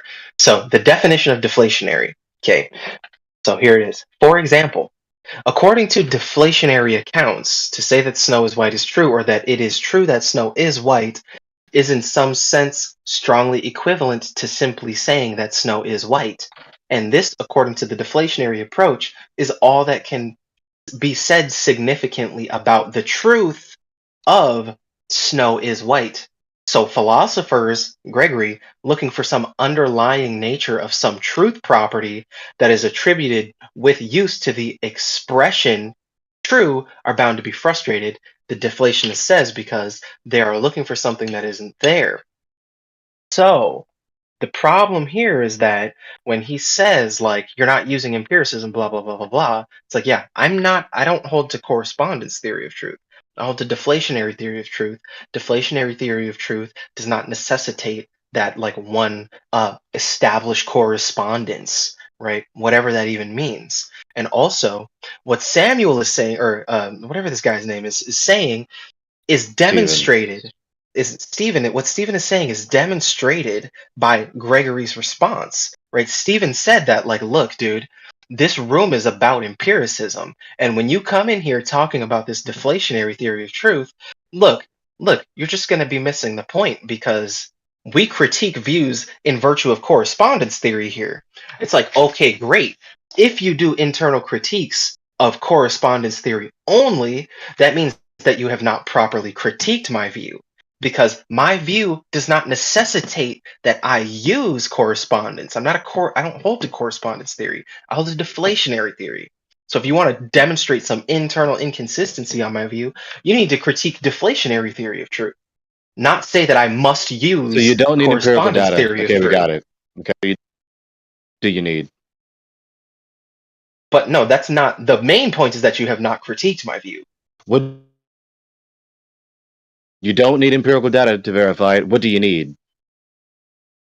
So, for example, according to deflationary accounts, to say that snow is white is true, or that it is true that snow is white, is in some sense strongly equivalent to simply saying that snow is white. And this, according to the deflationary approach, is all that can be said significantly about the truth of snow is white. Philosophers such as Gregory, looking for some underlying nature of some truth property that is attributed with use of the expression true, are bound to be frustrated, says the deflationist. You don't need to add that part. You don't need to add that part. Forget that part. They're looking for Pause. something. Stop. They're Pause. looking We don't for need that part. something that All I need isn't is what there. you need. All I need is what you need. Just stop. Stop. Okay. What do I need? So, yeah. So what do you need? Let's try one more time. Just tell me what you do need. Well, I just the reason that I read that was to give you a definition, right? Of what all you told us is that you assert this proposition, maybe reworded a bit, maybe reworded a bit, and there's nothing more that can be said to demonstrate that it's true. So just asserting it, like I said in the first place, ipsy dixit. Well, that's not a critique, though. But I did critique it. So not only is it an ipsy dixit, yeah, listen, I'm going to finish the critique. Not only is it an ipsy dixit, by your pattern of reasoning, just the sheer assertion of the proposition without incoherency includes any and all propositions that contradict it. So that necessarily implies that any and all propositions, including propositions which contradict one another, so long as they're without incoherency, are true. Just so long as you say them, they're without incoherency, regardless of them being contradictory to one another, they're true. Which necessarily implies that propositions that are contradictory to one another are all simultaneously true, which is patently false. Can I respond? So when you say that, like, look, on my view, as a coherentist, right, I would not be justified in holding propositions that are contradictory, right? Because that would necessarily violate my theory of justification. You distorted what I said to you. Well, no, I didn't, because You did. you're talking about coherence, right? You distorted what I said to you. And if your point is just to say that, like, look, if I adopt your paradigm and I, like, hold the opposite view, it's gonna be true. It's like, you can say that, okay, but this would be you necessarily saying that I have a justified true belief. So when you ask how I know it, it seems like if you're adopting my paradigm, you're going to trivially be conceding that I do know it. You're deflecting. It's not a deflection. My critique is very clear. Right. It's not a, you haven't, whether you assert made the a premise or critique. not, whether you believe these premises or not, regardless of whether you believe contradictory premises or not. So stop deflecting and stop distorting. The propositions themselves, regardless of anyone believing them or not, are all simultaneously true. All you need is to assert them to be without incoherency, regardless of them being all contradictory to one another.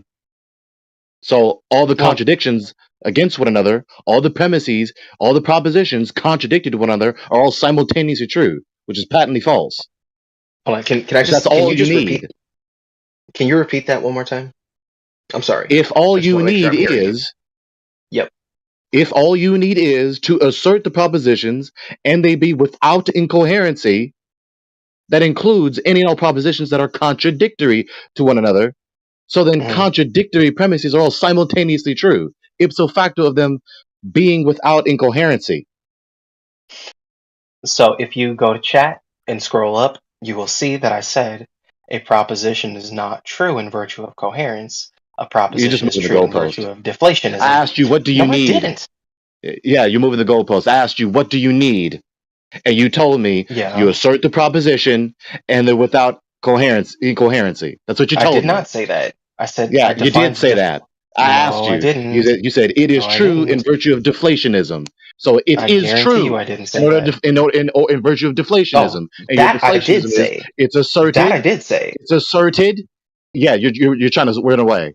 You said it's asserted and it's without incoherency. So with those two premises, that includes all propositions that are contradictory to one another, which necessarily implies that all contradictory premises that are without analytical error, that are without incoherency, are all simultaneously true, which is patently false. No. Your position reduces to absurdity by necessary implication. Now you're trying to move the goalposts and run and squirm.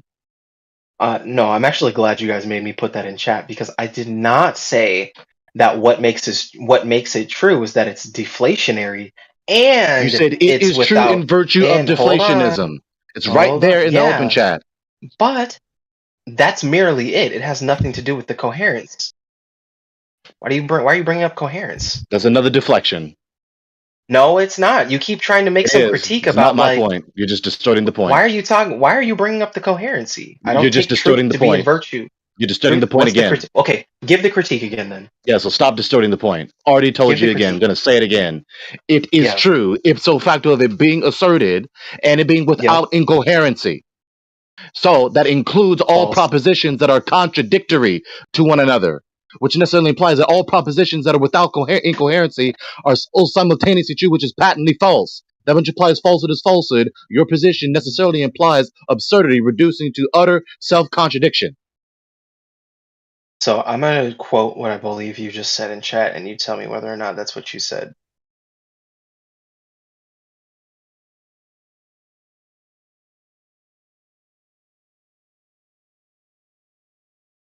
To everyone else who's irritated by this, I feel you.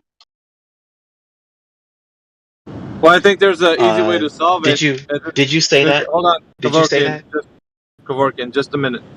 Before you move on, I think what would be good is an example to highlight what he means. That way you could put into an example form what he means to say with his argument. So if he doesn't put it in an example, then he's just going to continue to make the argument his case, and it's not the argument of what he's trying to propose. He has to put an example so we can see what he means. So Kevorkian, can you put an example of what you mean? It sounds to me what do you like mean? arrogant What do I mean? ignorance. Okay, what do I mean in reference to what? Okay, so if you lost the plot and you don't know, then I have to tell you. No, I'm asking you, what do I mean in reference to what? So what is the conversation about? Yeah, we're talking about a theory of truth. What's the overarching topic? It's not just truth. Obviously, my deductive argument. No, it's further than that. That isn't the bedrock of the point here. Okay, the argument is the case for the Earth being a globe or not. Yeah, right. And so I gave a deductive argument. This is supposed to be a critique of my argument. Okay, so now use the Earth use the Earth as an example, put something in a logical form, that exemplifies your example of what you mean to say. So use the Earth as an example. What? Are you asking me to give an argument? Lost, are you lost? No, it's just not clear what you're asking for. Okay, so I'm going to give you one more try, and then pretty much I might even excuse you from the chat because it's irritating to hear somebody who's you're not making girl a bossing. You're girl bossing. Hold on, just please, before we do this, Gregory, I don't care what you call it. Do you see what the last message I put in chat, Gregory? Did you say that? Yes or no? All right, no one's gonna engage you right now, and if they do, I'm gonna hold you on mute. So I need you to put into example what you mean with the Earth being the globe with your argument. Go ahead and use the Earth as a globe as your argument with what you mean to say. Go ahead. You got last chance. I'm not gonna deal with you any longer. No one else is either. Go ahead. And avoid personal attacks. Yep, go ahead. Everybody's waiting for this. Yeah, I would appreciate this. I just chimed in and I have no we are. Oh, you unmuted me. I put it in chat. I put the argument in chat. Right. No, I want you to articulate it with your words. That's what you're going to do. And if you can't do it, it's going to be hand waved. The Earth exists. The Earth is round. If the Earth exists, it is round. The Earth exists, therefore it is round. All right, Gregory, that's his point. I'm gonna keep him unmuted. Wow, that was weak as fuck. Thank you, Rob. Well, look, so you got it. That's been the argument the whole time. That's why I said earlier. This is one humongous, verbose deflection from the burden of giving empirical verification for his premise. So he wants to be devout to some sort of theory of truth where he doesn't need to do what he needs to do to verify the premise. I'm sorry, Gregory. You got a lot of words. I just need two. Arrogant ignorance. Yeah. So that's what he's been trying to do the entire time. And so his so-called deflationary theory of truth, okay, as irritating as all these verbose terms can be sometimes, especially when people like him use them in these discourses, and it's not edifying, it's just confusing. His deflationary theory of truth, as he said multiple times, he used an exemplar to distinguish what this so-called deflationism is. It is true the snow is white, or the proposition the snow is white is true. That's the exemplar. Just saying that, or just the proposition being that, nothing else is needed. Nothing else is needed. That's it. The proposition being that, what is that? Well, what exactly is it? Well, when I specify, well, the proposition is what it is. The proposition is asserted. The proposition is without any analytical error, which is what I mean by incoherency. There's no incoherency in the proposition. So if that's all you need, then that includes any other premise that contradicts any other premise, which necessarily implies that any and all propositions that are contradicted one another, so long as they're just without incoherency internally within themselves, that they're without analytical error, they're all simultaneously true, which is patently false. So given his so-called theory of truth, all I have to do is just say the Earth is not a ball, or the surface of the Earth is flat. There's no incoherency in that proposition, so it's also true. Well, no, I think you missed. But of course, the premises can't simultaneously be true. He's dragging you through the mud. Yeah, Gregory, you can't see that? That he's getting dragged through the mud? Greg, I think you missed it. He's saying that you can only critique his worldview inside his own worldview. I did. It's so subjective that it doesn't actually exist. like to respond. So yeah, Gregory, I did. I can grant. I did the internal critique.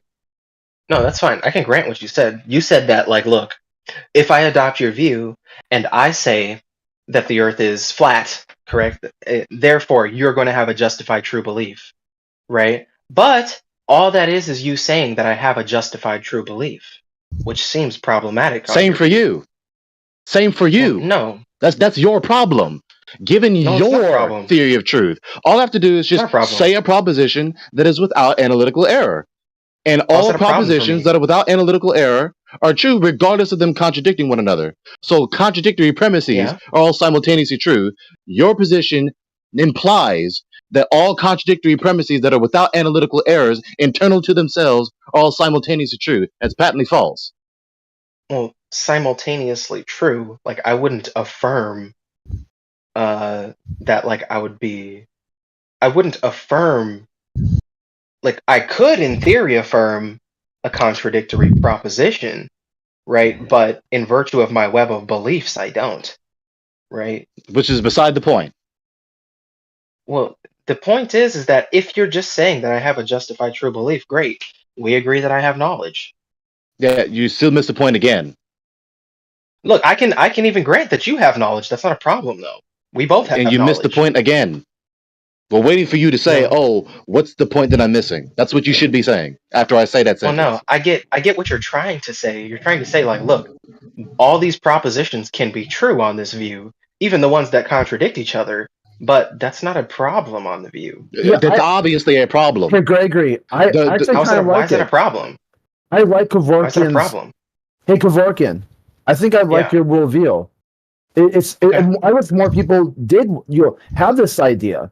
It's kind of like, as long as you're not out there infringing on other people, like at some point, if you were to randomly assign valuables to concretes that would harm them, then we're good. You can just go around and call anything you want anything, and then use it for whatever purpose you want to use it for. And as long as that's all it is, here's a good example. It'd be like someone sees a snake and they think that snake is poisonous, so they leave it alone. No problem.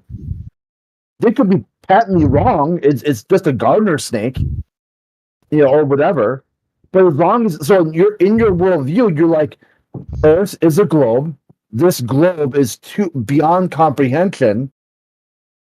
It's an unknown variable. It's unknown and known. I just call it this thing just to get through the day. It's like evil spirits in the woods type of crap. Yeah, I'm okay with that. As long as it keeps you from wandering off into the woods and keeps you safe, no problem.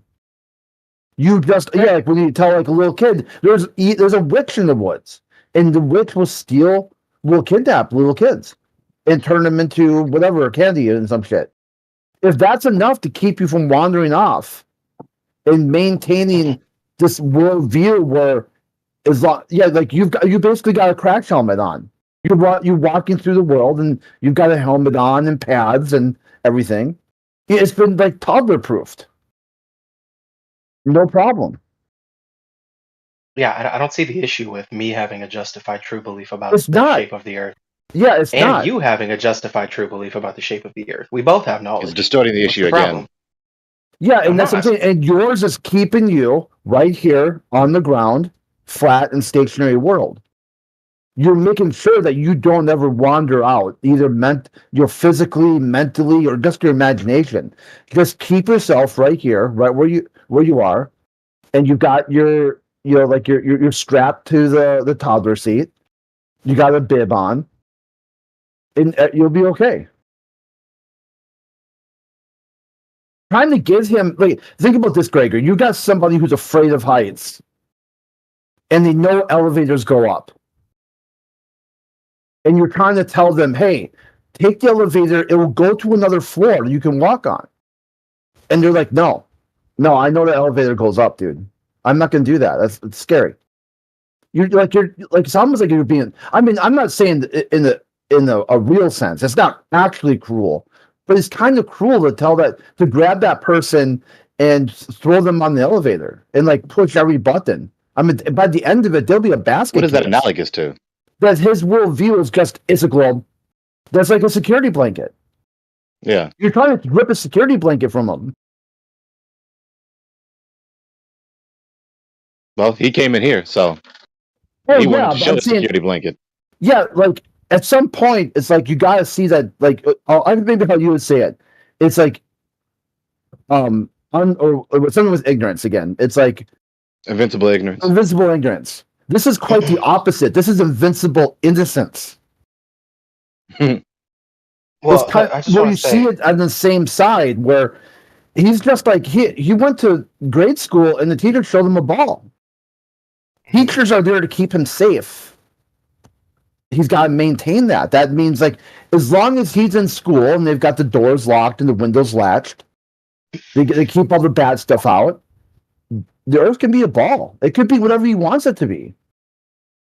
I also just want to say, like, it seems like Gregory's critique of my view is that, like, well, if we grant my view, like, all propositions become justified true beliefs.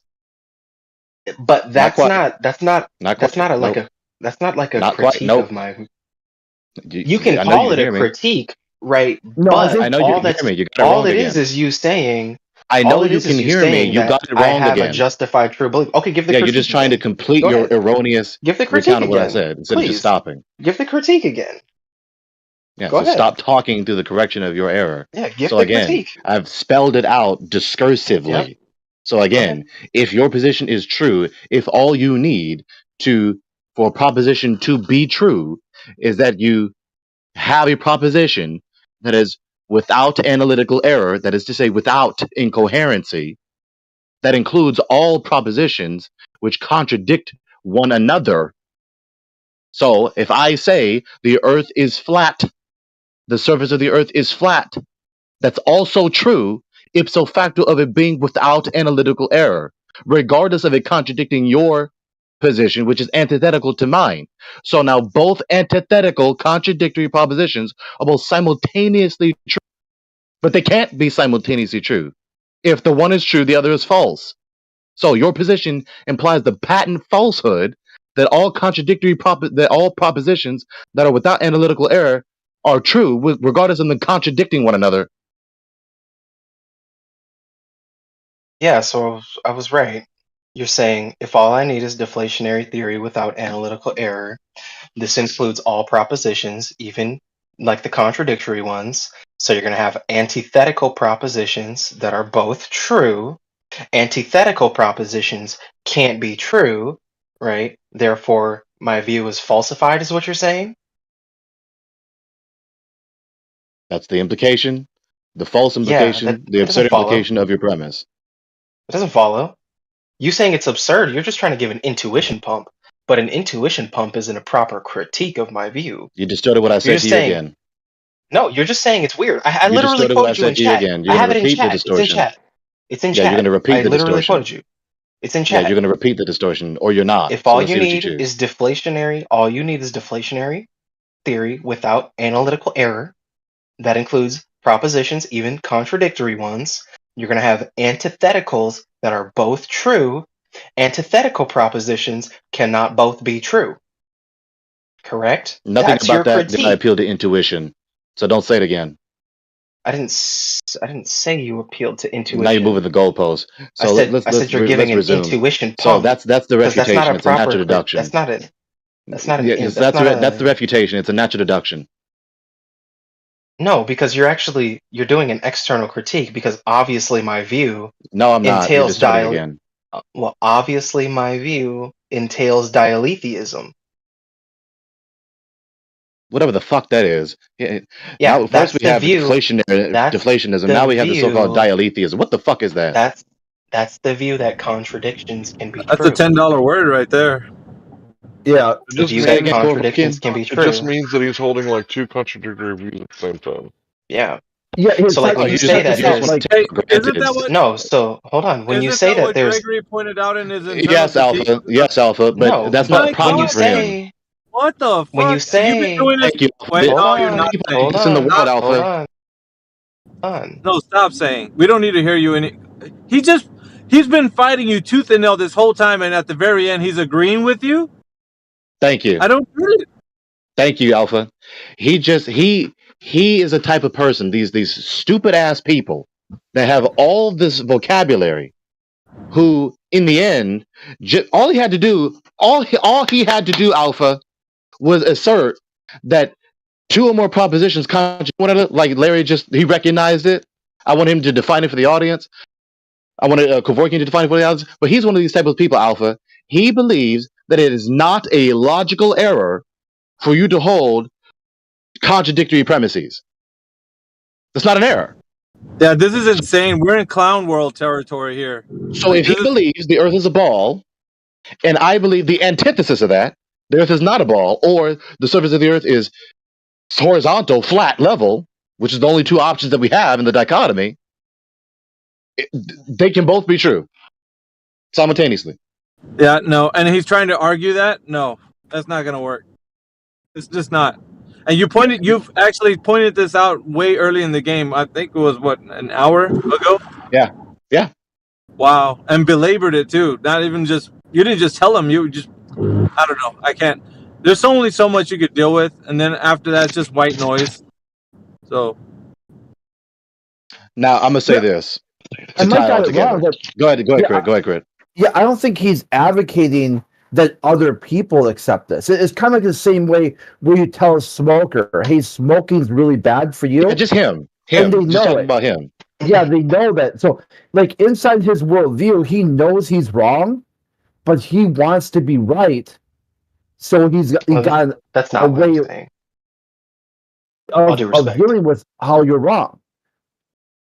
Okay, so All due respect, all I'm saying is that... Hold on, Kevorkian. Okay, how about, so which one is it? Your contradiction is solved by A, there's an answer, you don't know what it is, but it fixes it. B, I think I cut out. Okay. No, I hear you. Or B, that you accept the contradiction, that P can also be not P at the same time, like Bizarro World. Or C, you see another group of people who are worse than you, making your worldview subjectively not as bad as like a flat earthers or something like that. Where are you at? Is it A, B, or C? Yeah, so the answer is going to be B. And in virtue of this, right, the problem is that this view of dialetheism and deflationary theory, like contradictions aren't an issue, right? But when we talk about my view, I don't hold any contradictory beliefs because I'm a coherentist. Okay, if I want one of my beliefs to be justified, it can't stand in contradiction with any other belief I hold. So I'm not going to hold the belief that the earth is flat and round at the same time, right? Because that would not be coherent, right? And that would mean I'm not justified. That does not entail that the propositions are not true, though. Okay, but the problem is that when we talk about the truth of these propositions, all Gregory is saying is, look, if we adopt my view, then somebody who has a different belief about the shape of the earth than I do also has knowledge. It's like, yeah. Well, see, that's where the contradiction there. You've got that's not. Hold on, please. Let me. You've got adjectives and shapes. Hold on, 1 second. That's not. So you could just say that flat or round. You could just easily just make flat or round like sick. Oh my god! Or, look, you adjectives it. You said like it's out of shape, it's in shape, it's a round shape, it's a flat shape. All you did was just change the front of flat Earth and just make it into noun. Oh so my you can go God. back. The earth isn't flat. Like, what are you guys like talking about every single day? I come in here, you guys talk about it all the time. What's happening? Like, this isn't like Israel I would Palestine, love to where debate there's you right always now. something new. Please wait your turn. Always something new going on with Israel Palestine. There's always an Okay, update. how about There's this? never an update with flat Earth. Hey, this isn't your channel. Just stop it, there's Luna. nothing. Yeah, stop it, Luna. Yeah, nothing new under the sun. The flat Earth is the same flat Earth it's been since the dawn of mankind. Since the first cavemen walked out of the cave and said, "Og," is exactly the same flat Earth. Israel Palestine is just two caves fighting. Tribalistic mindset. So there's nothing new. Like, you've got exactly the same conflicts. My tribe versus your tribe. My cave versus your cave. You demonstrated yourself. You came in here and said, you flat earthers, that cave over there is wrong. Your cave is right. And offered nothing to even defend that, other than Og. Oh, yeah, there we go. You get it, Luna? Do you understand why this topic is so important? Because it drives into direct why humans do what they do. Why is it like this? It has to be like this. There isn't Well, yeah, another I choice. sometimes wonder why people are so fucking dumb to think the Earth is flat. Like, that's really a really Wait important to not engage what question. he just said to I you. hope You you want to can call think people about dumb that. while you condescendingly deflect from what he just said to you. The irony. Oh my God, you guys are so no, honestly, how do you have Okay, some energy to more talk? groaning and agonizing and more whining and all this garbage. No actual demonstration of your intellect to him Yeah, or anyone then else in here. she's got to let the whole eye roll moan out, and then be able to listen. Let's see if we can do like a little colloquial experiment here. Because either one, she gets it out and then she like listens, or she gets it out and fucks off. So let's see what happens here. Okay, she fucked off. Right. So let me quickly say, you would think we don't need to say this, but there are so-called dialetheists out here. They went out of their word to borrow the Greek word into English and all the shit. So all I need to do is just quickly refute that it's okay to have contradictory premises, that contradictory premises can simultaneously be true. If it is true, then it's not. The very affirmation is just as true as its negation. If that premise is true, the very affirmation of it being true is just as true as negating the premise to be true. So if it's true, it's not true. So you can't ascertain knowledge like that. Pure subjectivism. Subjectivism collapsing into skepticism.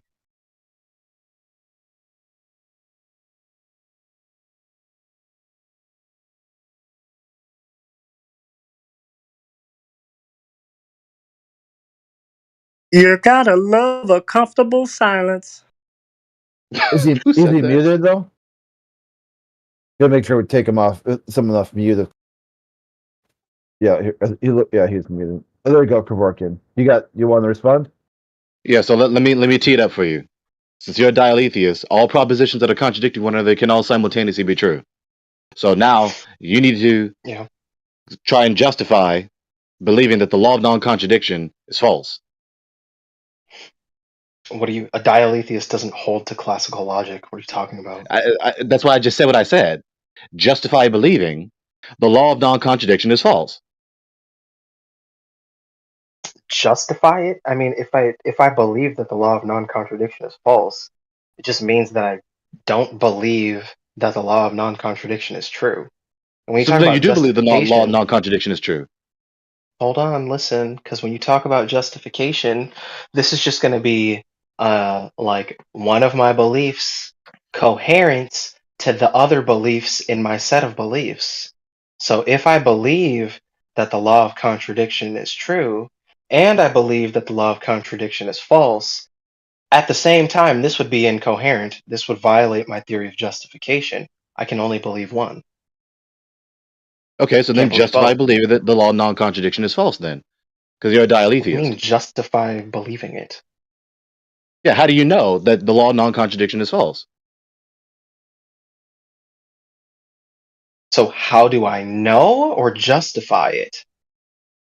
How do I know or justify believing? They're synonymous. No, they're not. Is the law of non-contradiction true or false? So a dialetheist would not affirm the classical laws of logic. Okay, so the law of non-contradiction is false. How do you know? Yeah. When you ask how do I know, you're asking how do I grant myself a justified true belief about that? He asked you a question and you're like, yeah. Let's see if you finally let's just clear it up. Let's just make it very clear. Very clear. You said the law of non-contradiction is false. How do you know? Mm-hmm.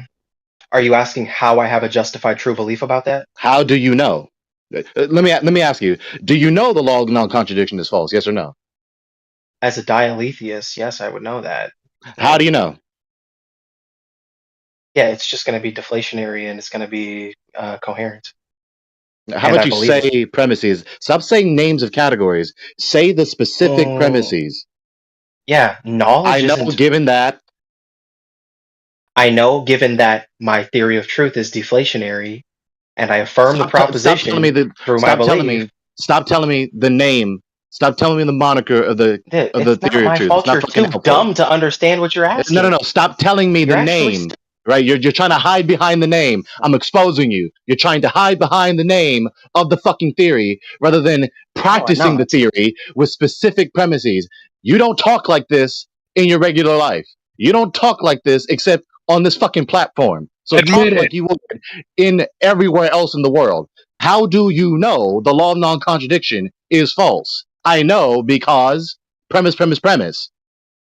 Yeah, do we agree that knowledge is justified true beliefs first?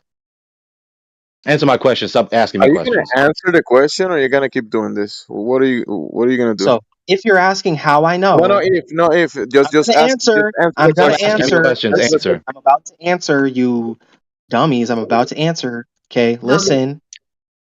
So, if knowledge is a justified true belief, I have knowledge about the laws of logic and my belief about them in virtue of my theory of justification, my theory of truth, and then affirming the proposition or believing it.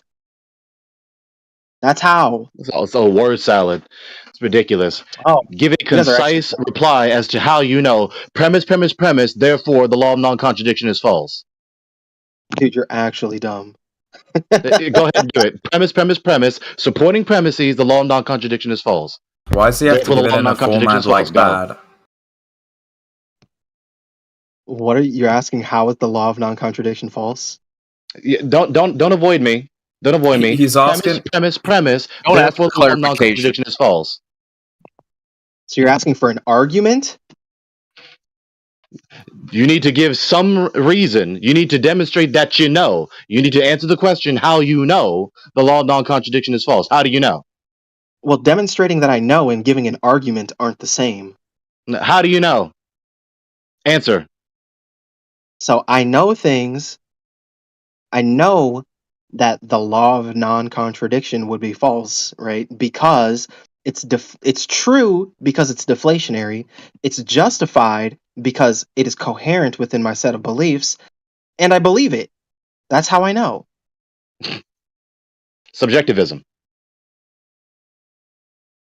The proposition. What's the critique? The proposition is what it is. The proposition is without analytical error.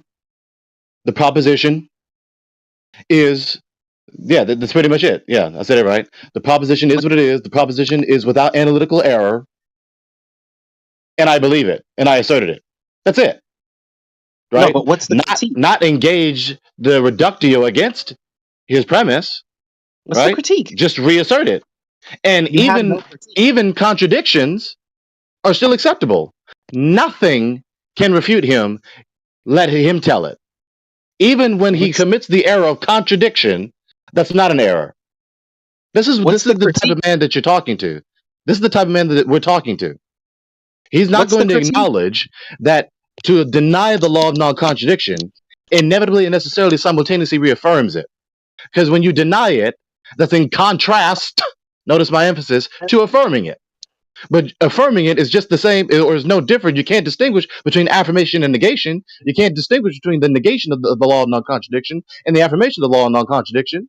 Because in order for you to identify the contrast, there must be a contrast. But if there's no law of non-contradiction, then there is no contrast to identify. So if he denies it, he affirms it. There's no difference. So you don't have a critique? It didn't sound like. And that's his reply after I said that? That's not a critique of my view. That's his reply after I said that? You hear that? Invincible ignorance, like Crit just reminded us earlier. That's not an argument. Crit is a bastion of invincible ignorance. Sense to me. Right. Not really invincible ignorance. It's just invincible innocence. Both. Yeah, well, he knows that the people who told him X means that he's adjudicating what they say as true, because why would they lie? Or it keeps him safe. or there's some answer out there. Because like when he said the Earth is shaped, flat, or curved. See, it's no longer in an idea where shapes are nouns. Shapes are now adjectives. Today, Junior. Yeah, it's pure arbitrarity. Once you deny the law of non-contradiction, you can't identify the contrast between anything. You can't distinguish between affirmation and negation. You can't distinguish between A and non-A. You can't distinguish between the two. So if you can't distinguish between anything, then you can't identify anything. And if you can't identify anything, then you can't know anything about anything. Everything is everything else. I think we can get back on topic, guys. Now, to relate this to the topic, like you just said. Can we get back on to the topic? Yeah, It was the a topic. holdover from before. Yeah, listen, dude. I'm about to relate it now. Relax, yeah. This is on topic because his theory of truth reduces. You're doing it now. You're just preventing me from relating it back to the topic, dude. It's ridiculous. You need to stop talking, bro. You've got smashed. You've been absolutely smashed. Stop talking. You need to I'm shut relating up. it back to the I'm topic. telling you to shut up because you get. I'm relating it back to the topic. Shut up. We're talking about this because he gave a god-awful modus ponens in the first place. If the Earth is real, the Earth is a ball. The Earth is real, therefore the Earth is a ball. Underlying that god-awful modus ponens is this dialetheism. This dialetheism and this deflationism. Dialetheism, all contradictory propositions can all simultaneously be true, or all of them are simultaneously true. And deflationism, all you need to do is just assert the proposition and to be without analytical error, and that's all you need for the proposition to be true. That's it. That's why I gave the internal critique that reduces that pattern of reasoning to utter absurdity, where any and all propositions that are contradicting one another are simultaneously true, nor can you identify the distinction between anything, so you can't identify anything, so you can't know anything about anything, and everything is everything else as far as you know, and you can't know anything. So he's done. He doesn't know the Earth is a ball. Well, I think like when you say they are simultaneously true, right? It's like, well, I don't affirm all propositions. I don't affirm all propositions to be true, right? And there's not like abstract propositions on this view that are true, independent of an agent affirming them to be the case. So it's like you haven't done anything to demonstrate some internal inconsistency. You haven't done that. Regardless. Please, I'm waiting for your critique. You have not I've already done said it. the critique. You're just repeating yourself over and over again. No, because you're condescend acting harder. It'll make your position true. You're acting like I'm sitting here affirming like the existence of all. Condescend harder. Keep it up. I'm not affirming the existence of harder. all. There you go. Keep condescending. I'm not affirming the existence of all propositions in a platonic manner, right? Regardless. Nor do I affirm the truth of all irrelevant to the critique. I do not affirm the truth. Irrelevant to the critique. There isn't a critique. There actually is no critique here. Irrelevant to the refutation. Yes, it was a reductio ad absurdum. No, it wasn't. What are you talking about? Yeah, I can just contradict you all I please. You deny the law of non-contradiction. Why the fuck are you arguing? You deny the law of non-contradiction. There isn't even a distinction between your premise and my premise. Do you think why the fuck are you arguing? Actually believes what comes out of his mouth. It's amazing. The people who deny the law of contradiction, that necessarily implies that there are no distinctions. So you can't distinguish between anything. So you can't identify anything. So you can't distinguish between your premise and my premise, your argument and my argument, a critique and not a critique. You can't distinguish between anything. What the fuck are you talking for?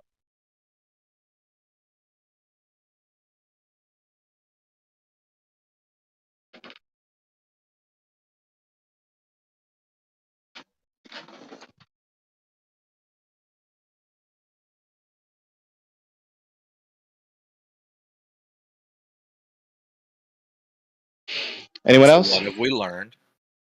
Who wants to actually take up the task of proving the Earth is a ball without a reverse word salad trying to escape that burden? It's thrashed. Yeah, the word salad's definitely getting thick in here today.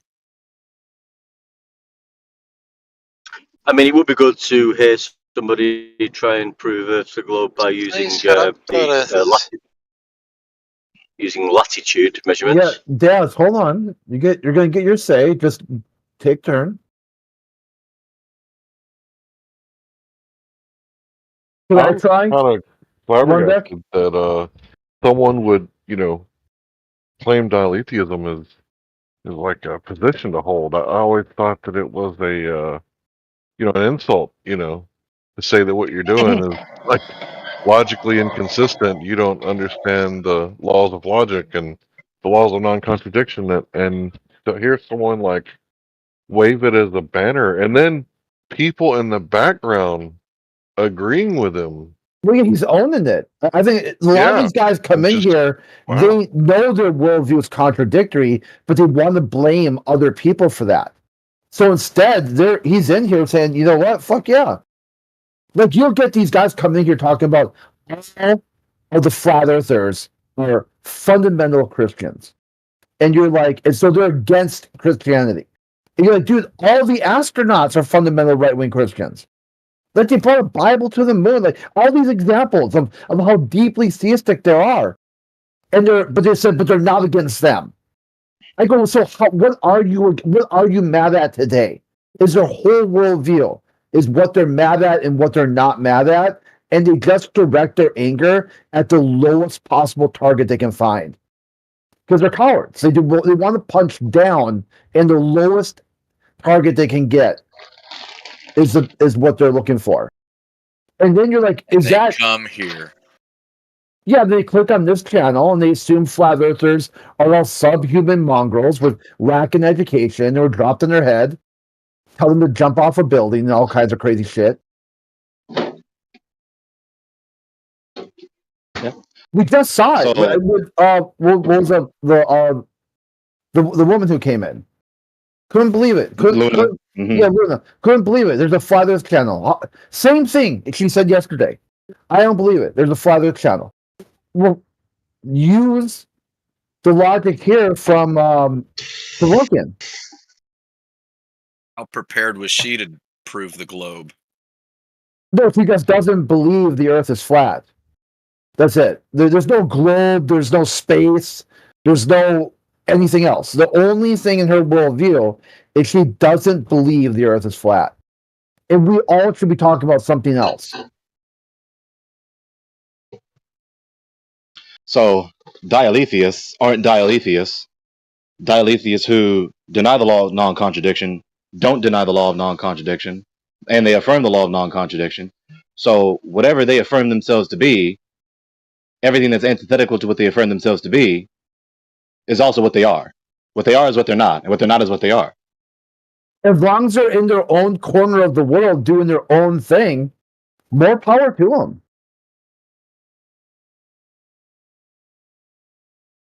Right. These people are supposed to be intellectually superior to me. These people that think like that, condescending to me. Oh, I didn't hear that part. When was he condescending to you?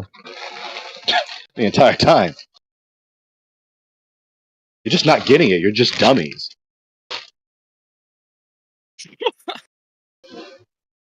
Birds of a feather. They're all dummies? Wow, that's harsh. Well, Crit did say Scott, this was a place Way to distort what I said. Way to distort what I said again, Scott. Congratulations. Hey, Scott, can you be Scott and not Scott at the same time? Can you be pregnant and not pregnant? Can you be kinda pregnant? Scott? Yeah, you get. I'm not a dialetheist or whatever this other guy was. Are you propositioning him? So the answer would be no. Well, it's not, I'm not arguing his position. He did, and he did pretty well, even though I disagree with him. Because Gregory's not very good at arguing. So you think this guy Like, won on this- the argument? The guy who Yeah, can't even I do say think that- I do think he won the argument, even though I don't agree with his position, which is odd. Yeah, I also agree with the position. I just want to clarify. This isn't even my position, right? Like, I don't actually believe this. It's just a steel man. But look, There you go. A steel man of what? Of A steel man of who? It's a steel man of coherence deflationary. It's a coherence deflationary combo. You failed to defeat it. So you argued the entire time for a position you don't believe? I made that very clear. Like, I made that clear 40 minutes ago. What do you mean? No, you didn't make that clear at all. Yes, I did. What are you talking didn't about? say that once. Now you're You making. go Go ahead and find the clip. We can clear this up right now. Fucking liar. Go ahead and find the clip. Labeled as a liar. Guys, Yeah. I really appreciate if we watch the language. Thank you. What's the guy's name? This is Steven. despicable. He did all that rigmarole, and now after it's all Despicable done, me. I exposed him to be I mean, reduced to he absurdity. did make it You clear that it exposed wasn't him a after he position that he admitted actually it. believed in. Yeah, I openly admitted this was a steel man. Pretty much. Find the clip. Of who? A steel man of what? He already made that clear, Law. Of coherence and deflationary. Find the clip. You can hear what I'm saying to you. Find Yeah, the clip. I don't think he needs Prove it. to. You can just like schizo babble. Well, but the point You is, still the point man I would- someone's argument. You're still manning like someone's argument. Whose argument are you still manning? well, it's a theory of justification and a theory of truth. It's not an argument.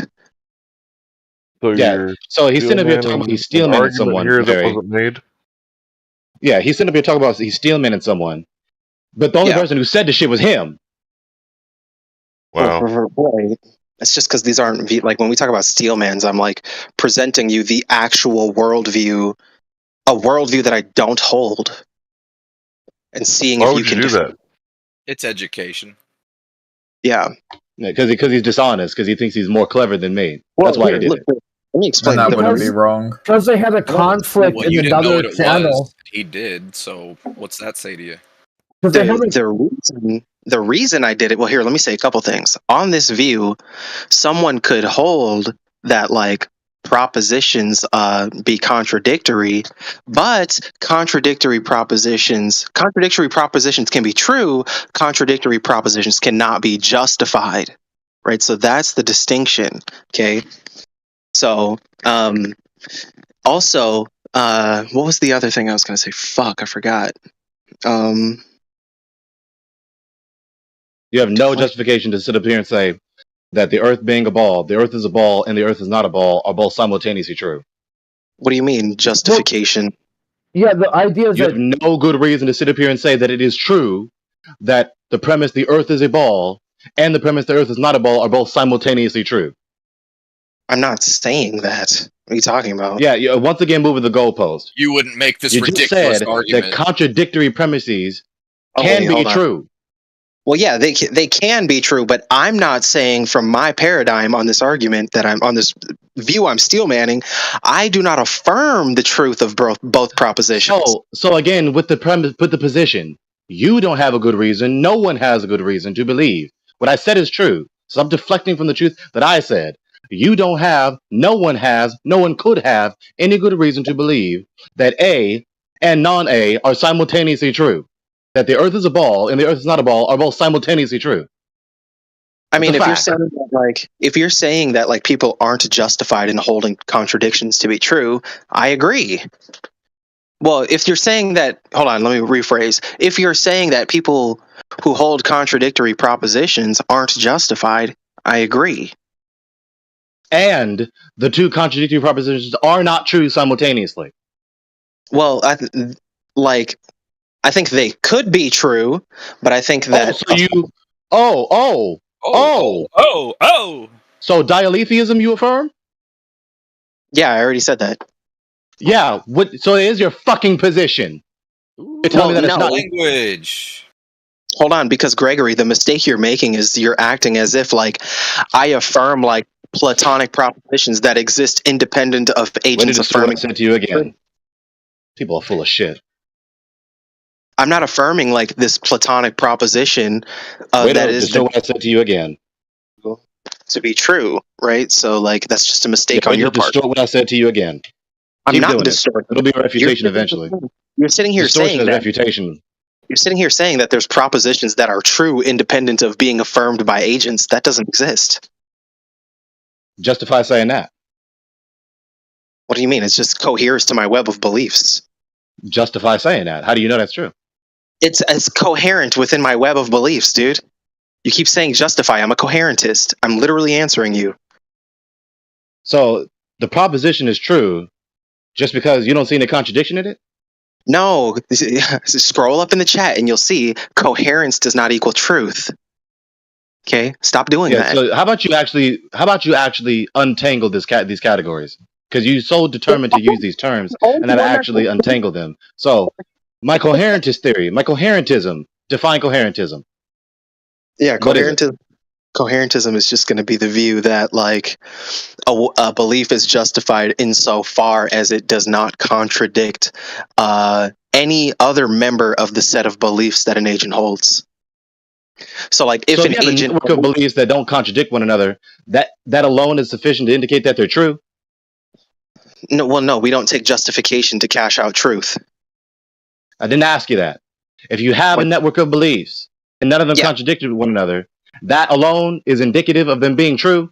No, because justification doesn't make things true. You just abandoned a coherentism then.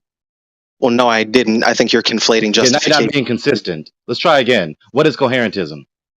Coherentism is the view that a belief is justified, not that it is true, that it is justified. What's the difference? What's the difference between truth and justification? Difference. Huh? Isn't coherentism a What's the theory difference? of truth? Coherentism What's is not the a theory, difference? theory of justification. It's not a theory of truth. Answer my It's a theory of question. truth, What is the though, difference isn't it? between truth and justification? In opposition to correspondence theory? No, correspondence Am I theory. remembering that wrong? My theory of truth is deflationism. I'm a deflationist. Answer the question, My theory Kevorkian. of What's the justification is difference between truth and justification? So, okay, here. Well, let's look up some definitions again, since we're confused about like common language here. No, you're confused. No, I promise you, I'm not. No, you're confused. Don't tell me I'm confused. Yeah, I promise you, I'm not.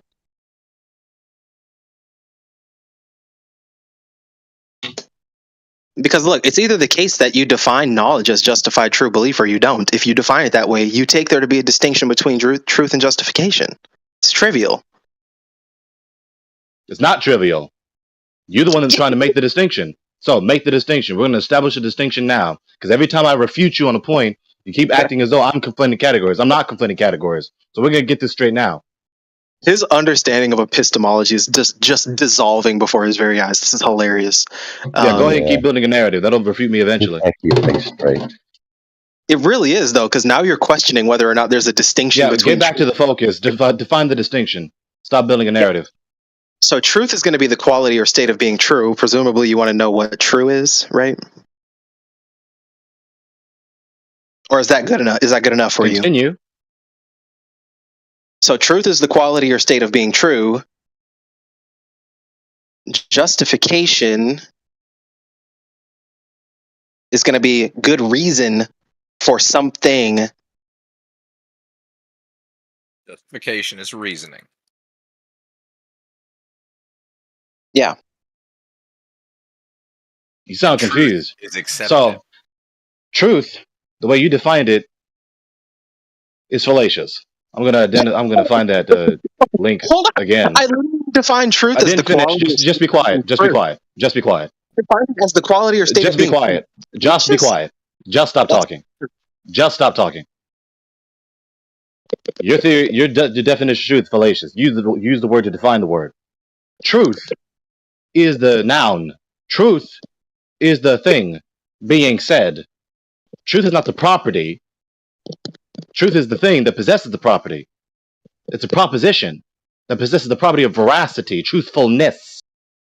So you sitting up here telling me that I'm conflating categories when you just fallaciously define the word using the word to define the word. As you stutter and stammer to finally complete the answer to my question. Sounded confused. Even though you promised me that you're not confused. But you demonstrated that you are confused.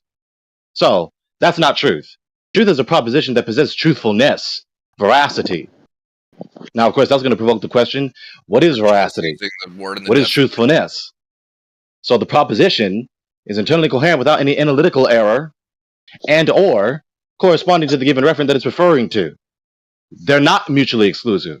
The proposition that is empirically veracious, for instance, when I describe the surface of the table being flat, that proposition is analytically true. There's no error in it. It's without analytical error, and it corresponds to the table itself. So, they're not mutually exclusive. You tried to say earlier that they're mutually exclusive. They're not. No good reason to say that they're mutually exclusive, especially when you need them to both be the case in order for the proposition about the table to be true. Justification is logically sound inferences. To finally move on to the last part of this. since I know the distinction. Justification is logically sound patterns of inferences. The premises are true, they all comport with one another in whatever given type of argument, inductive, abductive, deductive, whatever what have you. So I know the distinction. So here we go again. Do you affirm dialetheism, yes or no? He said he steel-manned it. Right, he steel-manned it, even though no one else said it except him. You can't steel-man an argument no one else said except yourself. That's just repeating yourself, not a steel-man.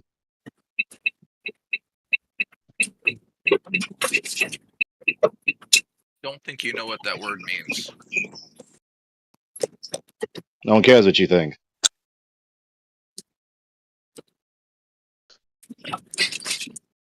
Yeah, I can assure you right now, Gregory knows what a steel man is. I assure you. So I don't know exactly what's going on. I think you said my definition of truth was fallacious was the last thing I really picked up. I defined truth as the quality or plot. The quality or confused. Truth is the quality or state of being true. You think that's fallacious? You're done, dude.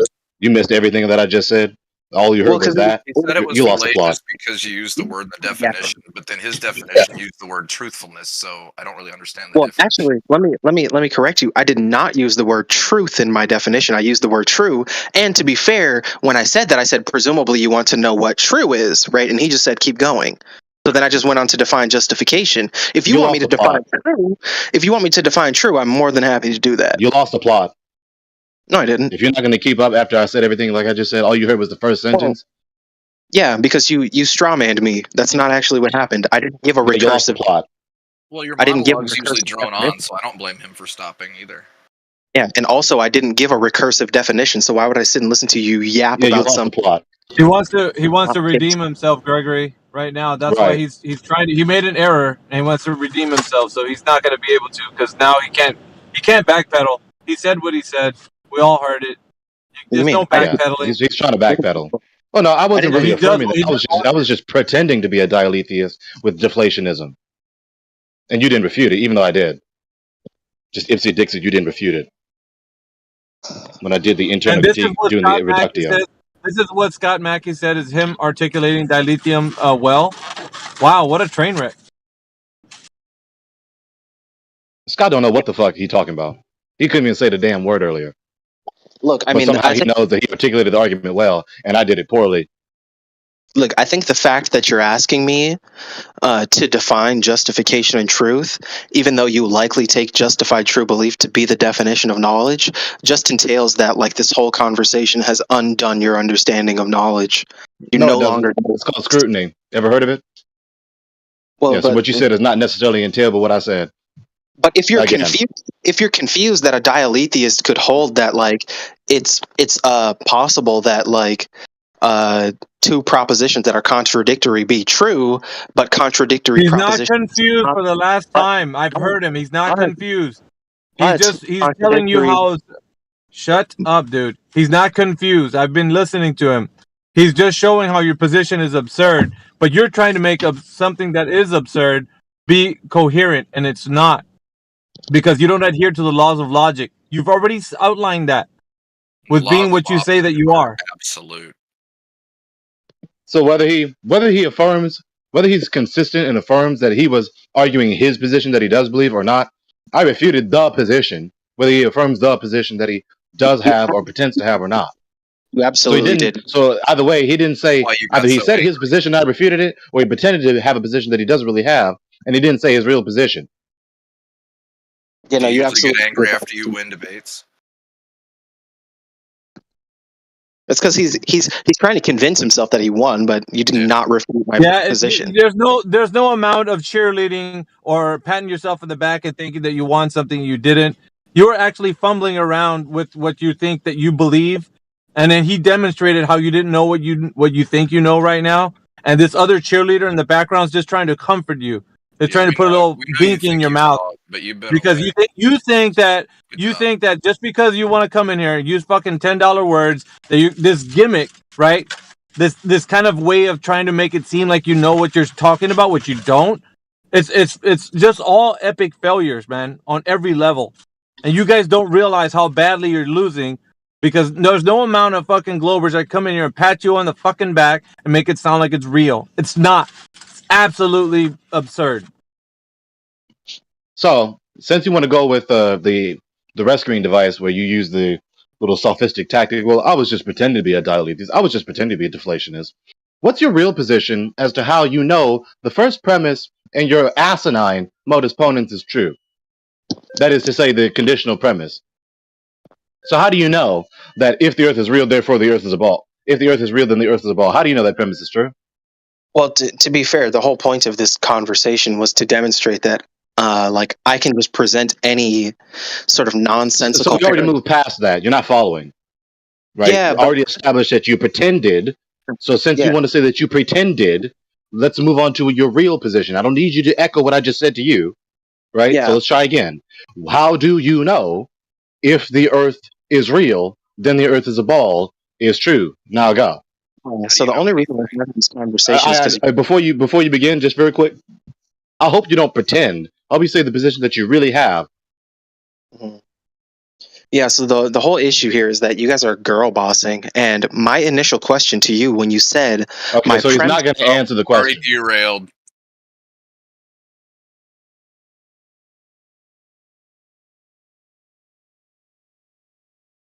This is the best that they have. This was better than some other shit that they presented today. But this is the best that they have. He said Pretending to argue for a position you don't really believe. He said girl bossing. That's what he used, Crit. I don't know if that's like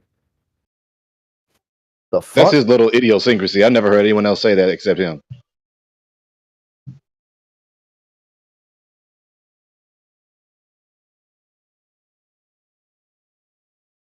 You're just girl bossing. No, we're locking you in the position you need to be justifying. You are going to be held to task to demonstrate you know the premise is true. You can call that girl bossing all you want to, like Alpha told you earlier. That's what it is. Yeah, like you're in his base killing his dudes. And you're like, you just girl bossed me. How dare you scrutinize me? The arrogance. He's trying to diminish your reputation, but it stings like a fucking bee, so it just hurts, and he doesn't know how to weasel out of it. So he's using, all these fucking insults and shit. That's it. Retroactively. Didn't say once. I'm just steelmanning this position. I'm just pretending to be.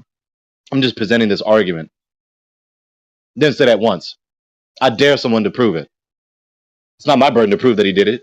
It's your burden. You want to affirm that he did. Pretend. Go ahead and prove it. He's gone now. I wasn't talking to him. So how about you track with the dialogue? How about you track with what I'm saying? Was I talking to him? No. You're about to hyperventilate. I wasn't talking to him, right? He ran away. No, he's still in the fucking VC, you moron. Hey, he's still here, man. What are you talking about? But you can't hear him, so what's it matter? Oh, okay. Yeah, no, someone said he's gone. He's not gone. Well, he's still basically, here. He's canceled. You canceled him. Yeah, who Yeah, cares? you just got embarrassed. Stop talking. No, he can't say that. He's here. I wasn't talking to him, but then you're talking to me like I'm talking to him. Yeah, he's muted though, so you can't interrupt Who your cares? What did you from the reputation again? Sorry, Beavis. Angry. Don't worry about it. These goddamn people, bro. Yeah, I think you misunderstood what cancel is. Fucking You can Beavis still and talk Butthead. in chat. Now he's gone. But deflection.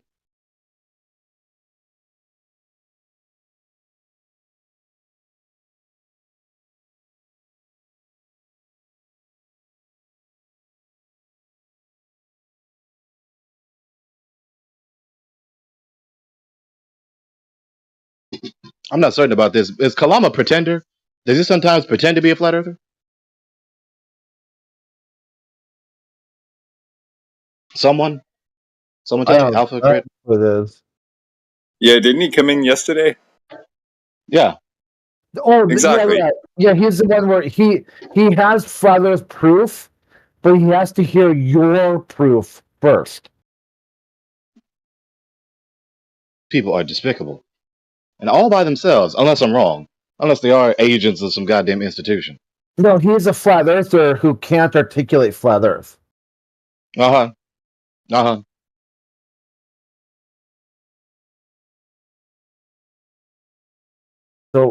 what Daz is tagging me? I don't know why you're tagging me, dude.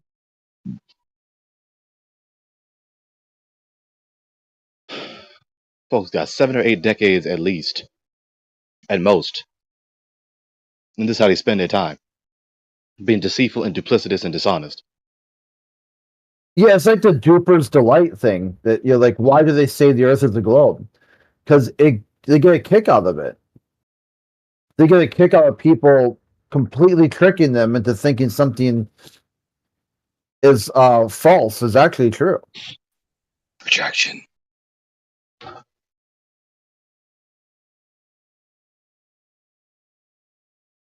So rather than all the cavils, does any one of these scientist zealots want to demonstrate that they know the Earth is a ball, or anyone who want to demonstrate that they know the Earth is a ball?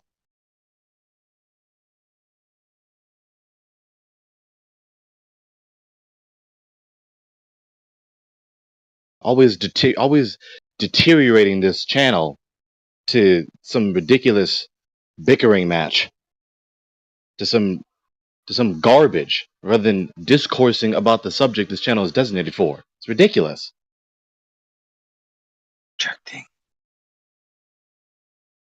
The person whispering projecting. You want to give an argument to demonstrate that you know the Earth is a ball? Oh, he has his basement experiments of a solar system. You guys are too much, man.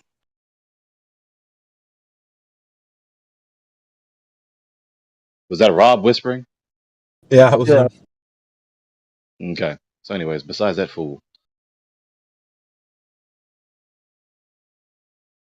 It's projection. Did he say too much men? Isn't it too many men? He said too much. Because when I say much, I say how much money, how much gas, but I don't know. You caught that.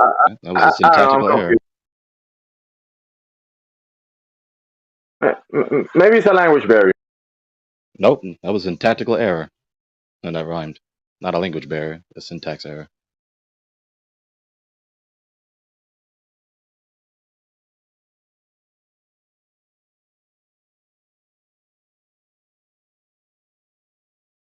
He's saying that there's too many men that disagree with him, therefore he has to whisper, projection. You're projecting. You men are too much. Or too many. I don't know which one. I cannot believe he did that. I was just steelmanning. I was just pretending to be a dialetheist. That is just...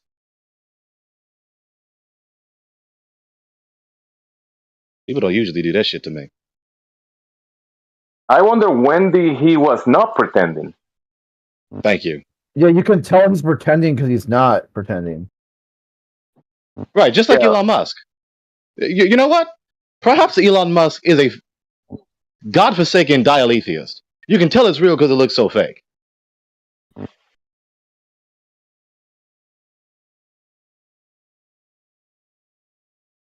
Elon Muskism. Like after talking to the guy for an hour, 2 hours, you mush men, I'm gonna be honest now. After 2 hours talking to him, I'm gonna be honest. Now, Hey, you know why he said that, right? Because his shit argument didn't work. So he's gonna try being honest and at least see if he can work it that way. Back to the drawing board. Just talking to you, I'm gonna be honest now. Go ahead, my bad.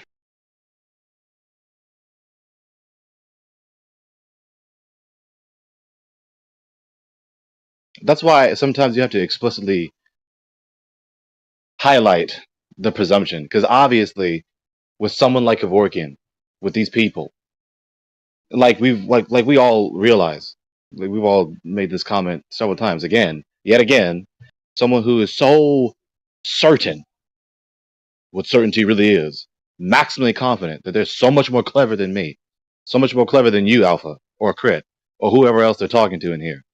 So much more clever.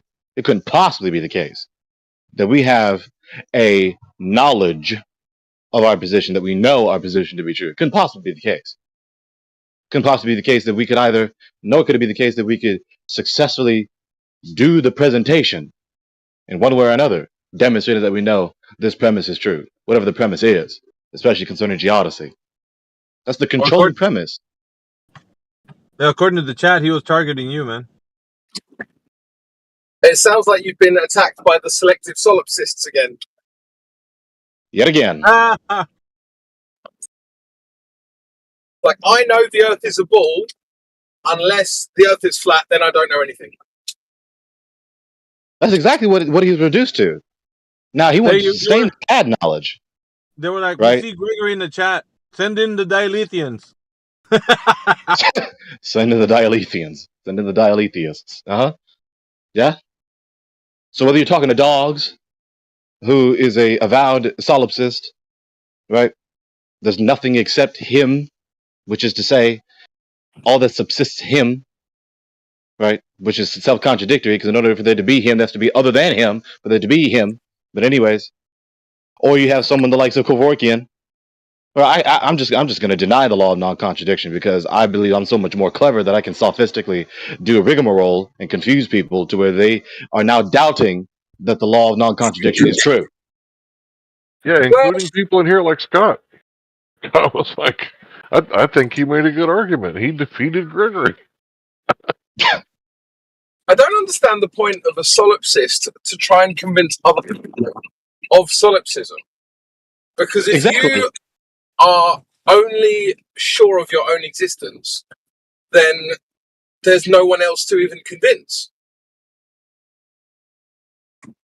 Yeah, but when the rubber meets the road with these people, why be consistent? It isn't as though anyone else is going to hold me account because there is no one else. Yeah. There's no point, these is there? people don't actually believe this stuff, though. When the rubber meets the road, not. right? Nah, of course. Of course they don't. They don't live their life like that. But he said he didn't believe it. Why argue it then? Like, why would I argue for Islam if I don't believe in Islam? Same reason people play chess because they like the game. Gregory triggered him in another channel, and he just had to get even somehow. Mm-hmm. So he came here and was like, "Watch, I'll play." No. Let me correct you. No, not quite. In the other channel, we were fine. We were tag teaming against this other guy, Wise8. He comes in here. I embarrass him on his god awful boat opponents. Now he wants to get even the subsequent day, which is today. That's what happened. Okay. No, you didn't embarrass him though. I mean, maybe you got an argument, Scott? I'd love to hear your argument. Maybe in your mind you did. Argument.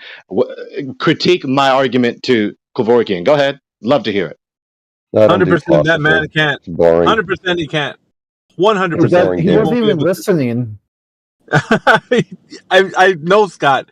There's no way that he knows how to articulate what he said. Guaranteed. Yes, go ahead. You have the floor. Go ahead, Scott. Go ahead. Tell us. Why bother even speaking to you, Greg? You never listen to anything anybody says. Demonstrating that I know what I'm talking about. What was my response to you, Gregory? I told you. You didn't hear it, did you? All right, you tell me what I said in response to what you asked me, and then I'll continue if you can tell me what I said. No, not quiz me, quiz you. Yeah, I know. The argument was flawed. See, so go ahead. But there's no point, because whatever I say, you're not going to hear. There's no point. It doesn't matter. To prove that I know what I'm talking about. I'm just going to assert it if he dicks it. You never hear anybody. There's no point in speaking with you. Yeah, just Ipsy Dixit. Oh, you didn't hear me. Yeah, just Ipsy Dixit. Yeah, we know. Yeah, Gregory, you are deaf. Yeah, I didn't hear you. No, I just repeated what he said verbatim, but I can't hear him. Yeah. You don't hear what people I'm not going to bother telling you why your argument is flawed. It was just flawed because Ipsy Dixit. Hey, the doctor told you you're deaf. You are deaf. Right, Scott? Well, anybody can go back and listen to the recording. It's on the 24/7, right? So go ahead and do it. Go ahead. I don't find it interesting. Flat Earth. So go ahead. Go do it. I'll try this once again, Gregory. I don't find it interesting. I don't enjoy the game. I'm not going to play the game. You don't find it interesting. So what you said is not interesting. Okay, that's an interesting opinion to have about your own opinion. No, I didn't find your argument with this other guy interesting. Right, It was rather boring. your opinion about my argument? Yeah, so you don't find my argument interesting. You have an opinion about my argument, so you don't find your own opinion interesting, which is an interesting opinion about your own opinion. No, I can listen to something I don't find interesting and still determine who won it, right? I can watch a chess game, which I may or may not find interesting, so your opinion and is it's very easy to determine who played better. So your right? opinion is interesting? No, my opinion is not interesting on this matter. Oh, it's not interesting, like I said. So what I said is true. So you're deflecting. But he wasn't interested, though, but he opened his mic and gave his opinion earlier. Yeah, he's not interested in what he's demonstrating interest in. That's his worldview, right, Crit? Just like how you say it. Wow. See, let's just be consistent. Let's watch him. Let's see his worldview. He's still opening his mic and so he's not interested, and yet he demonstrates interest in what he says he's not interested in. Interesting. Yeah, that's possible. Maybe that Scott behaves that way. Perhaps he is. Unself-conscious dialetheist. There are such folks. What you got here is attention-seeking behavior. Yeah, I know, Crit. You do it every day. That's called projection. Crit just does it by making shit up out of nothing. No, you. Like people threw dirty dishwasher at him when he went to their doors. Contemptuous. I mean, jeez. Come on, Crit. Come up with a better story. No, you, Scott. No, you. Is Scott describing himself, making shit up out of nothing? Are you describing yourself? Yeah, Scott has an identity crisis. I've never claimed that people threw dirty dishwasher at him. The law of non-contradiction, so you can't distinguish between things. So he can't distinguish between himself and Crit. So he's having an identity crisis. So I've never claimed that someone threw dirty dishwater at me. But there's no distinction between the two because he's a dialetheist. So what belongs to Crit belongs to him. What belongs to him belongs to Crit, as far as he's concerned. See how that works? Except I'm not a dialetheist. Pay attention. Oh, the law of non-contradiction? Yeah, you can just Google it. What's the best thing to do with your dirty dishwasher? Toss it at protesters. Uh-huh. You have all the symptoms. And that's where you got your story from, huh? No, this way for you to work. You could say, what do people do with dirty dishwater? They throw it at liberal protesters. Yeah, I'm sure. But it never happened to you, did it? Why would you say that? Because I know it never happened to you. Because you know that's how. Did it happen to you, Crit? Crit, did it happen to you? Yes or no? To reply to a question with a question. You want to answer a question? He knows it didn't happen. I know because it's never happened to anybody. Never in the whole world has anyone ever thrown dirty dishwater at someone. Yeah, I'd put money on that. It's never happened before. And Scott knows that has never happened before. He knows. I'd put money on it. He has an entire analytical survey of all history, and he knows that event never elapsed once. But all I need to know is that it never happened to Crit, right? That's all I need to know for this conversation. It has to be truth. To prove that, or to demonstrate that Crit made up the story out of nothing, all I need to do is demonstrate that it never happened to him. And there's never been an instance where that happened to Crit. Yes, it never happened to Crit. Right, and how do you know that? He knows it. How do you know that? Listen, Crit grew up with a twin, an identical twin. So when the mommy washed the one twin, she had to use the same water to wash him as well. So, yeah, Scott, how do you know your assertion is true? His mom uses dishwater to wash him? Wow. Yeah, hey, Scott, how do you know your assertion about Crit is true? It doesn't matter what I know. Crit knows it. Yeah, just reply with he knows it, which is deflection away from the question. Yeah, it is. So what? Crit knows it. Oh, yeah, it is. So what? So he acknowledges and you know it too, Gregory. He acknowledges his dishonesty. I mean, Scott, what makes it so hard to believe? If you believe the astronauts that died in the rocket have twins, why doesn't Crit have a twin? Why not? Crit have a twin. I don't know. Crit doesn't have a twin. There's lots of twins in the world. He just brazenly acknowledged his dishonesty. I'm not going to let this go. It's despicable. I know it's despicable.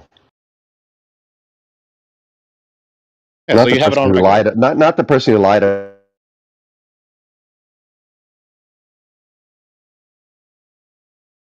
atheists or And you wonder why you get muted in this channel.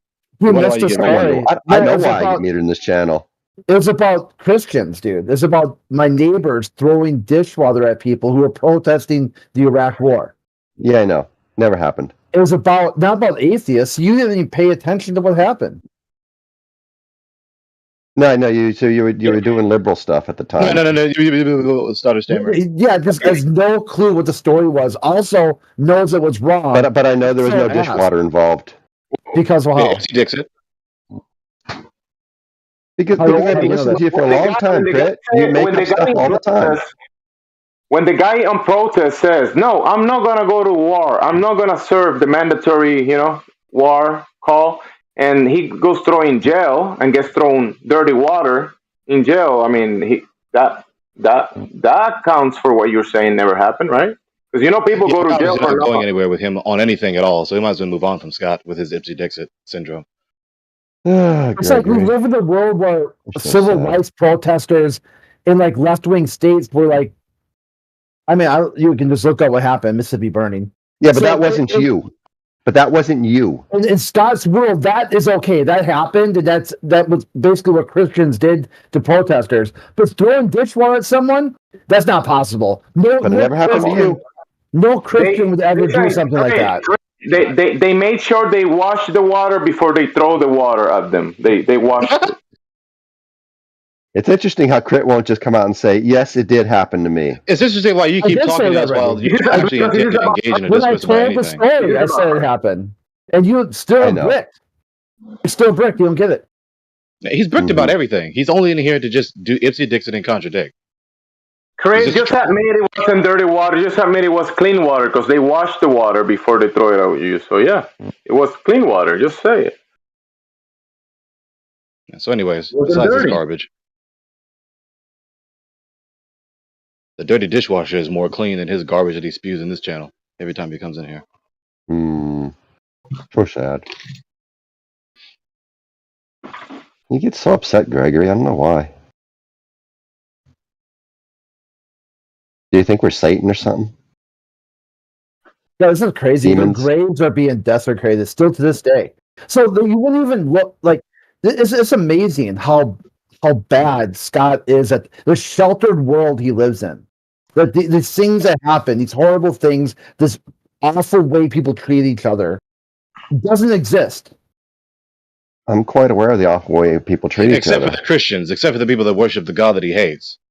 Right? Let him play. Yeah, I tell them that Christians throw dirty dishwater at you because Bush had them all worked up about either you're with us or you're against us. And they were scared. It was like the whole mantra during the Iraq War was, if we don't beat them there, they'll follow us home.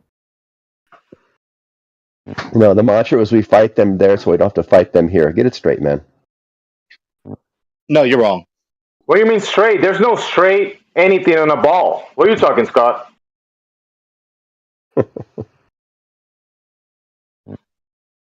How is he going to get it straight if we're standing on a spinning ball, Scott? Scott doesn't know anything. I know lots of things. No, you don't. Okay. You don't have any knowledge. Yeah, of course not. He's just attention seeking. Thank you for your concession. Yeah. He benefits from this fallacy worldview of people. He benefits from that, so that's why he has to protect it. How do I benefit?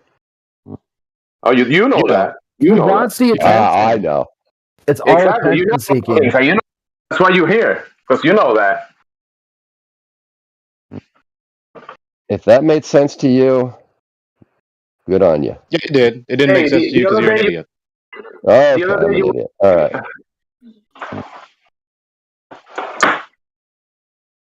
This is why you tell government prove that shit. Right there. Like the Iraq War, the ramping up of fear, paranoia. Prove it. Otherwise, people are not going to be able to think with any sort of logic or reason. It's all going to be a reaction to what government tells them to be scared of. Yeah, when they say, let's go bomb them, and people ask, who hurt us? Don't worry, let's just go bomb them. Scott was like, yeah, the government said I was protesting it. Yeah. No, you weren't. Did they throw dirty water at you or no? No, nobody threw dirty dishwater at me. Yes, they did. Oh, Gregory, you're so sad, They man. washed the water before they throw it. No, I'm not. You're a child. No, I'm not. Pathetic. Scott, do you think it's possible That's that not. you don't experience the same kind of like the same type of conservative people in California than in a different state? Northern I grew up in a Minnesota. very conservative neighborhood in California. They exist. Yeah, I live in the area where Michelle Bachmann was congresswoman. Yeah, It was like shit Bachmann. I was a full-on racist until I was like 18, 19 years old. Still That's a the racist. neighborhood I grew You up still in. say racist shit to Gregory all the time. Yeah, this is just your delusions creeping in. No, it's not. Your dog whistle racist shit. You say it all the time. I called you all Yeah. that just 2 days ago. Like he's blah. Delusion. Remember, You said something the like one that doesn't Gregory's give so blah or whatever. Gregory's so blah. Yeah, that's what I said. I would say Gregory's so blah.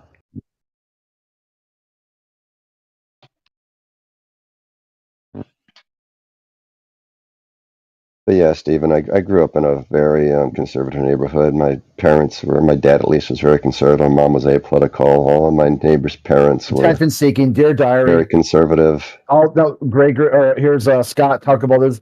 They grew up I as a thought the child. greatest injustice was when I was 16 years old. I could not vote for Ronald Reagan. Injustice, I called Was it. it an affluent neighborhood, Scott?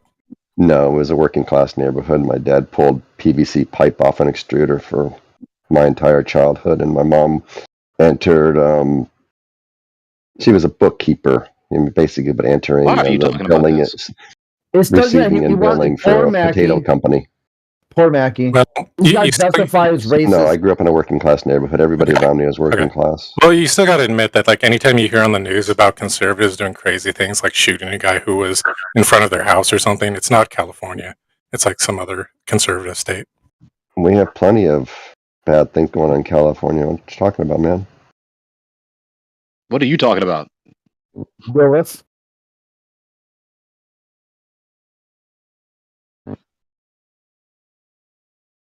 I mean, California's got 38 million people living in it. We have all kinds of people. We have all kinds of neighborhoods.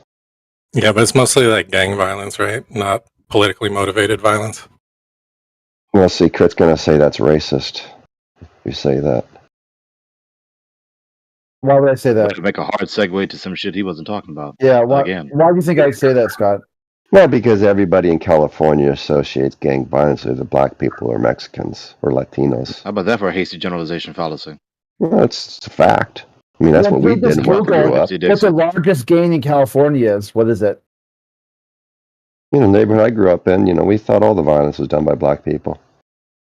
Okay. And then I Notice you learned didn't shit. answer the question again. What point? Then I learned shit and realized, no, it's not true. But, I had to get out of my neighborhood before I can learn stuff. TV has to be true. Notice how you still deflected to some other shit. What question was I supposed to be answering? Notice how you lost the plot.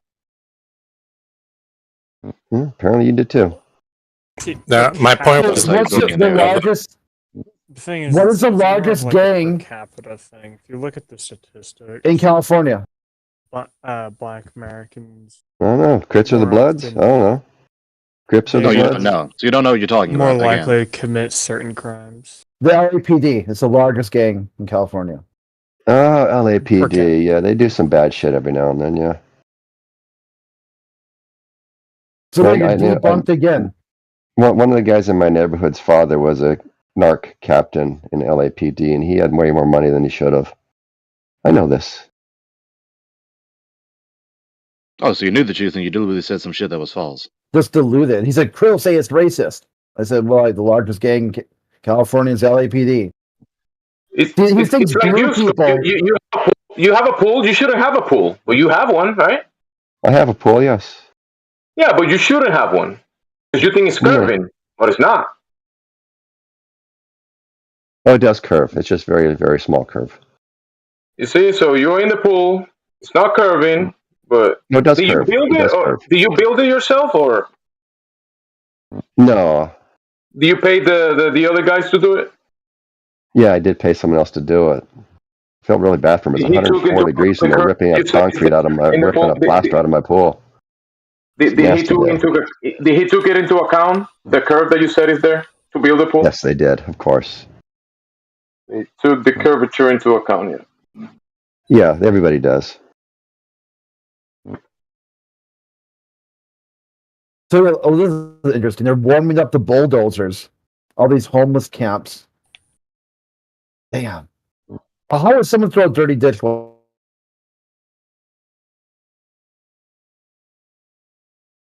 up the bulldozers, the bulldoze tents for homeless people. Like, don't get it though. I mean, like, what's going on here?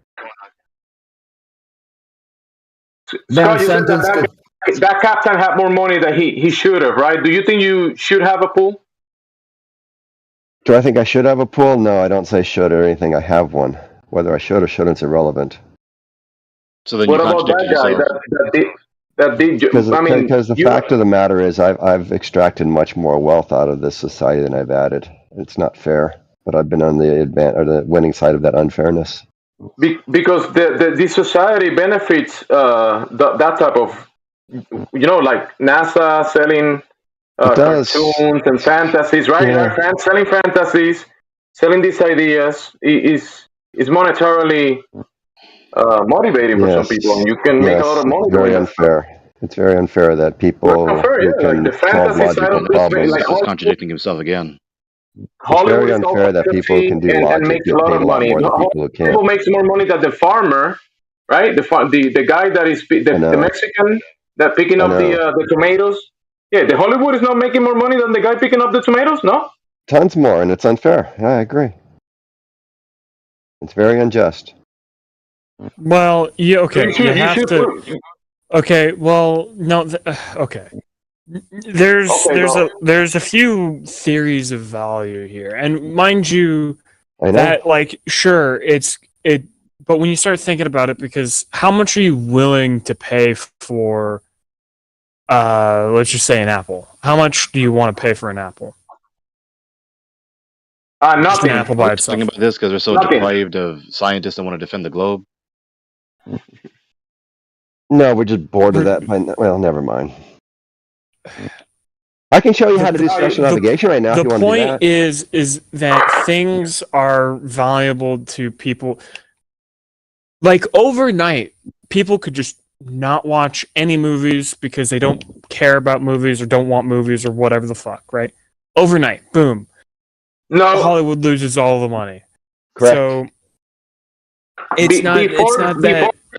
Before television, people wasn't doing that, right? The first time in the Caribbean and they put TV, people were like, there was months and months and months of the government propaganda saying the first time we're gonna put the TV or color TV or whatever, right? And people they were ready, waiting for the moment that the TV was gonna turn on, and the first programming was like some acting people. I gotta check it up again, but they were acting about fantasy. That's the best. The first program. Yeah, a lot people. Yeah, that's what they put on TV. Pay a lot. Asking for us to return to the subject that this channel is actually designated for. People pay a lot. Gregory, the propaganda. The globe was brought right there on the TV. Remember? Okay, well, I'm sorry, but the fucking globe has been scientifically proven so many times. Okay, what's your argument to demonstrate that you know the Earth is a ball? Okay, so I can show you how to do special navigation right now if you want. That wasn't talking to you, Scott. We have someone else saying that the globe is scientifically proven. Someone said that. Address him. Yeah, Brad, go ahead. So, do you have an object near you that you feel comfortable dropping on the floor? Your argument contains a question. Brad, that's your. I'm asking you, do you have a object? Listen, I'm gonna reply to his question. So I have an object here. It's sitting on the table. You want me to pick it up? You want me to pick it up, right? Here, I'll do it. I'll do the thingamajig. Okay. But wait, hang on. Stop. I asked for an argument, not a. Hello. Hang on. Hello, dude. You're not trying. Yes, I am here. I'm making my argument. If you would like to just. I know you want to be there, bro. We gotta make it there. I'm trying to demonstrate something. So okay, so why do you need to ask me questions? Just do the demonstration. I just fucking did. I was trying.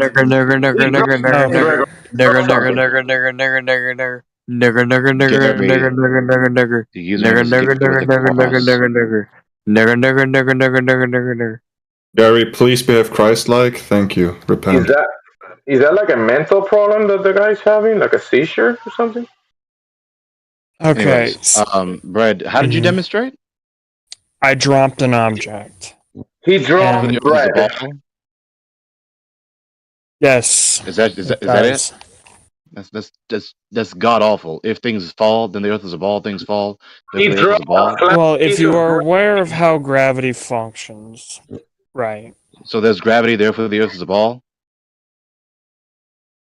So that's another terrible modus ponens. Is non sequitur. What do you mean? It's not? Bread, drop a flat piece of bread, and then what? Like, it does not necessarily follow the premise. There's gravity does not necessarily entail the Earth is a ball. That does not follow. There can be gravity and the Earth not be a ball. Gravity is a force that applies to matter at equally around all forces, all sides. Is that a new gravity that you're proposing? Is that a new gravity, the gravity force? Because the gravity on the globe is not a force. Yeah, to specify what Under is asking about, are you asking about, are you trying to defend Einstein's gravity, which is mass is curving space-time? Are you asking, are you arguing for that? Yeah, I'll do that, yeah. Okay, that's not even what that does. Okay. It's not a force. It's not a force that acts upon matter. It's a force that matter is exerting upon space-time, supposedly, according to Einstein with GR, general relativity. You got the doctrine wrong. All right. So, since you're trying to appeal to Einstein, and I just corrected your misconception of Einstein, not only is that unverifiable because the hypothesis is if matter exists, then it curves space-time, right? You can't manipulate the independent variable because you can't manipulate the sheer existence of matter. If matter is matter, if matter is real, if matter possesses materiality, however one you phrase that, they're all semantically equivalent, then it curves space-time. Even if it were true, you couldn't manipulate the independent variable to verify it. That is the hypothesis test. Not only is it not manipulable, it's a category error.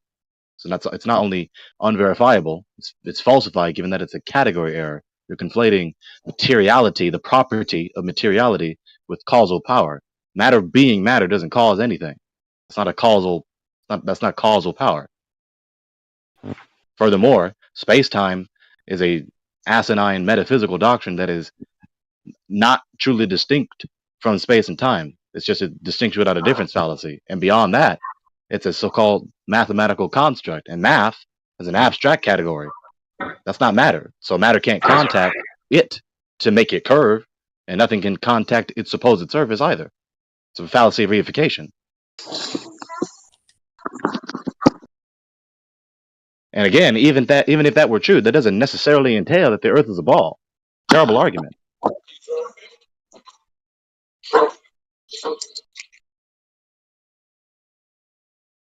So would you like to say another appeal to demonstrate that you know the Earth is a ball?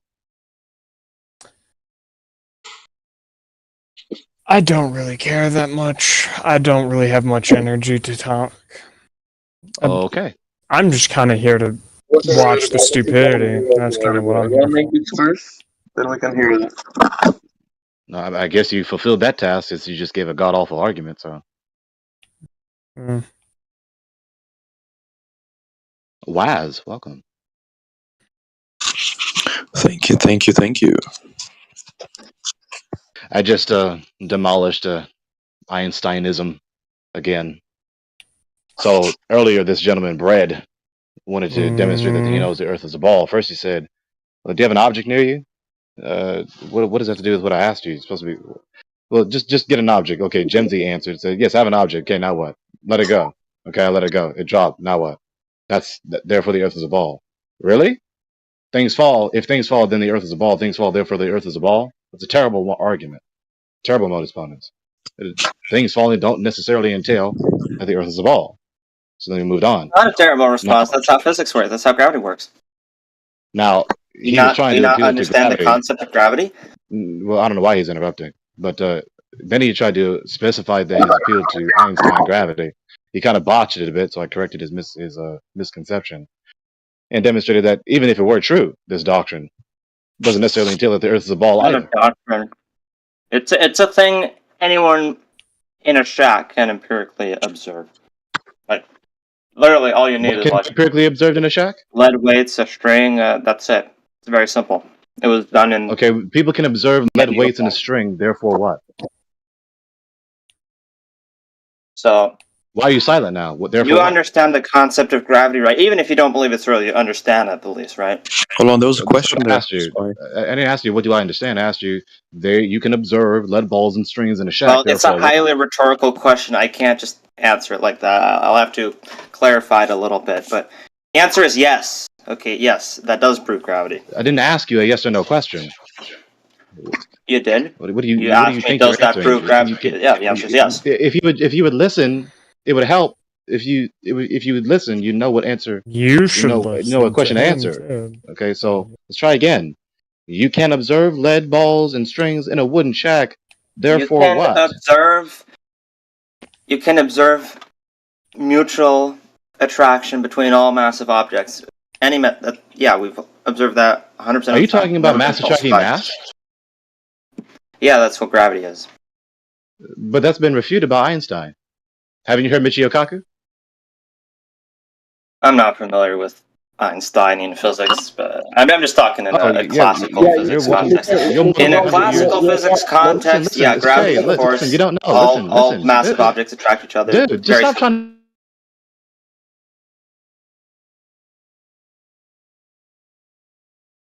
You're parroting the wrong pseudoscience. It's gonna correct you on that. Listen.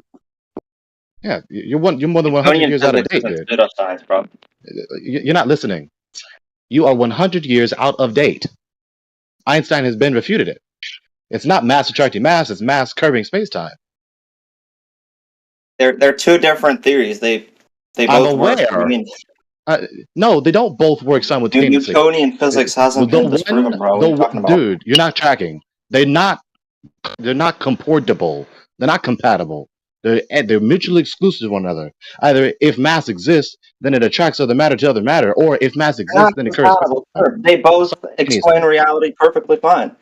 Dude, you're not keeping up. You're not tracking. You're just blurting against me. You're just blurting. More You're not tracking. Dialetheism. He said that they're different, but they both work at the same time. If they're different, then they can't be working. They're both consistent with reality. That's what I'm saying. Contradict each other. They're both consistent with reality. They contradict. One's free space, ridiculous, dude. Where space and mass I mean, why are you even talking absolute. about this? Listen, you and I know just as little about motion is absolute in you know nothing Newtonian. Motion is absolute in Newtonian. Are you hearing me? It's relative in Einsteinian. So they're not compatible. So if you affirm mass attracting mass, then you're affirming an archaic hypothesis.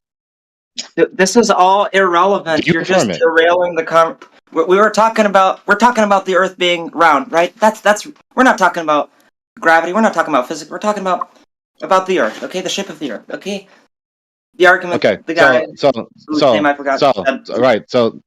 Wait, Gregory, my bad, bro. But so are you saying that we're talking about the shape of the Earth? Is that do we establish that with science or geometry? Isn't geometry science?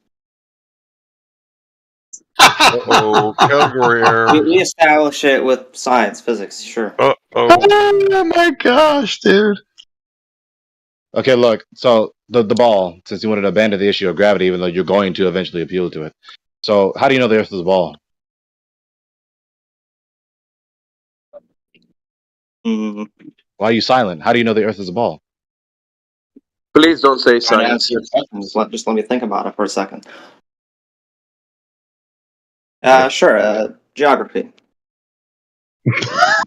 Geography, therefore the Earth is a ball. That's non-secular. Geography. How about airplanes, boats? You have to say an informative. Dude, listen. You have to say an informative. Listen, traveled dude. there many Listen. times. Can you stop that? Can you stop, dude? No, I can't. God damn. Just saying a single word is not at all informative. I think it's perfectly informative. It's not. I think you know exactly what I'm talking about. So if I ask you, That's how we know the Earth is round. Navigation. That makes sense? Dude, stop talking to everyone, dude. If I ask you, you're over talking me way more. Dude, just stop. If I ask you, how do you know where you live? And no, if you ask me, how do you know where you live, Gregory? And my answer to you is alive. Is that informative of where I live? Yes or no? Is that informative of where I live? No, that's not what I said. Why are you? Of course, it's not what you said. It's my exemplar, dude. Which is patently indicative that just saying a single word isn't fucking informative about anything. Mm-hmm. Let's try again. How do you know the Earth is a ball? 1 second. I know the technology is a little high. Hey, Gregory, we're coming from speaking to probably 5 different people in the past. This guy just jumped in and, he said, we know gravity does, so let's try to bring roll it back. I mean, you're saying really fucking stupid shit. I can't just sit there and do nothing. We're talking about the Earth right now. Listen, hello. I'm trying to start in page 1 again. So we in the first book, page 1, and we can start here and start from here. Start the conversation. Go ahead. He's a new guy. Yeah, I just reset it. Yeah. So let's try again. How do you know the Earth is a ball? Navigation and geography, like I said. Okay, that's not informative. It's perfectly. If you reply that's of informative go substance. to the exact same place on Earth and you travel in the opposite direction, yeah, that does mean the Earth is a ball, bro. So you can travel in a circle there. If you can go from Europe to China via America and via Asia, you go to the same place. You go in the opposite direction. Yeah, that does mean the Earth is a ball, bro.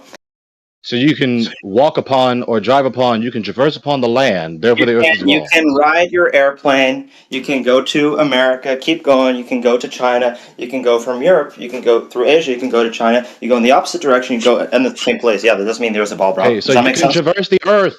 Fuck, dude.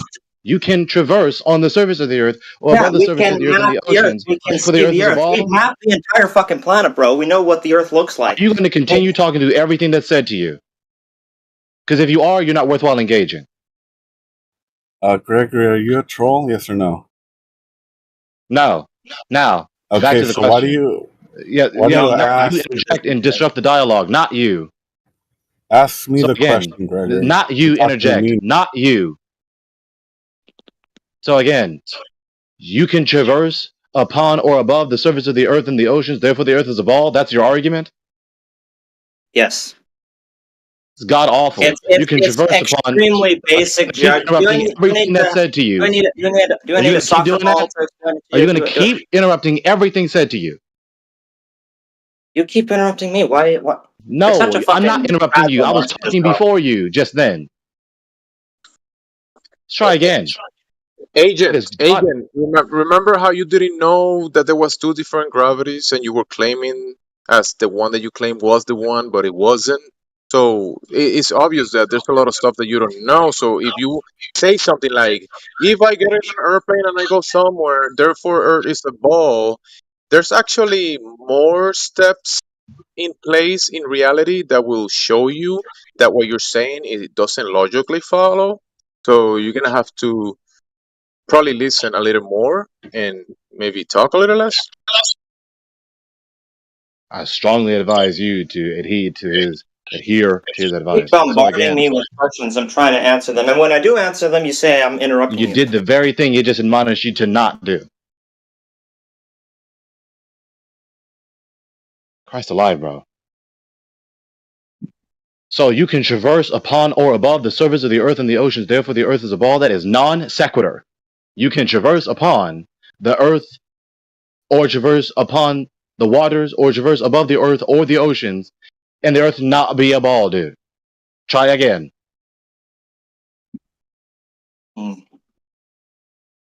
I think you're intentionally trying to not understand what I'm saying. I think you do understand it. You're just intentionally trying to dodge your burden.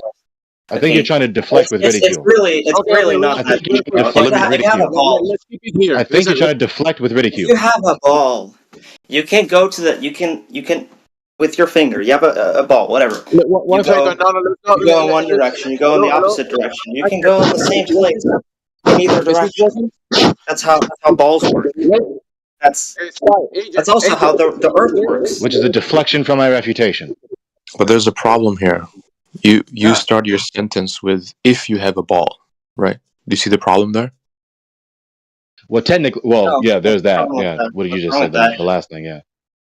If the Earth is a ball, this should happen. This is exactly what happens if the Earth's a ball. Therefore, the Earth's a ball. That's how science works. What's wrong? Bro, that's not what happens. That's how science. That's textbooks. That's textbook affirming the consequence.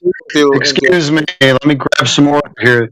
Textbook affirming the consequence. So please, 2 at a time, if that's feasible, and try to yield to the moderators, Jimsy or whoever else. Okay, go ahead, Jimsy. No, I wanted to say because the example of him saying that traveling in an airplane from point A to point B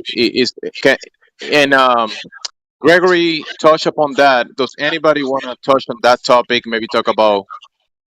I think Gary brought it to nailed it, but he still believed that getting in an airplane and going somewhere, therefore Earth is globe. Anybody want to break it down? Maybe, bro. You know that the airplane itself is designed for a flat, motionless Earth, right? Totally irrelevant. That's a lie. Totally irrelevant. Has nothing to do with anything. Why are you bringing that up? I could just repeat my refutation. We don't need to make this difficult. Just cut to the chase. Your argument is god awful. It's a terrible. Did you know airplanes were designed for a flat You can clearly hear I wasn't done. You're such a fucking low IQ. You can clearly hear I wasn't done. Yeah, you're just shouting nonsense. Why should I listen Still to doing that? it. Well, you see, so.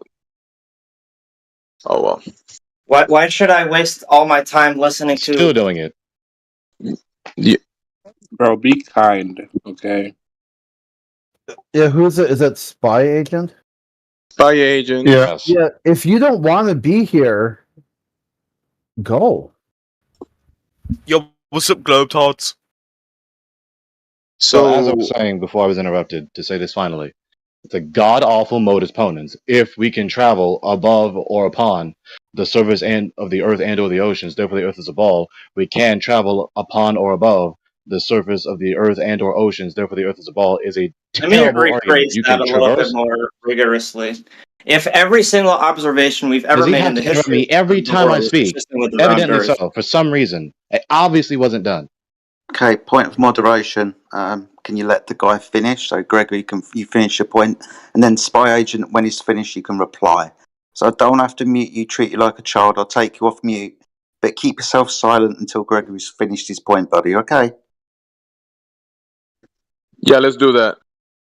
You can traverse upon or above the surface of the Earth and or oceans, and the Earth not be a ball. That is possible. It does not. The premise that we can traverse upon and or above the surface of the Earth and or oceans does not necessarily entail, nor even strongly entail, that the Earth is a ball. It's a god-awful argument. Do you not understand the basic concept of time and space? I do understand it. Explain how that would be possible on a flat plane. There's space, which is a state of affairs. There's time, which is a state of affairs. Space being spatial dimensions, length with height, time being the past, present, future moments, and the Earth is horizontal. The reality of space and time is not contingent upon the Earth being a ball. Can you explain geometrically how that's possible on a flat plane? How you can go in opposite directions, end up in the same place on a flat plane? It's not a matter of geometry. It's literally only a matter of geometry. Not a matter of geometry. It's a matter of space and time is not contingent upon the Earth being a ball. A ball is a geometric shape, bro. Do you not understand shapes? Which is a deflection from my refutation. This is weird. Dude, sorry to interrupt. Spy Agent, is your premise that you can only travel in a circular path and end up where you started on a sphere? My premise is this. It's not possible on a flat plane, like you propose, to travel in opposite directions end up in the same place. That's not possible. It's not geometrically possible. Okay, sorry to interrupt, but when you say in opposite directions, do you mean like I travel east or I travel west and end up where I started? Yeah. Mm-hmm. Okay, so east and west is a circle around north. Yeah, do you have any evidence for that? So north being you're automatically assuming the Earth is flat, and that's your proof that the Earth is flat. Not very convincing, bro. Do apologise. What I'm trying to point out that if you're using these cardinal directions, east and west, then that in itself is just a circle around north. North in this instance. You're just assuming that. Why? That's not an argument. Excuse me. Do apologise. I haven't actually finished my reply yet, my friend. So maybe if you let me finish, you'd understand. And you notice that I'm not begging the question here. I'm pointing out that the cardinal directions themselves, east and west, that you've used, is a circle around north. And north is a magnetic point that your compass points to. So you're just travelling around a circle around that point. North is not a magnetic point. North is the polar region of the Earth. Excuse me. You said east or west. So that would be using a compass. Your compass follows magnetic field lines. I'm not talking about a compass. I'm talking You said about east and west. Do you not get this? And excuse me for raising my voice, but you haven't let me finish. Yeah. East and west, is parallel to the equator. It has nothing to do with magnets, compasses, whatever. If you're using east and west, and you're talking about navigation, I guarantee you'll be using a compass to do that. And east and west is just a circle around north. It's a circle around north in your model, and it's a circle around north in it's the gonna lose my fucking it's the angle at which the Earth spins. Yeah, here, can you get a citation You don't need for a that? compass for that. You can just see it with your own eyes. Would you cite that? Could you cite that? Where are you getting that from? What? Where did you learn that? Who told you that? It's just common sense, bro. Nobody learned. I just learned it. What do you mean? May I resume with him? Yes, sorry, Gregory, to interrupt. I do apologise, mate. Carry on. So where we left off is your god-awful argument, where you're either appealing to traversing upon and or above the surface of the Earth and or oceans, as though that necessarily entails that the Earth is a ball, and it doesn't. You can do that without the Earth being a ball. Furthermore, you are having a category error again, as you conflate east and west as being lines that wrap around a sphere, and not acknowledging that, like Jedi just told you, they can be the directions that envelop or wrap around the north on the center of a horizontal plane. It's very simple. So your talk about east and west, moving east to west, is not impossible on a horizontal plane. Let me just ask you this. Do you know what the equator is? Yeah. Even if you don't believe it exists, do you know what it is? Yeah, the equator.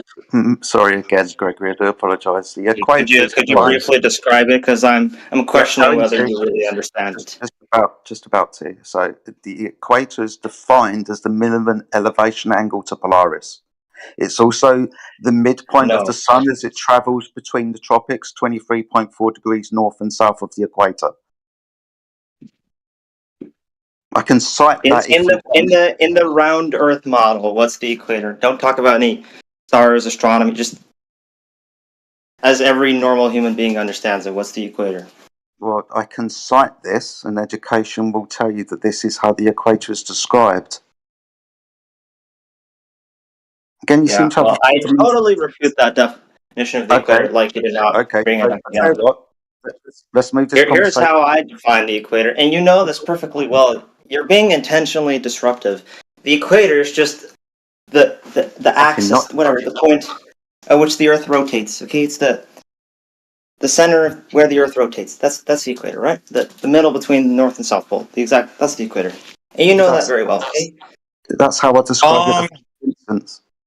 You're fucking wrong. It's not. It's a celestial sphere Northern and southern hemisphere is divided, the celestial sphere. You're absolutely fucking wrong on that. It's talking about the celestial sphere, not the terrestrial sphere. Where did you get your information? Citation, please. I want to see where it says your bullshit right now. Put it in text channel. Citation is just common sense, bro. No, common sense my fucking ass. Put it in text channel right fucking now. Do it. He's telling us he's just making this up. This is all his made up nonsense. What, he's making this up? It's literally common sense. Every person you've ever met understands. Nah, common sense my ass. Post the shit where it says what you said it says, so everybody can know what you're saying right now. And if not, it's all made up by you. Why don't you read Wikipedia? Wikipedia. Why don't you nothing? Go post it in the text channel now. Because that's a load of nonsense. No one's gonna believe you. No one's gonna believe you. We want to see a citation. Wikipedia, that's my source, Wikipedia.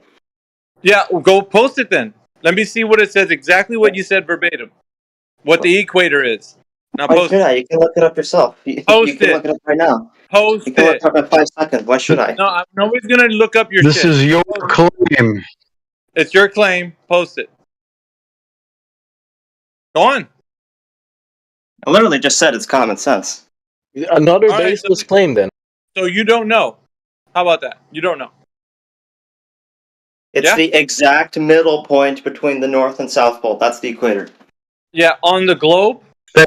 Yeah, on the globe, because the Earth is a globe. So then, if that's true, post a citation where it follows that what you said is exactly what it says in academia or in Wikipedia. Post it. I want to see it. Yeah, this is his fallacious argument again. If there's an equator and the Earth is a ball, I began speaking before him. I began speaking before him. His fallacious argument is a modus ponens, invalid modus ponens. If there's an equator, then the Earth is a ball. There's an equator, therefore the Earth is a ball. Equator does not necessarily entail ball. Yeah. Furthermore, you even you didn't even describe what the equator is correctly. On Earth, the equator is an imaginary line located at 0 latitude, halfway between the North and South poles. There, that's basically what I just said. Yeah. So how is it? How is the equator derived? How is it derived? How do we know what between the North and South Pole? No. How do we know where it is? No, that's not how we know where it is. He's already said the answer. He said 0 degrees latitude. Yeah, he did. So that was my first answer. Good catch, latitude, which is defined as the halfway point between the North and South Pole. Excuse me, dude.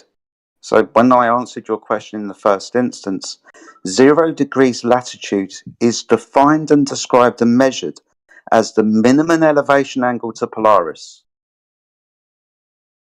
Again, I can cite this for you as well if you want. I'm not pulling this out of my backside. It's definitely has nothing to do with Polaris. It does because citation of Botanical Open Chat. Do apologise. So it does if you mention latitude, because latitude lines are measured with angles to Polaris. Did you not know this? No, I didn't. Okay, well, no one's trying to trip you up here, Sunshine, right? This is information that you may not know have already. Now, we've been doing this subject for coming up 10 years, some a little bit longer. And when we talk about latitude lines, I'm telling you how they're derived. I'm not lying to you. Like I said, I can back this up with literature and citation to prove this point. You've asked us to describe the equator. You said latitude, 0 degrees. I'm telling you exactly how that's measured. You don't have to be a snippy little shit, dude. Just have a conversation and maybe learn something. We can learn something from you as well. It's not a problem here. But ultimately, you asked us to describe the equator, and I did that in the straight first instance. And 5-10 minutes later, we're still arguing the point. I don't get it. Okay. We can agree to disagree on that, I guess. What can we just provisionally define the equator as the halfway point between the North and South Pole? Are you all right with that? We're not going to presuppose your antipodes with you. No. And this is an agree to disagree genre. Then I know you don't care about honesty. You don't care about. Stop talking. This isn't an agree to disagree genre. This is either you're right or you're wrong. So you need to look up the facts. Either you're going to be right or wrong. You can't agree to disagree here. Sorry. You can't do that. You can't change things into subjective reality. Just saying. Okay, so the equator is not the halfway point between the North and South Pole? You reject that? No, because that's begging the question.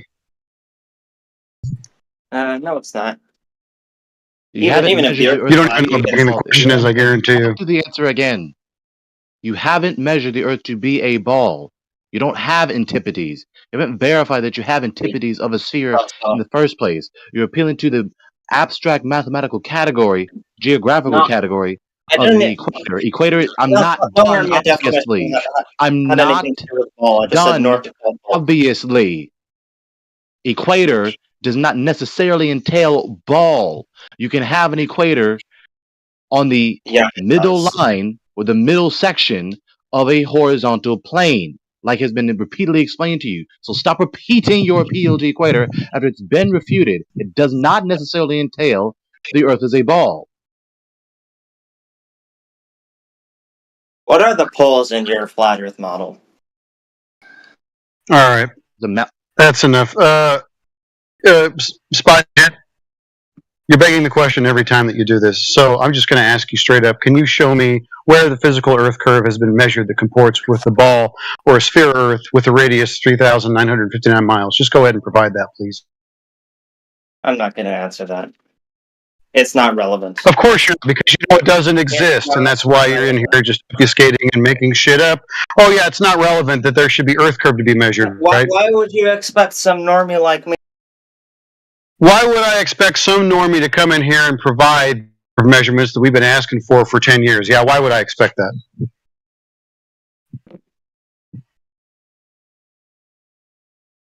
Because even after 10 years, we still won't get it.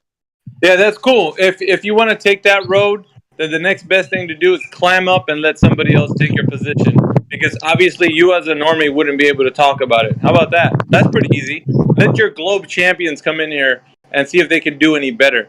Because it sounds like when we're trying to reason with you, you're not able to articulate your point. So climb up, let somebody else come in. That'd be a best course of action, wouldn't it? I don't think so. Well, you obviously can't show us anywhere where there's inches per mile square curvature for physical Listen, I think you're fully aware that you can't provide any measurements of curvature that comport with a sphere Earth radius 3,959 miles. You're going to talk about everything except that, aren't you? Yeah, there's nothing wrong with being all of your normie. questions as best as I can. Hey, bro, listen, I wanted to address you. Like, obviously, you know certain stuff that you learn, like gravity, paka, or these words, right? But the thing is, if you want to kind of see the other side of the conversation, you have to, if you have questions, you ask them, or since you learned the Globert from the school perspective, because it sounds like you don't know the technicals about the claims, right? So it's kind of like a new conversation for you. Sounds like, I don't know if you've been here before, but the guys are trying I'm well aware of flat earthers. Yeah. Oh, you're aware about people that label themselves flat earthers, but you're not aware about the actual argument. So you're not aware about the arguments, the actual realist level stuff, right? You're not aware about that yet. I'm not familiar with all the arguments. You're not, because that's the issue, though. You've been listening to the let's say, is it the TV or people, or maybe I don't want to be insensitive, but it may be because, frankly, no, bro. But this is the point. This is the point. This is not about people. Listen, this is not about personalities. It's about the topics that are being brought up, right? The actual arguments, the actual demonstrations, or lack of them. And knowledge of the subject matter. He's not engaging. Flat earthers don't tend to be very well informed on on. physics, geography, etc. Based on what? I know I know we need to move on, but at the least when I try to at the least come to something, at the least let me finish it so I can finish it, and then I pass the mic. Well, he said flat earthers tend to be X. Like, what did he base that on? Because he did say earlier this is the first time he's ever talked to flat earthers. He was aware of flat earthers, but have never talked to him before. I didn't say that. So you've spoken before. You've talked to me before, and to Crit, and to Gregory. You specifically, no. What about Gregory and Crit? So you're like a stereotype. I don't think I've talked to anybody here before. So when you talk about flat earthers, you're talking about other people. You're not talking about the people that are here right now. You're talking about other stuff. Flat earthers generally. You know that as a fallacy, right? That is a fallacy, right? That's a stereotype fallacy. It's a justified generalization. So you think everybody that you label as a flat earther, you already know better than them, and you already know because flat earther. No, not necessarily. I think generally, I do know better than them, but I'm no expert on this. Because you haven't demonstrated that today, though. Like it sounds like the people that you're calling flat earthers in here, that you label in flat earthers, right? They know more than you. Sounds like. From what I've been, I know better. No, you don't. I know better. No, you don't. I know better. No, you don't. Can we avoid that? And we avoid that, right? But he opened his mic earlier and he said gravity, and he didn't know what he was talking about. And then you guys corrected him about it, and he's saying that he knows better. So he has to acknowledge that the conversation and the specifics about it, he doesn't sound like he knows much about it. So he should try to engage in the conversation like you actually. You don't actually explain anything. You don't actually explain your model, explain why round Earth model is wrong. You just refute everything. Contradiction. You just deny everything. What do you want explained? What explanations are you looking for? Let's go one by one. Describe reality. Describe the reality of the Earth. Describe why the flat Earth model is consistent with reality. This model are you looking for? The model that the Earth is flat. What do you mean? Why are you directing attention to the model? The Earth is a plane. Why are you directing attention to a model? Why? Because that's what you talking about believe. the realist level, sir. You believe in the model that the Earth is flat. What model? A model is an explanation for a phenomenon. The phenomenon of the Earth. Your model for that is that it's flat. A model is a demonstration of an explanation. It's an illustration of an explanation. No, it's an explanation. You're already in some sort of weird it's a coherent explanation of something. Yeah, it's a category error. It's a representative of something else. So we have a model representing our words. It's a coherent representation of reality that can predict. A model is a representation. Stop talking through everything. A model is a representation.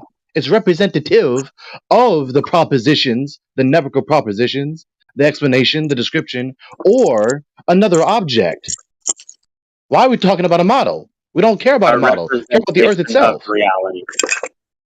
So what I said is true. We're not talking about a model. Why are you focused on a model rather than the Earth? Can you explain that? That's exactly what we're talking about. Every normal person. Why are you focused on a model and not the Earth? That's the dispute. Dude, it is around a model. Stop talking through everything. Track with the dialogue, dude. Stop condescending while you're lagging behind by miles, dude. Why are you focused on a model rather than on the Earth itself? That's literally what we're talking about. What do you mean? That's what the flat Earth is. About. No. You think we were talking about a model the entire time? No. Flat Earth is not a model. Getting dumber and dumber every day. Yeah, it's like you're asking. We were talking about a damn model and not the Earth itself. You see your error now?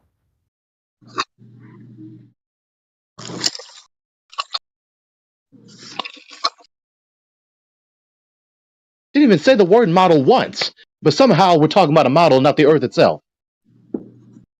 Is he still here? Okay, you're a flat earther. What does that mean then? What does it mean you believe the Earth is flat? Sorry, what the fuck? Yes, if it's not a model of the there's Earth, two what is it? words there. There's two words, flat and earth. Which one of those words do you understand to be actually the word model? Flat. Actually, flat. Actually, both. It's an adjective. Flat and both words. Okay, earth is a noun. Especially the flat part. Okay, that's an adjective. Yeah. In my worldview, that would be an adjective. What do you think the word flat means?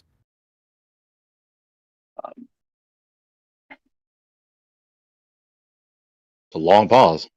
Yeah, I not think it's rough, not smooth, flat. I don't know. Not curved. But like a table, like. If it's not curved, what is it? Flat is not smoothed. If it's not sure curved, flat is perfectly smooth. Yeah, if it's not curved, what is it?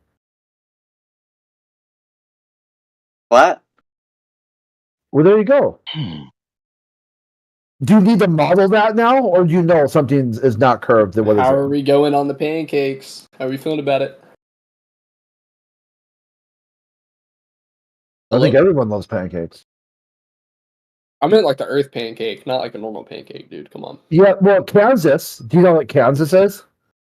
Kansas isn't a pancake. It's not? In It's the not- United States. It's not a Kansas pancake. is not a pancake? No, it's a state. It's mathematically a The pancake. entire planet is flatter than a pancake. I disagree, but that's fine. Well, yeah, you want a citation? Huh? That Kansas is a pancake? I'd love to see. Have you seen what a pancake looks like? It's Yeah, have you seen what Kansas looks like? Well, Glober I'll say it's flat. I'll agree with you, but I didn't know that. I didn't know that. I didn't know that Kansas was made with eggs and milk and all that good stuff. Surface. We're talking about the surface. So who fried Kansas? Right here. Was it so God? you've got This isn't the even surface. funny. The surface. right here. I don't know what he's going on about. Read right here. We don't know what the fuck you're going on about. Look what it says here. His conclusion: simply put, our results show Kansas is considerably flatter than a pancake. That's fun.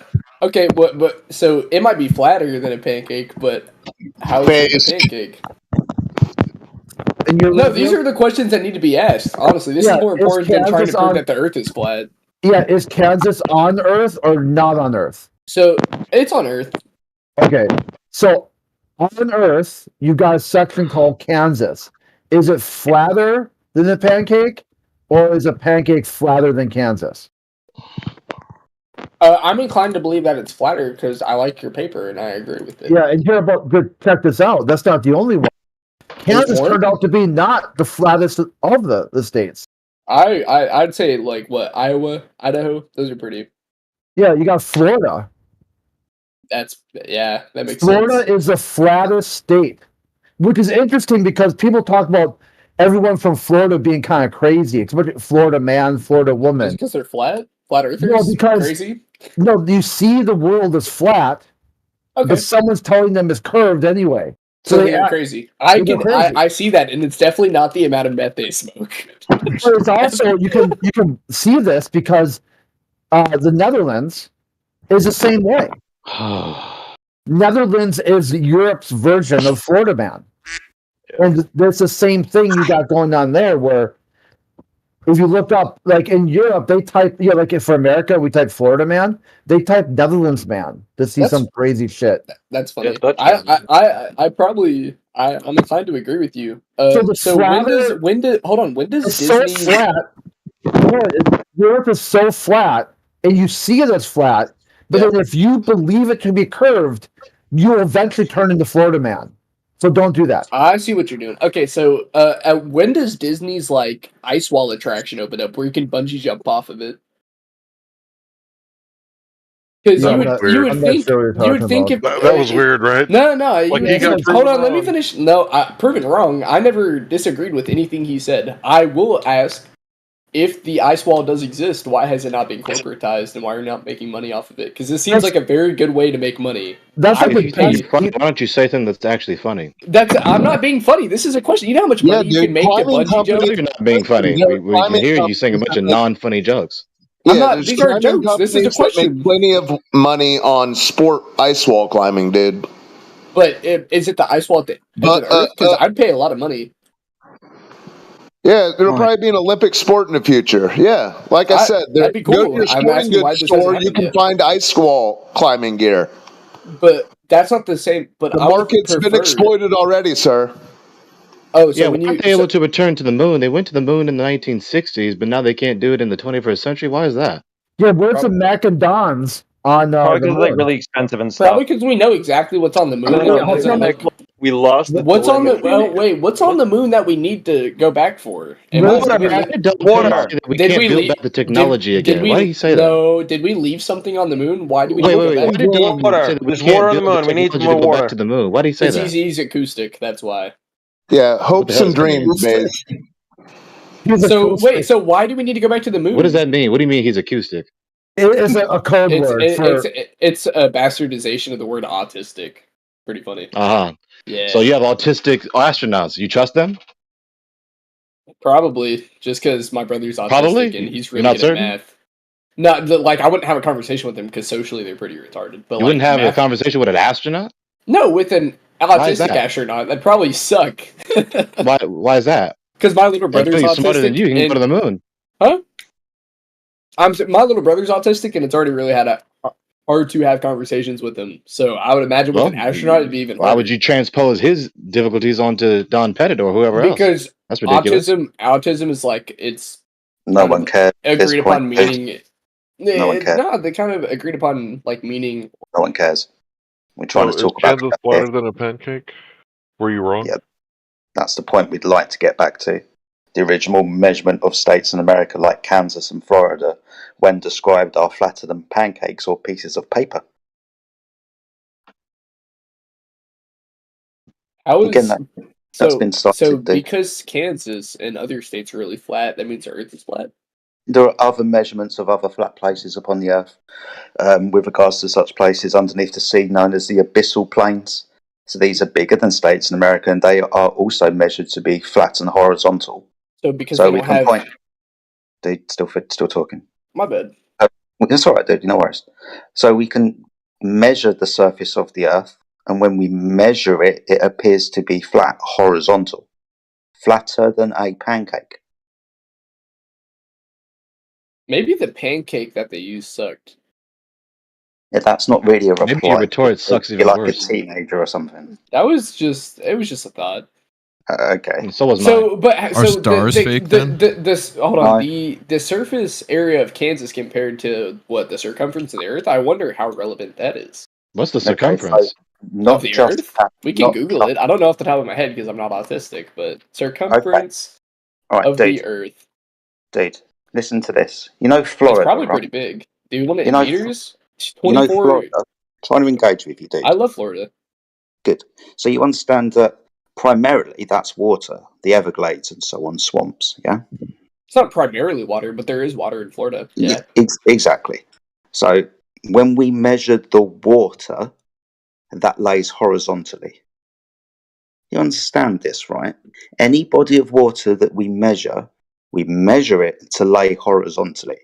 Now, 72% of the surface of the Earth is water, and we measure it to lay horizontally, which is a bit of a problem if the Earth is a ball, because that water should measure to have curvature at 8 inches per mile squared.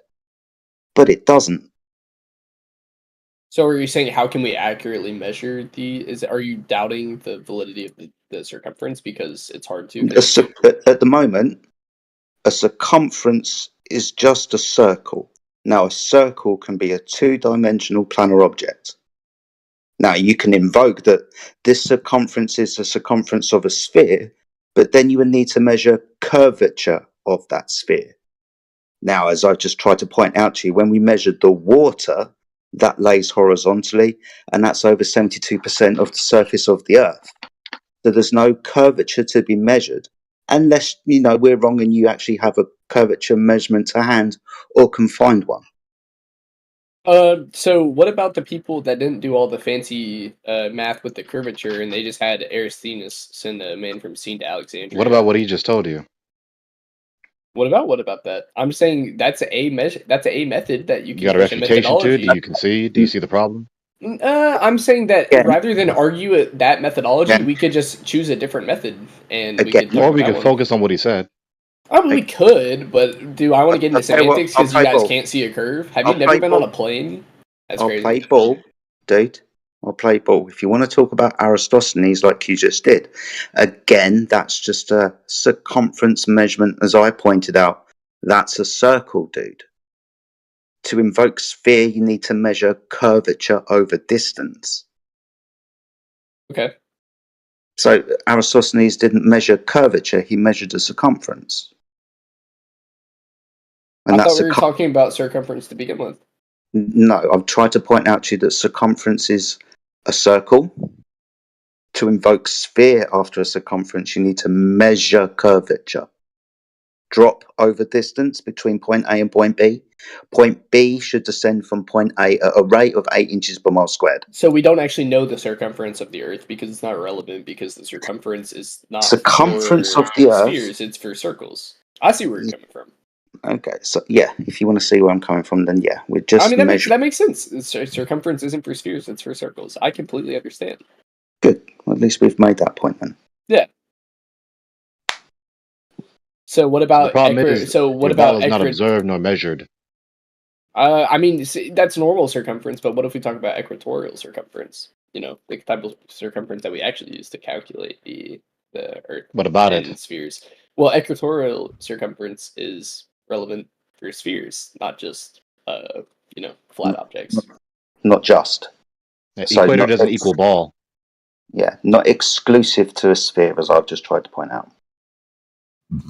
So you're saying, I mean, so a sphere or a circle can have an equator?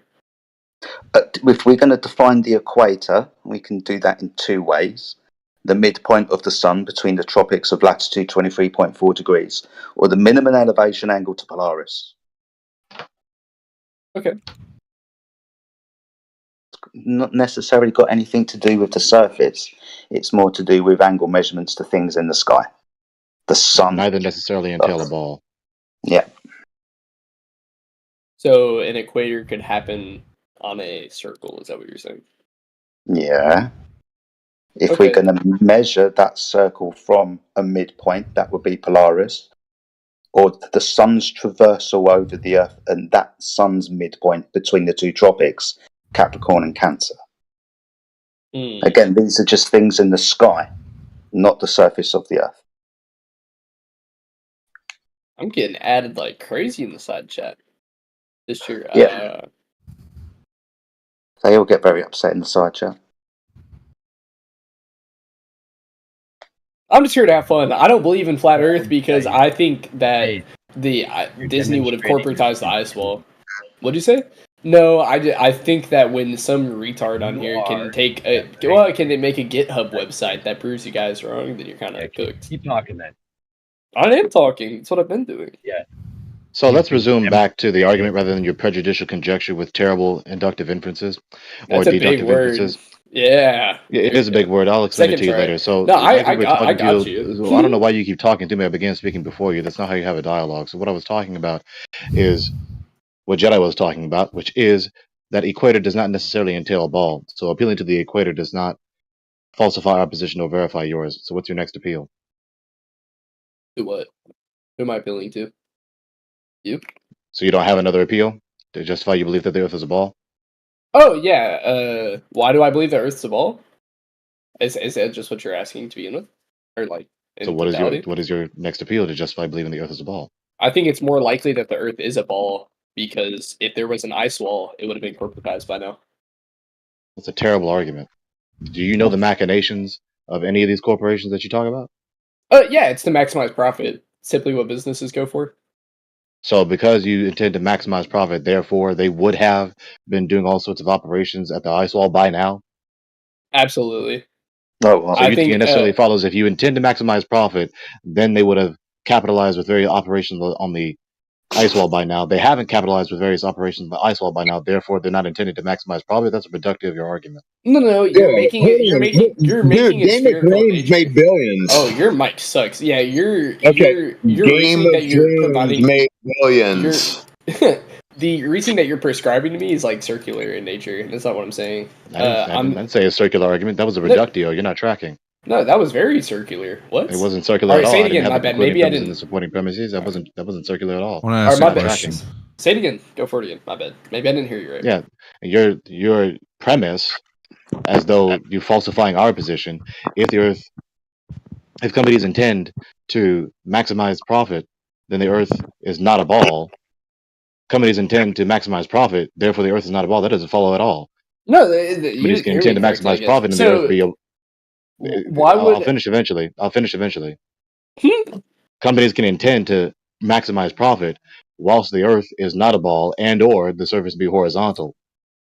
So It's a terrible argument. It's god awful. Like it's really bad. Hold on. So will you agree with me that the majority of people on Earth believe that the Earth is a ball?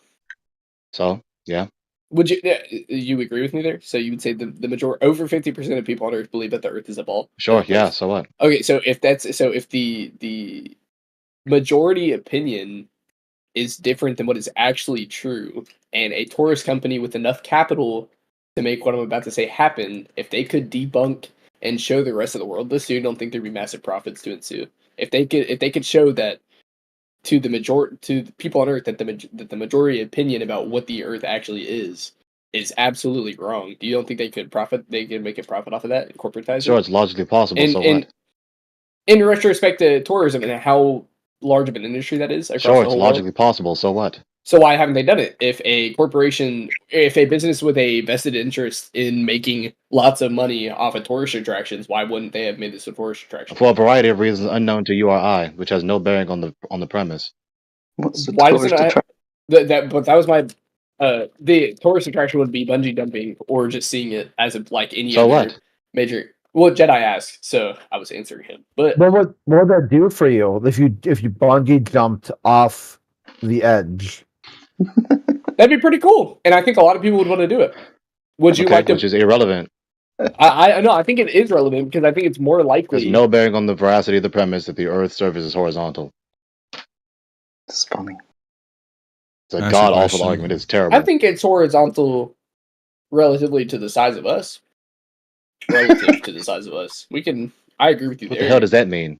Yeah, we're so small that we're so small when we sit on a surface that's so massive we can't comprehend the fact that it might actually not be flat.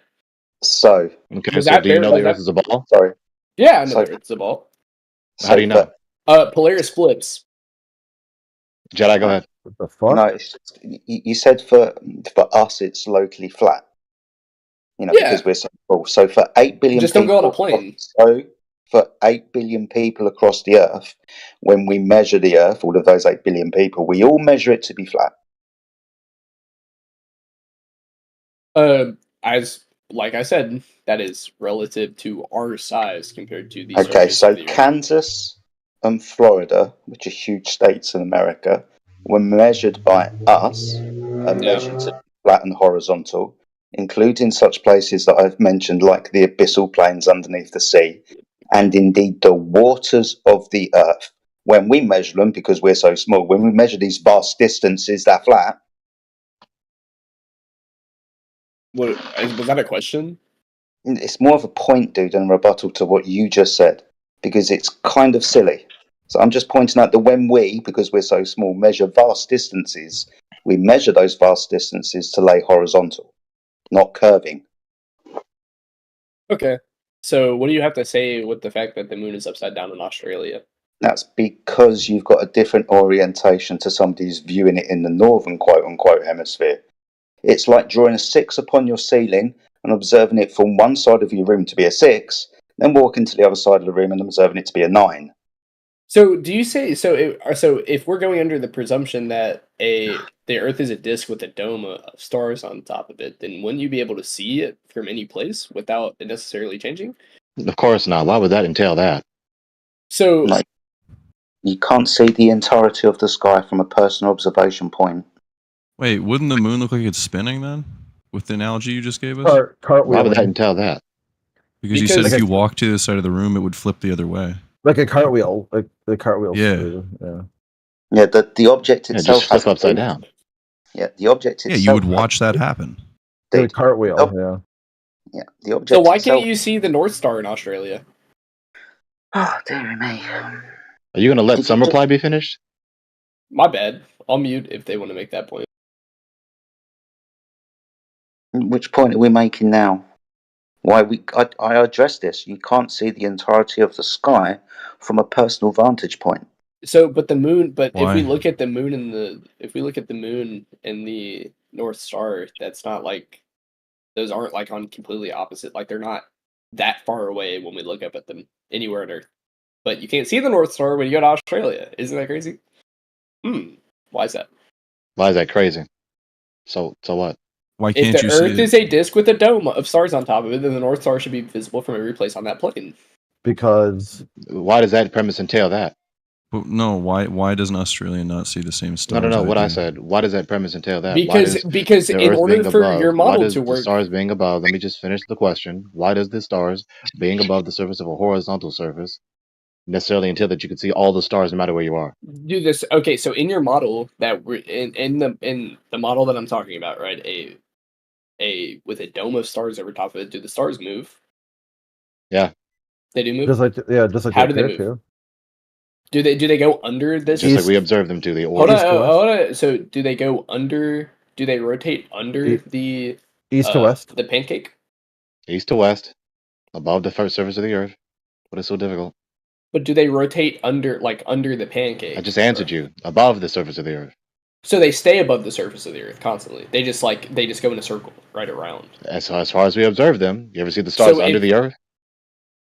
No, because we don't live on my a point. plane. So whoa. Okay, so but your model would look differently than the model that I'm prescribing to. Therefore, I'm asking you under the position of your model, from that perspective. Yeah, right? we don't think Okay, so the moving Earth is on. a disk floating through space. That's ridiculous. That's So- what so you see what- on so- TV. That's how people make bad arguments on purpose to make us look stupid. So what's your We're model? saying, listen, bro, outside, go outside, the dirt outside that the earthworms live in. Do you witness a globe when you go outside? Do you experience a globe? Do you No, experience? we're too small to see it. I already said that. Okay, that sounds like an excuse to me. Do you see it or not? No? Okay. If you get on a plane, you can see it. No. Neil But that's deGrasse probably just Tyson light said reflecting. you can't see it from the Red Bull jump, which is 128,000 feet. You can't see the curvature from there. No, you You're can. too Yeah, small. yes, you could. No, Dude, my you can't. college class, Better than your my scientist college, clerics? no, my college class sent out No, so then Neil deGrasse Tyson is right and you're wrong. Neil deGrasse Tyson is an idiot in respect. So then you to a do know lot better of than your things. scientist clerics. No, to a degree. I think Neil deGrasse To a Tyson is degree. an idiot. Uh-huh. Yeah, and what do you mean? If me saying, does that make my point irrelevant, or is it? Yeah, because of one of the claims is that flat earthers are uneducated, but yet you're calling one of the people who have multiple doctorate degrees, who is representing the globe, who's a scientific communicator. No, he's dude. also an idiot. Nobody's my gonna bad. stand up for Neil deGrasse. I'm sorry. My bad. I think he does a lot for science and logical critical thinking, but I think he's just like a dickhead. So when He's I a say an idiot, popularizer. I mean socially. Okay, so ad hominem I agree. fallacy. So he does know better regardless of you not liking his character. Yeah. Yeah, I'd say I'll agree with that. Fine. Okay, so he what- refutes you. Yeah, to a degree, sure, because I don't like him. So I think. Right, so you appealing to observing the Earth from a plane is false. You're just contradicting your scientist clerics whether you like him or not. Well, I don't agree with the. So I think if I watched the Red Bull jump, I think you could probably see the curve. Maybe. No, it's just subjectivism. So that would mean it is lens, subjective. bro. Crazy. The same. So we would apply that same lens of subjectivity to the fact that you can get on a plane and not see a curve, and I could. Okay, so Planet New Mexico, that's what Felix Baumgartner jumped over, Planet New Mexico? Red Bull. Wait, so why is it that we can't see all of Why the did you same keep deflecting stars? from a question that I asked Because that I that's a didn't get answered very yet? that's a very relevant question. That's Why, what we were talking I about didn't hear originally. that get answered, and I wanted to know. Because of the way that perspective works. In what way? Can Things someone about- open up MS Paint and demonstrate this? Wait, hold on. What? Okay. Whoa. Can you listen to one reply being said to you? Can you do that? Things above your eye line will descend downwards with distance towards the horizon.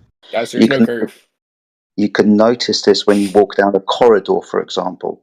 The ceiling above you, although it hasn't changed its altitude above the floor, visually speaking, it appears to descend with distance down towards the midpoint of your view.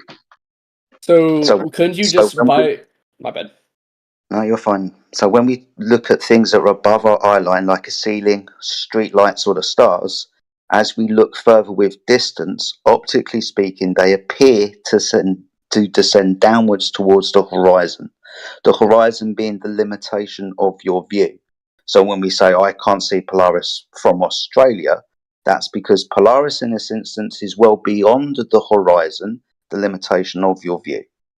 It's not exclusive to a sphere. This is just how perspective works. What limitation are you referring to? He's saying it goes below the plane, which I would agree. But anywhere else on Earth, doesn't go anywhere below. that's what your model's entailing. The No. diagram you're sending. No. Are you saying it's behind you? Turn around. I don't see what. No, I'm trying to just point out something very simple, like how we see. So I don't want an analogy. I want a direct. So did you not see what using an Dad? analogy. You are not tracking. You're saying everything else except what he said. Okay. Do you see the model that Daz sent? Are you? Do you hear prescribing him the same talking model? to you? Can you track with what he's saying to you? Well, because is Daz not also a flat earther? Can you track with what he's saying to you? I hear him. I'm asking him if he's agreeing with the same model that Daz sent. Because if I have it something to physically reference with my own eyes, then that would help greatly. Would it not? In this instance, yes, if we're talking about what is commonly called the dome of perspective. So this would be the limitation of an observer's viewpoint upon the surface.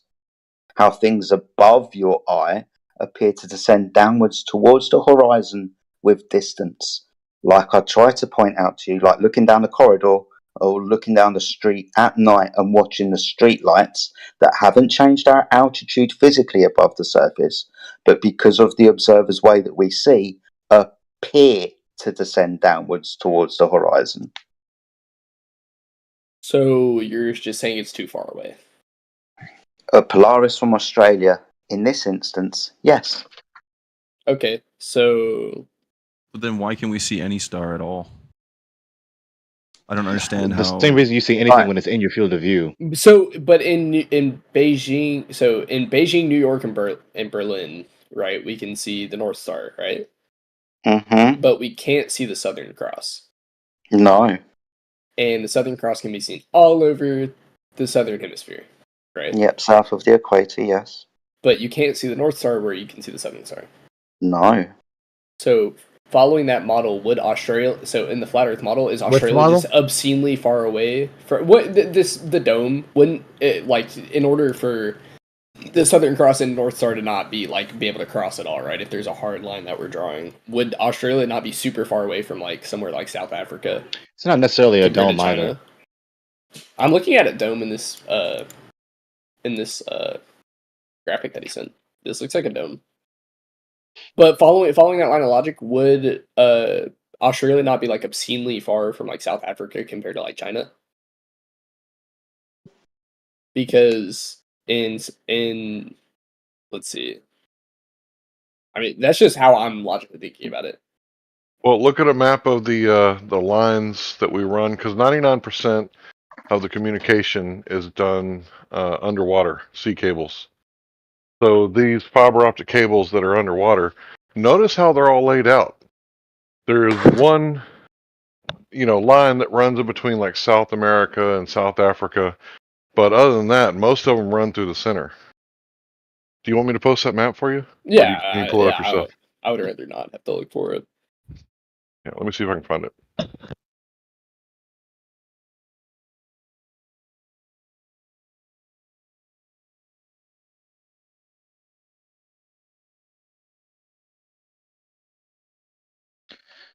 What I posted at the bottom will also give you an idea. So yeah, Australia is obscenely far from everything else. No, what's this? No shit. That's why it was discovered in the 1800s. The fuck? It's a really weird model. And this is an ice wall around the sides. And we're positive. It would geometrically follow. Some people resist it, but I got you. And just let me finish the answer. And no Disney. Just let me finish the answer. Companies have never. Can you let him talk? Can you stop that? Like you're doing it on purpose. Unless you really can't hear my voice. Dick move. So it would geometrically follow. If it's not, that ice is not the antipodes of a sphere, then it's enveloping around. Because no matter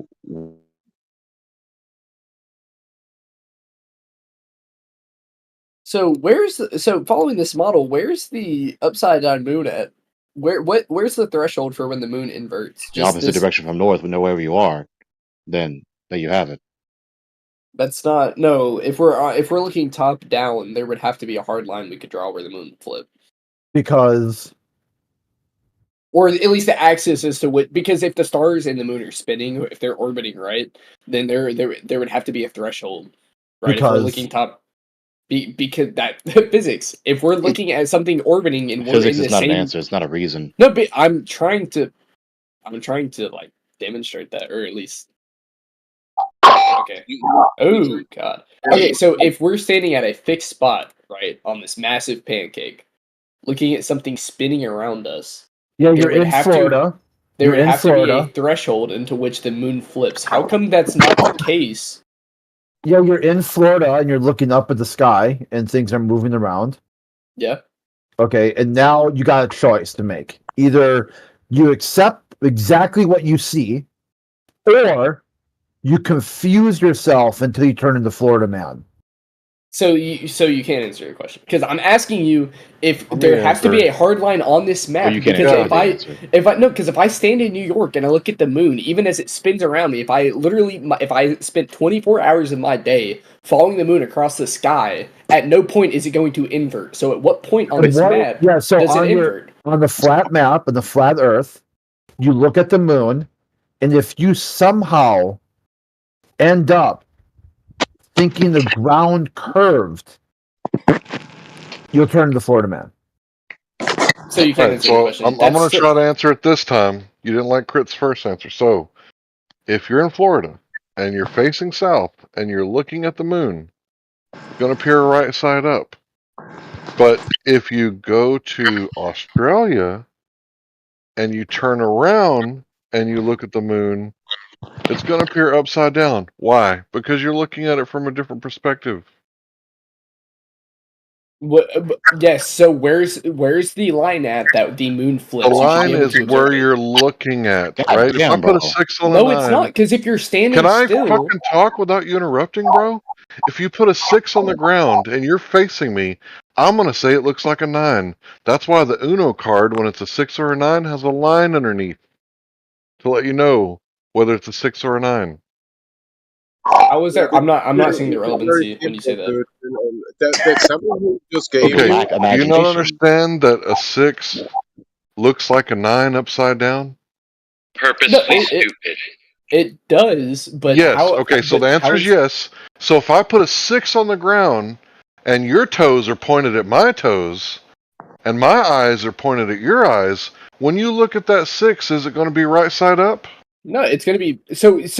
I agree with you on that point. I'm saying, can someone just answered your own moon question? No, I didn't, because you have. I'm asking you where that hard line is. Is it only in Australia? Oh my god, dude! What fucking hard line, bro? Because what part of perspective don't you get? What part of that don't you understand? Because if you stand still at you're getting closer to Florida Man. No. Because if you stand still at any point on this map, that Gregory is this Gregory? I don't know how to say that name. I'm Gregory. All right, yeah, Greg. Okay, if we look at this model that Greg sent, right? If you drop a pin anywhere on this map, if you spend 24 hours of your day staring at the moon, at no point does it invert, right? So if we can agree on that, then it would have to follow that you would have to find a place on this map where the moon magically inverts. Where is that at? That's all I'm asking. Inverts. Where would it invert it? Where would it invert it? So what was said to you? What was the answer that was said to you? Depending on where you're looking at it from is where. So you're saying it's directly That's not above. what was said to you. What are you saying? What was said to you? It's observed. What was said? What do you mean? As far as the 6 and the 9, man, what was said to you? What was said to you? He said that depending where you look at a 6 or a 9, it's depending on. Try again. That's what he told me. Editing. No, you keep editing. Try again. There's literally a graphic. That's literally. He said, okay, toe to toe, eye to eye. If you're staring at it, okay, you're complaining toe to toe, eye to eye. If you're I'm trying to answer you. You are complaining now rather than answering. We don't need complaints. Okay, toe to toe, eye to eye. If you're staring at a figure on the ground, one would see a 6, one would see a 9. That's exactly what he said. I don't know. So if you put that 6 on the ceiling, If you put the 6 on the ceiling, what happens? Same thing, right? So does the moon go below us? No, bro. The moon is in the sky. That's why I said put the 6 on the ceiling. So what happens? The same thing, right? It wouldn't flip north to south, south to north. Holy fuck, it's not flipping. You're looking south. I'm looking north. Are we going to see the same thing when we look up? So where's the moon? So can someone take a moon? I asked you a simple question. No, I asked you a simple. Everybody shut up. Everybody shut up. The 6 is on the ceiling. You're facing south, looking up. I'm facing north, looking up. Are we going to see the same thing? Yes or no? No, we're not. So at what point? Okay. So at what point did the 6 flip around? That's what I'm asking you. That's what you. The 6 didn't flip, bro. You changed your perspective. So what point? So what point? So direction. So it You're still stands. looking in the opposite direction. so- the moon so didn't once again- fucking move, bro. Do you understand? No, but the moon is orbiting this model, regardless, right? It doesn't The stay moon still in didn't the sky. fucking flip. You So understand? You flipped. So even if I agree with you on that, where on this line do you flip? Is it directly Holy on fuck. this? That's a valid question. Florida man. I'm trying to answer. That's a valid question. You're Florida man asked to I'm flip. trying to answer. I'm trying to answer. When you are at Florida, you're looking south because the moon is going to be near the equator. When you're Australia, the moon is going to be north because it's near the equator. So when you flip around, the moon is going to appear different. Go do it in your yard when the moon is up. Get some binoculars, face south, look at the moon, and then face north and bend backwards and look at the moon. It's going to appear to flip. Why does the moon flip? It didn't flip. You flipped. So you're saying that? So if I would agree with that, if I asked all of you to download this photo that Greg sent, and I asked you to place the moon on this photo, Holy fuck, dude. could you all put it in the same spot? Why do we have to spend hours teaching people how they see? It's pretty weird. No, it just is ridiculous. Oh, that was mean. Government school. That was mean. They went to fucking government school and they taught you about Shrek and innuendos, but they didn't teach you shit about reality. Right, because they're definitely wrong. Also, point regarding. So, how about I say it this way? What part of your orientation of your perspective flipped don't you understand? Because if we're going to look at a map, I would like to know where it flips at. That's all I asked. And Holy no one could fuck. give me a hard line. How about I answer the question I asked you? So it's the equator? Attention. So why could no one say that? Why could no one go, it's the equator? Not digress attention. Not the equator. Attention. Right? You Not digress attention So away it's not the from the equator. point. Yeah, how about you listen? Not digress attention from away from the point. What part of the orientation of your perspective flipped don't you get? Where did it flip at? That's all I'm asking. Where did it flip at on this map? It doesn't matter where you are on the earth, bro. But it does! It does, because in Australia it flips. So if we're following that, then on this top-down map, you should be able to give me a line where it flips at. That makes sense! That makes total sense! Because to sit up here as a grown adult or near legal adulthood and act as though you can't understand that if you turn around or bend backwards, that the orientation of your perspective is flipping. Turning around never flips. Trolling. I don't You're know trolling. what You don't lack understanding unless you're that cognitively impaired. But he's demonstrated way too much of a high degree of cognition to be unable, in spite of his best efforts, to understand that simple explanation. He is trolling. That's not trolling, dude. Can any of you youngsters even read the Declaration of Independence in cursive, the way it was originally written? How is it relevant at all? Well, I'm just wondering. 'cause Did went you to read the government Declaration school, right? of? I've never read the Declaration of Independence word for word. You probably should, as an American, but it's just my point that you come out of school, right, thinking that you know things, I'm in but if school you've still. never read the founding documents, and you went through No, how many not years word of for word, school? bar for bar. 13 years of That's school? futile. 13 years question. of school? What? What's To get What's the this question? back to the subject matter. Yeah, go ahead. If two people are observing the transient, whatever you want to call it, of something that is a celestial body we put in space, like the ISS, why is it that I can see it go from one side of the horizon to the other side of the horizon, and then somebody else in another position can witness it enter their horizon and leave their horizon, and so on? Is that serious? Why do you see things move through your perspective? Yeah. The same reason you see anything move through your perspective. You can see it or not. It's a very simple, simplistic question. But you can do that all the way around the world. And? Okay. And the point is, your question isn't as poignant as you think it is. we're all waiting for the cowbell bit, dude. Sorry. And I'm not understanding. You're saying I'm being an idiot? No, I'm not saying you're being an idiot. You don't realize that your question is nowhere near as poignant as you think it is. It's not at all a discrepancy for the premise that the Earth's surface is horizontal. You're basically asking, how do you see things simpliciter when you're standing on a horizontal surface? Where does it go when it leaves my perspective? Wherever else it went that you cannot see. How about this? Hey, Gregory, how about this? Tell them to not look at lights in the sky to measure the ground. There's that Yeah, you got us, guys. Oh my god. So you have to realize your question is very simplistic and truistic, right? You're asking us, how do you see? Basically, you can just condense the most concise version of that question is, how do you see when you're standing on a horizontal surface? The same way you see when you're standing on any surface, horizontal or not, curving or not. There's no bearing on the surface of the Earth. There's nothing that's irreconcilable between seeing and standing on a horizontal surface. So, like, celestial bodies shouldn't really be something people look to for evidence of this. Correct. Because why would you look? Argument. Why would you look at the ceiling fan to see brother. if your shoes are tied? If you want to know if your shoes are tied, what do you directly look at? Your shoes, right? Anything else would be an inference. Well, it's spinning counterclockwise today, right? Therefore, my shoes are tied. A fallacious inference, to be specific. They're all inferences, but directly looking at your shoelaces would be the sufficient, logically sound inference. Looking away from your shoelaces would be an asinine inference. So when people talk about the proofs for the Earth being a sphere, and go ahead and type it in your search engine right now. Proof the Earth is a globe, right?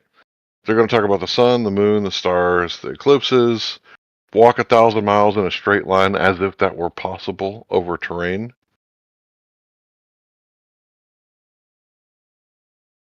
Do you think? Wait, hold on. What are you implying when you say that last part? So one of the things is if you walk 1,000 miles and you do a left and then walk another 1,000 miles and do another left, on a sphere it's going to be different. But who can walk 1,000 miles in a straight line? Is that even an achievable task? But that's allegedly one of the best proofs that the Earth is a globe. It's because you can walk 1,000 miles. If you can walk 1,000 miles, then the Earth is a ball. You can walk 1,000 miles, therefore the Earth is a ball. It's completely non sequitur.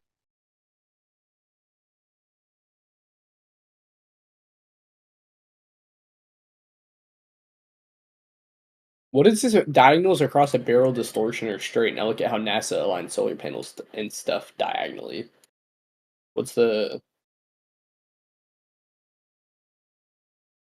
So besides a god-awful appeal to the celestial bodies to indicate the Earth is a ball, do you have anything else you want to appeal to? Footage. Go for that. I mean, there's so much, dude. I don't understand. I sent a video in the side chat of a Lumix GH5, which uses like lots of technology and lens setups to almost completely eliminate barrel distortion. Okay, and as also usual. the two photos that you sent, Daz, that left photo, that's not a straight line, dog. I don't know what you're going on. There's still curve there. It's just less. Probably because the angle still kind of curvy, is what he's saying. Yeah, I agree in the with photos that. that Daz sent, that's kind of thick. There. That's a terrible example. Cheeky upside down moon monkey. Okay, so the two photos you sent, there's still a curve in that, and the left one is just less because it's from a further out photo. It's not top down. Because, the Earth's a ball. That wouldn't make sense if the Earth wasn't a ball. Fisheye proves Okay, do you see the citation right there that I replied to you with? Gravity is built. Do you have a Google Doc that you just like? That's crazy. Gravity is built-in property of mass. Wherever there are mass. How is this relevant to the point that we can use cameras and technology to eliminate I'm about barrel to show you. distortion in photos? About to show you. Go for it. So your appeal to supposed artificial operations in a cosmic vacuum. I'll get to those other arguments, those deductive arguments you see right there in just a moment. So usually people appeal, as we know, they're going to appeal to artificial operations in the cosmic vacuum. Oh, we went far away enough from the Earth, got some shots, came back, showed and tell the world. They're boom. Now we know the Earth's a ball. Problem is, that's a cosmological paradigm that is strongly and almost primarily contingent upon the ad hoc rescuing device of universal gravitation. Usually people still have in mind the mass attracting mass theory when they say gravity. Most people don't even know what they mean when they say gravity. They just think it's just a moniker for things falling down. But of course, it's supposed to be the moniker for the cause of things falling down. And the cause, exactly, is if there's mass, then mass pulls other mass. Mass in the sense of matter, usually. We're not going to get into the nuances just yet. So, if you appeal to mass attracting mass, then just like mass curving spacetime, which is the current doctrine of gravity, not mass attracting mass, has been substituted and superseded by Einstein, GR, general relativity. That is a difficult sentence to say. The problem is that they're both unverifiable. Why? Because both causation hypotheses, the proposition about what will happen if this happens, if this, then that. If there is mass, or if matter is material, or if matter is matter, then other matter will be pulled to other matter. All other matter will be pulled to other matter, hence the citation right there. If that is true, you can't verify it. Why? Because you cannot manipulate the independent variable in the hypothesis. See, that'd be great. That would be great if all of this wasn't hinging on the fact that at the very beginning you said that we fly a camera super far away from Earth. But what about that? That'd be great if the video I sent showed that we flew the camera super far away from Earth, but not when it's still in our orbit. You're not getting it. Or in our atmosphere. My bad. You're not getting it. You're still not getting it. You interrupted me to demonstrate that you're not getting it. You cut out. You're interrupting me to demonstrate that you're not getting it. You're interrupting me to demonstrate that you're not getting it. No, because the methodology that you just used has nothing to do with the video. Standing on top of the premise, you're interrupting me to demonstrate you're not getting it. Your appeal to the video logically stands on top of the coherency of the doctrine that you exist in such a cosmos in the first place. So if that's false, and it is, as I'm demonstrating, then there couldn't possibly be authentic video from such a place. That's the problem. So back to what I was telling you. Even in without your gravitation doctrine, you're trying to deflect. Without your universal gravitation, that was the original point. How am I deflecting? Without your universal gravitation ad hoc doctrine, you have a world that would be completely disintegrated and dismayed into oblivion. Not only would all the gas fill the space in the cosmic vacuum and we all suffocate to death, everything would disintegrate and become dismayed from everything else. So let me finish the refutation. Let's track, please. It's not only unverifiable, so you can't know it to be true. You can't do what you need to verify the causation hypothesis. Worse than that is to say, manipulate the independent variable in the experiment. Worse than that, it is a category error. You are ascribing causal power to materiality. You're conflating causal power, which is a property, the property of causal power, with the property of materiality. Matter being matter. Matter existing, the sheer existence of matter cannot cause anything else to be pulled to anything else. Those are two different properties. You're conflating the two. It's a category error. And neither does possessing the property of materiality automatically or somehow instantiate you have the property of causal power to pull other matter to other matter. So that's the refutation, the falsification of that doctrine.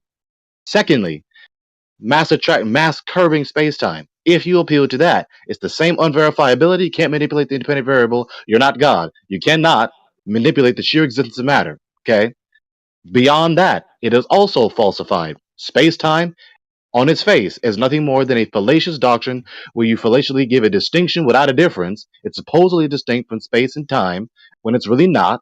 And then trying to insist that it is just a mathematical construct. mathematical constructs are abstract entities. They don't have any materiality, so they don't have a shape, so they can't be contacted by matter, nor do they have a shape that anything else can traverse upon. So it's not falling along the surface of anything. That's the fallacy of reification. So both ad hoc doctrines are refuted, not just unverifiable, refuted. So you don't have the ad hoc rescuing device for everything to stay intact, so that nothing becomes just made into oblivion. So you don't have any authentic video from a cosmic vacuum.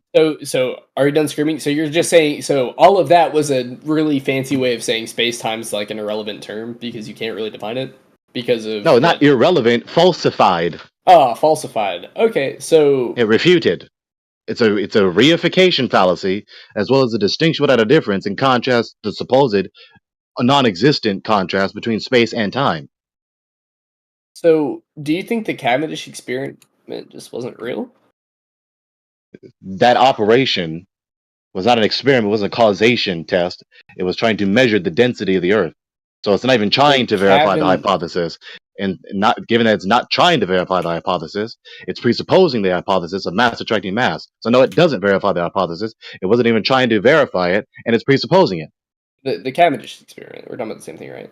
It's not an experiment. It's not a hypothesis test. You can call it experiment in the sense of measurement, but it was not trying to test the hypothesis that if matter exists, if matter is matter, if matter possesses materiality, then it will cause other matter to be pulled to other matter. So it's not a verification of the hypothesis, and it presupposed that hypothesis to be true. But there was a hypothesis, and it was... I can tell you. Way to deflect. That's Way not to deflect. That's not deflecting. That is deflection. It's irrelevant. It's directly irrelevant from what I just said to you. That operation was not even an attempt to verify the hypothesis, dude. So on that alone, it's not verifying that hypothesis. So no, appealing to that operation happening is not a verification of the hypothesis. It wasn't even designed or trying to verify, and it presupposed it. It was an Right, experiment. stop repeating yourself, dude. No, You're just repeating yourself. And I'm the one repeating myself. That's crazy. Because you keep repeating what I just rebutted. You said it first, and then I replied, and then you say the thing that I just rebutted. Well, I don't know Stop doing that. Why can't you call it an the refutation experiment? for a final It was time. very much I'm going an to say the refutation for a final time. We don't need to hear you bore everyone and irritate everyone. I'm the one. I bore everyone with For the last time, dude. You're trying to delay and deflect and distract. For the last time. Stop appealing to the Cavendish operation, the Cavendish measurement. It was not even trying to verify the hypothesis. It was trying to measure the density of the Earth. And it presupposed the hypothesis. So no, It had nothing. The Cavendish experiment we use with not just the density of the Earth. It's relevant because it proves that it doesn't prove. The hypothesis was that it doesn't. Masses attract, and that the forces don't. It doesn't. He did not do what he needed to do to verify the hypothesis. The hypothesis is, if matter is matter, if matter is material, if matter possesses materiality, if matter exists, however you want to phrase it, though semantically equivalent, the sheer existence of matter causes other matter to be pulled to other matter. I just refuted it. It's a category error. And even if it were true, you can't manipulate the independent variable to see how it affects the dependent variable. So no, he didn't do it. So you are like on your own little ship when you think that his experiment just was flawed. You're the only one. On my own little ship. As much of a minority. Oh my bad. I mean all of you guys. It's entirely irrelevant. The 20 odd people in this Discord server. It's entirely irrelevant. 2 seconds. So it's not us. This is Einstein also. Einstein's space-time relativity that supersedes the mass attracting mass because it gives a different cause. So not just us. They moved away from this in 1915. Don't repeat it. Before you say anything, don't repeat the thing we just thoroughly refuted. So next. So hold on. What were the objectives for the Cavendish experiment? It doesn't matter. It didn't verify gravity. You don't have your ad hoc rescuing device. But the consensus is that it did verify that mass is appeal to majority fallacy. Appeal. That's not okay. No. If the science, it is literally being accepted, and you have yet So to what? prove Appeal that the it majority worked. fallacy. No, They're wrong. you didn't prove that. Okay, you realize you Yeah, did I just said not. the deductive argument. You're just being invincibly ignorant. No. I just told you, don't repeat the very thing we just thoroughly refuted. So regardless of the vast majority of people believe in the Okay, doctrine, so you I said just that refuted the doctrine deductively. how was the okay? Hold on. Believing it. Let's run it back one more time. How was the independent variable manipulated? What's the independent sheer variable? existence of matter, dude. That's the hypothesis. That's why the citation is there. The sheer existence of mass in the sense of matter causes other matter to be pulled to other matter. Just the sheer existence. Matter being matter, matter possessing materiality. What was the independent variable being manipulated? The sheer existence of matter! No, it was the distance between the centers of the masses. No! That's absolutely what it was. You can't just disagree on that. That's and even if you go with that, that's a reification fallacy of distance. Either you're going to ascribe causal power to matter, or to that which is immaterial. It's only one of the two. So if you want to ascribe causal power to the distance, that's a reification fallacy. So distance is causal. How is that true when the distance is directly when the distances were being tested to observe? You didn't manipulate distance, dude. You only. But I'm saying you could, and the hypothesis would still stand. You're not listening. You're trying to deflect. How's it deflecting? Distance. You can't contact distance. You can only contact matter. Fuck. You can't contact distance. He didn't manipulate distance. He manipulated matter. He moved matter away from one another. But so manipulation of distance, and distance is not causal. So he manipulated the matter to measure the distance. Therefore, it's irrelevant. That's what you're so slow, dude. This is the problem with you scientists of scientism. You don't understand ontology. Either you're ascribing the causal power to matter or to immaterial things. So either you're ascribing the causal power to the matter, where he changes the distance between the matter or the distance. So you're saying he measured the distance, but you're saying he didn't measure the distance because the mass. No, that's not the point. No, that's not what I said to you. It's not what I said to you. It's not even what I meant. No. So we'll try again. You have a choice. You only have two options. It's an absolute dichotomy. Either you're ascribing causal power to the matter or immaterial things. There's only one of two types of things. There's only two types of things whatsoever: a material entity or immaterial entity. It's an absolute dichotomy. So either it's to matter whatsoever is material, any and all matter in this case. So either it's all matter or non-matter. Distance is non-matter. Distance is just a construct. It is a abstract. It is the quantity of space between whatever given things. That doesn't sound very abstract to me. You're not listening. It's an abstract entity. Stop equivocating. It's an abstract entity. Ontologically. You just gave it a very specific definition. Dude. That doesn't sound like it's abstract. If you're giving it Stop talking. You're just missing it. Abstract entity, concrete category. Excuse me, ontological category. Every entity ontologically is concrete or abstract. It's very simple. Distance is not a material entity. Distance is an abstract entity. It's the quantity of space between things. Fuck.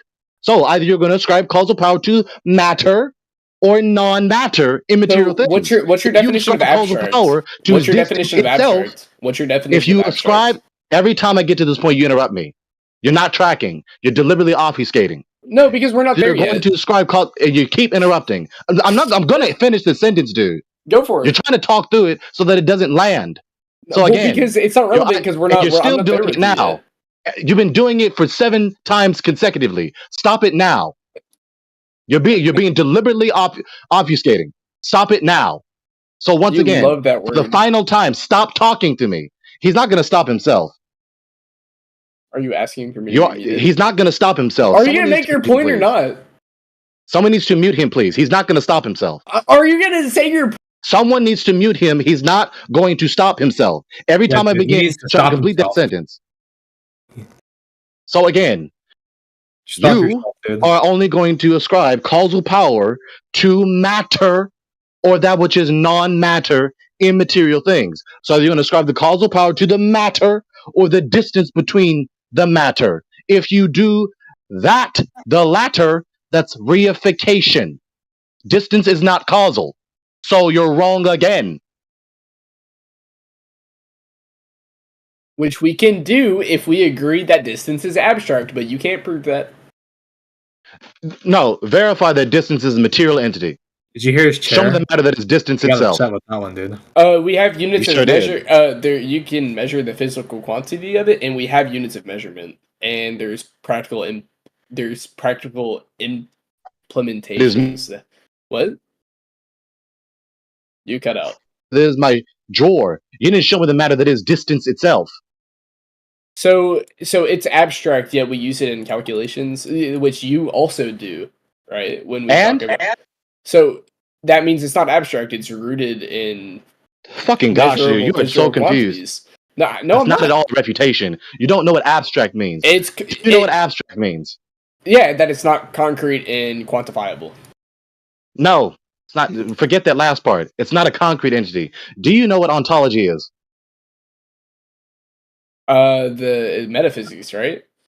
The nature of something existing. It's a category of metaphysics. What is ontology? The nature of something existing, right? Close the study enough. of The study ont. of being. Oh, okay. Study ontos, like that other woman just said. Study of ontos, study of being, the very fundamental nature of an entity. Is distance itself matter? Yes or no? No. Exactly. But that doesn't make it an It doesn't have abstract. causal power. But that doesn't mean that doesn't automatically label it as an abstract. It's one of the two, dude. Distance is real. No, it's not. Why are you throwing? Why are you I didn't shoehorning finish. it? Didn't finish. You don't understand. You don't understand. Not you lecture me. Distance is real. To deny distance is patently absurd. But it's not matter, so it's not a concrete entity. The only option you have left to be coherent, to be consistent, is that it's real and it's not a material entity, so it's abstract. That isn't. No, you're shoehorning it. That's not an argument. That's just a shoehorn. Yes, it is. It's You not an literally go. argument. If it That's a can't be this, then it deductive has to be. Okay, but I just gave you a disjunction, dude. That's not an argument. And I get. And so, can we not agree on the fact that A, it's measurable, right? B, it's a physical. There's physical quantities, right? What do you mean physical quantities? Show me the matter that is quantity. Newton's law of universal gravitation is a fundamental concept, right? So when we use that, anytime we talk about physics, that would mean that there's a physical quantity attached to the idea of distance. Show me the matter that is quantity.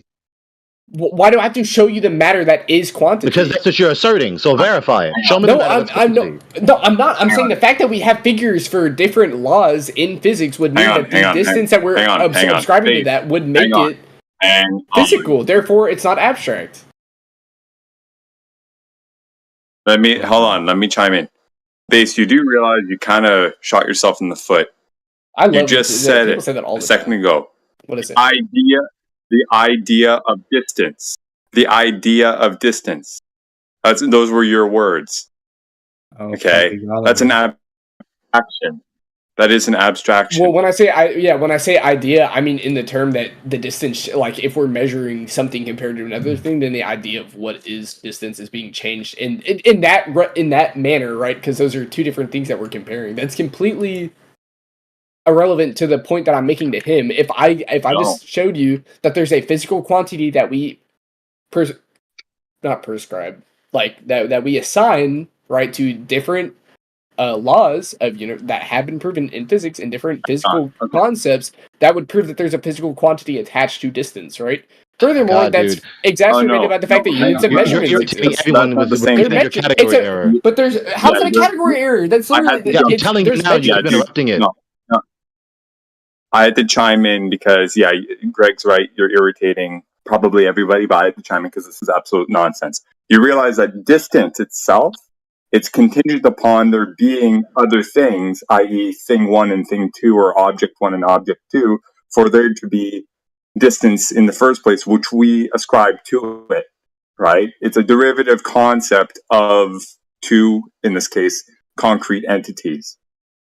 Okay? So it's an abstraction. Yes, you can quantify it. Yes, you can quantify it, but that's like you're using I don't know, you can quantify any sort of. And how is that a red herring? You're just throwing that out. No, you literally. No, I'm not just throwing it out. The fact that you can quantify distance does not negate the fact that that distance itself is abstract. But it has a physical presence, and I've literally proved that. You did not show me the matter that is quantity. So unit of measurement exists, and the fact that I will say that. So you are ontologically confused. You're just being devout. Ontologically, you're not engaging the question. You need to show the matter that is quantity, that is distance. Now, but distance is the measurement that we use with units of measurement, which is not matter, right? But it's between two matter. It's between two pieces of matter. Which is a red herring from what I'm asking you, dude. Yeah, it's a derivative concept. It's a derivative concept. Yeah, it has this quote-unquote basis in reality, but it's contingent upon two other things. They be either concrete or abstract also. So does that mean... You're just being belligerent and ignorant again, dude. You're not acknowledging the ontological distinction between matter and the distance between the matter. Distance is not matter. Quantity is not matter. Measurement is not matter. Respect, dude. What? This motherfucker said belligerent. He's being belligerent. No, this motherfucker is interjecting when he don't need to be interjecting, adding nothing to the conversation. So just shut your ass up. All right, bro. I don't. So distance. So can we agree that abstract concepts don't have physical forms, right? Obviously, that's my point that I've been telling you repeatedly. You can't directly measure them, right? You're not listening. No. I'm asking. You can measure distance. That doesn't make distance matter. But so once again, abstract concepts can't be directly measured, right? So like justice, freedom, love, we can't measure those directly, correct? Those are things you don't measure. Those aren't matters of quantity. But so once not again, quantitative entities. So we're agreeing that abstract concepts you cannot directly measure, right? Some of them, dude. Some of them. Which ones can you measure then? Obviously, the quantitative ones, the ones that concern quantity, the quantitative properties. Okay, don't be circular here and say distance. It's not circular. Just give me an example. Give me an example other than distance of a concept that is abstract. Stop. No, because I just told you I don't want. All right, stop talking to my answer. Guys. What's the main point here? What's the main point? Sorry. Go ahead, Jedi. Point of moderation. So, guys, let's take a seat. Let's take a couple of seconds because we're now just screaming and shouting for each other and it's fucking audio chaos. So, I muted you just to make this announcement, dude. So, let's try and have a cordial conversation and stop shouting for each other so we can understand each person's point of view. I'm not shouting. I asked him name an abstract concept that you can. Yeah, he wasn't shouting at all. That was Gregory. I'm aware. Speaking to everyone. Okay, in the okay, that's fair. So, Greg, name an abstract concept that you can directly measure that isn't distance, because that would be circular, because that's what we're arguing about. Dude, you are not tracking. Acknowledge. Stop trying to quiz me. All you need to do. All you need to do. You get to name one. No. If you name one, then I'll concede my point. Be quiet. He just said stop doing what you're sitting here doing now. No, stop. you said to quit yelling. I'm not yelling at anybody. You're doing the very thing he said not to do. Seriously, guys, this is untenable. We can either stop this conversation and move on to something else, or we'll give you guys a couple more minutes to make your fucking points. But one person at a time, please. As soon as Gregory starts speaking, don't get all high-pitched through him. And Gregory, do the same for me, please. Yes, sir. Yeah, when you ask someone a question, let them finish their answer. He's trying to scrutinize me, and he's not grasping the point. But he needs to grasp the point and concentrate. To finally cut to the chase. That is not his turn to begin speaking. Distance is not matter. You can quantify distance. You're bringing up all sorts of retorts that are deflections from the point. You're trying to defend some premise where you're ascribing causal power to it. Either you're going to ascribe causal power to matter or that which is not matter, immaterial entities, aka abstract entities. If you do that, the abstract entity you're ascribing causal power to, if not matter, you shift the focus from matter to distance between the material entities. So if now you're ascribing causal power to distance. Distance does not have causal power. It's a reification of distance. That's a fallacy. That's the refutation. Is it my turn? Yes. Okay, so before we have that conversation, all I asked you, right? If you can't do this or you don't want to do this, just say that. But you've dodged. Okay, so I'm gonna ask one more time. You say you say that I've yet to prove that distance is a concrete concept. You said it was abstract. I then asked you to name any one of your choice an abstract concept that is directly measurable. I gave examples such as justice, freedom, and love, which are not directly measurable. If you can name an abstract concept that is directly measurable, that is not distance or distance adjacent, like length, right? Then I'll concede that. Why do I need to answer this? What does that do with my position? Because oh my god, No, justify your trivial question. It's measurable. It's an abstract measurable. Yeah, go ahead and say time. So answer my question. Why? I'm not asking this for no reason. So there's your answer. Time. So my question: why did I need to answer that? What did you say? Why did you ask it? I asked you that because it is necessary, because the fact you have hinged on the fact that it is abstract, therefore making the Cavendish experiment obsolete, because you're saying that you can't measure the quantity of something that has no quantity. No, that wasn't the point. That's why I stopped you. That was the point. So it wasn't. So why'd you refute the Cavendish? That's why I'm getting frustrated. I'm telling you very clearly that's not my point, and you're gonna keep telling me it is my point. Stop. And I will say, time has the abstract aspects of time are not very coherent, and time is concrete. I'm not going to give you that one. Time is concrete. The fuck? Yes, the small abstract aspects of what you want to say, like what people prescribe as like abstract aspects in time, are not very, like, they don't have any implications, like, ever. What are you talking about, dude? Because describing causal power to distance and reifying it, which is a fallacy. So what is your point now? How's that a fallacy? I don't understand. So you're treating an abstract entity as though it's concrete. It's not. Distance is not causal. It's not abstract. I told you how it was concrete, and then you haven't shown me the matter that is distance, dude. Why does it have to be matter to be distance? And see, it's only one of the two, dude. No, it's not. Give me 1 meter. Can you give me 1 meter, please? Give me just 1 meter. It's a meter. Can you show me 1 meter? Do I need to turn my camera on and hold my hands up so far away and grab a tape measure? It's a museum, actually. 1 meter is inside a museum somewhere, presumed. That's not actually true. That's a thing. That's something. That's 1 meter of wood.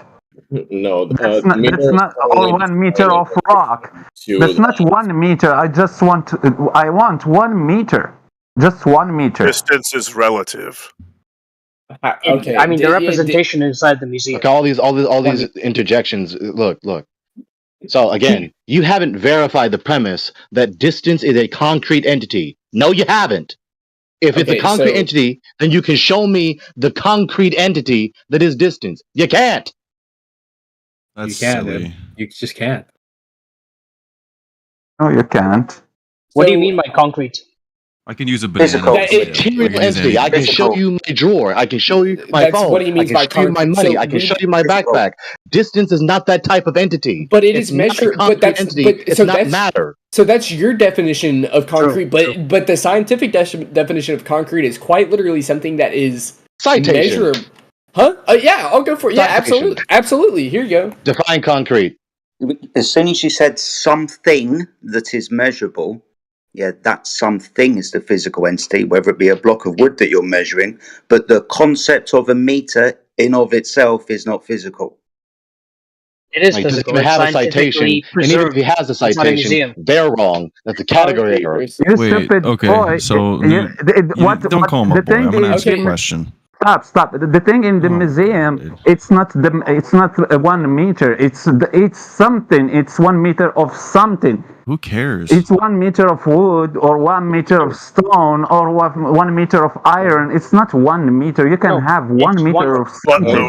You can have 1 hour. The meter is currently defined by the speed of light, not by a physical object.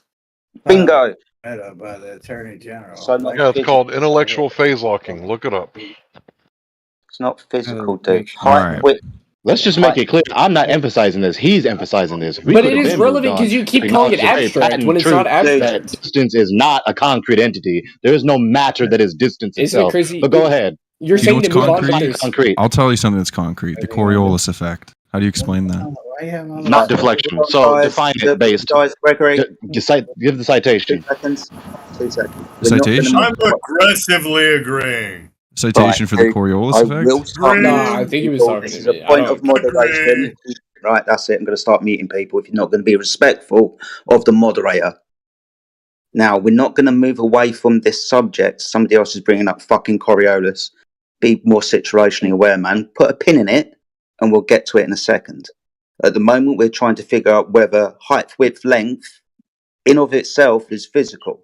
It isn't. It's conceptual, which is Gregory's fucking point. So we're waiting for you to actually complete your spot. The point we're at is waiting for you to finally give the citation that defines concrete in contrast to what I've defined it as it's been defined for millennia. And even if you do find the citation, it's categorically erroneous. Okay. Do you just want me to copy and paste this or no? Show the citation that supposedly is defining concrete in contrast to what I've told you. Like your point was. I don't need to keep reminding you of your point. I'm not going to keep doing that for you. I got you. So they are confused by unit of measures, something conceptual that was made by human just to measure things. They confuse them by things themselves. So those people just have liters. They have liters, literally liters, not a liter of something, but they have a liter. Liter. Yeah, they have a liter. They have a gram or a kilogram. Nothing. They don't have a thing, a kilogram of something, of iron, of matter, a kilogram of something. They have just a kilogram. They can't give us a kilogram. The only reason why we are on this, because he's digging his heels in to defend an operation that is not at all the verification of his metaphysical doctrine of universal gravitation, specifically mass attracting mass. That's why we're on this. Because he needs the Cavendish operation to supposedly really be a verification of mass attracting mass. That's why we're talking about this.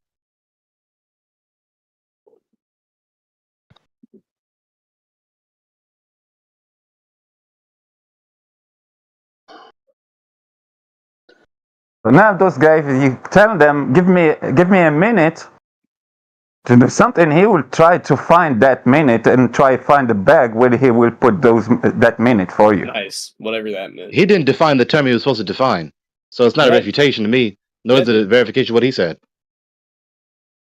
I did, and I gave you citations in the side chat. No, you didn't. You didn't define the term you're supposed to define. What was the term you're supposed to define? Did you want distance? No. You see how you're not paying attention? No. You just use a lot of really big words really fast, and you just like pile it on top of people. And then No, you're not paying attention. I slow down, I speak up, I speak at all various speeds, and you still don't get it. So again, you failed. You didn't define the term you were supposed to define. What's the term you're supposed to define? No, that's what I'm asking you. In case you weren't aware. Okay, so I'll tell you now. Let's see if you can remember this time. Concrete. Oh, concrete. Okay, yeah. So concrete versus abstract. We're waiting. I holy Christ. Okay, hold on.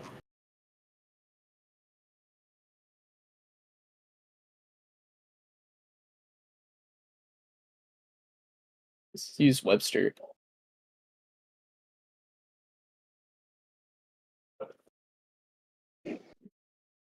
Existence in material or physical form. Oh.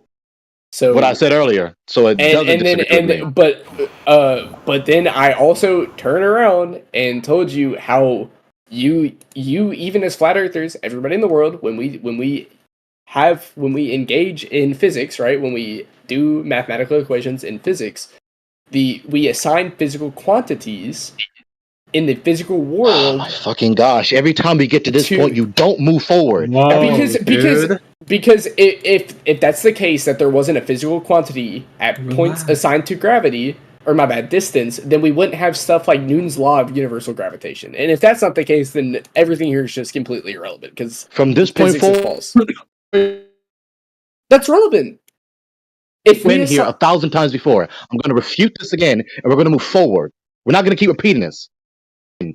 The instance of measuring a distance is not an instance of detecting distance to be matter.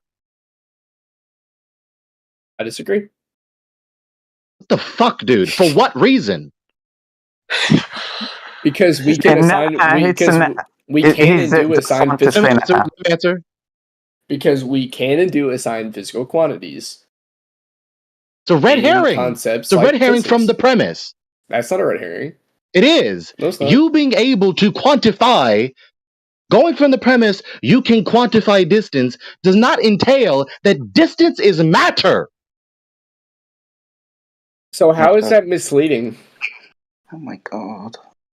This is infuriating, dude. To sit here and condescend to me and just go in circles. I'm condescending. How am I doing that? Reification of distance is unacceptable. It's stupid. You don't have any reason to sit up here and try to lecture someone else while you can't make a simple distinction that even the most smallest child can conceive of. The small child knows the difference between the toy and the distance between them and the toy. They don't ask for distance itself. It's fucking retarded. But when you distance is the physical quantity. Going from the premise, I quantify the distance between me and my phone doesn't make matter, doesn't make distance material, dude. It does. Can you bend? There is a certain distance between you and your phone. If you reach out, you can touch your phone. That's the distance you've covered. That's awesome. Can you bend a meter without actually having a meter of something to bend? You can measure something that is bent, and it can equal a meter. Fabric of space time. Yeah. Right. You can measure something that is bent, right? Not a straight line, and it can equal a meter. You're not answering my question, dude. Which you can do with the Earth, by the way. This is crazy. This is not answering my question. Quantifying distance is not matter. Dude, seriously, still talking. I'm not talking. I am. Try to give everybody else respect, and I'm still talking.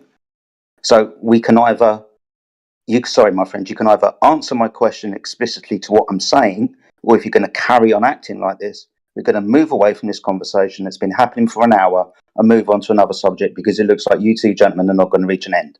So now, are you an ask kind of guy? I'm an ask dude. Just to be real. My question is this: can you bend a meter without actually having something physical to bend in and of itself?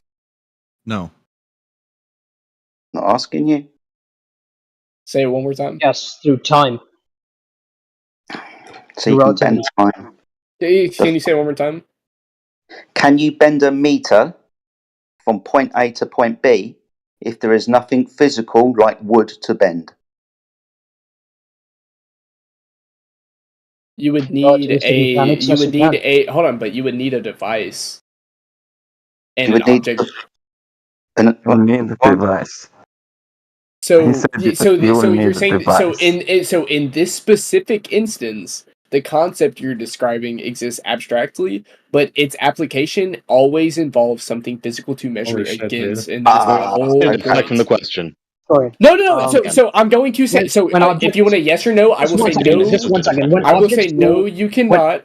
However, in application, it's always involved. It's always tied to something. Wait. 1 second, man. Just 1 point. When objects speed up to the speed of light, there's something called length contraction that happens. So that is obviously the changing of a meter. Continue. Right, because under Einstein, sorry, just real fast, Jen, I apologize.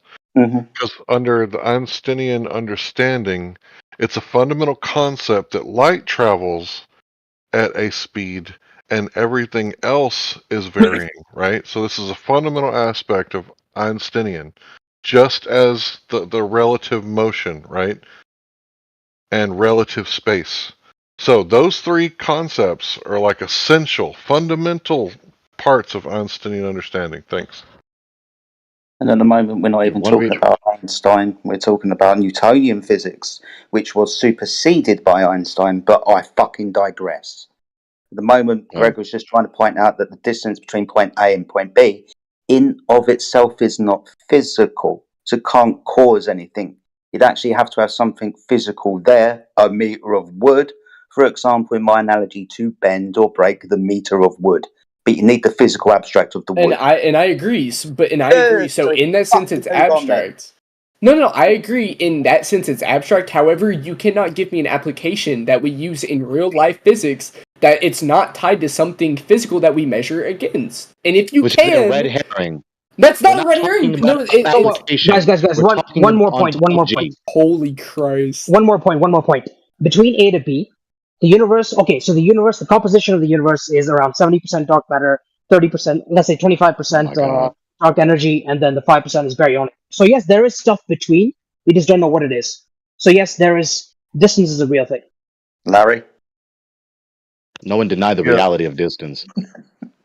Yeah, the whole thing about the dark matter and dark energy, it's only ad hoc explanations to try to solve the problems within your model. There's no way that you could verify this or even call it science, because the only phenomenon that they actually observe that they call dark matter is the gravitational anomalies at the galactic level. So please do your research on the crisis. Right. But if the model works, in predicting the accelerated expansion of the universe, then you can say that there is something there, even if we define it as dark matter or dark energy. It doesn't matter how we define it, but it exists. Okay, prove it. Where's the ice wall at? Stop interrupting. He said he's going to prove that it exists. Why are you silent? Answer him. Oh, you're talking to me? Not you. No, the guy who said that he's sure that So the current consensus is that we actually don't know what dark energy and dark matter is. But the fact that it exists is still... Thank you for your concession. You're done. Okay.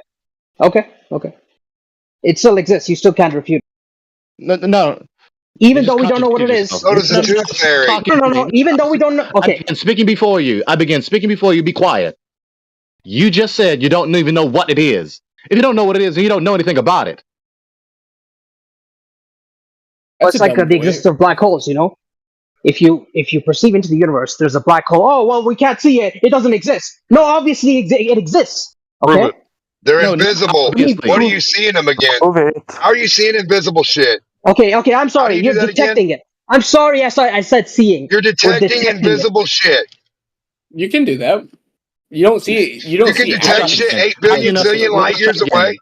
Look, how do you know dark matter is real? Because it is. Prove it. See, Dixit. How do you know dark matter is real?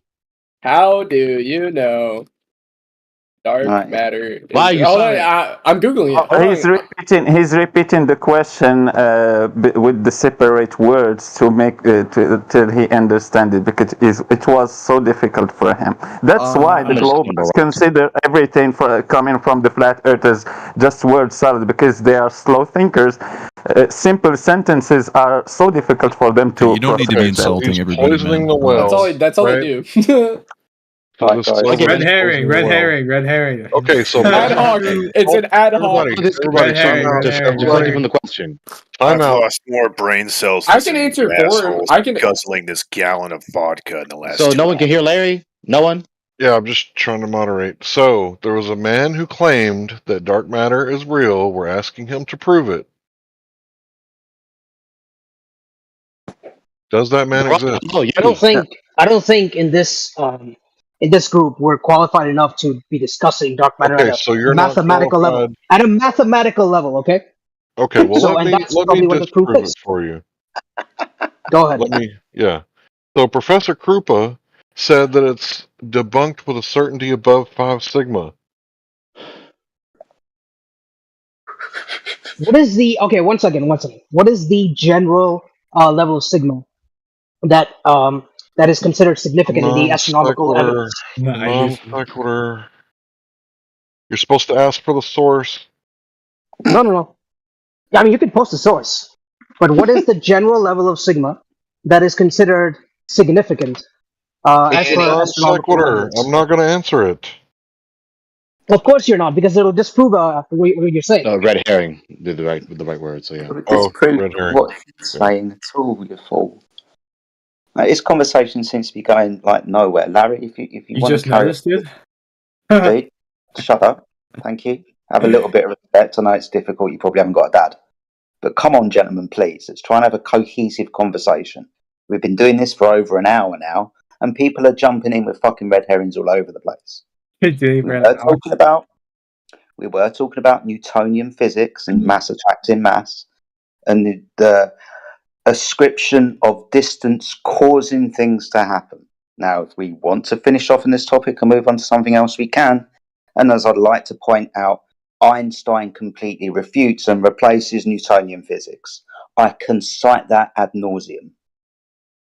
So again, like Jedi just said, there is no justification to reify distance. Distance doesn't have causal power. Distance is abstract, it's not concrete. It is a type of quantitative state of affairs. That's what it is.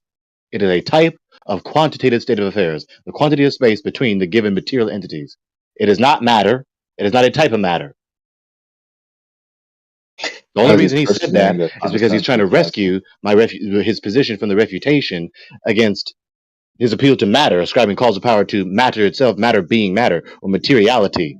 So he does not have, no one has, the ad hoc rescuing device they need to keep the cosmos from being completely disintegrated and dismayed into oblivion. So he does not have any authentic footage from a cosmic vacuum. As he's persevering to miss the point. So next. So who else would like to be refuted on the issue of gravity? Or who else would like to demonstrate that they know the Earth is a ball? Who's next? What's going on? As he's persevering to posture. What's going on? Hello there. Well, maybe if you shut up and listen for a bit, you'd find out. Whoa. So we're talking about prove gravity. You know, I got moved in this channel. I improved gravity by releasing the beer can in my hand and brilliant. We got a drunk one. This is so. Who here has actually dealt with the field equations? Einstein's field equations. What do you mean dealt with? I actually need the physicality explored, even looked up. What material? What material is it? What material do we use?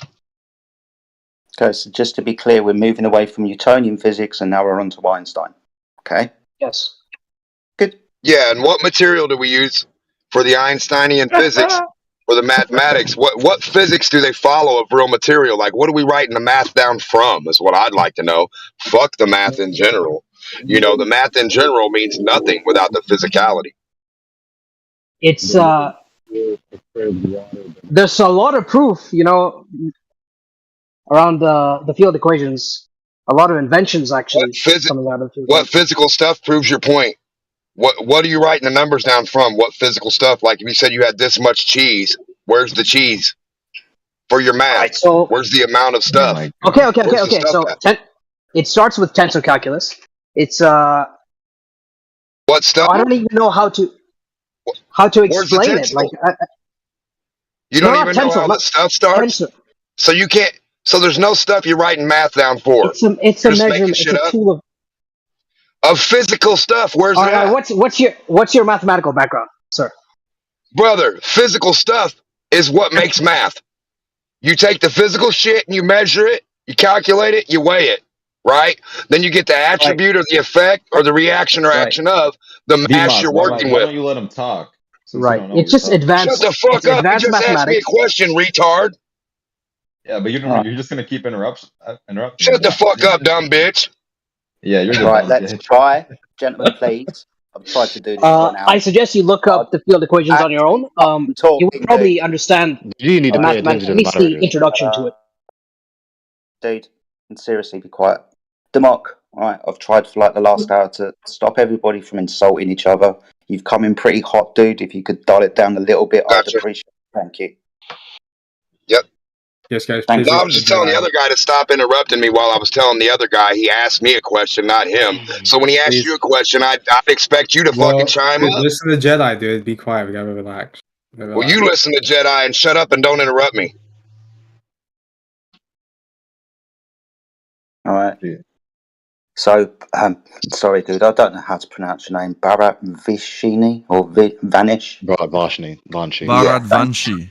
thank you, dude. I Yes. appreciate Yes, that. yes, yes. So Go ahead. you're talking about Einstein's field equations, tensor equations, Correct. right? Correct. Right, Correct. okay, so that's just the space-time geometry and how that distorts with the displacement of math. Correct. Okay, what was your point then? The point is that they were able to predict a lot of things, and the fact that they were derived shows that it's coming from physical things, as the other guy was talking about. Affirming the consequent. So, no. One, he was talking about Newtonian physics. You're now talking about Einsteinian physics, and Einstein replaced, superseded Newtonian physics. In actual fact, it completely debunked Newtonian physics. So that's where we were. I wouldn't say he debunked it, he just extended it. Okay, so would you like me to cite this for you? It's not a problem at all. Newton's two crowning achievements, the laws of motion and laws of gravitation, that had reigned supreme since published in the Principia in 1687, were toppled from the throne by Einstein. This is Douglas Klein, Professor of Physics. That's okay. Do you know why they were toppled? Why does he use that kind of language? It's because the scope at which Newtonian physics was applied doesn't apply to Einstein, because Einstein Dude, is you don't pay attention to other people's voices. Dude, I haven't finished. When I finish with my several citations, then you can rebut. The mathematical That was not equations- rebuttal. I was agreeing with you, extending it. But anyway, go ahead. Dude, let's be fair. If I'm still talking and you're talking, I can't fucking hear you. Okay? Good. So the mathematical equations of Einstein's general theory of relativity, tested time and again, are currently the most accurate way to predict gravitational interactions, replacing those developed by Einstein's several centuries prior. So as long as we understand that one way or another, we're either going to be throwing Newton under the bus or Einstein under the bus because they're not the same fucking thing, then we can move on.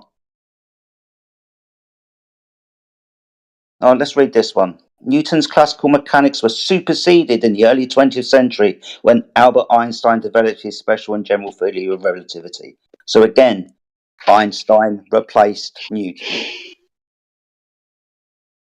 Sure. Superseded. Just not true. Just ipsy dixit contradict the citation. You're not going to be disagreeing with me. At the moment, you're going to be disagreeing with... Who was my Oh, there's no disagreement. It was just a point of clarification that Newton didn't apply, his equations didn't apply to the macro level, like situation me aware. I wasn't speaking to you. I was speaking to the muttering little fool in the background who said I'm silly. Do you want me to speak? Dude, at the moment I'm just pointing out what scientists themselves say. Max Planck, Richard Feynman, for example. Now, if you're going to act like a cunt, I'll treat you like a cunt and remove you from the call. How about that? Well, I just was asking if you want me to respond, if you're okay with it.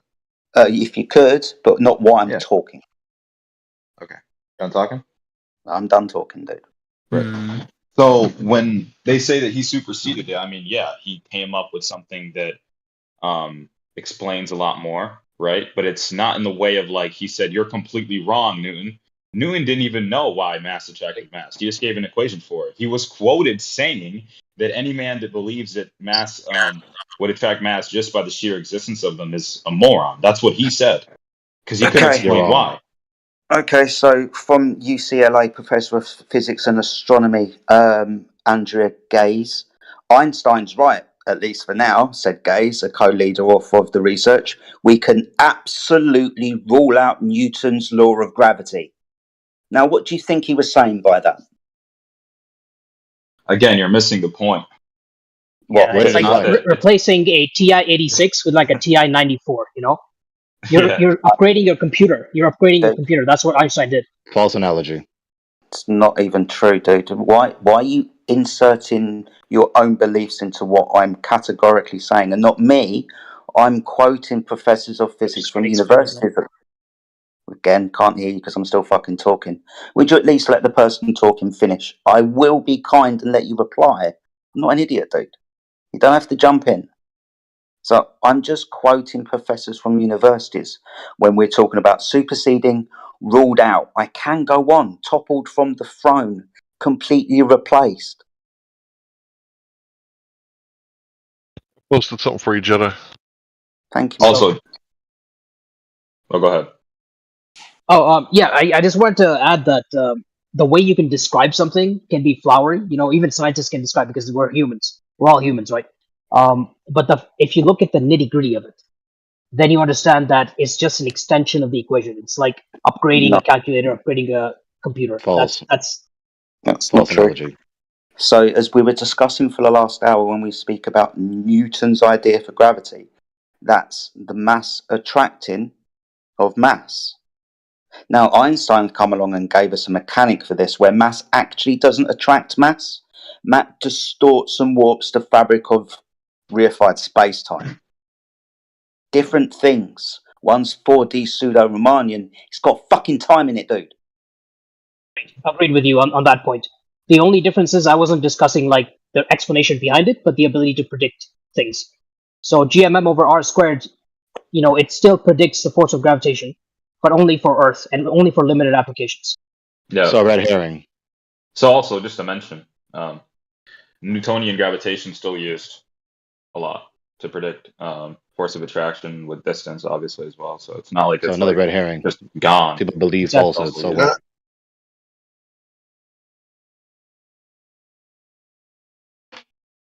I'd love to see the demonstration of all the this point shit. that I just said. Right, so this is the dialectical they're running tension that the away from scientists have. time. Yeah, they're running away from. They don't got no more time. Yeah, so this is the dialectical tension the scientist has in their own doctrine, according to their scientist clerics of scientism and academia.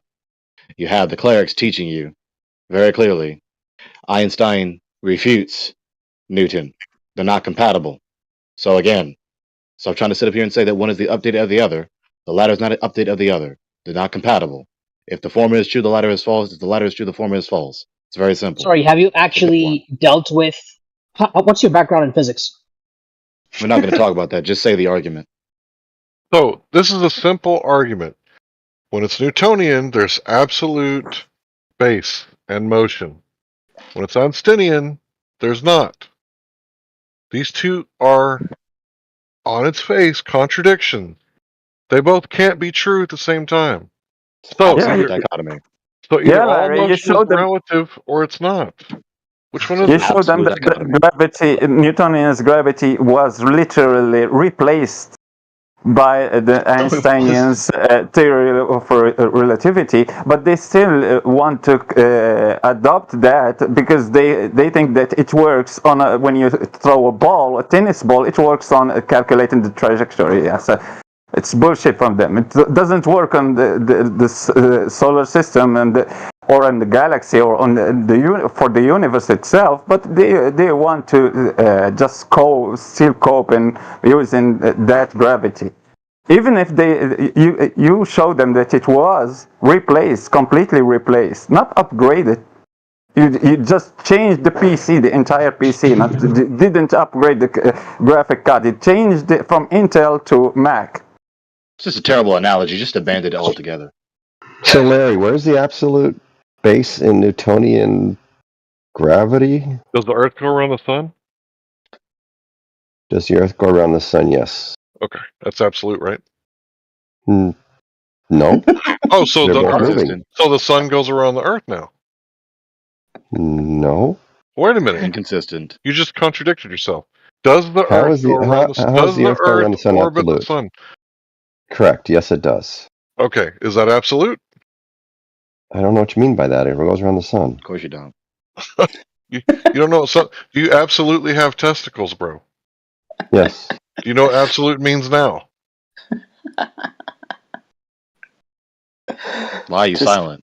The Earth goes. I'm trying to understand what he's asking, because what he's asking doesn't make sense. It doesn't sound like anything I've ever been asked before.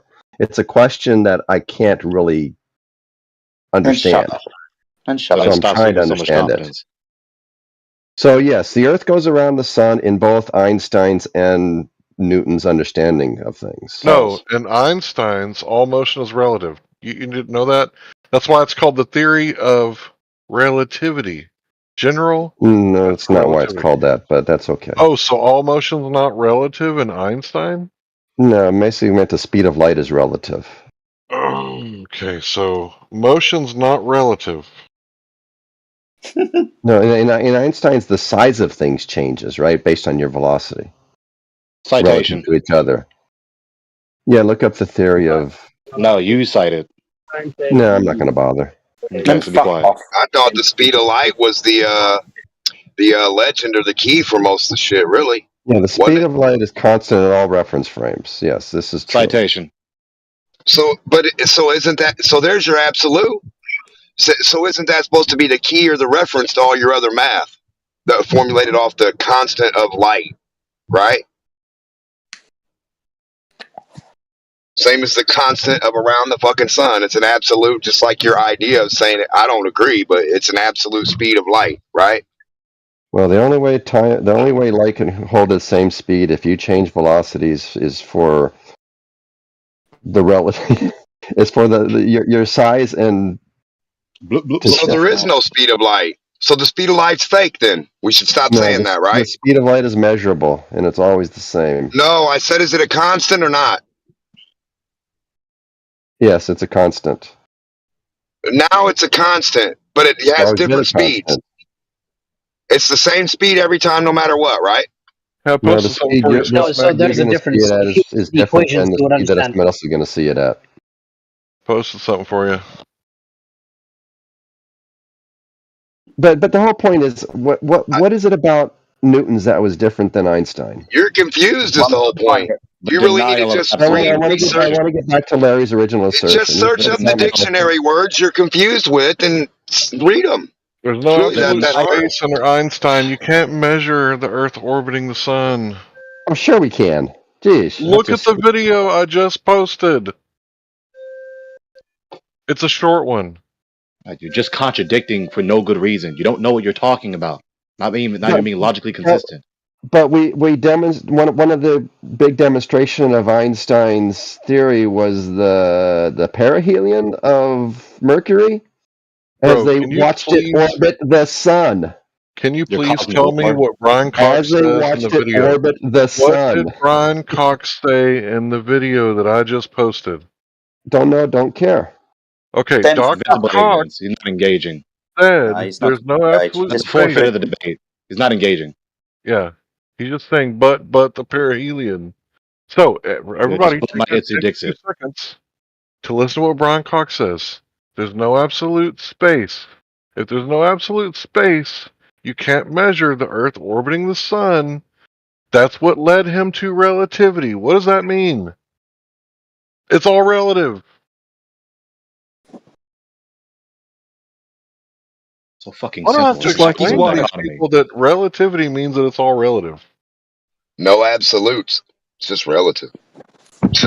So not only is it a contrast between there being an absolute frame of reference when moving, but the very assertion is self-contradictory because you're asserting that it's all relative as though that's an absolute fact.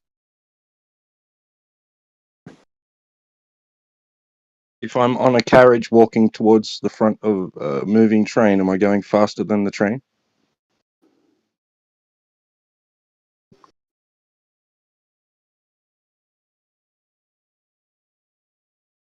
So like Larry said, it's an absolute dichotomy. Either there's an absolute objective reference frame independent of the subjective perception thereof, or there isn't. Absolute dichotomy. Einstein is on the side that says there isn't. Newton is on the side that says there is. That's antithetical. 2 different positions on 2 different sides of the absolute dichotomy. They're not reconcilable with one another.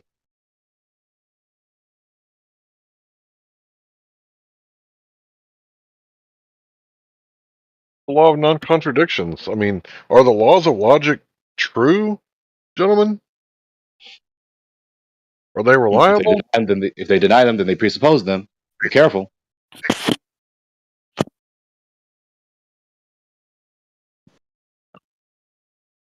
Now, it's amazing how it's okay for them to deny the laws of logic when they want to, when they find their backs against the wall, but we have to be consistent. We have to be logically sound.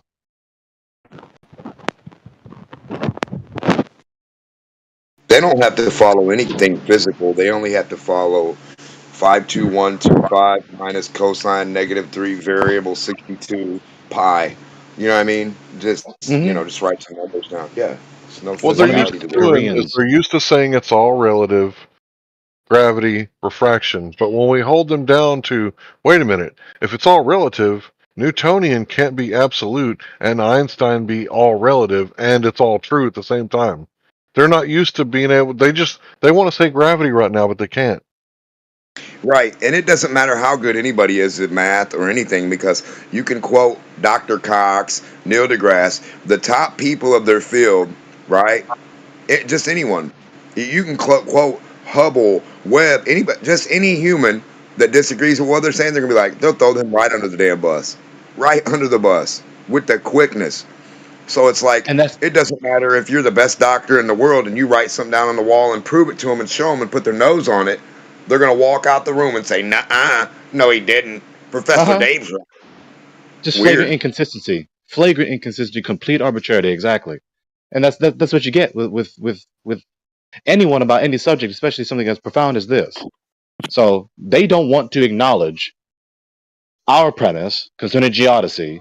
They don't want to acknowledge our premise concerning other aspects of the cosmos, because they don't want to face the repercussions and the consequences and the implications of our position being true. It's not just the premise itself. It's not just our geodesy itself. It's not just our cosmology itself. It is the greater, more profound implications thereof, not only theological and ethical concerns, but also anthropological concerns. They don't want to acknowledge that the institution that they may or may not be a member of, that the company, that the corporation, that whatever major aspect of their life that they are very much invested in is founded on or involved in and promulgating bullshit. Or it could be that you just don't have a working model. Well, no, that's where you don't. He said it to me. He said it to me, which has to do with what? Yeah, I was going to ask, right? How does any of this relate to the nature of the surface of the Earth? Is it relevant, or is it a non-point? Yeah, answer my question. Which has to do with what? Are you talking to me? Yeah, you, the one that said it to me. Yeah, you. No, you don't have a working model. Which has to do with what? Everything that exists in our technology base right now. Therefore what? Look, listen. Therefore what? Therefore, what are you talking about? Therefore, we're not liars. Exactly. What are you talking about? Yeah, therefore, what am I talking about? Talk about what you're talking about. So you don't know what you're talking about. He's saying no model, therefore what? No model. What I'm saying is the model is lying cunts. You can't prove them. So keep your model. You don't need no fucking model. This isn't a Monopoly board. We're not. There's no globe model. Listen, if that's your standard of evidence, there's no globe model. While you're talking about models, show us yours. Yeah, so you ended with nothing, or you cackle because you're literally everything. As you end with nothing because you're cackling in embarrassment. You ended with nothing. No, I'm no embarrassed point. for you, You brother. just digressed to. You just digressed to a red herring. Okay. No. So you said that shit to me, and I exposed that you didn't have a fucking point. You didn't expose anything but your white dick. That's all you exposed. What the hell are you even talking? I've heard a lot of bad things said about Gregory, but I've never heard something that bad. Right, yeah, shit to that. All right, let's move on. Sorry. Yeah, no, we'll move away from that gentleman. If he's not going to engage like an adult, then he can be muted. We'll move away from him on Did I embarrass him that badly? They had to say some garbage like that? Pretty much, man. That's the reaction you get today. If they can't beat you, they're going to tell you've got a white penis for some reason. I'm curious. What's the globe model, by the way? Exactly. There isn't one, brother. That's what we've been waiting for since we were born. A globe fucking model to come alive and be physical, to have an attribute to show us. But all they got stories talking about. You don't got it. What? We don't got what you can't produce. A fucking lie about your model that doesn't exist, right? I've yet to see a single citation that asserts that you must have some sort of representation, like a replica that can sit on your desk, to verify an empirical knowledge claim. Never seen one. I'd like to see it. Show it to me now. In order for the premise that the Earth is a sphere to be true, you need a desk replica Or in order for the premise to be in order for the premise that the Earth's surface is horizontal, you need a desk replica to represent it. Love to see the citation that conveys that idea. Go ahead.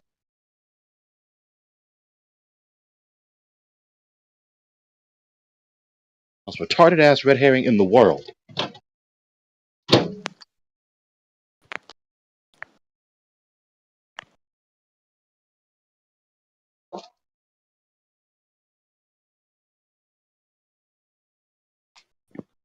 If you don't have representation of Earth horizontal surface, then the Earth is not horizontal. You don't have a representation of the Earth's surface being horizontal, therefore the Earth is not horizontal on its surface. The moment when spaceflight becomes commercial is probably going to be a very, very shocking moment.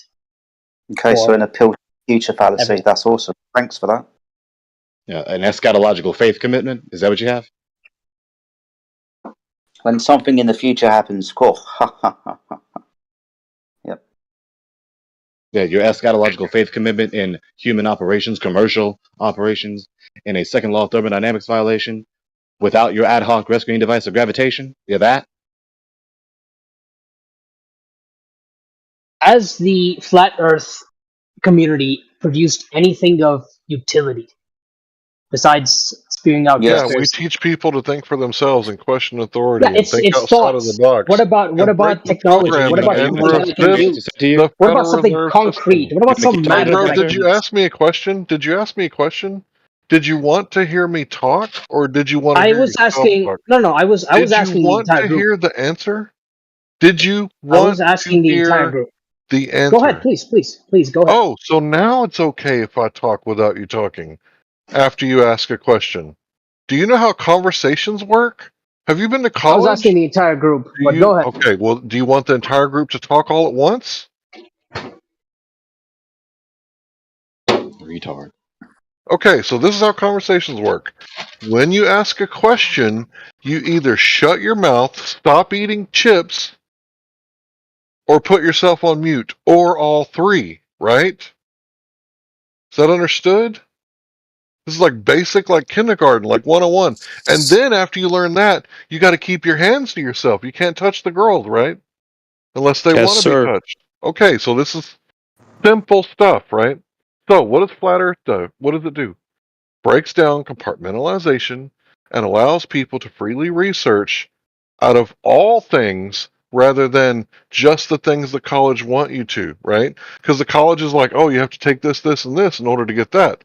Okay, but you also have to take this, this, and this, even though it has nothing to do with that, because we want money, right? So instead of doing that, we just research what we want outside of the compartmentalization of college, right? And we think for ourselves and we question authority. And we resist the Federal Reserve System. So that's what Flat Earth does to you. It domesticates you. And I think his question was what Flat Earth is created for humanity. I was understanding that, so I misunderstand him. Your whole fucking That's exactly what I was getting at. What has the flat Earth community actually produced? What technology do you use? You use AC power?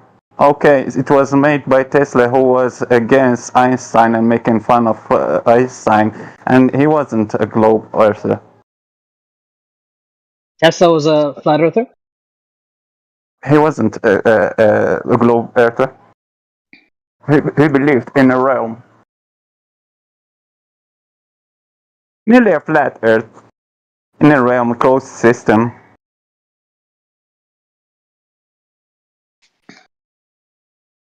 And he was entirely against Einstein's ideas. Well, even Einstein all the was against his technology own that ideas. you use. What part of his ideas was he against? All the technology that you use now wasn't made by a globe earther. Batteries, AC power, every shit that you use now. I forgot radio radio command. So commanding things from a distance like the drones and things. So it was made by Tesla. It wasn't made by a Even more Glober. simpler and Can you common than prove that that. he was a The flat vast earther? majority of the common devices that we use every day, clothes, various hardware that you use to build houses, like all sorts of things, houses, right? There was flat Earth. There were humans long before the doctrine of the globe Earth, and there was technology long before the doctrine of the globe Earth. So it's a stupid question, as though people who believe the Earth's surface is horizontal contributed nothing to society. It's patently ignorant. What I was trying to get at is stuff that pertains to the model. How do people who believe in the model and the technologies that emerge from believing in that model? The question is Is there meaningless and anything that malformed. flat Earth can contribute? It's not about clothes. Like that doesn't have anything to do with The question what is you meaningless believe. and malformed. Sorry, No, it's just what value has it provided besides we're resisting the system and we're The question is meaningless and um, malformed. If you keep repeating it, it's not going to make it meaningful. well, if you don't want to answer it, that's fine. But like, no, your question is stupid, friend. airplanes. It's just a dumb ass question. Dumbass question. Stop Airplanes, asking it when it's a dumbass question. GPS. See, these are all inventions pertaining to. No, listen. When What's I'm the talking, problem? you No. don't fucking talk, okay? Oh boy. Airplanes Freaking was nuts, bro. they don't prove a globe Earth. They prove a flat Earth. He's gone. So it's He rage against quit. you. The zealots are ridiculous. Like, After talking what over does the me, question even mean? right? He's going to call the kettle black. How you don't talk over me while I'm talking? After asking a question, then talking all over it. What an imbecile!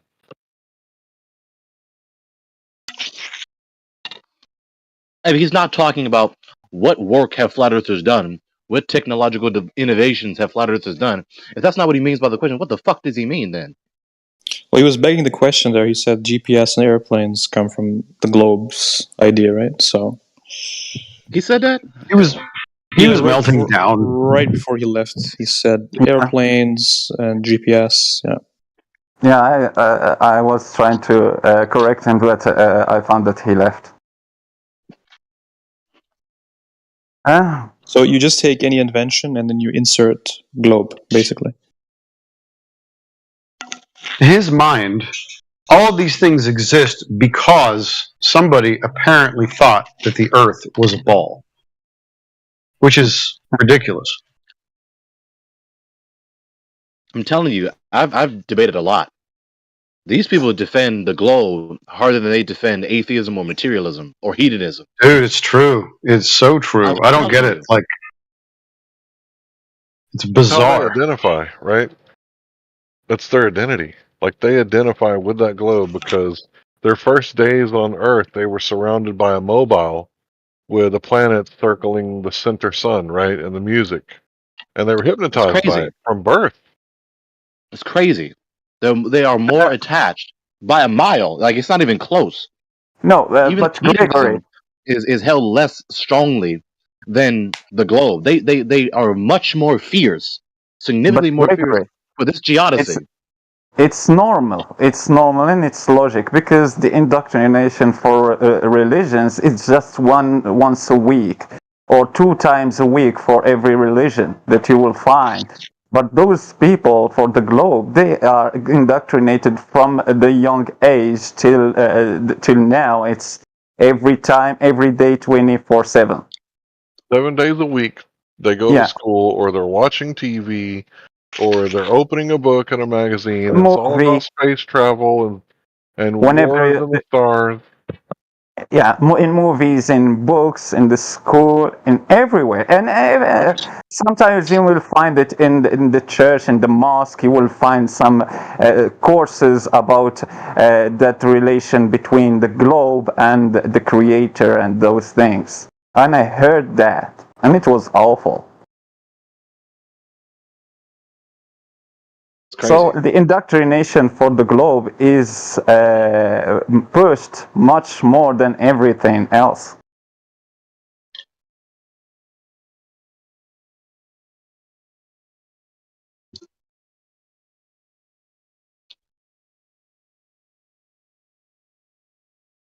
Let me do some research real quick. I'll post a link. I just want to inform myself a bit on what is most immediately available when answering the question, who is the earliest in history that supposedly came to know the Earth as a ball?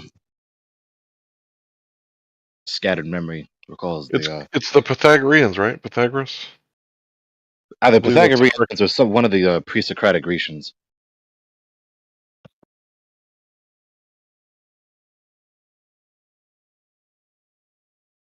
Yeah, they're kind of the founder of the mystery schools that kind of turned into the colleges, right?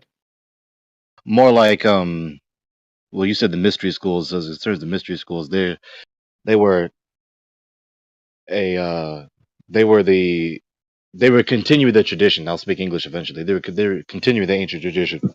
Excuse me, because it predates long before classical antiquity, which is usually, how do I say this? The 6th or 5th century to the 1st century. From the 1st century up to the 6th century AD is late antiquity. So in that era, classical antiquity, they were continuing the millennia old mystery schools. But you mentioned the schools, the modern university system as we know it today. University of Bologna, which I believe is in Italy. I think I got that correct. That's the 11th century, 1000s. No, did I get that right? I think it's the 12th century, 1100s. Yeah, as we know it today. But of course, before that, you had persons who just simply had the means and the motive to establish a school, and so you had institutions like Plato's Academy, or Aristotle's school, or you had this prominent thought leader, this prominent philosophical leader that would have the means himself, or he would be subsidized by those who advocate and are fond of him, and they would help him build a school.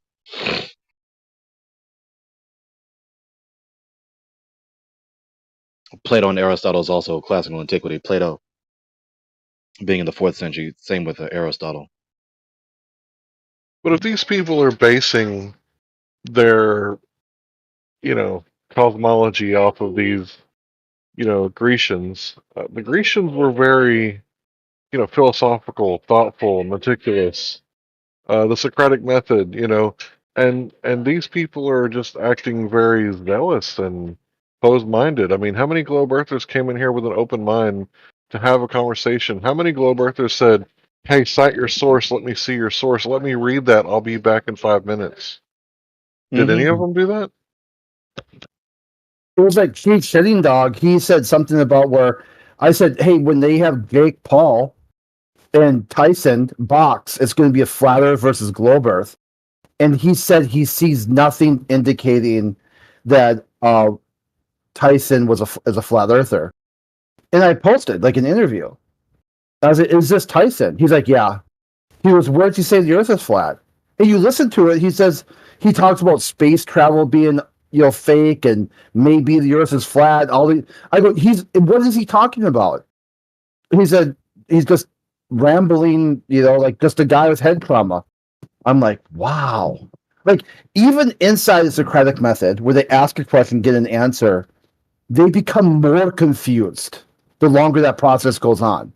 Mm-hmm. It's like an endless, like normally it's the Socratic method. You ask a question, you gain insight, more insight, and eventually you basically can advocate for the person if they can't, whatever. Right, the flat Earth, right? I reckon what really happens, it's a big circle, it's a big another one of these. Yeah, dude, what triggered you to just start blurting in the middle of someone talking? What was it? Levy, right? Listen, yeah, you gotta think about this, right? If the Earth was a circle, yeah, right? How would people? Yeah, how would you? No, let me talk. Yeah, you would fall off the bottom when it rotates. You want people to let you talk? Let Crit talk. He's speaking before you. I don't give a flipping flip flop. We don't give a shit about you. Hi, lovely talking to you, dude. And he's gone. He disproved the globe anyway. I think the number one problem is the father's not in the home. Please continue. Yeah, that's really what happened. It's like people always you hear like the I mean, I know like some people like the freshman fit, but it's always like they're complaining the way women act. If men started acting like men, women would start acting like women. It's like this blurred the lines because you got guys online crying because they think someone is wrong on the internet. Like, when the fuck did that require an emotional response to bust out in tears?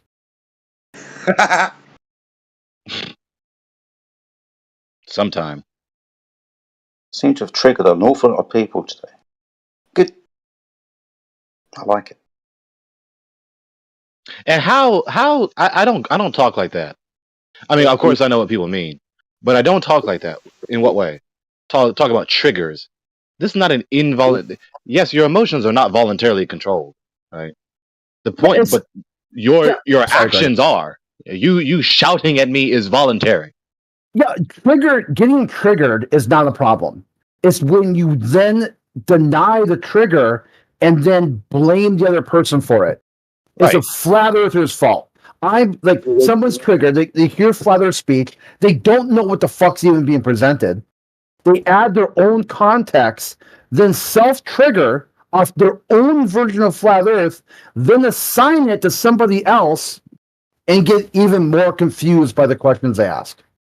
Yeah, what they really mean is irritate. That's all. That's what they mean. Trigger gives the impression that this like impersonal, insentient, inanimate interaction. No. This isn't a matter of billiard balls clashing. No, you're irritated, and then you make the choice to shout and be disruptive. That's what you're doing. Yeah, and they won, and they made us change the topic. We were talking about that shit, the ancient ideas, and from where it started, and they made us change the topic and start talking about them. So tell me, do we have anything from those ancient Greeks that was really written by them, not just translated text, modern text, or something? Do we have any script or parchment or something written on walls by those Greek Aristophanes or Aristotle or those ancient Greeks? Or it's just stories they made up, some fictional people that never existed. Yeah, it's And five they guys. said that they measured this, they measured shadows, they measured sticks, and they have done something that no one had done before. Right. They never had a ball and done that. Every person, it's five guy science, man. It's the five guy peer review. Five guy geology, geometry, chemistry, everything. Just five guys. So five guys, no matter what you have, are the specialists and the founders and the pro-founders or the creators of what we're in right now. The cartoon, whatever this is. So it was a question, do we have something concrete written by those ancient Greeks? No. Or it is just a story? Right, it's five guys. So there's one guy for the stories, one guy for the science, one guy for the chemistry, one guy for the earth, one guy for the measure, one guy for the this. It's always five guys this and that. It's five guys peer review. So if you write a paper right now, you just have five certain guys with certain names peer review your paper. As soon as they write a little article, it's so. It's five guy science. It's five guy everything, man. As soon as five guys agree and then they write it down somehow, it's so. Like the Council of Nicaea was probably five guys. That's anachronistic. That's false. And now we have five guy burger shops. Yeah, but they don't last. They close down pretty quick. Literally. Yeah. Yeah, it's interesting. Yeah. I know it seems like the same. They did one not near. I mean, it was a half hour. They opened one, and it was only open for like a year and a half, and it closed. I'm like, how the fucking burger and fries are not like you can't maintain burger and fries? And then then finally I went to one. I'm like, well, no shit. It's like $30 for a burger and fries. Like, I mean, who the fuck's gonna when they want a burger and fries? They want that dollar menu from like Mac and Don's. They're not looking for gourmet, handcrafted, never frozen patty. I mean, that's what they get at like a sit down restaurant, not just sort of a fast food place. Admittedly, they are pretty good, but yeah, not very I think it just couldn't compete. Like there's another restaurant nearby here called Culver's, which is pretty similar to how they do their burgers and stuff. What? Culver's? Yeah, Okay. Culver. Well, I've never been to the Five Guys, but I used to, I never even ate at Culver's, but I delivered stuff from them. So yeah. It's interesting too. Like at Five Guys, you get like a burger, and then you gotta buy French fries. And the French fries themselves are like this bucket. Like you get a huge amount of fries, but it's also real expensive. Where someone just gets a burger and they get a normal amount of fries, you're like, okay, well that's like a burger and fries. Like that's Right. Americana right there. It's kind of goofy, isn't it? How some people do that. It's like if you start out on the corner somewhere and you're making fucking $1 million a year or enough to go branch out and do crazy shit, don't stay right where the fuck you're at. And if you buy another place, don't buy it anywhere near this one. Don't go 5 blocks over and buy that spot because it looks prettier and a little bit cleaner. It doesn't matter. Buy the dirtiest spot way the hell across town that is nowhere near yours. That way you get all the money for this area and all the money for that area. Anything else would be stupid. You're branching out. You're spending too much to fill the other area. Then you got to fill 50 million items that ain't going to be sold. So that's all your money in limbo on the shelf. So that just keep small, turn your product, you'll make money. Consider this. The Wikipedia articles, both of them are in the open chat, Spherical Earth, and then below that, History of Geodesy. At the very beginning of Spherical Earth, as early as the 5th century BC, are the earliest documents mentioning the concept of the Earth being a ball. Hey, Trump got shot. What? We're not going to talk about that. Look at the channel. I know. I just been waiting for someone to bring it up. Okay, right in the channel rules, it says do not bring in off-topic things. There's two things that are especially listed. Okay, one of them you just mentioned, so don't do it again. At the beginning of, not the beginning, under the subheading Hellenic World, Hellenes, Greece, the Hellenic world, Hellenism. So under the subheading Hellenic world, initial developments. This is interesting. Though the earliest written mention of a spherical Earth comes from ancient Greek sources, there is no account of how the sphericity of Earth was discovered, or if it was initially simply a guess. A plausible explanation given by the historian Otto E. Neugebauer is that it was, quote, the experience of travelers that suggested such an explanation for the variation in the observable altitude of the pole and the change in the area of circumpolar stars, a change that was quite drastic between Greek settlements, end quote. Around the eastern Mediterranean Sea, particularly those between Nile Delta and Crimea. Another possible explanation can be traced back to either Phoenician sailors. The first circumnavigation of Africa is described as being undertaken by Phoenician explorers explored by Egyptian pharaoh Necho II, 610 to 595 BC.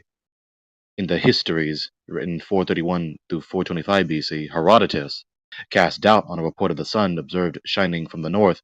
He stated that the phenomenon was observed by Phoenician explorers during their circumnavigation of Africa, who claimed to have had the sun on their right when circumnavigating in a clockwise direction.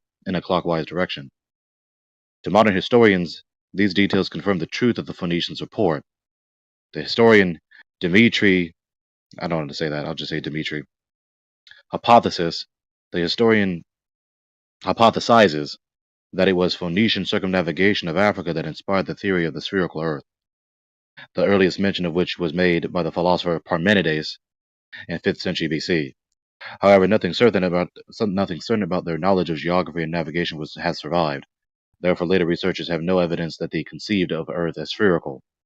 Speculation and theorizing range from the flat disk advocated by Homer to the spherical body reportedly postulated by Pythagoras. Larry, you hear that? Yep. Say again. Yep. Pythagoras. Pythagoras, Pythagoras. Was that Homer's Odyssey too, or was that Homer? Is that somebody? Yeah, you have Homer. Yeah, you're recognizing the Odyssey authored by Homer. Yeah.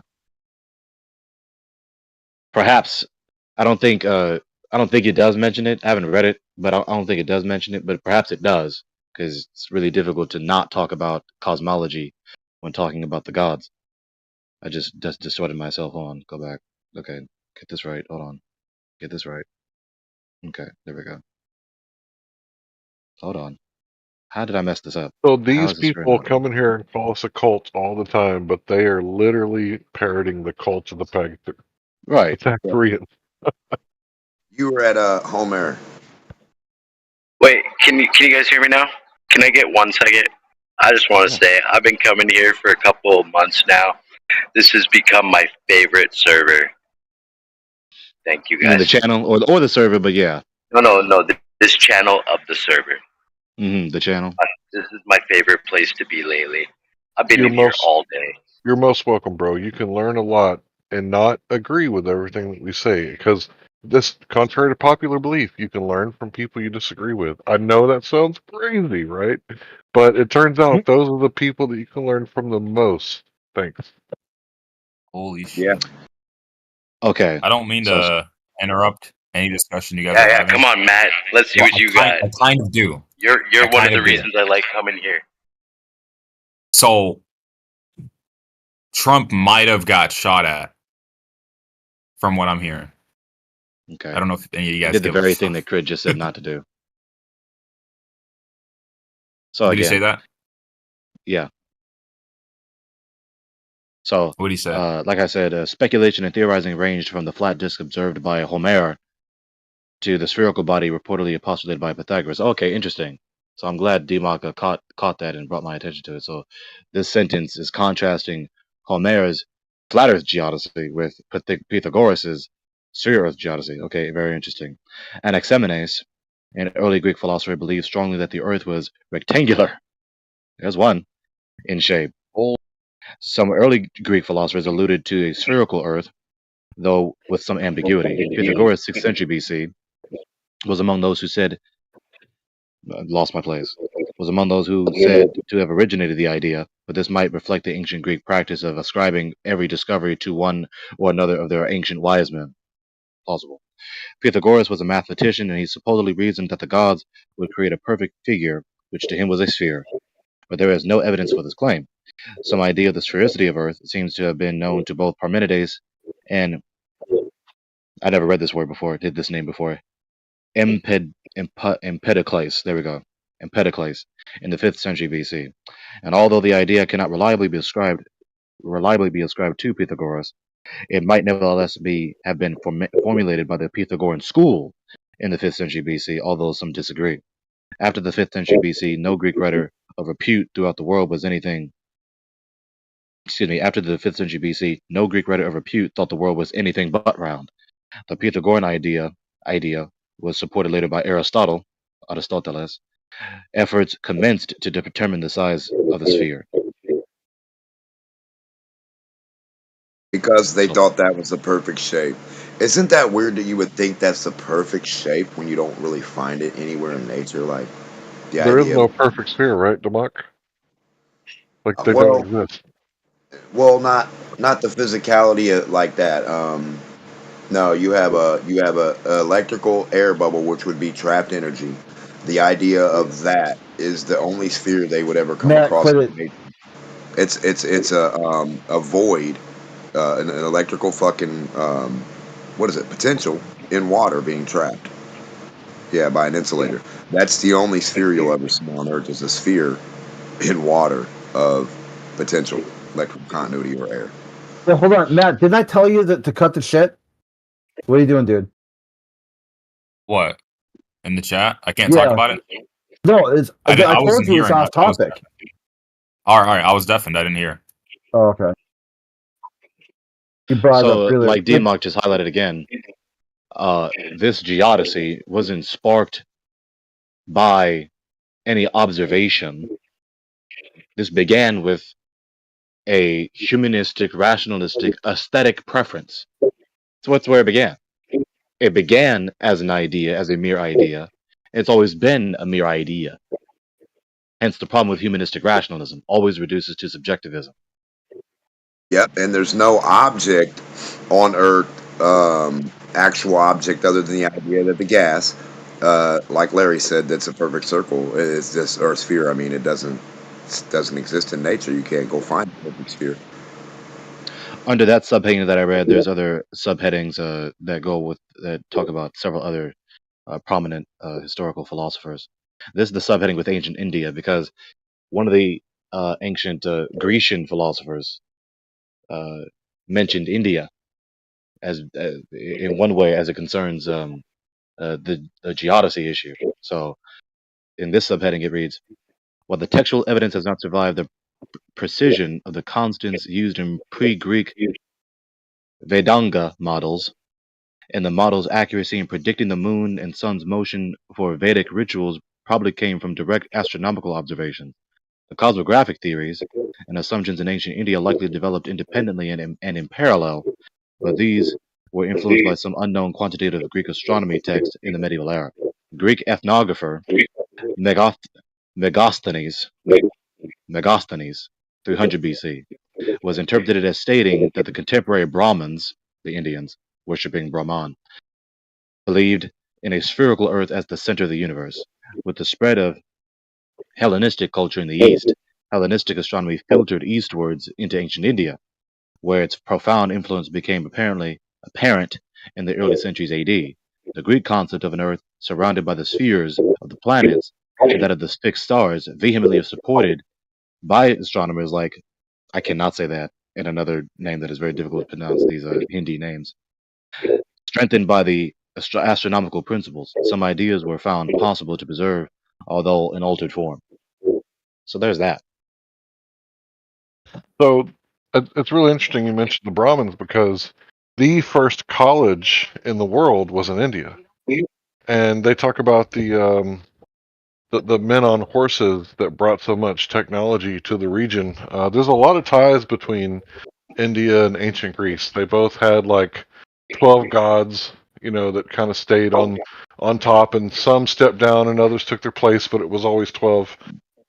And a lot of people I don't think realize the connection there, but it does make a lot of sense that these people would be some of the first to adopt, this what we would call like a scientific heresy, right?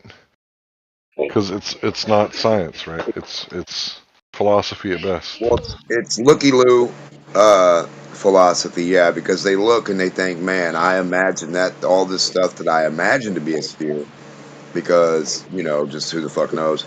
And then since I imagine this stuff to be a sphere that I think I'm looking at up in the sky of whatever it might be, looks like a circle, lots of circles, right? So far as I know, they could all be flat circles, right? If we're just sitting here, humans just pop out, whatever, circle.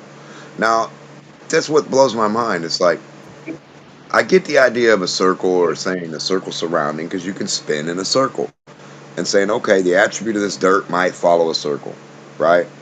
For some weird reason, because then when they see a circle, I would never automatically think sphere, and the way things physically work don't follow the attribute. Like I could imagine a whole bunch of fucking humans everywhere around that ball, like doing that. Like I couldn't even. So I don't know where they got that idea. And when they keep saying sphere, it's like just round. Same way we get our 360, 365, the days, it's just a flat circle like a clock, and you can divide it the same way. A sphere isn't 360 at all. It's way more, way more than 360 degrees. Way more. So I just think they all had the idea of a circle just embedded so much, and then their imagination imprinted that sphere for good,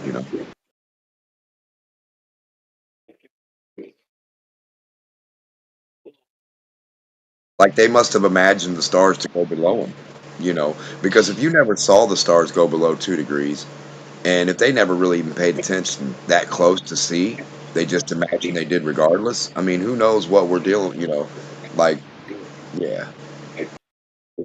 So what about the people from Kemet? What did they believe? What was their cosmology? Because we've all seen the goddess posing like the dome, right? The illustration. Yeah. Oh, Newt and So Geb? Yeah. Probably a sky over us, and that being the firmament because you can't really get out of it. and the ground being the ground is what it is. It's probably flat Earth cosmology. Waters and waters above, waters below, and then dirt where the dirt is, ice where the ice is. And notice I didn't say Egyptian because I'm not talking about those people there today. Right, and those were flat Earth too. I mean, if it's the same, there was a group of people and they measured this bitch, and they built shit and they lined it so they know what the fuck. They know exactly it's 100% flat. Now I don't know if they've been to every single edge or corner or region or area of the so-called spot you could call an edge. I don't know if anyone's been there, but I know for a fact a group of people in the past that built these things and made those lines and did the stuff. They know they're on a flat plane, and for a fact they were not on a ball. You couldn't mistake the two. Not with the physical attribute of how you survey and shit. It's just not rise over run XYZ coordinate. Yeah.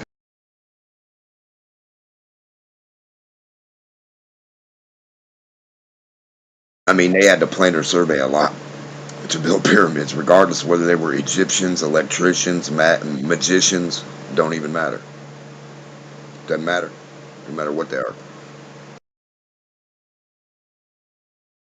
You would have thought they would have built a big sphere instead of a big pyramid, right? Why? Well, I mean, if all these people were amazed with the sphere and it's supposed to be the perfect shape, and all these people thought a sphere is the perfect shape, why would they make squares? Why would they make cubes? Why would they make anything but a big old sphere? Like a big, spheres, like a dung beetle. spheres fall apart faster than like a pyramid. The perfect shape that God denounced to that guy in his brain falls apart. No, if you were to build if you were to pour concrete into blocks and then build a pyramid out of it, and if you were to pour concrete into a solid sphere, which one do you think would start to have damage first in the first 100 years? Well, what does that say about a globe?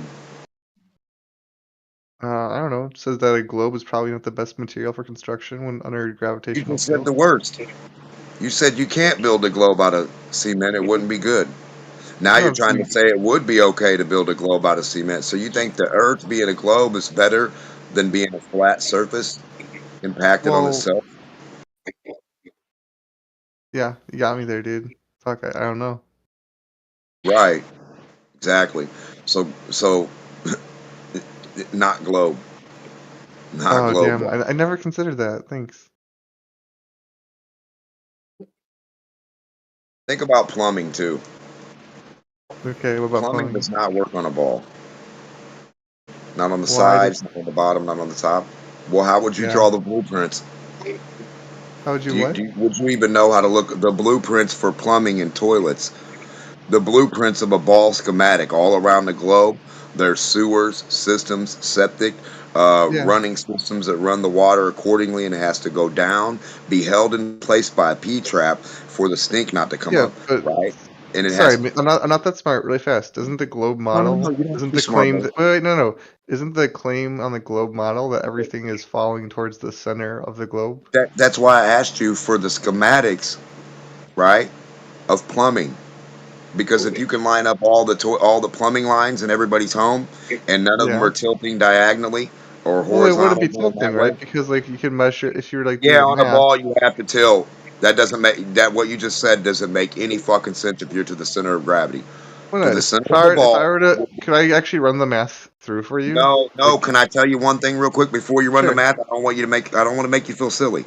If you get a ball out right now and imagine yourself being a dot or a human on it, standing on it, you're the only vertical line. Put a toothpick there. Put every other toothpick on that ball. None of them are going to be vertical. They're all going to be away from that point. There's only one portion. No, but if you're in a circle, can I finish? The globe. I know. I'm saying the globe model. Are you going to let me finish real quick? The ball is going to be sitting on my ground, so I can't put a toothpick in the bottom. No vertical coming out that way. I can only put one vertical stick coming in this fucking ball. It's very center on the top, brother, where 12 o'clock would be located on your clock if you drew a circle on the paper. Every other dot is not vertical. Do you understand? This is physics.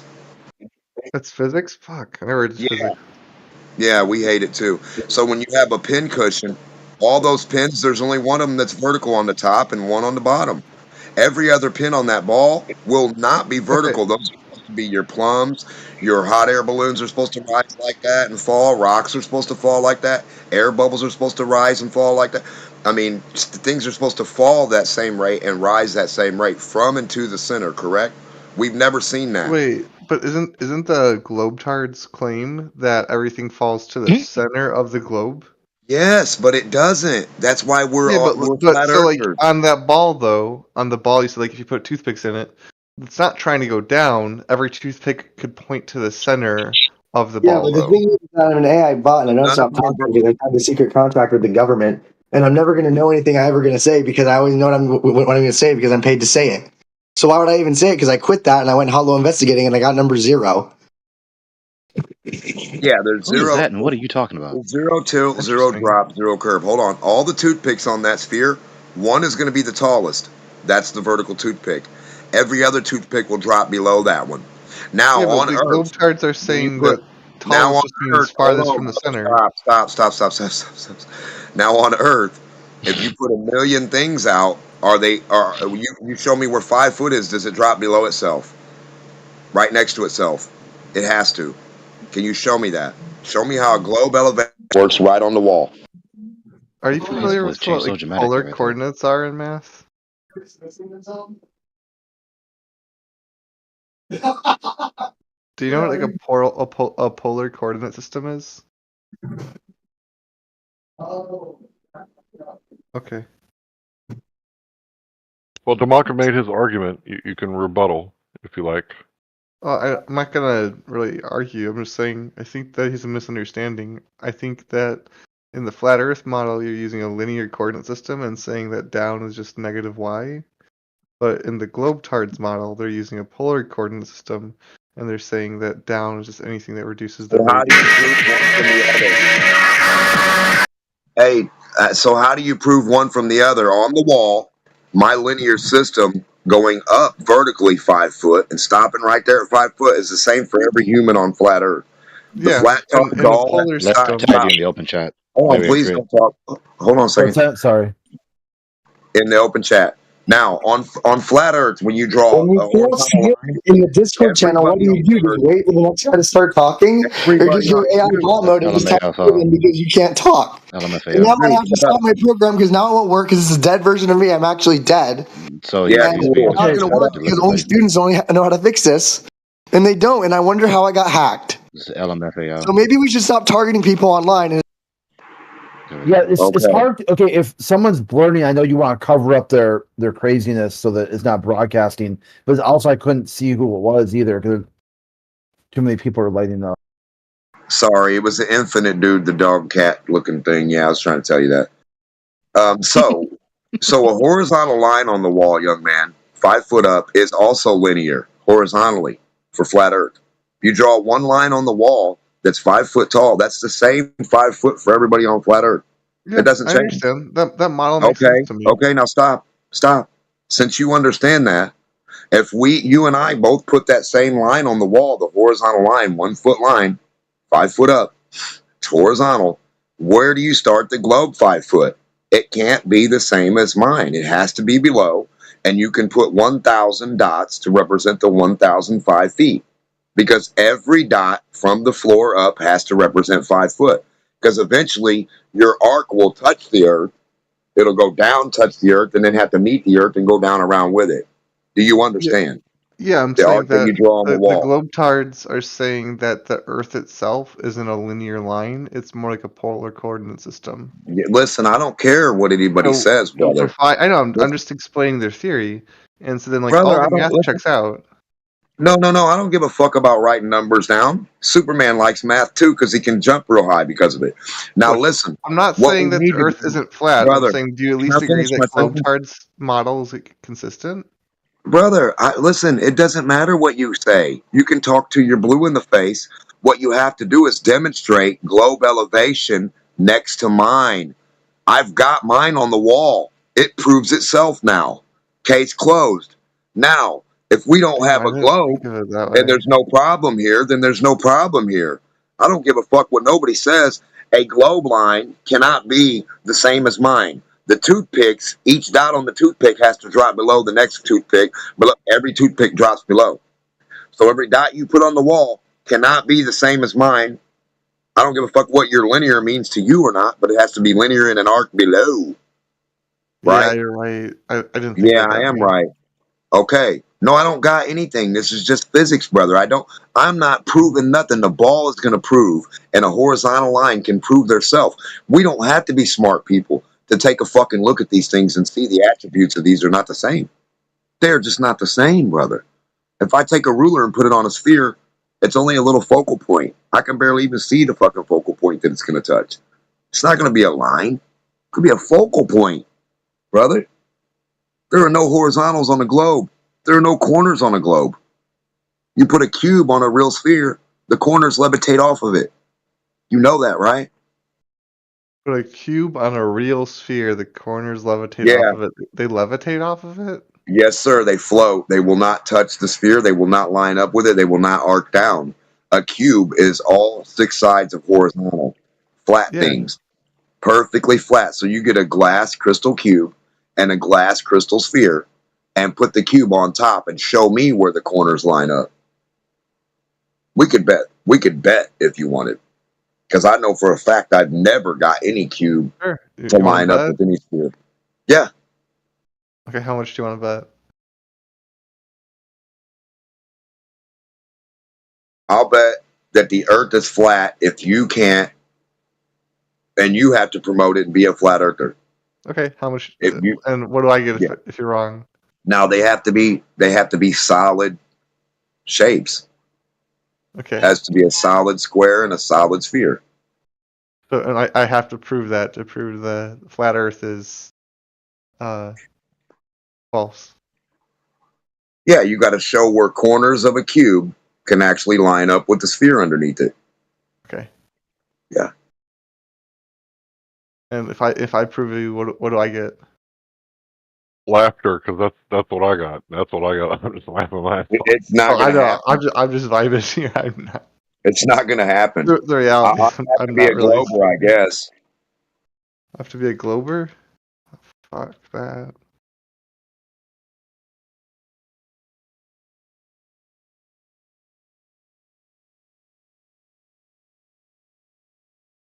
Can I just ask a personal question? I'm not trying to attack you, but what do you do career wise?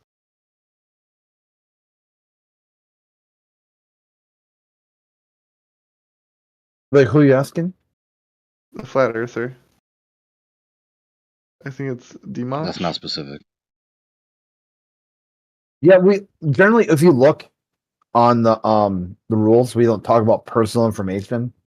There's been a lot of times. Wouldn't it be relevant? If you're a mathematician or something? No, because there's been a lot of times where globalists have used very innocuous statements to try to figure out where flat earthers are, where they live, who they associate with. I see. Yeah, so it's not so much that it's a big deal, but whatever job you think, whatever it would prove, let's say it's more probative. No, it's not even trying to prove anything. So in my mind, I think this person has a very unique way of viewing problems.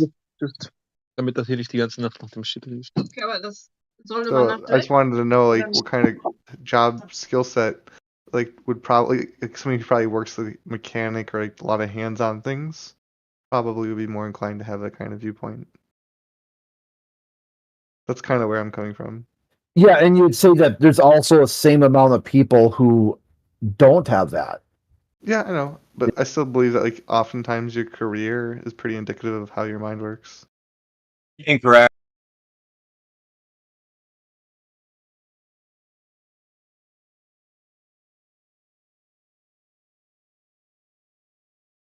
Yeah, look at the president. Is his career indicative of how his mind works? Donald Trump is dead. Come on, man. Okay, cut the shit. That's not a topic for the channel.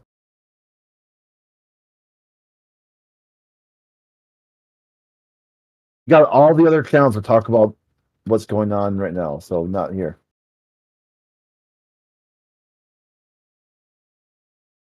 You see those other quotes I tagged you to in Crit and Larry? Yeah, I got it. I saved it. Yeah. So yeah, we can comfortably say, given these citations I have, began with the classical, the Grecians of classical antiquity.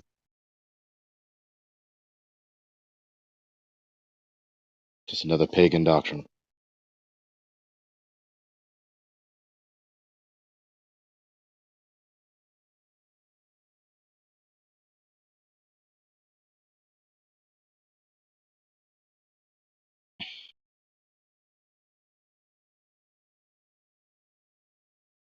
All right, you tagged me. Mm-hmm. 2 quotes from 2 sources concerning the earliest recorded mention or advocacy of sphere geodesy.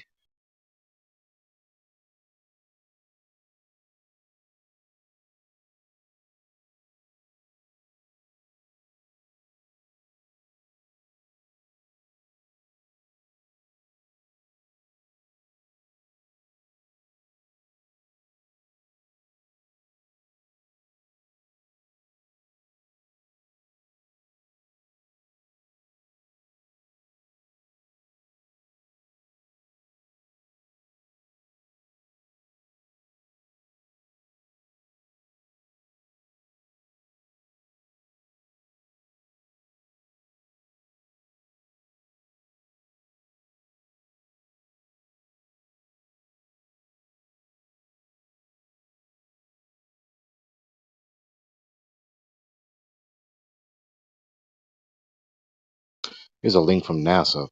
All I typed in was history of geodesy in the Google search engine. If you wanted to look further.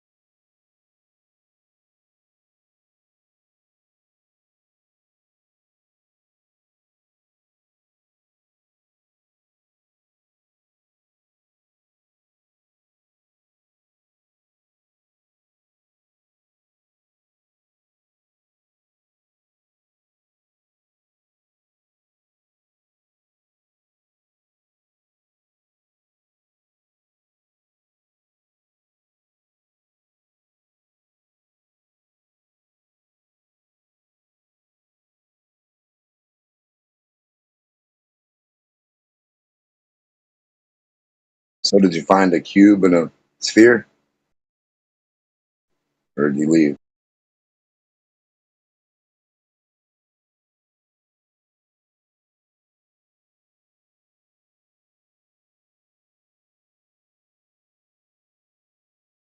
Yeah, because I know corners don't line up with the arcs. I know for a fact they don't. So, I mean, I don't know. It's going to have a hard, challenge ahead.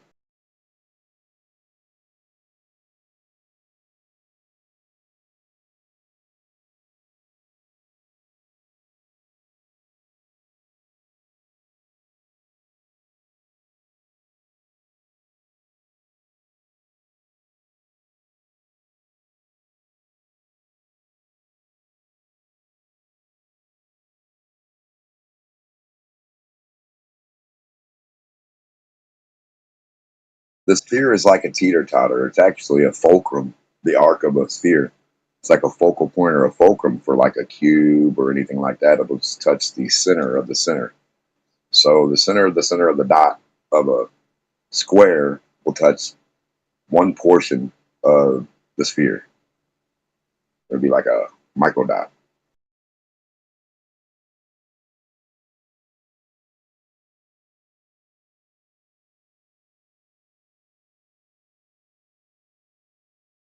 And also the other challenge I gave them, to find the H on the block after it's out of their view. Just go up vertically off any sphere. You won't be able to see the H on the block. Crazy.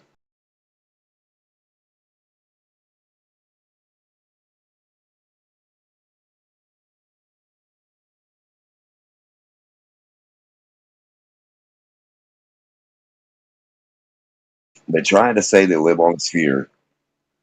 without any tilt, without any drop. But then they're telling you they know there's drop. They can measure and calculate it, but there's no drop. That's perfectly horizontal. They can't show you up close that there's drop, but they know there's drop somewhere. This is the dumbest.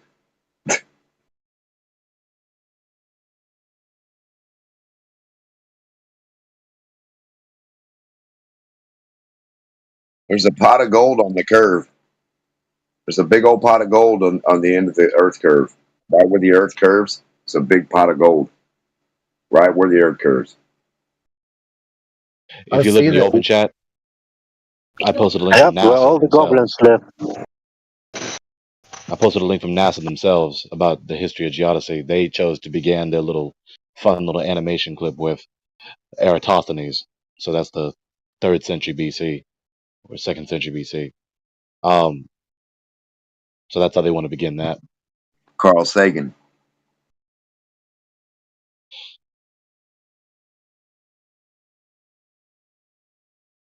We measured the shadows from Eratosthenes to Syene.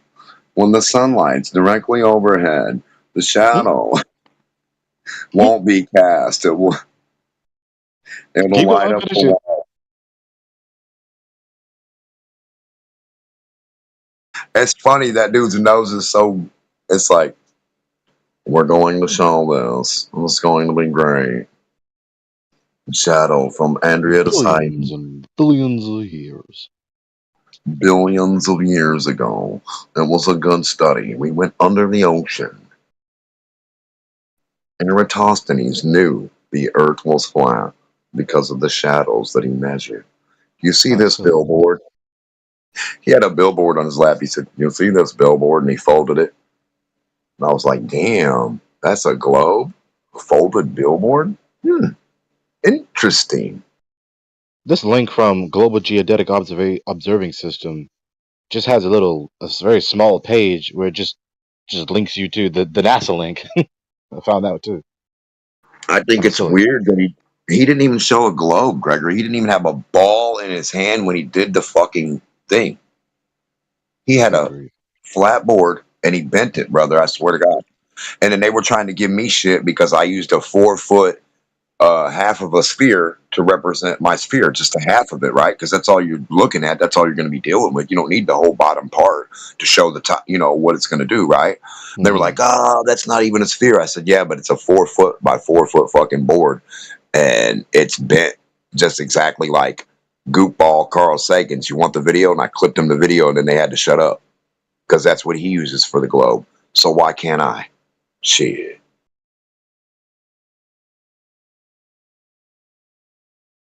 Yeah, I just took a big old... Yeah, the scale, that doesn't matter at all.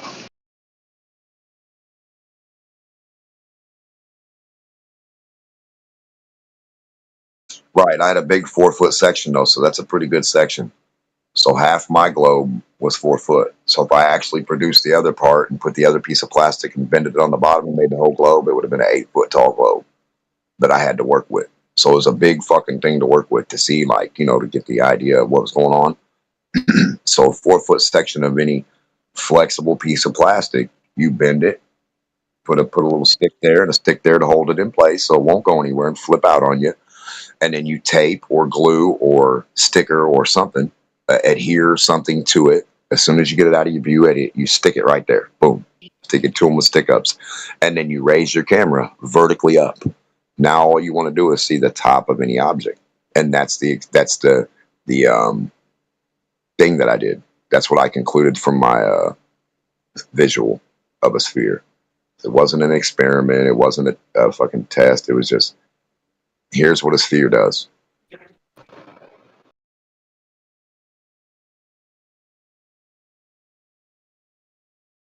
And then I smacked the sphere down flat and put the object not just where it was invisible over the curve, all the way at the end. So 4 foot away from me versus a couple inches.